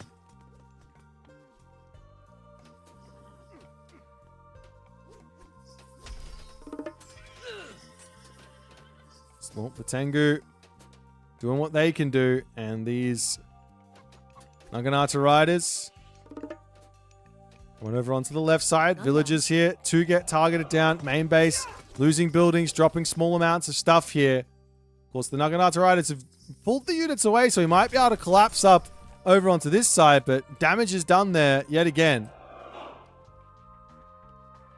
And at the moment, in a matchup where you probably won't see this very often, the Tsukiyomi, Garnath, he's in front on Bushido.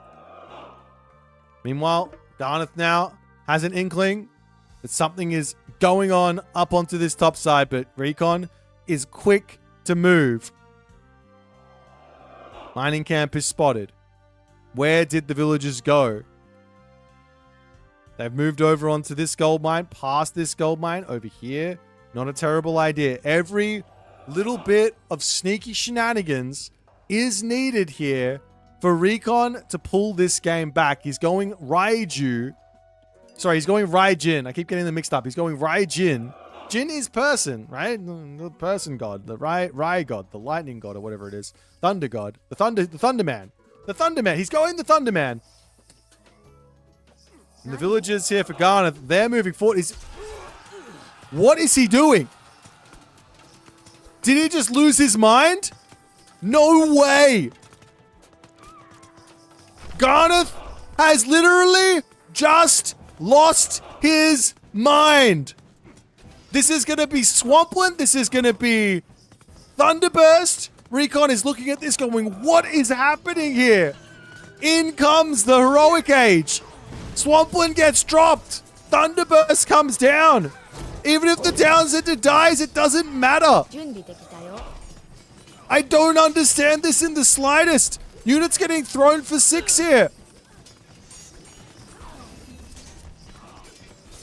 In come the Naginata Riders. Is there enough stuff here for Recon?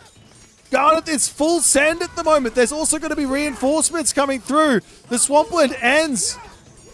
Villagers now getting into the mix. Idle villagers over here. There's the towers also in onto this spot. There's also a Kusanagi that can get dropped down that Recon now finally drops in. Of course, all the villagers are dying. Garnath's down to 15 villagers. Recon can just garrison. He can just garrison. Keep his villagers alive and continue. This is a wild move from Garnath. I still don't know exactly what I'm watching as the villagers go after the watchtowers. Some villagers will pop out, but it's 42 villagers to 10. Only problem is that, well, half of the villagers aren't gathering at the moment. Temple over here going down as 2 Raiju will pop out. They're going to escape, look for something else to go and attack. Up onto the back, Temple coming through for Recon. He wants more Raiju. More Raiju mean what? More gold. Any damage that comes in from these bad boys is big pain on the other side. Garnath has been pumping Miko non-stop. He's got 4 villagers left.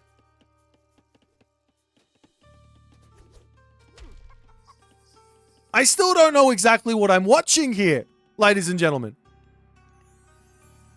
The Onimusha can literally turn, get that damage done. There's also the Naginata Riders. They can turn, get that damage done as well. There's another Onimusha over on this side as these 2 Raiju are just playing cat and mouse at the moment. You can bring those around onto the backside and hit the Yumi Horse Archers there for some big damage as the 1 Raiju almost going down. We'll be able to get away, maybe. Not able to. Yes, he does get away with the other one, though, as these Daimyo, they're speedy enough. They're getting that damage in. We've got the Miko coming over onto this side, but the distraction has been successful here from Recon. He's up 40 villagers to 3. 40 villagers to 3.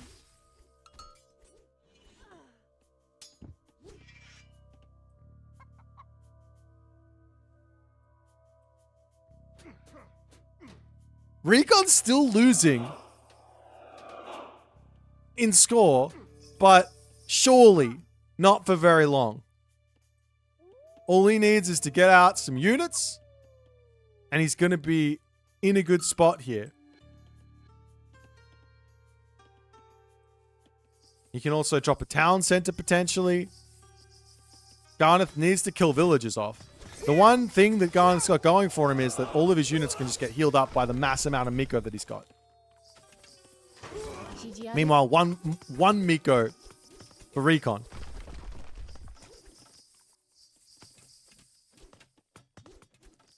I honestly have got no idea What's just happened in this game? The Yumi horse archers are going to check over onto this side. Villagers on this side, happily eating spotted deer. Recon has now taken the military lead. There are villagers on food now, as Garnath is going to start up, but Recon spots it immediately with his 3 horse archers. Villagers over here are dying. At the very least, there's 2 villagers out, and there's going to be more coming.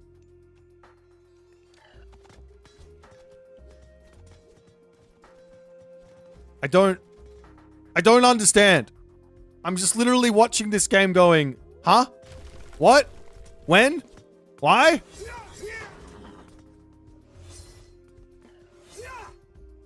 Recon's like, hang on, I'm gonna go kill villagers, right? Like, I'll just go kill villagers. There are still a couple of buildings left for Recon to make units. He's got lots and lots of resources in the bank. He does need himself houses here, as his army is going to be returning back up to try and deal with all the Yumi horse archers.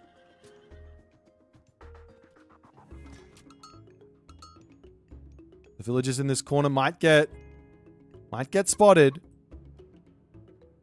I mean, Recon is trying to extend this game so long. And it's not for nothing, but I don't think he needs to anymore. He is double the military population of Garnath at the moment. And he's got 10 on Numusha to deal with this 1 Tengu and the Juragumo.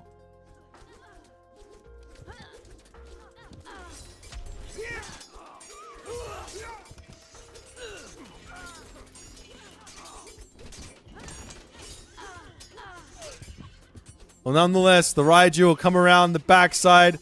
They're going to be ending Garnath's game 4. As everybody walks away from that game going, Garnath, you had such an advantage. I thought, sure, put a castle in his face. Perfect. But he didn't stop. And then I looked at the minimap and the line of villages. And the line of villagers just piling on.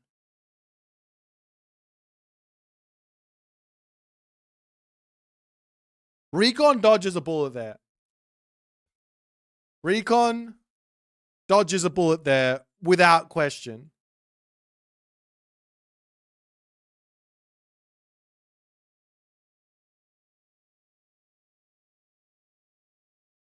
That's something I would do in my random ladder games.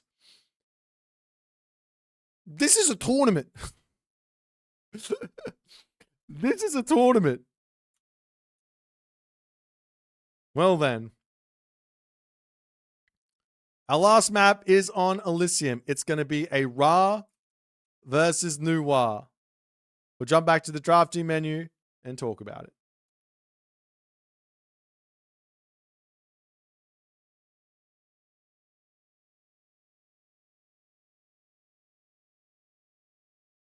Would it have worked if it denied the heroic age? Yeah, probably. Probably. He thought it was AoE for landmark victory. Lol. Wow. All right. Well, one final game.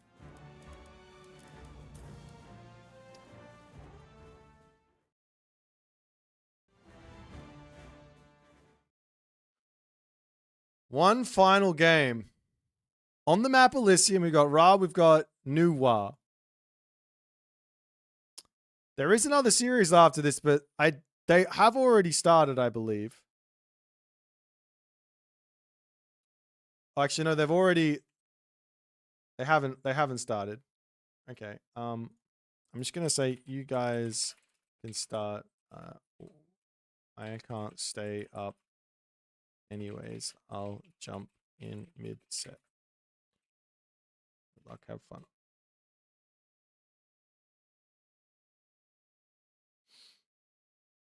Alrighty. Well, this is Recon's Ra. He's been talking up a big game with his Ra. He's been saying, my Egyptians are good, right? So now it is time for Garnath to show Recon the business.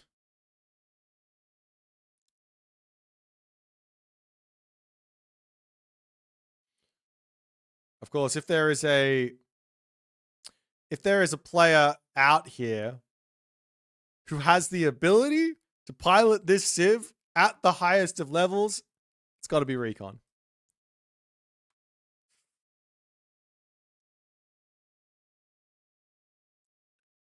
But Ra versus Noir, not the most simple of matchups. There's a lot of options for the Noir, from random cheeses that Noir can throw at you, to 2 town center classical fights, to hit you on the second gold mine, to push you off everything and make your life really tough, to just playing for the late game with the Tiger Cav. Now, the late game play, I don't think is as defining anymore from Noir. Ra has got Horus, and Horus Spearmen, they now really stonk versus the Noir Gong Gong Tiger Cav.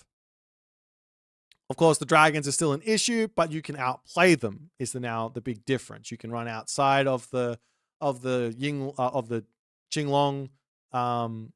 water puddle.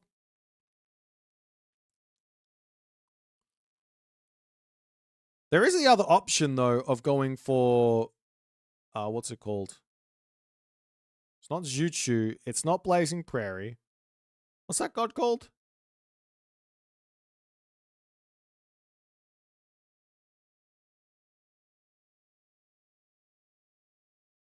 Athena. Yes, you could go for Athena. I can't remember what the god's called. I never go it. That's why. But he can go for that one. He can go for that one, and then he can utilize the Zhuchu to help him take out the Spearmen a lot easier. But they are a little bit more easy to deal with priests than the Qinglong are. Zhurong. Of course it is. Of course it is. Thank you, Soup.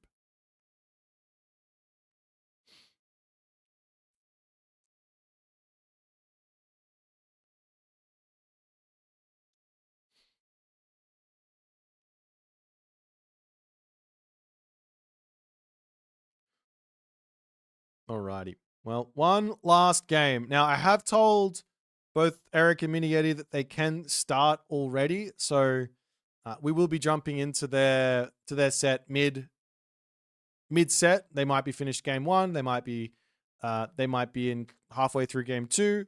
I don't really know. It depends on how long this game is going to take, but they are playing right now. So if there is another caster out that wants to jump in and be covering that, more than welcome to. You can find all the details about the lobby in the AOMstats.io open lobbies thing. Just find the Eric and Miniyeti game.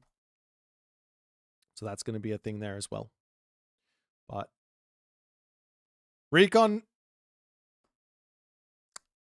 we'll see what he's going to go for. Star Sekhmet Slingers. I am going to cast it. I am going to cast it after. Yeah, it's 4:30 a.m. And I know Eric's games. I know them. They go they go to 5 every single time, and it's the most epic of 5th games as well. It's never a calm 3-setter. It's always some absolute epic 5-game series. All right, you guys want the gambles? Let me gamble for you. Yeah, not enough Garnath fans here. He's been putting it at the moment. Alrighty, let's jump into game number 5 here. Recon versus Garnath. An absolute nail biter thus far. Let's jump in onto Elysium and see what's going to happen.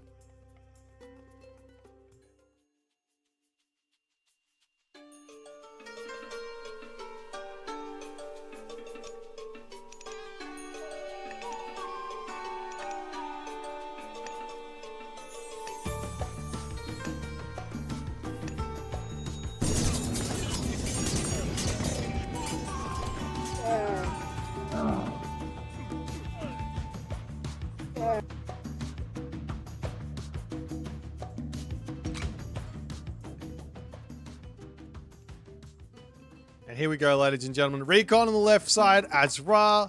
Garnath on the right side as Noir. Garnath had victory in the palm of his hand. He snatched defeat from the jaws of victory. That does a very, very big toll to your mental in a 5-game series. He's got to shake that off. Take that deep breath and go, nah. I made Recon bleed 2 times. Should have made him bleed a 3rd. I can do it a 4th time. He does have his work cut out for him. He's on Elysium. Back Town Center is incredible for both players. And this is the type of game Recon wants to play. He's moving forward with his priest, checking things out over here. Obelisk coming up. I have to imagine Recon is going to be looking for this town center. That being said, the town center on the top side of the map is also looking quite good for Recon. Back gold. He's got the food up here. There's also food over here. And there's berries on this top side. So I wouldn't put it past Recon to grab this one. But Garnath is most likely going to be wanting to take that back town center and enjoy that. Now, with the obelisk up from Recon here, there is a very sneaky, powerful strategy from the Ra. If you're fast enough, you can get your second town center up. You can shifting sand your villagers over. I've done this a few times with Skin of the Rhino. Kill the villagers off that are building the town center, deny the town center, and have a ridiculous advantage. So, Garnath needs to be careful. I'm going to suggest that he goes through Juan Nu, such that if that does end up happening, you click Vanish, your villagers survive, and your enemy villagers are looking very silly.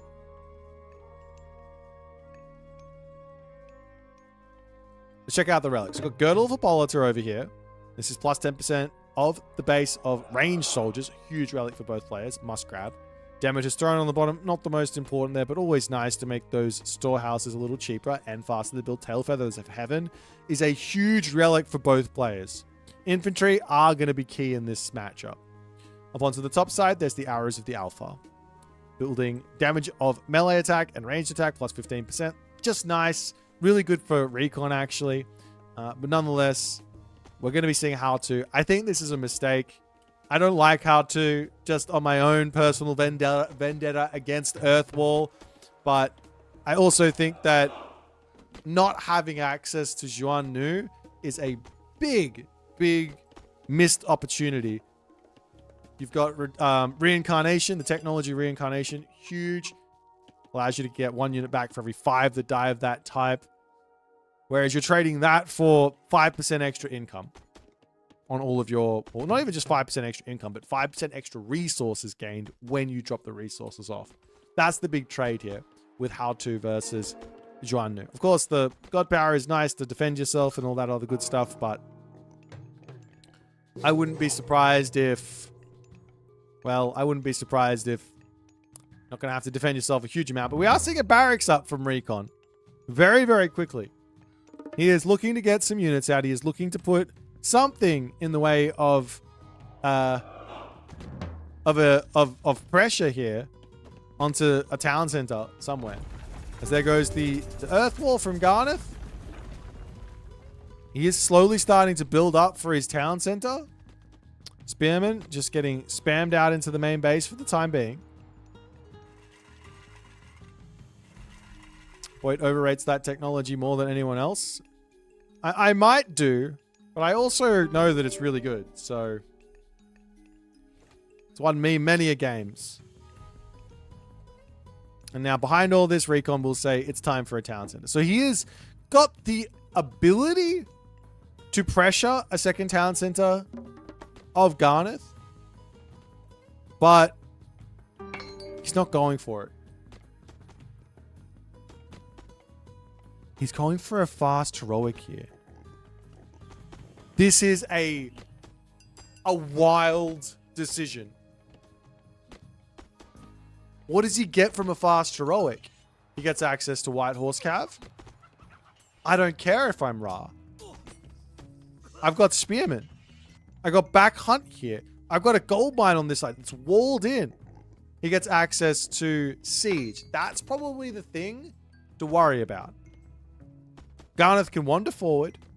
He can drop a ballet down in the face of Recon somewhere. Maybe here, for example.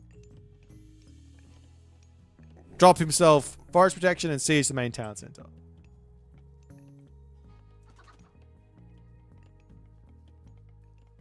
That has to be the idea from Garnath. He's got to do some sort of crazy aggro. Now, Recon, if he is switched on, he's got to know this here is a town center that he hasn't grabbed. This is a 1 versus 2 town center situation.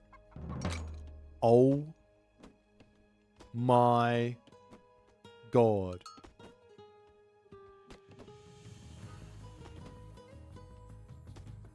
Garnath is unironically Kuafu rushing.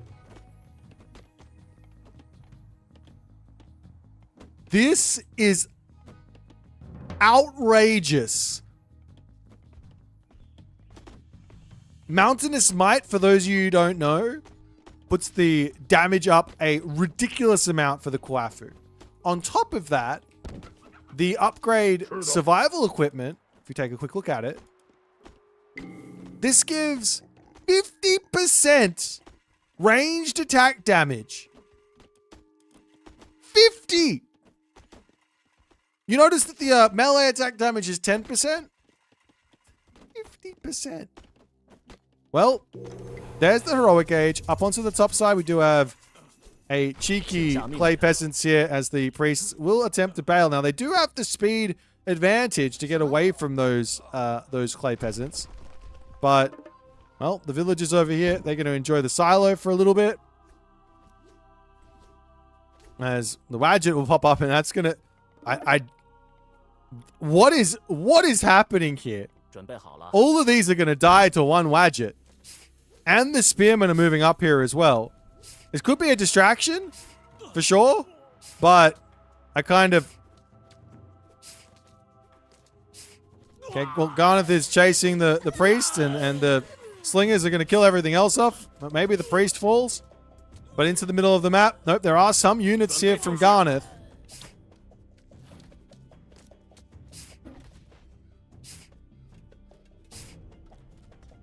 Okay.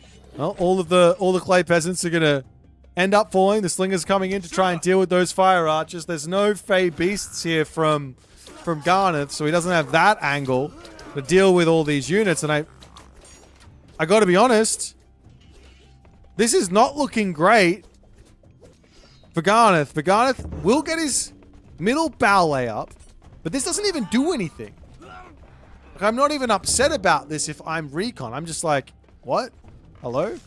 Sure, put a ballet up and put a forest protection. What are you going to do? I've got a safe gold mine on the back. Villager advantage coming through. Zhangxia getting caught out over onto this side, taking some pretty significant damage here. I guess it's just straight into White Horse Cav. Recon going to move around the back, maybe looking to prevent the reinforcements here. But losing out on that clay peasants, that hurts. That hurts quite a lot, I'd say.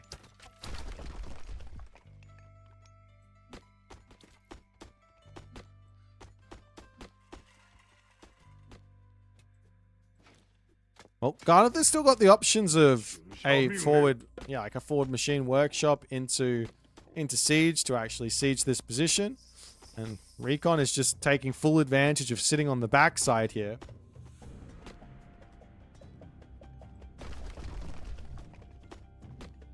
Meanwhile, ballistics, more slingers.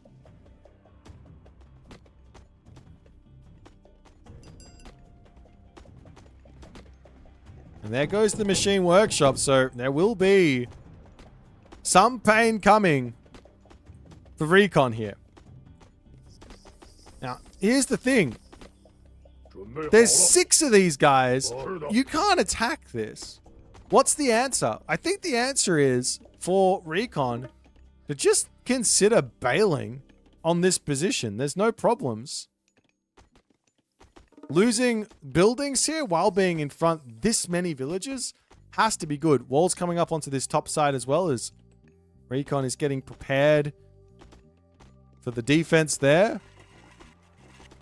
Cheeky obelisk on the way. And of course, a heroic age here is going to be huge. Just the main base under attack. White Horse Cavalry going after villages for the time being. There is what looks to be no skin of the Rhino in just yet from Recon. But the White Horse Cav getting locked off here. Trying to get locked off onto the backside as well. No attempt at a wall up. And the White Horse Cav moving over onto the bottom side of the map. There goes a rain from Recon. He needs that. He's got a huge amount of villagers on food. So the White Horse Cav just coming through, picking villages, left, right, and center. Temple about to go down. As the Slingers up onto the top, trying to prevent this from all happening. We've got a random wall here, so the units can't get out. Granary? Something? Ghost building? Nope. Just gets out. Well, some great damage done by Garnath. He needs to get this damage done, mind you. He is behind on villager count, but he is going to get some nice siege happening to take out this main base. His Sekhmet coming in on the backside.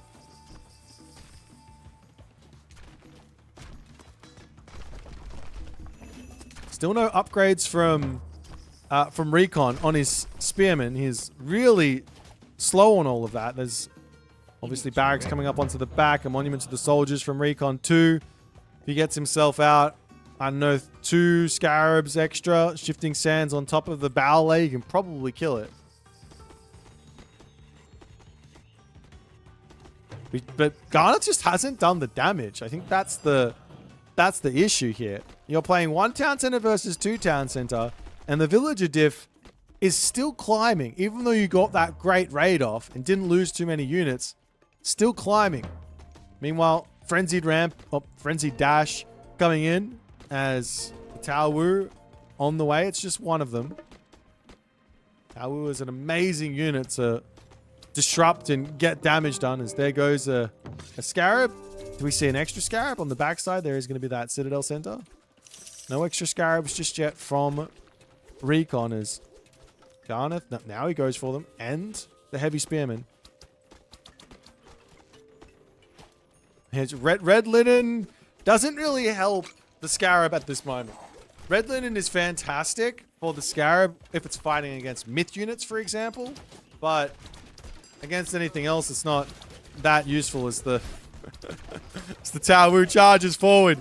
Spearmen coming in. Slingers need to micro on top of the fire archers as those spearmen are going to make short work of the White Horse Cav. Meanwhile, the Kwafu coming in onto the front line. They are doing some real damage here.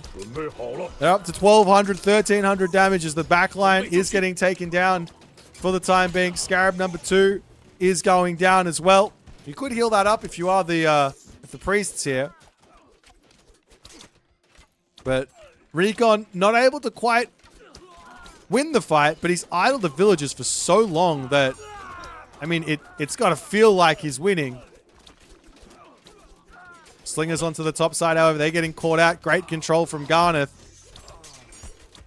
Garnath is just in love with villager fighting in this game. Lots of slingers starting to come through.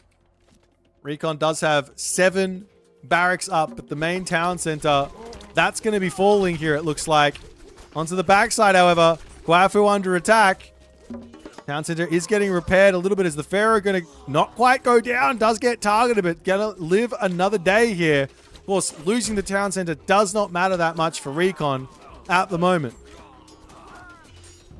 And these Kwafu they are doing so much work, but Garnath's just behind on resources. He's behind on income, and he's not gathering with those Kwafu. So it's like, unless he just wins right here and now, it's just not going to work. It's the bottom side of the map. Recon says, oh, just give me the town center.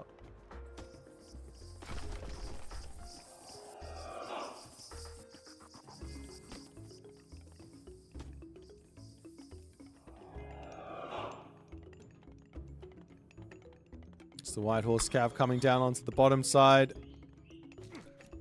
Oh, does utilize the the special attack there from the White Horse Cav.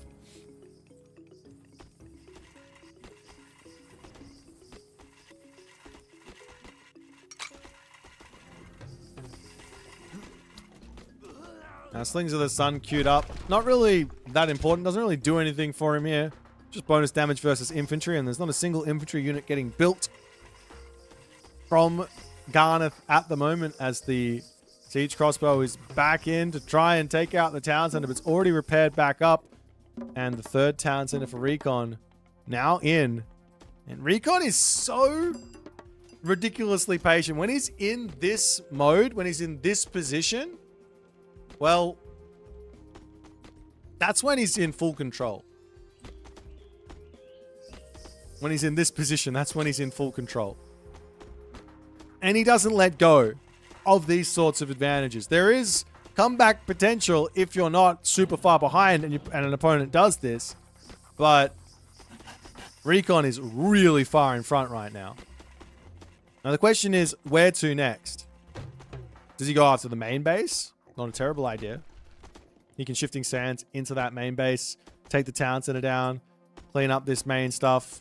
Up onto the top side, some walls attempting to come through here from Recon as the White Horse Cavalry spot that. It's going to be some deaths as the town center now coming in for Garnath.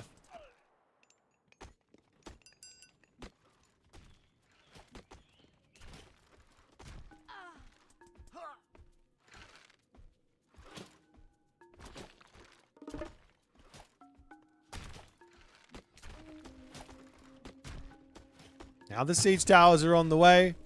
I mean, I think the simple move here for Recon has to be just click up to the Mythic Age, bro. Horus, Tornado, live the dream, but at the moment now, the siege towers rolling in. Ballet under attack. Priest can heal everything up as well. There is the Zhang Xia to help take out the Scarab as well as do a whole bunch of other stuff as the Siege House is just going to keep staying alive. There's just not enough stuff here for Garnath and the Kwafu repairing this up. Is that going to be enough or not is the other big question. Scarab actually stops attacking the Ballet.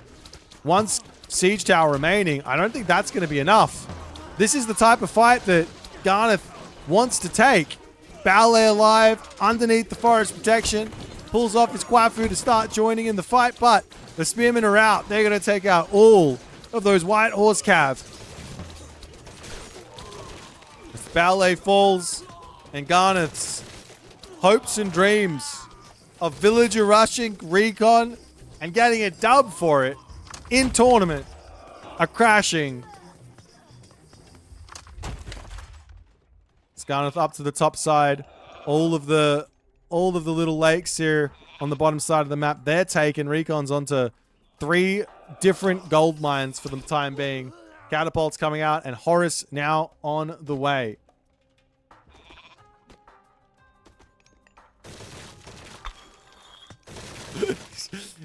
He do so much damage though.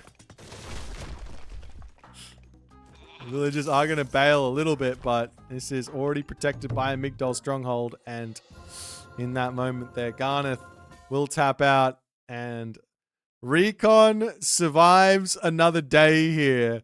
A bit of a scare for Recon in the weekday round of 16, but Recon will make it through to the round of 8. We're going to see him play again tomorrow. But my God, did Garnath show up today?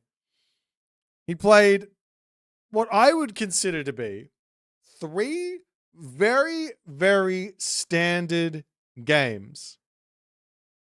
And then he decided to go for the 4th game as standard as he possibly could.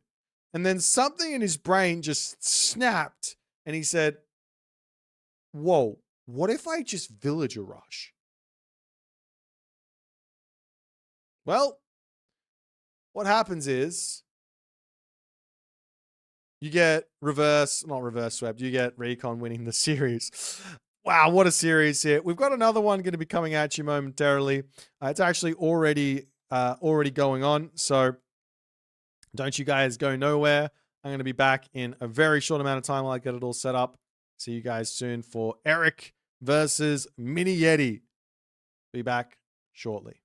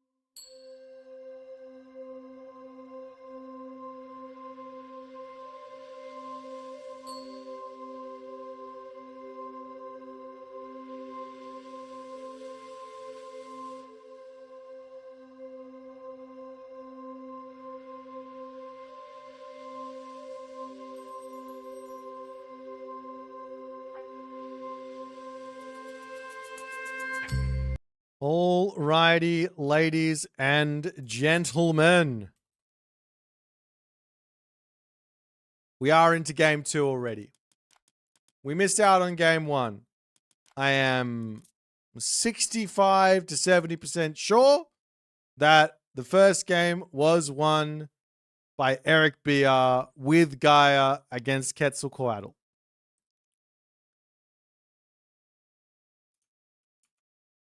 Maybe a little bit more than that. Considering Miniyeti gets to pick the second map. That means he lost. So Miniyeti lost. So that means Eric won.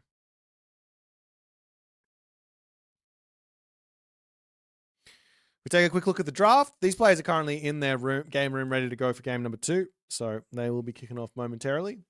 But if we take a look at the draft here, Miniyeti banned out Eric's Zeus and Loki.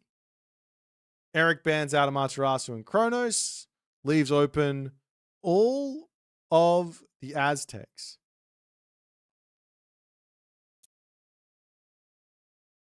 Huitzilopochtli picked from Miniyeti. Tezcatlipoca and Gaia picked from Eric.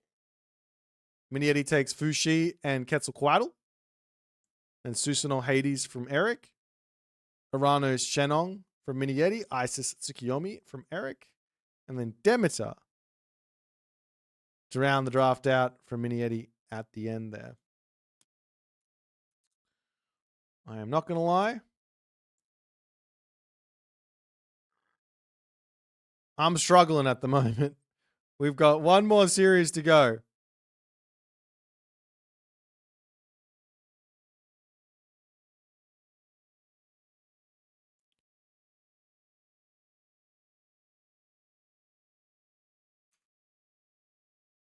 I think I might have the schedule here for tomorrow. Maybe. Though I'm fairly certain that Eric and Mosca wants as early as possible. Might say, wait, did Tunison say? Trying to figure this out. We'll put Tunison and Soup at the back. That makes sense. And then I think this next matchup, Miniyeti, I think that'll be fine. All right. I think I got a schedule here for tomorrow as well. So while we're waiting for this next game to kick off, I'm not sure what's taking them so long, but they are already on the way. Okay. 1 minute away. So tomorrow's matchups, unless this changes, is going to be Recon B. Then it's going to be Izumato Grass. Then it's going to be Mosca versus the winner of this series. Then it's going to be Tunison Soup.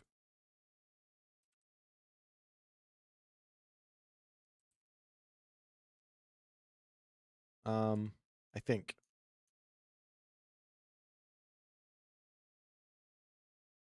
Is Miniyeti the cheese master of AOM? Yes, he does like a good cheese. He does like a good cheese. Yeah, we don't sleep tonight. We don't sleep tomorrow night. We don't sleep Sunday. We sleep on Monday. Egypt smoked that Aussie. Did Australia lose? That's no good. What happened?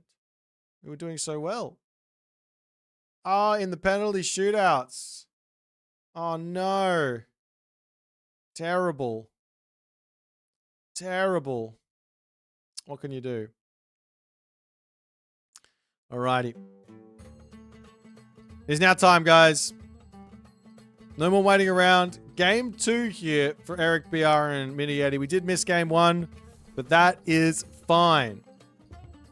Let's jump into game 2 and see what we're going to see. We're going on to the map Giza.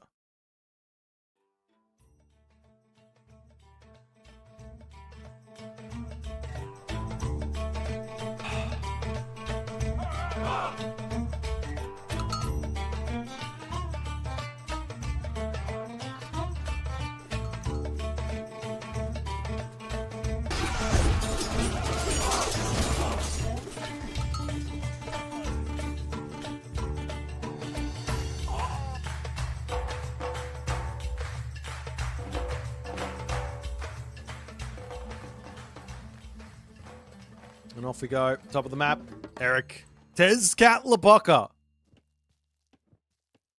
Miniyeti playing as Uranos. So.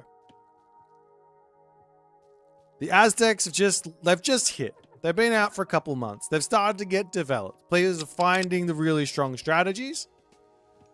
And once you find a strong strategy, to be completely honest, it might not be as strong as you think it is. But it is strong because no one knows what they're doing against it. The more you do that strategy, the better players get against it, and maybe it's not going to be as painfully broken as you think after a week or two, after a month or two. But when the Civ is as new as it is, there's a lot of what am I actually supposed to do to get through this really strong thing? Every Civ has got X strong thing that it can do, basically. What can Tezcatlipoca do? Well, he can go fast heroic for Jaguar Riders. You can go fast heroic with Jaguar Riders and sits the middle. It's a brutal combo. But Aranos here does have a very simple counter to that, which is inside of the hero catapultes. The question is going to be, if Miniyeti goes hard onto that, can Eric pivot from his Jaguar Rider strat into something else? Having one game plan here for every god is a recipe for disaster in tournament. Being able to adapt, that's important. So I'm not sure what Eric's going to go for. I don't know what his strengths are outside of the Jaguar Riders, which I've seen him use to utmost perfection. Very, very powerful stuff. But it's Miniyeti. Miniyeti obviously knows this strategy as well. He knows how he needs to defend against it, and he is going Oceanus, which does give him weightless mace catapultes. He does have himself as well the upgrade in the temple, Empyrean Speed, which also helps him deal with those Jaguar Riders. But there is another issue here. And that's the Sean one. You can't go too heavy onto the catapultes, because then the Sean one pop out and they make your life really tough. As Eric's moving out into the center of the map really early here. Of course, he is safe for a little bit, and he's just trying to gain as much food as he can so he can eat this inside of his main base while being safe. So he's out in the center, eating food, and just trying to get as much income, as many resources as he possibly can to keep himself going. We will see Huehue Coyotl coming through, which does give him access to the Tepenatzli drums. Doesn't go the other god, which is a little bit surprising. No Melina at the moment. As Joko Cattle comes through for more soldiers hit points. You got that relic. I did miss all the other relics, but that's a huge relic to have been picked up. We've also got the Tusk of Dankang over here. Relics that have been grabbed from Miniyeti. He got Anvil for Phaistos. Yay. He got Bridle for Pegasus. Not bad. Do have a Shockwave getting stolen away there from Eric.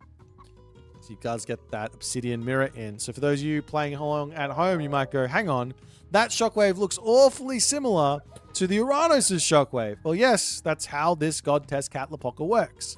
He can steal any enemy or allies Archaic Age God Power. Kind of a big deal.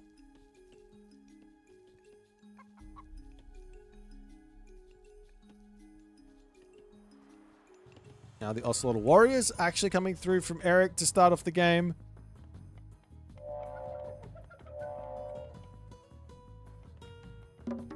That's a village center.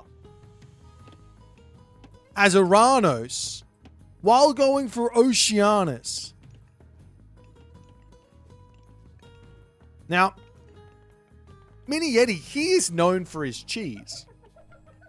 But cheese comes in more than one shape.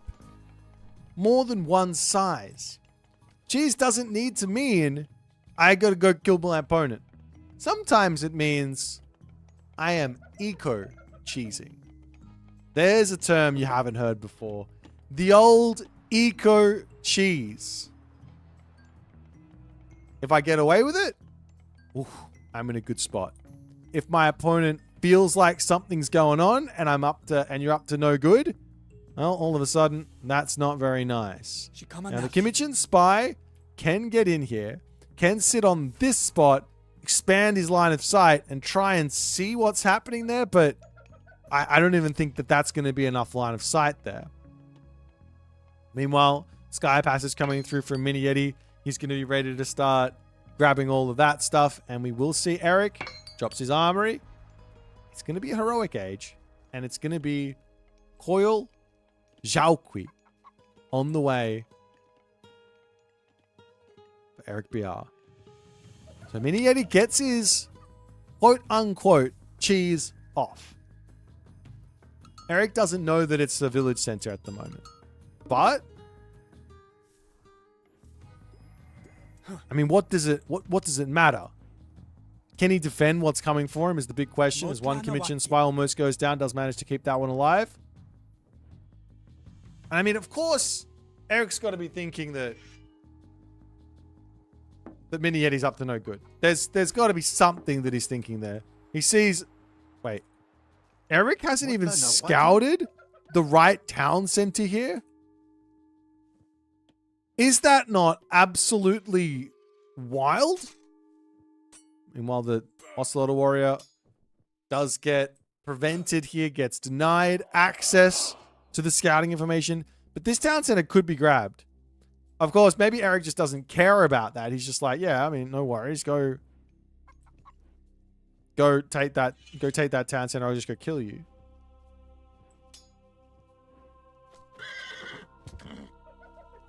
Meanwhile, with Miniyeti getting away with the hunt on this left side, that's kind of a big deal. I'd love to see Miniyeti sneaking off to this top side as well, as the Mamillo's searching for damage in the center of the map.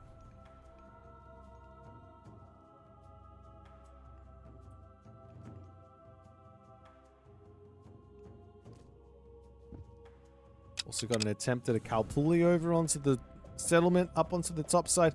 I mean, Eric's got to know. I have to feel... You've got to feel like you know what's coming. But I mean, it might just be... It might just be that Eric thinks Miniyeti's doing some sort of weird fast heroic, which is kind of what Miniyeti's doing. He's just doing it with a lot more economy. But the Great Temple's going to be in. Huiyaoqi's stone coming through, which makes the Great Temple and the Temple technologies 75% cheaper. Main base under attack. Some villagers will be losing their life potentially. Great control there from Eric. Keeps everyone alive. As the Tits and Middles are in, they say, hello there. Please leave. And I guess the question is still, are we going to see Jaguar Riders? I mean, surely that's the unit here. Immediately grabs the Levy Temple Soldiers for next to nothing. Tepeotl's Reach as well for next to nothing. And there go the medium Jaguar Riders. In the main base here, there is a counter barracks. You kind of want to confirm... that it's Jaguar Riders before you make those catapulties. It is Jaguar Riders, but you kind of want to confirm it. But Hyperion will be in. It's a lot of income for Miniyeti at the moment. A lot of ring around the rosy, a lot of raiding potential. Murmillo's around onto this side, coming in as the Jaguar Rider. One Jaguar Rider coming out of stealth there is terrifying. And so Murmillo's will bail over onto the Sky Passage. The Sky Passage doesn't really matter anymore, so revealing it will not be the end of the world, as both Murmillo's are going to be able to get to safety, and that Sky Passage will go down. But with the Sky Passage up onto the top side, now all this hunt is open for Miniyeti to just grab.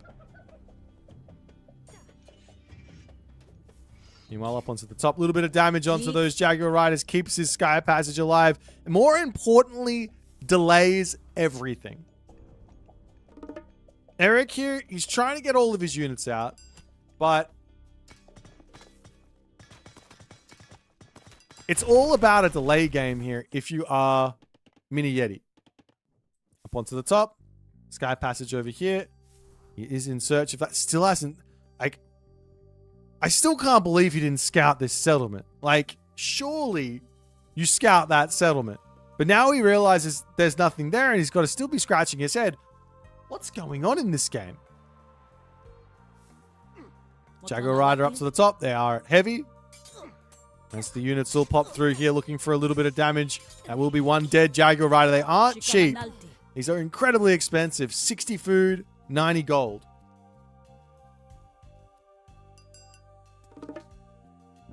Is the army going to just continue to pop in and out? More satyrs coming through. I think Miniyeti will need to bail on this position here. Oh, he almost loses a citizen. Does pop out. Picks off one Jaguar Rider again. Great control thus far from Miniyeti. Really making it hard for Eric to get anything done with his fast heroic Jaguar Rider spam.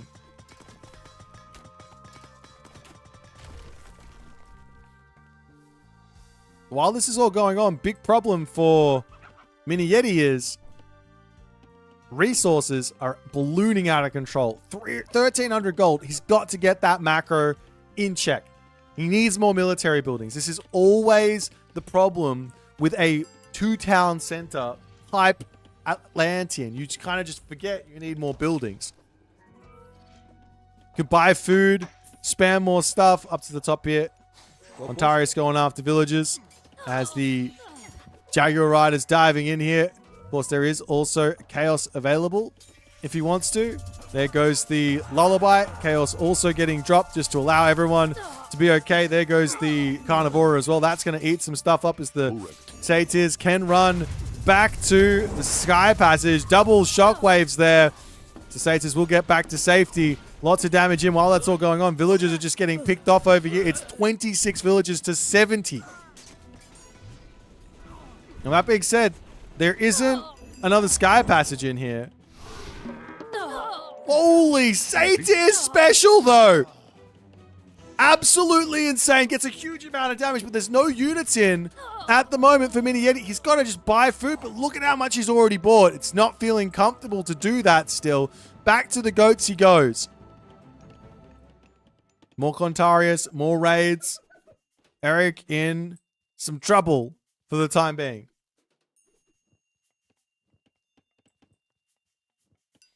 $68 pop to 119. Gold at the back. 1,600 left.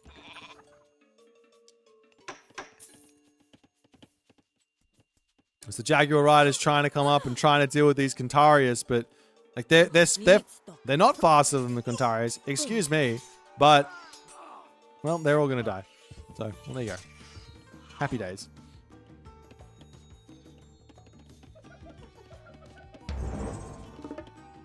Still more Contarius coming in is kind of weird. I'm not sure what the idea is with this. Why no Catapultis? Why no Murmillo here?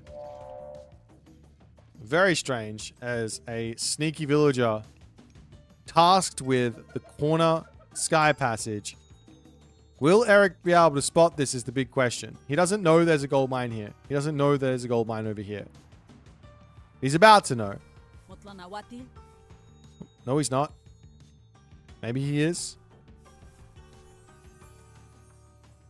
Citizen wanders up. Will he get spotted? Does see the Oracle. Oh, the Oracle hero is spotted. The Citizen is spotted there, and that is a dead Citizen. Maybe the other side of the map is the way to go. There's still a little bit of gold left in the main base. 900, 2,200. Sky Passage up onto this side as well. Still more built. He's got more buildings at the very least. Upgrades like Levy and more buildings behind this as well would not go astray. As the heavy Jaguar Riders coming in, they do dodge the Satyr special there. Dangerous. I mean, you're looking at the score diff, you're going, surely Miniyeti can pull this one out and get a win. You never know. You never know. Aztecs have got some crazy shenanigans they're able to do as the Jaguar Rider checking things out over onto this side. But here's the thing. He comes in onto this, the Satyr pop through into the Sky Passage, and well, that's tough for the Tezcatlipoca. Meanwhile, top corner of the map, Sky Passage looking to come in. The Jaguar Riders, they are searching here. They do know there's a gold mine. They will see a random Oracle here and the Citizen trying to make their way over, and that's not going to go up. But for the moment, Miniyeti's not going to care about losing one random Citizen hero there.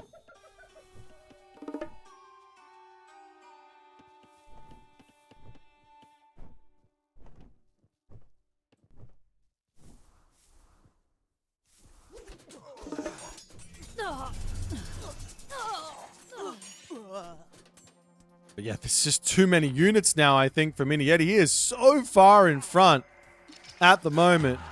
As the Chaos gets dropped down, the Satyr moving in for a massive amount of damage. Backline is going to get dove onto, but those Satyrs should dominate this fight. Contarius plus Satyr seems to be the answer to all of these Jaguar riders. And Eric does not look like he's going to be able to pull out the win for game number 2.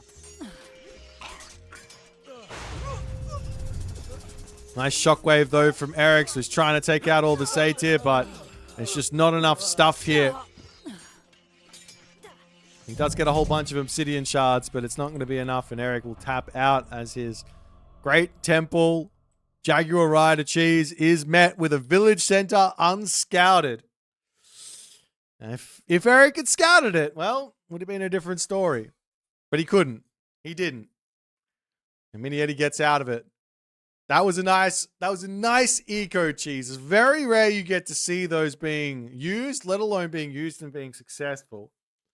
But a well-played game from Miniyeti for game number 2 as he levels the series 1-1.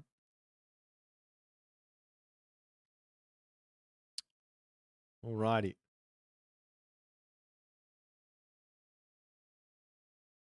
Looks like it's going to be Budapest next. Let's jump back to the draft and see what they're going to pick on it.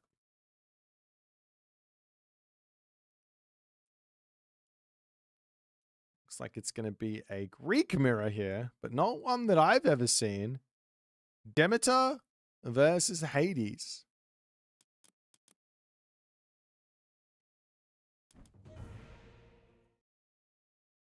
It's kind of exciting.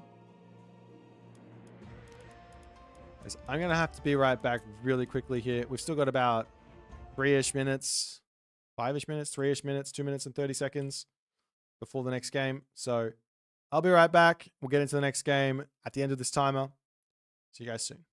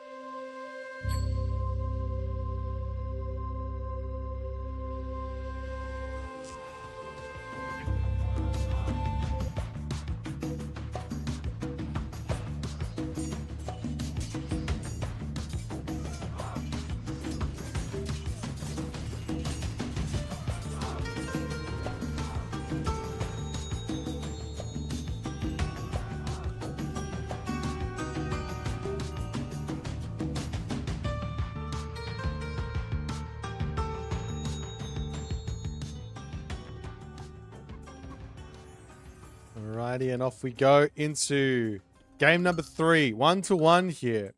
In the left-hand corner of the map, EricBR as Hades is the early Wither gets dropped to make life very tough for EricBR. On the flip side, it's Miniyeti playing as Demeter. Both players going to be dropping their docks early on both sides of the map. Start getting their fish in. Makes a lot of sense to make that sort of thing happen. And you can drop the dock on the backside. Both players get 8 fish plus 8 fish. That's the goal.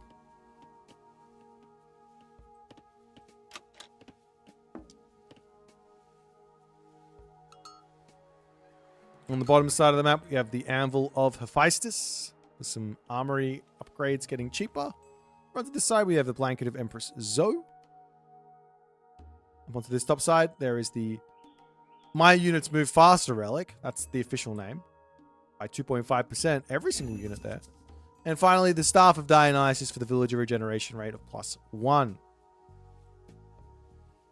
Now, Miniyeti playing Demeter here? Well, that's a head scratcher.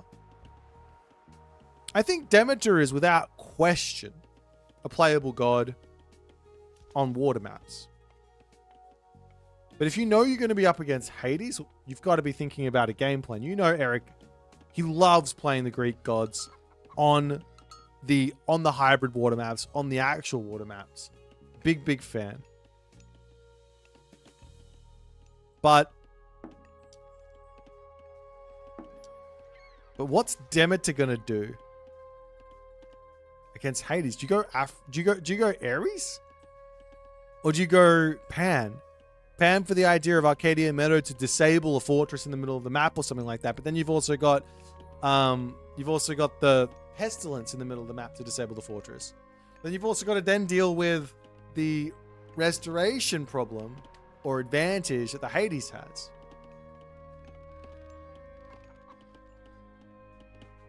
It won't be too long. We're going to figure out exactly what Miniyeti has been cooking up. Both players have managed to get themselves all their fishing ship spots. Miniyeti is just a little bit ahead of the 8 ball because of that early game Wither, forcing out an extra storehouse here from Eric.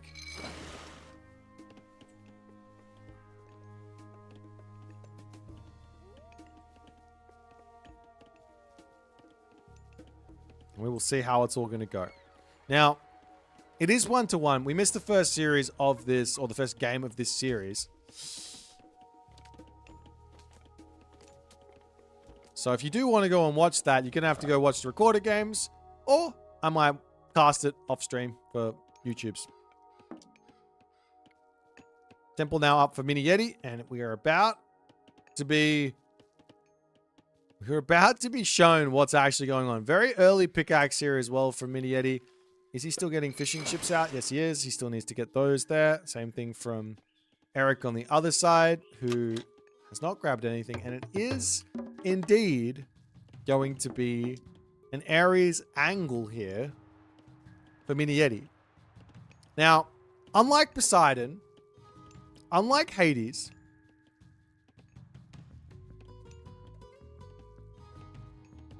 Demeter doesn't have that stronger myth unit core. At least I don't think so, unless I'm forgetting something. Oh, okay. Well, there you go. Human soldiers and myth units trained 10% faster is like the advantage. So there's no real advantage for that Cyclops. It's not faster. It doesn't have more HP. It's just sitting there at base stats. But maybe that's all that matters, because you get so much more favor as Demeter. You can get more Cyclops out. You can get stronger Hephaestus. You can get stronger Toxotes. You can get stronger Peltast.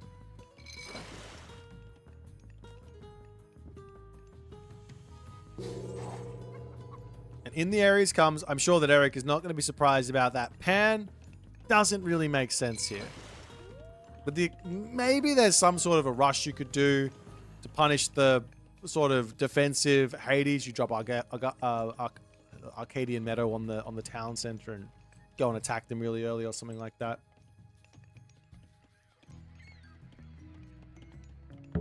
military academy up.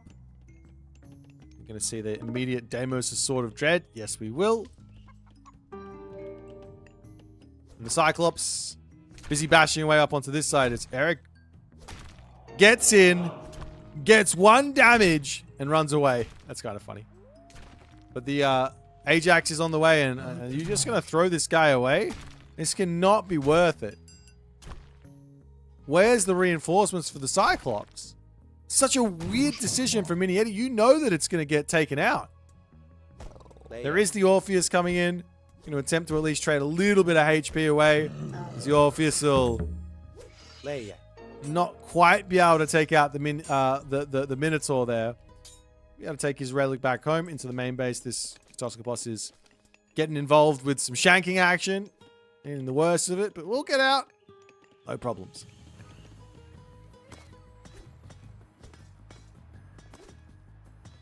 Meanwhile, Aphrodite is pre-queued. And he will be advancing very, very shortly. On the other side, Cyclops coming out. Archery range. I can't believe he sacrificed Cyclops like that to try and take out a dock. Doesn't make any sense. Unless you had the heroes over there for some protection. Just doesn't make any sense. Now the units are in. The Toskopos from Eric is being incredibly active to see these units making their way over here. And I'm sure Eric is going to see that and say, all right, it's time to run with these guys. We'll just leave. It's fine.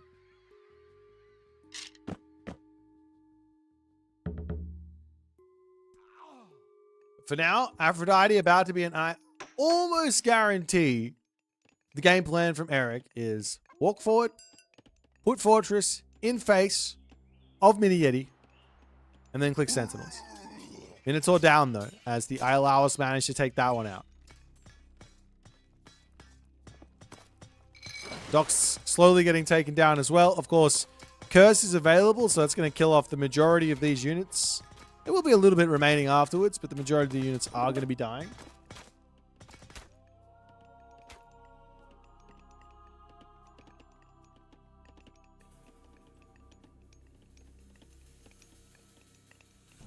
There's Toxotes and things like that coming in from Eric to try and help him out.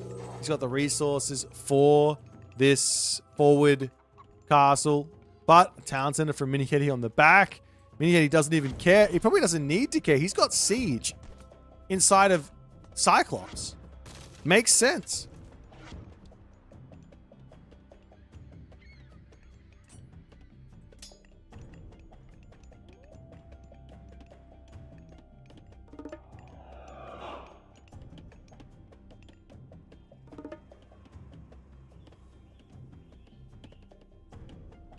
Well, second town center up for Miniyeti, and there goes the fortress.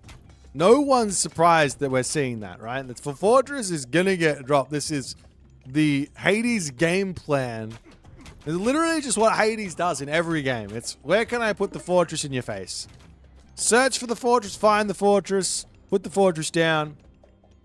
Miniyeti on the other side, he's going Heroic Age, and he's actually going through Aphrodite as well here, which, to be honest, is a little bit of a surprise. No Hestia. Missing out on a little bit or not a little bit, a lot of damage on those archers without having the upgrade for that. The fortress will be in. There's going to be the sentinels, and I don't believe that Pestilence stops sentinels from shooting. It's just military production buildings, towers, castles, docks. Not sentinels.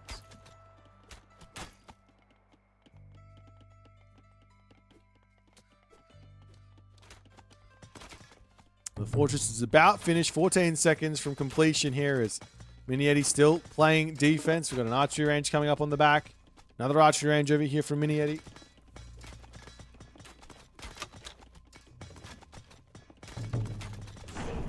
And there goes the Zom. As Eric is now looking for siege and taking out this main base of Miniyeti. But Miniyeti is pulling ahead on villages slowly. He needs some more villagers on food, to be honest. He is missing a fishing ship, I think. One over here. As Eric checks up to the top, sees the town center and goes, okay, I guess we have to figure out what to do next. Onto this side, the Skylar from Miniyeti is getting involved as Eric's going to get his own out here and say, Hello there, sailor. Let me deal with that. Onto this side. Cyclops. No micro from the Cyclops. It's not going to matter too much. All the units are going to die very quickly. But the main base now under attack. Petropolis. 2 Petropoli. Take this position out. Lots and lots of favor in the bank here from Miniyeti, but no food to spend it on.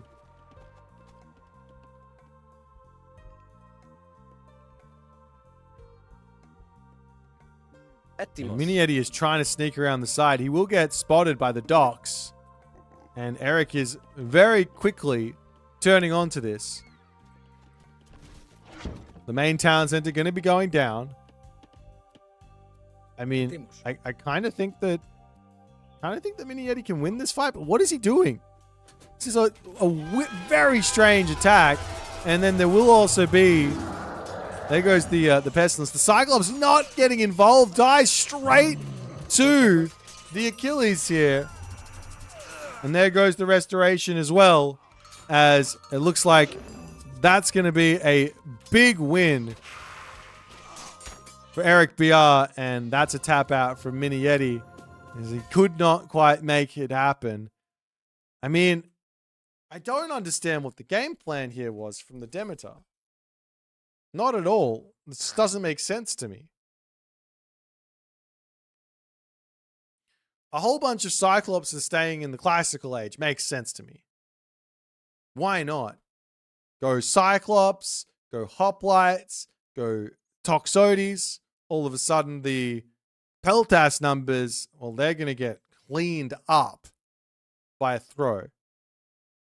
Restoration is not going to matter. They're all going to die.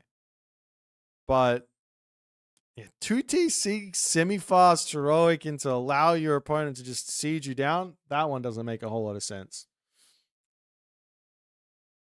But Eric gets that win. And he is 1 win away from a Saturday appearance. Alrighty, let's jump back over to the draft, see what they're going to pick next.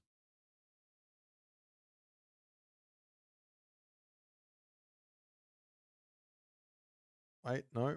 Yes, no, that's right.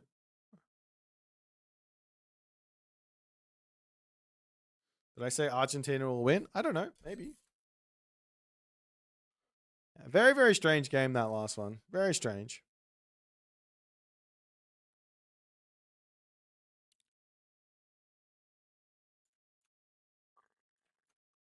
It's like it's going to be Elysium next, and it's going to be a Fushi versus Susanoo game. We've seen this matchup quite a bit, to be honest.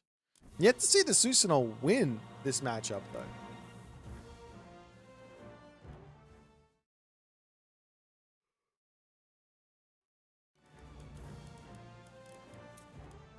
They're not started yet. All right. Well, I'm gonna take another short break here, guys. We got potentially 1 more game, maybe 2 more. It's 5:35 a.m. and I am tired. So I will be right back. Don't you guys go nowhere. Enjoy the sleeping Mountain Giants, and I'll see you guys very, very shortly.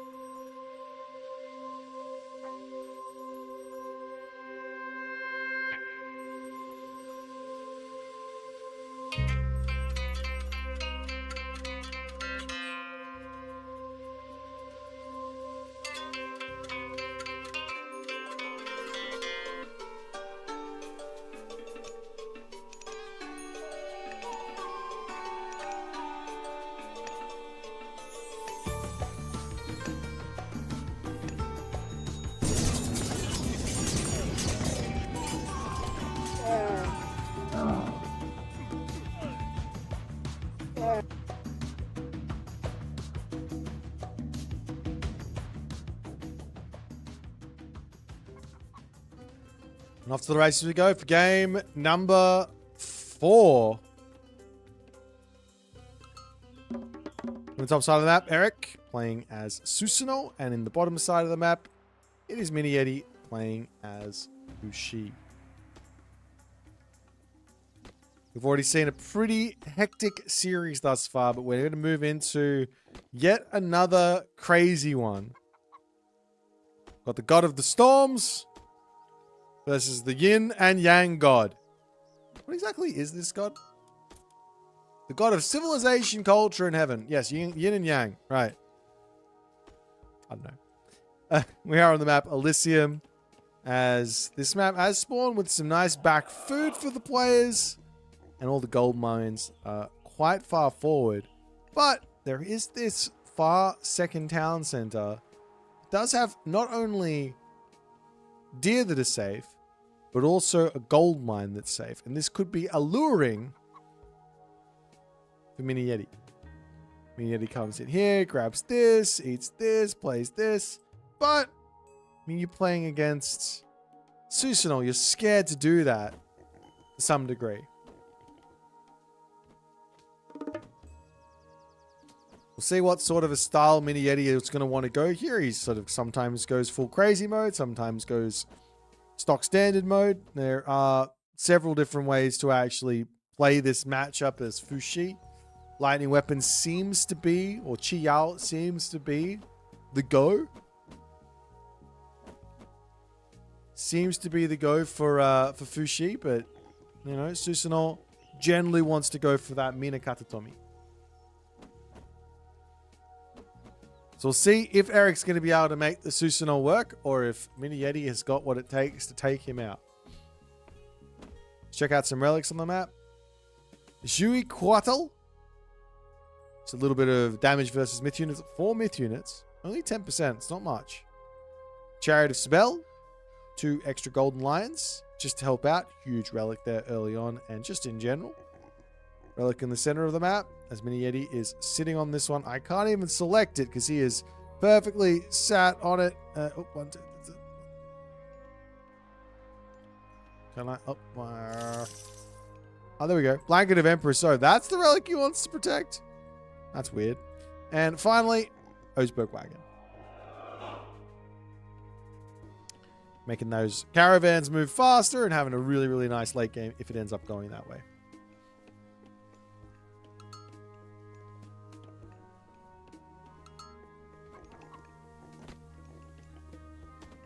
The Kwafu's punching wood and gold?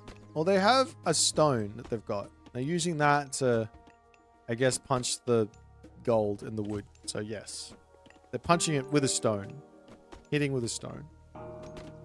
Right, Chiao hits for Miniyeti, and this is where some things get decided. As the first thing decided is, I need a house. That's going to get rocketed up, and a military camp. No surprises from Eric, as he does decide to go for Minakatatomi. You can go Inari Okami here, but the Minakatatomi is so nice. So nice. And we will see Kitsune in from Eric as well, as the Miko is going to sit here, play defense, defend himself, and all the other good stuff. Wheels do crush damage, so it is...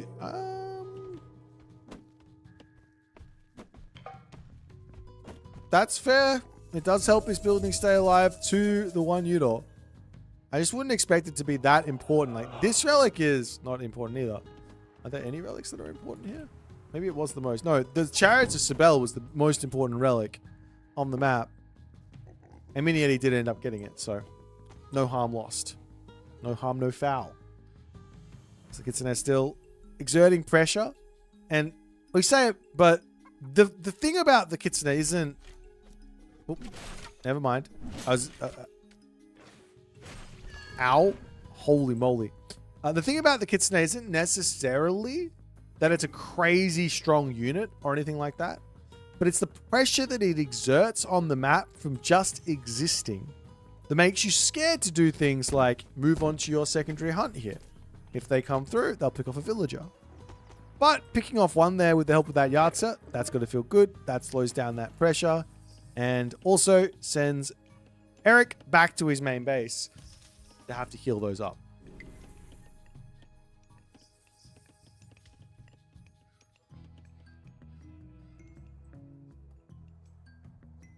So now Miniyeti making his way across the map in search of something to take out here. Trying to hit the main base as the Kitsune come through. Miko gets pulled back. There are 2 Bushi in at the moment. Not much else. As a little bit of pressure trying to take out the one Yudo. If you can kill that off, it's really nice. Kitsune's getting targeted down as well as little bits of chip damage slowly coming through, but no Javelin here just yet from Miniyeti, and a lot of resources in the bank to boot. And he does have to pull back ever so slightly. But he has himself now in Najar, and that can be even more pressure in onto Eric at this point. Not only that, Eric's Shrine of the Hunt, which comes from Minakata drops on the back, not on the front, to help defend the gold mine. Not sure if it's a mistake or on purpose, where he wants the units to be off onto the side, not gathering food and being under pressure, but this does open up this main gold mine to a big attack from Miniyeti here. Now Hunter's Strength coming through from Eric. It's going to help out those Bushi, those Yumi, and all the good stuff there moving forward. As you do need those Javelineers to come in. Not quite able to pick anything off there as one Fire Archer falls. For the moment, there aren't any Samurai coming through from Eric. He's just going Yumi and Naginata Rider as Bushi as well. So no need for Fire Archers in other words. Meanwhile, onto the bottom side, Raid's coming in, and this is kind of what I'm talking about. It's not just the fact that the Kitsune here, they are exerting pressure of themselves, but they also help the Naginata Riders come out and get good damage done as well. As more Halberdier are coming in, the villagers are going to try and come back over onto their food in the bottom side of the map as an attempt to get these guys stuck in. Not quite able to make that happen. Is not only that, one villager, one peasant takes the long way. Oh, big fight on the front here as the Kusanagi does get dropped down. Where is the... Oh, there's also the military camps. I've totally missed that while all that was going on in the main base of Miniyeti. Takes out the one Yudo. He's got the tower up on this side. There's a tower coming through here as well. And Miniyeti sets up shop in the face of EricBR. Is this going to be enough? One Yudo can take these out. Villagers can take these out.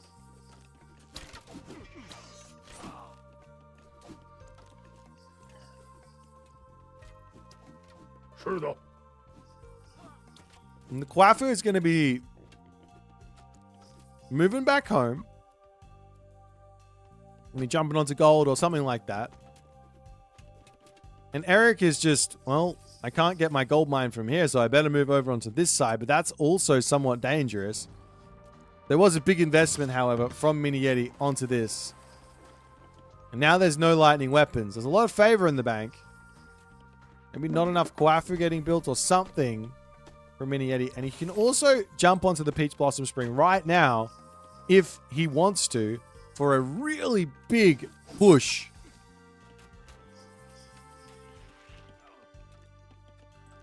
As Eric is going to continue the one Yudo spam ways. There's 5 out already.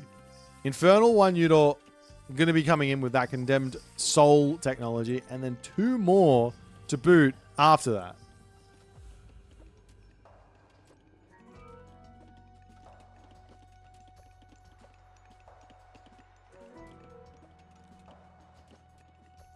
Well, Naginata Rider's coming back in.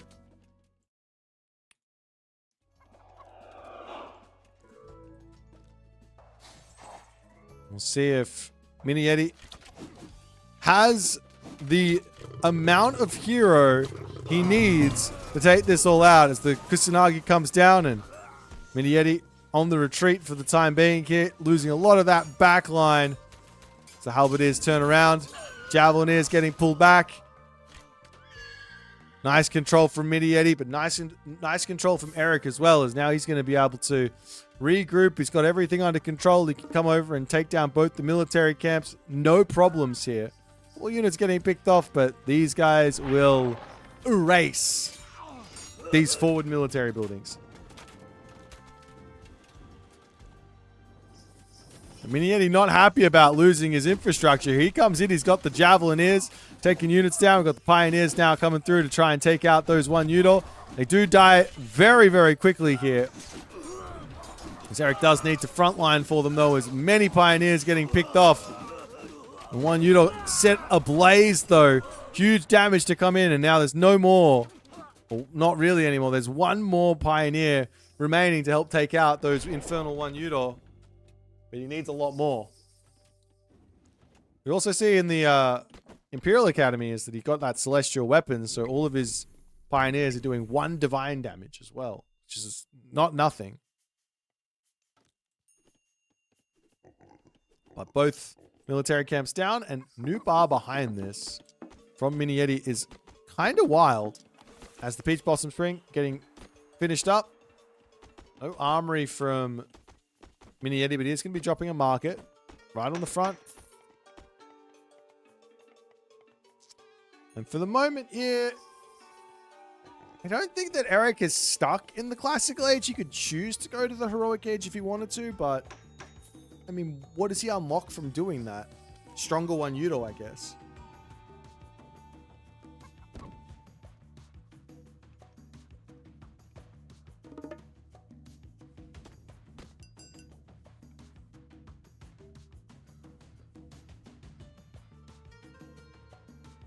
Well, Eric coming around onto the side can open up this wooden wall if he likes to put pressure onto this gold mine. Maybe send everything down here as an option if he wants as well.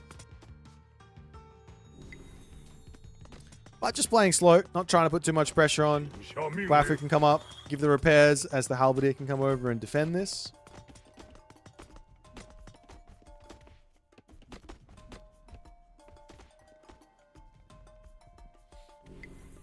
There goes the Gormang. There goes the cherry trees. There goes the armory. And a very happy to stay in the Classical Age. Eric is left. More Miko coming in. I mean, is he going to use those to heal up his front army or go onto shrines is the big question. Honest question, how do you even counter the fire-breathing guys as Chinese? You build Hero. Or you build Myth Unit. Myth Unit are also good there. I think they don't have very high... Well, they got 80% crush armor. Anyways. I think that Miniyeti is going to be able to take those out. It's not an issue. So wooden wall on the backside getting taken down as this Peach Blossom String will finish up for Miniyeti. So those villages are going to be able to get out and be safe.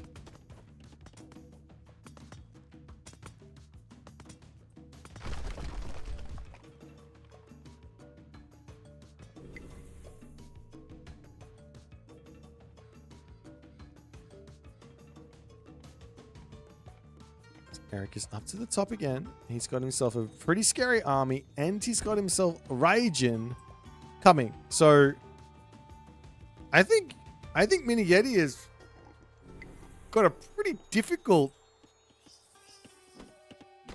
He's going Huang Di. Okay, that changes everything. If Eric sniffs this out and just goes and attacks and kills the town center, he wins on this push. This is brutal if he can feel it out and go for it. There are, however, what is that? Only 4 Bushi. I don't know if that's enough to take out a dragon. There is lightning weapons, but that's not that big of a deal in my opinion. Not when you're behind that much military diff. And there's a Kusanagi. And there's a Thunderdome. So there goes the forest direction. Unfortunately for Eric, he's chosen to attack the wrong spot. Could have gone for the main base. Heavy does come in. Huge amount of favor there, as you could also go in and drop a Kusanagi on this side if he wants to, just to keep these units from getting out of here. The ballet is going to be falling, but Huang Di is going to be coming in now. Yeri picks off the ballet. Good job. It still has a long way to go to win this game.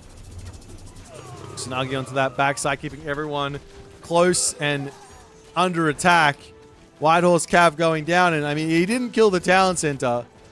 He didn't stop the Mythic Age, but man, this attack hits Miniyeti right when Miniyeti needs that Mythic Age in. This is a very, very strong attack from Eric. Is there any way that one Ying Long is going to be enough here to hold? I don't think so. There's too many Bushi. There goes the lightning weapons as the dragon will come through. We'll get some good damage done. All these units can just attack the dragon though. Like, no sense in not attacking with the one Udor. They do bonus damage versus it. 80% crush armor is still decent, but looks like the Ying Long, that's going to be falling here. I think it might survive with like 1 HP or something if everything dies, but that's a dead Ying Long, it looks like to me. Eric manages to get the dub as he wins in 4 games against Miniyeti, looking incredibly strong here. We got 1 loss in this series, which, to be honest, I think that was kind of an ego cheese. So all the games where he was in and on the money, he was looking very, very powerful. And Miniyeti, unfortunately, this week is done for him. He's going to have to try again next week. But EricBR is going to be showing up tomorrow to face Mosca. Very well played from Eric. Solid gameplay. GG. All right, let's jump over to the main menu. I'm going to talk about the schedule for tomorrow. I'll be right back.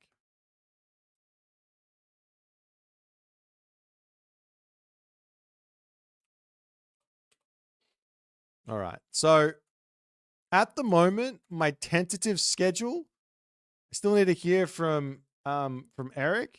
And my tentative schedule for tomorrow is 1400 GMT is Recon versus B, Izamada versus Grass and Groom at 1530 GMT, Mosca versus Eric at 1700, and then at 1830 GMT or in slot 4, Tunison versus Soup. That's my tentative stuff for tomorrow. So lock that in. Enjoy. I'm going to be heading off for now. I really do need to sleep. It is 6 a.m. This is a late day for me. I see Soup on the old stream and Rooneying, so I'm going to send you guys over to him. I don't know how much longer he's going to be going for, but I'll see you guys later. Have a fantastic rest of your day, and I'll see you guys tomorrow for more fun and frivolity. Bye for now.